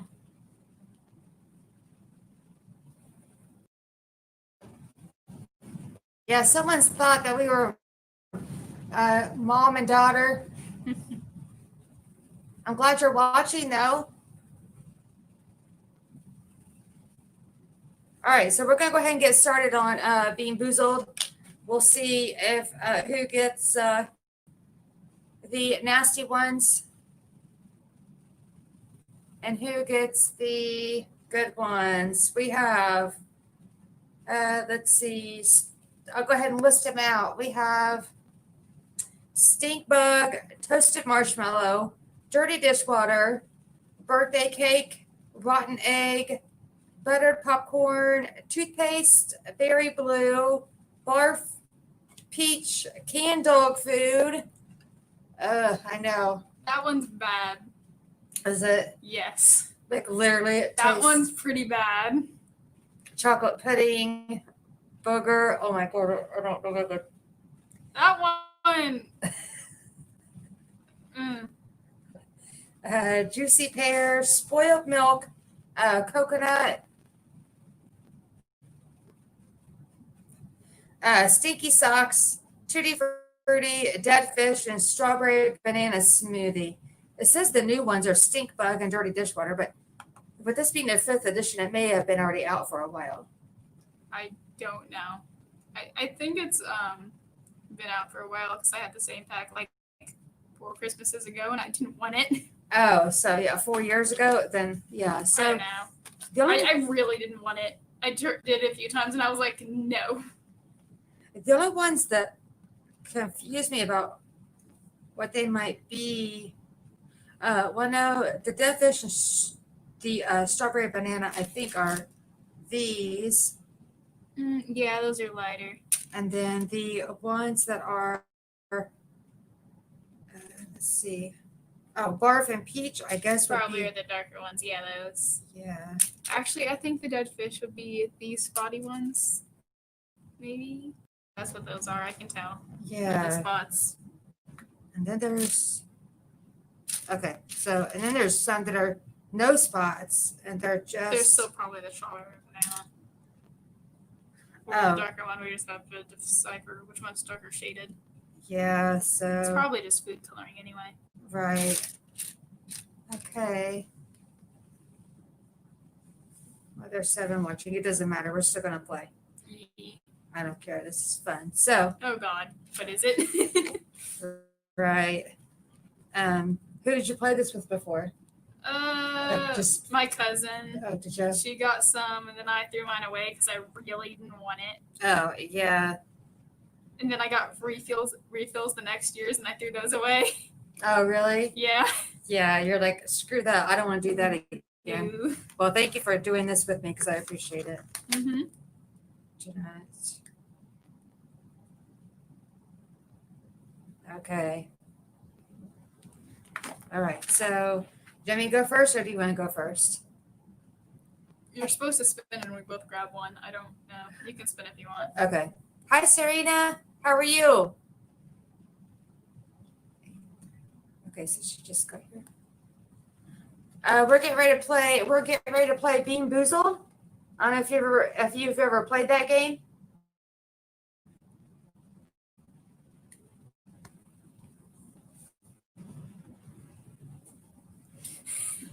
Yeah, dirty dishwater. I'm hoping that I don't get that one, but we're both going to spin. That sounds bad. Yeah, it sounds bad. So we are both going to spin and see what we get here. I noticed that other guy's not messaged again, so that's good.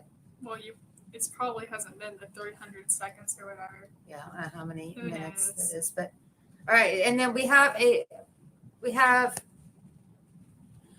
little spinner here that is going to tell us one that we get to pick out of the box, because inside there you have all the little jelly beans to choose from. And on the inside of the box, it has the colors that you get to pick from. Oh. What'd I do? I accidentally clicked it. Hang on, I can actually fix that.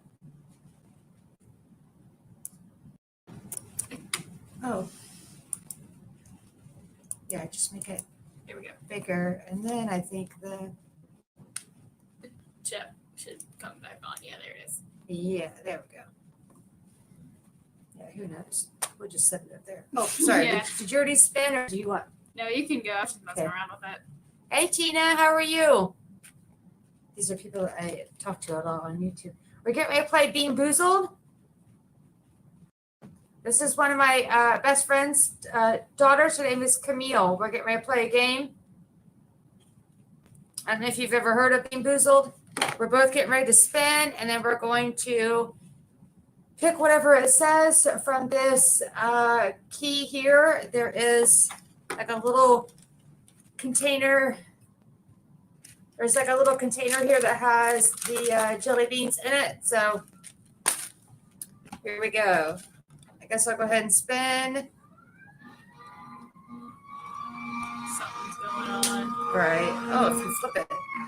Oh boy. So. Oh God, it's a spoiled milk one. I know. I got coconut or spoiled milk. Oh boy. So that is the.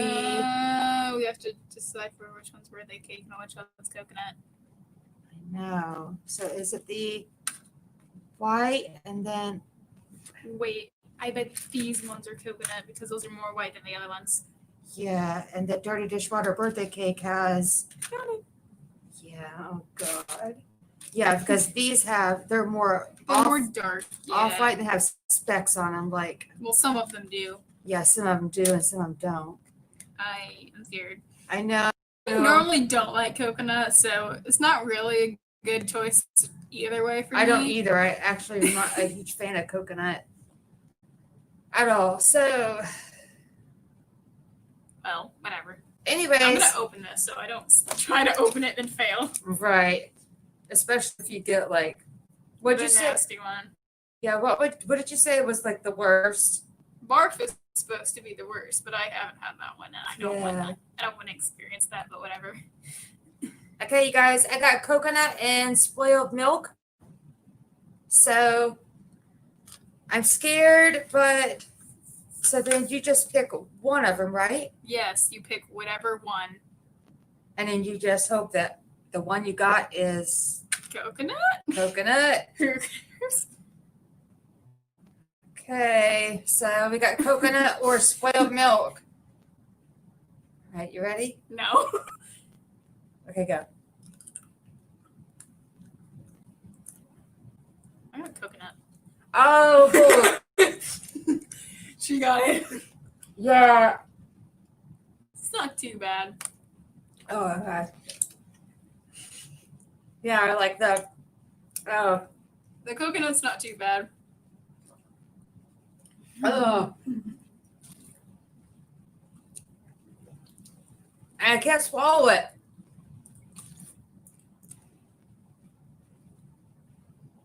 Okay. Oh, It's my not God. going to leave. You're just going to have to eat more. I'm thirsty. Yeah. Ooh. I can still taste that but that's still in my teeth. Oh, well, you have braces. You're even. I just got mine off. Yeah, so you're lucky for that. Oh, God. Yeah, it's all stuck in there. Okay, so, oh my God, to get canned dog food. That's the one you said earlier that was like the worst. That one's nasty. Right. So, Camille got that one. She got coconut, and I got spoiled milk. And when you would chew it and take a breath in, you could definitely smell it. Yes. Like you would smell like a container of milk to see if it was still good. Oh, I ate canned dog food and my breath smelled like canned dog food, by the way, so it's going to smell. It did. It's not just taste, it's smell. Oh, boy.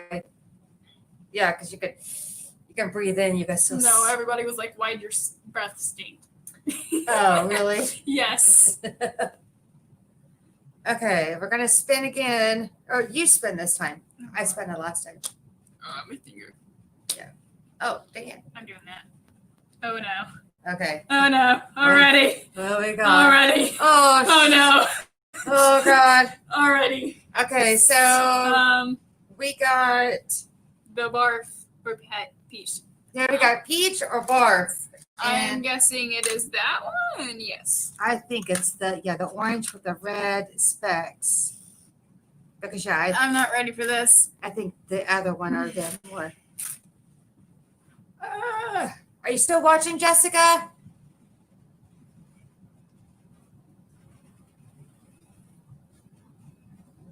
I don't know if your mom's still watching or not. She might be. Maybe not. She might be taking a nap. Did you head it out? No, she's probably watching that and fell asleep. Oh, yeah. That's her. Or she couldn't figure out how to put on the TV and she's madly arranging through the house. Yeah, that happens often. Okay, so we have peach or barf. So we have our jelly beans. Oh, she's here. Yeah, she said, yes, I said, no vomit, no vomit. I know we haven't got that until now, which is called barf. It's the same thing as, so anyways, barf or peach. So here we go. Since you spun, do you want to pick yours? Not really, but okay. I'm going to go with this one. Okay, and I'll go with this one. I'm terrified right now. I know I am too. I don't want to eat barf. Go. Okay.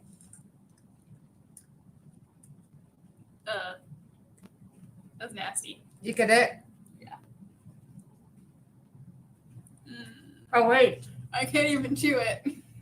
I got it too. I can't chew it. I can't chew it. Oh my God, I can't chew it. You can spit It's it just out. sitting there. You can spit it out. No. Just don't. No. Just swallow with your water. No. That's not going to help. Oh, it's so bad.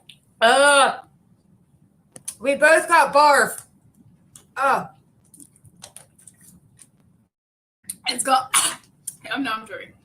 I swallowed it. That sticks to the roof of your mouth. Like I didn't chew it. I kept it on one side of my mouth the whole time. Camille said she didn't chew it. Well, I bit into it. I did too. I had to bite.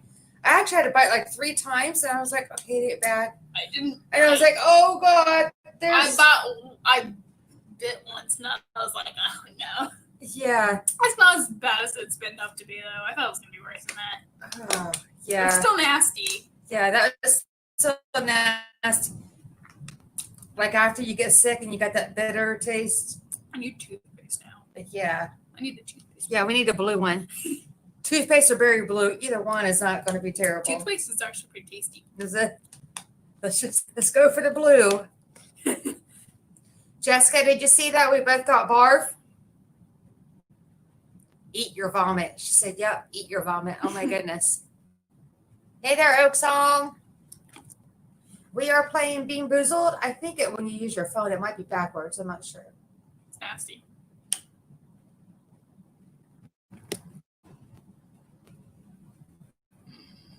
Yeah, we're playing Bean Boozled. So we just started. We're only a couple of spins in. Why is it not?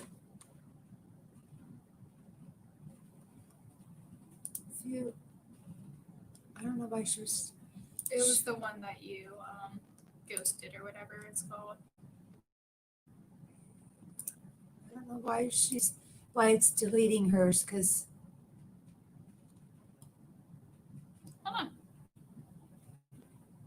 Hey there, Oak Song. Yeah, I've been live. It's just been a while since I have done it.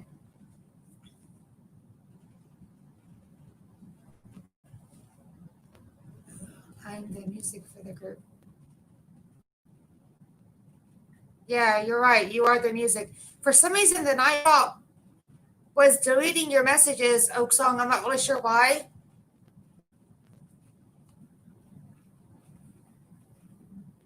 I don't know. The taste is fading because I kept it on one side of my mouth. That's good. Yeah. Well, I told you I chewed it 3 times. I was like, okay, I might have the peach. Nope. It stuck to the roof of my mouth. I was like, oh, there's that vile taste. I bit into it once and I was like, no. Yeah, you immediately noticed. Yeah, I'm going to have to fix the Nightbot. I set it up to just kind of pay attention to my lives in case any moderators were never in my lives. And I was going to allow the emojis in my lives as long as people don't overuse them, but that could have been why.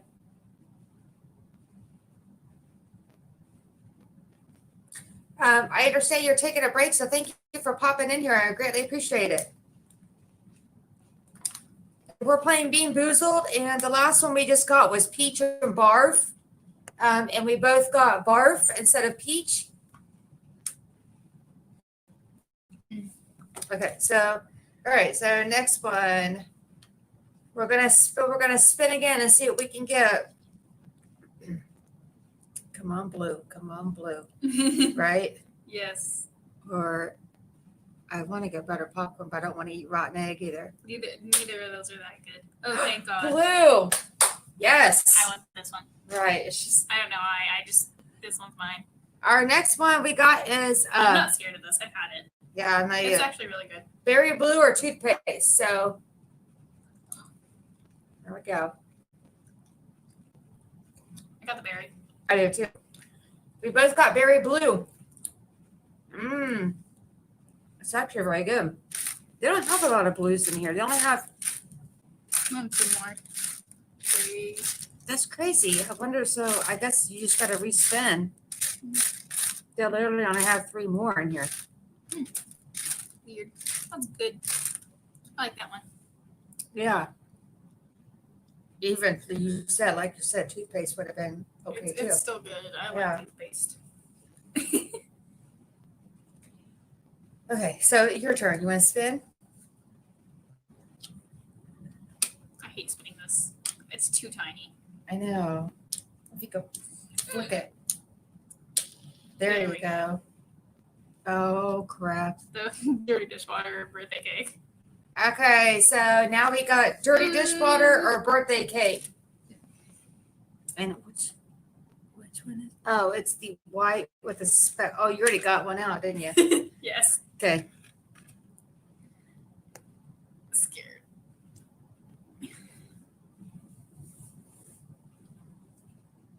Okay, so, all right, now we got dirty dishwater or birthday cake. So here we go. Good. Ready? Go. Oh, God. I got it. Yeah, this is. Oh. I got the dishwater. It's not. I'm not chewing anymore. Yeah. I don't like it hot and nasty. I don't want to swallow it. You can always spit it out. If you want to spit it out, go for it. I'm not, baby. Oh, Camilla, you said you don't want to swallow it. So. I hate it. I don't want to. Oh, I hate it. I swallowed it. I swallowed it whole. Oh, God. I know. The water didn't help much. No. It just does nothing but wash it around your mouth. It's nasty. Hey, Sean.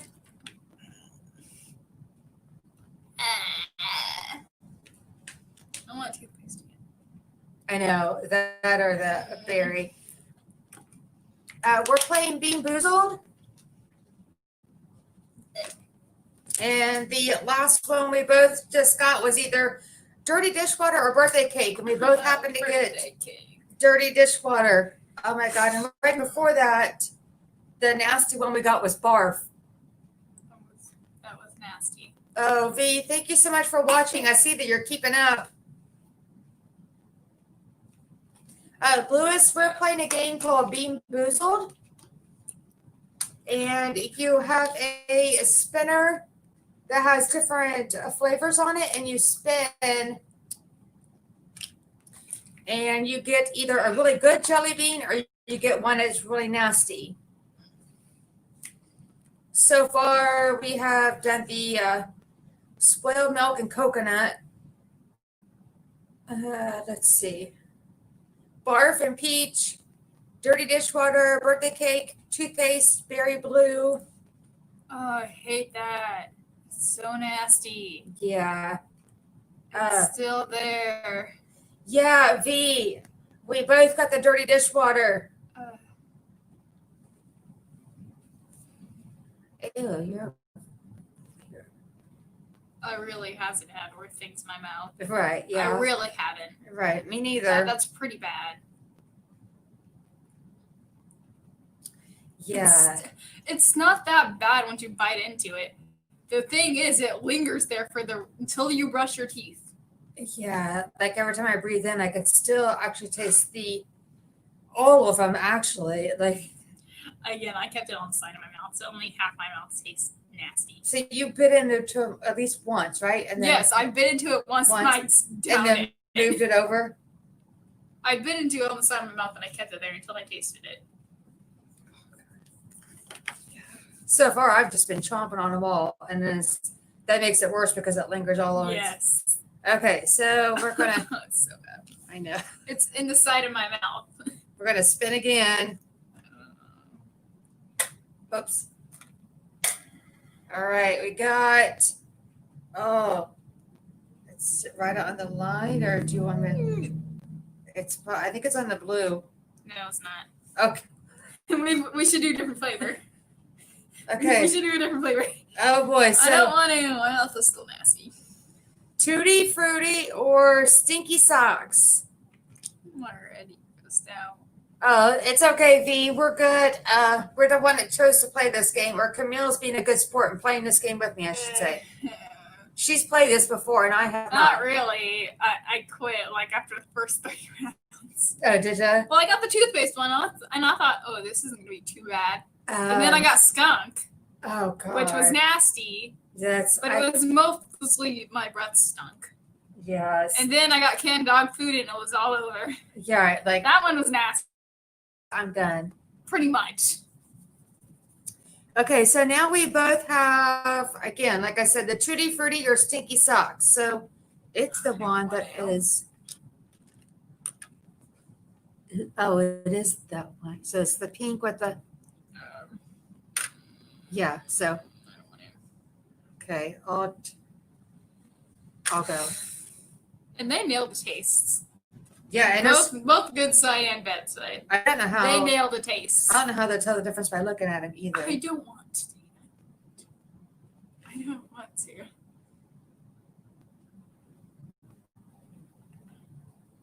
to. No, Camille's not in college. Okay, so.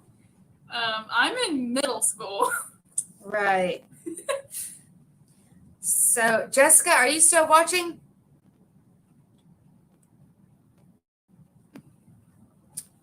Or are you taking a nap? Oh, she is. She just said you're all too funny. I see it where she's commented. Wow. All right. We have. I really don't want to right now. I'm scared. Camille says she's scared. Either Tutti Frutti or Stinky Socks. Do you want to do it, or do you want to? I don't want to, skip but it? I mean, I don't want to. What kind of question is that? I don't want to. Okay. 1, 2, 3.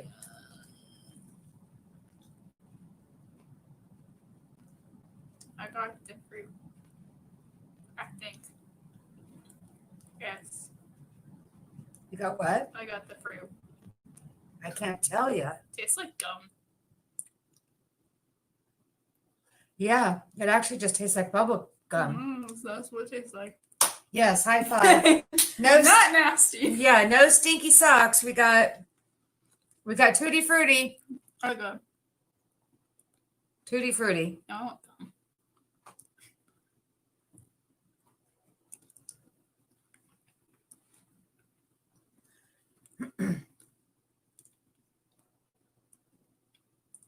Yeah, it's a little bit of it. It's stuck underneath one of my brackets, but it's fine. It'll tastes fine. It'll dissolve. Yeah, think of that being canned dog food in your braces. Oh God. No. Okay. Well, now there's only 4 washing, but it doesn't matter. We're having fun. We should not do doubles because I don't want to do that again. Let's see. We need to do the pear, buttered popcorn, and toasted marshmallow, and the dog food. Yeah.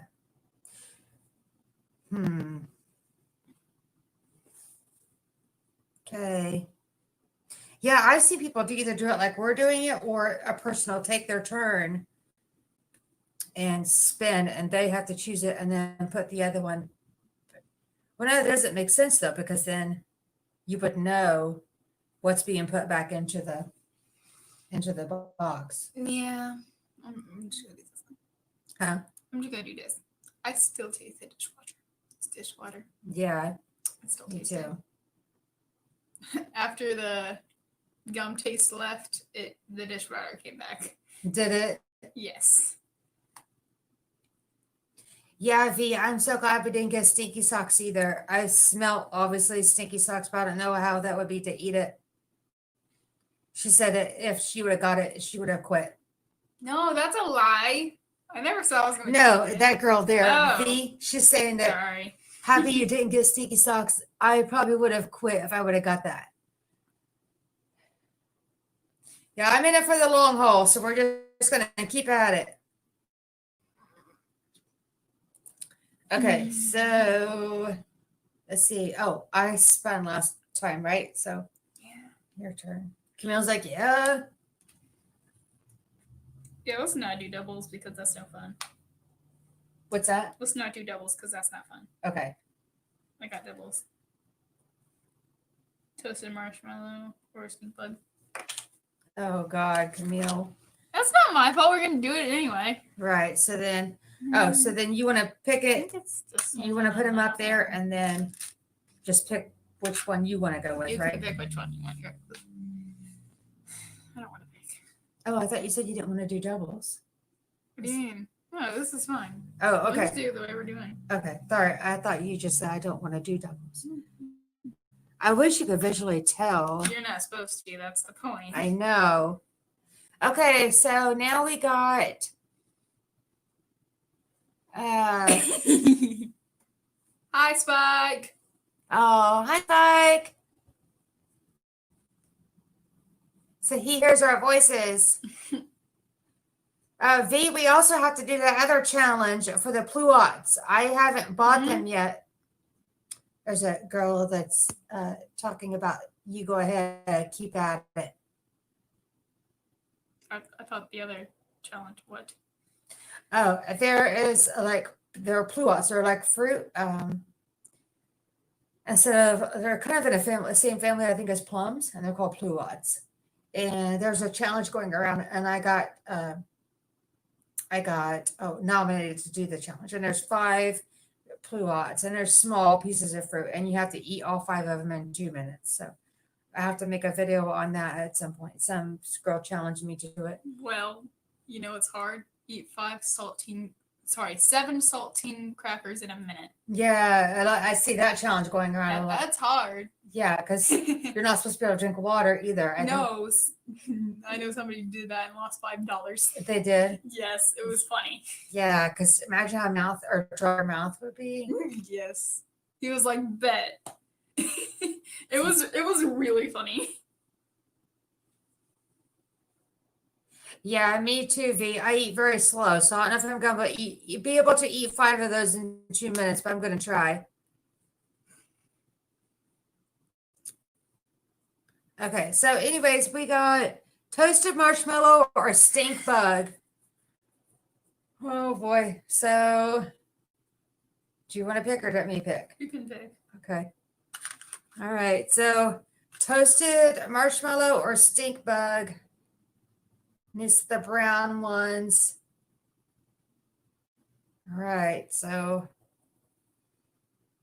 I've never ate a stink bug. I don't even know how nasty that will be. It's probably the worst on here, I would imagine. No, the worst is supposed to be butter. Okay. But dirty dishwater was pretty bad. Yeah, and we hadn't even got to the canned dog food yet. I So don't want to do it. So it sounds nasty. Yes, it does sound nasty. Agreed. Yeah, it sounds nasty.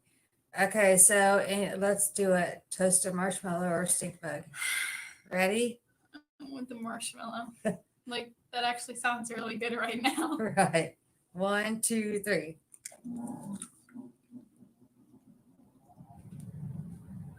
Oh, God. We both got. Oh. We both. I know. I can't. I can't either. Oh, no. Oh, my God. I was actually gonna puke for a second. Oh, that was the worst. Oh my god. I might actually puke. Oh my god, it's nasty. Oh. I might actually puke. If you need to go to the bathroom, you're more than welcome to. It's nasty. We've got a snake bug. No. No. I don't know what that is. No. Yeah. I got Mountain Dew in there if you want something that's No. okay. Hey, Casper. Oh my god, that Would you was like to protect me? that was like the worst stink bug. Protect me. Oh. Casper's here to protect me. Yeah. Jessica, do you see where Casper is?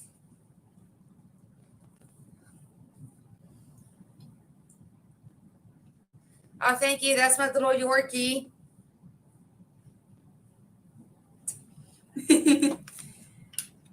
No to the moms. You can smell them, but you can't touch them. No. No. That was really nasty. Yeah. That was probably. That one was bad. I Okay. really want a toasted marshmallow, but I'm not risking eating another one. No, I'm not either. That was I'd rather really just. bad. I'd rather just. Oh boy. I'd rather get some toasted marshmallows. I like buy them from the store. I can still taste that on our roof. Oh, They didn't go to the roof of my mouth. I made sure of that. but I did like you did because I was like, she says she chomps it once and then moves it to the side. Well, I chop it on the side, then I leave it there until I know it's good, and then I'll eat the rest of it. Right, and that one is the first time I did it with that one, but the meat went all over my mouth. Okay. Because didn't you move it all over your mouth? No, this time I didn't, but all the rest of them before I did. I would chew it like 3 times and then move it.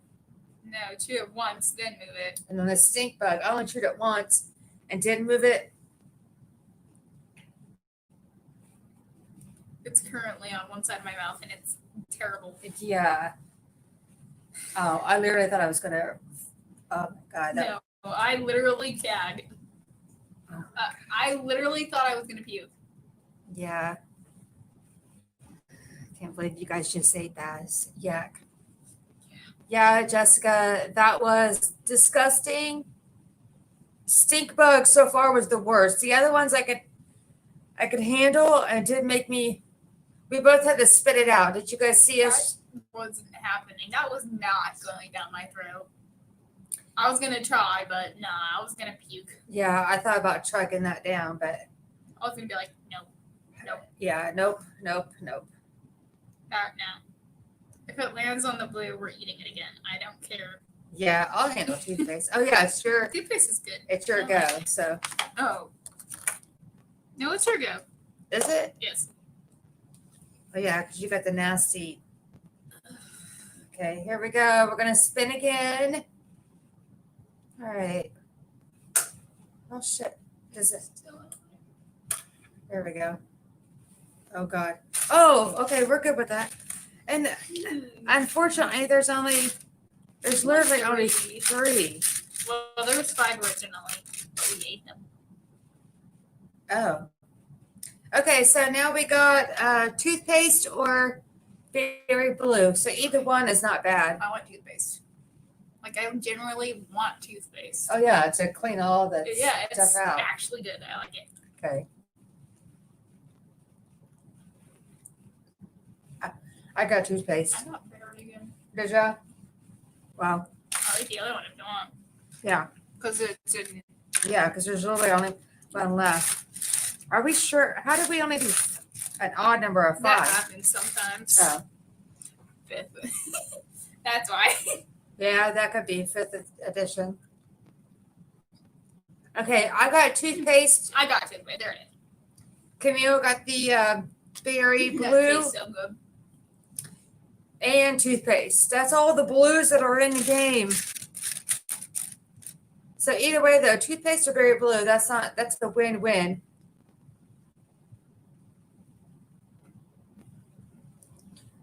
Yeah, we weren't sure if you'd go to sleep yet or not. No, she just likes to fall asleep. She doesn't even go to sleep. Yeah, I'll do that. If I watch TV for long enough on the couch. She'll do that constantly. I'll go wake her up. 10 minutes later, she's asleep again. Yeah. I'll just drift off. Hey, Johnny. So on the, when you do live via the, on here too, I wonder if you can be faced. What do we have left to do? Dog food. So do we just keep playing until we're literally like out, or do you only want him to play until we do at least all of them? I don't even want to do them all.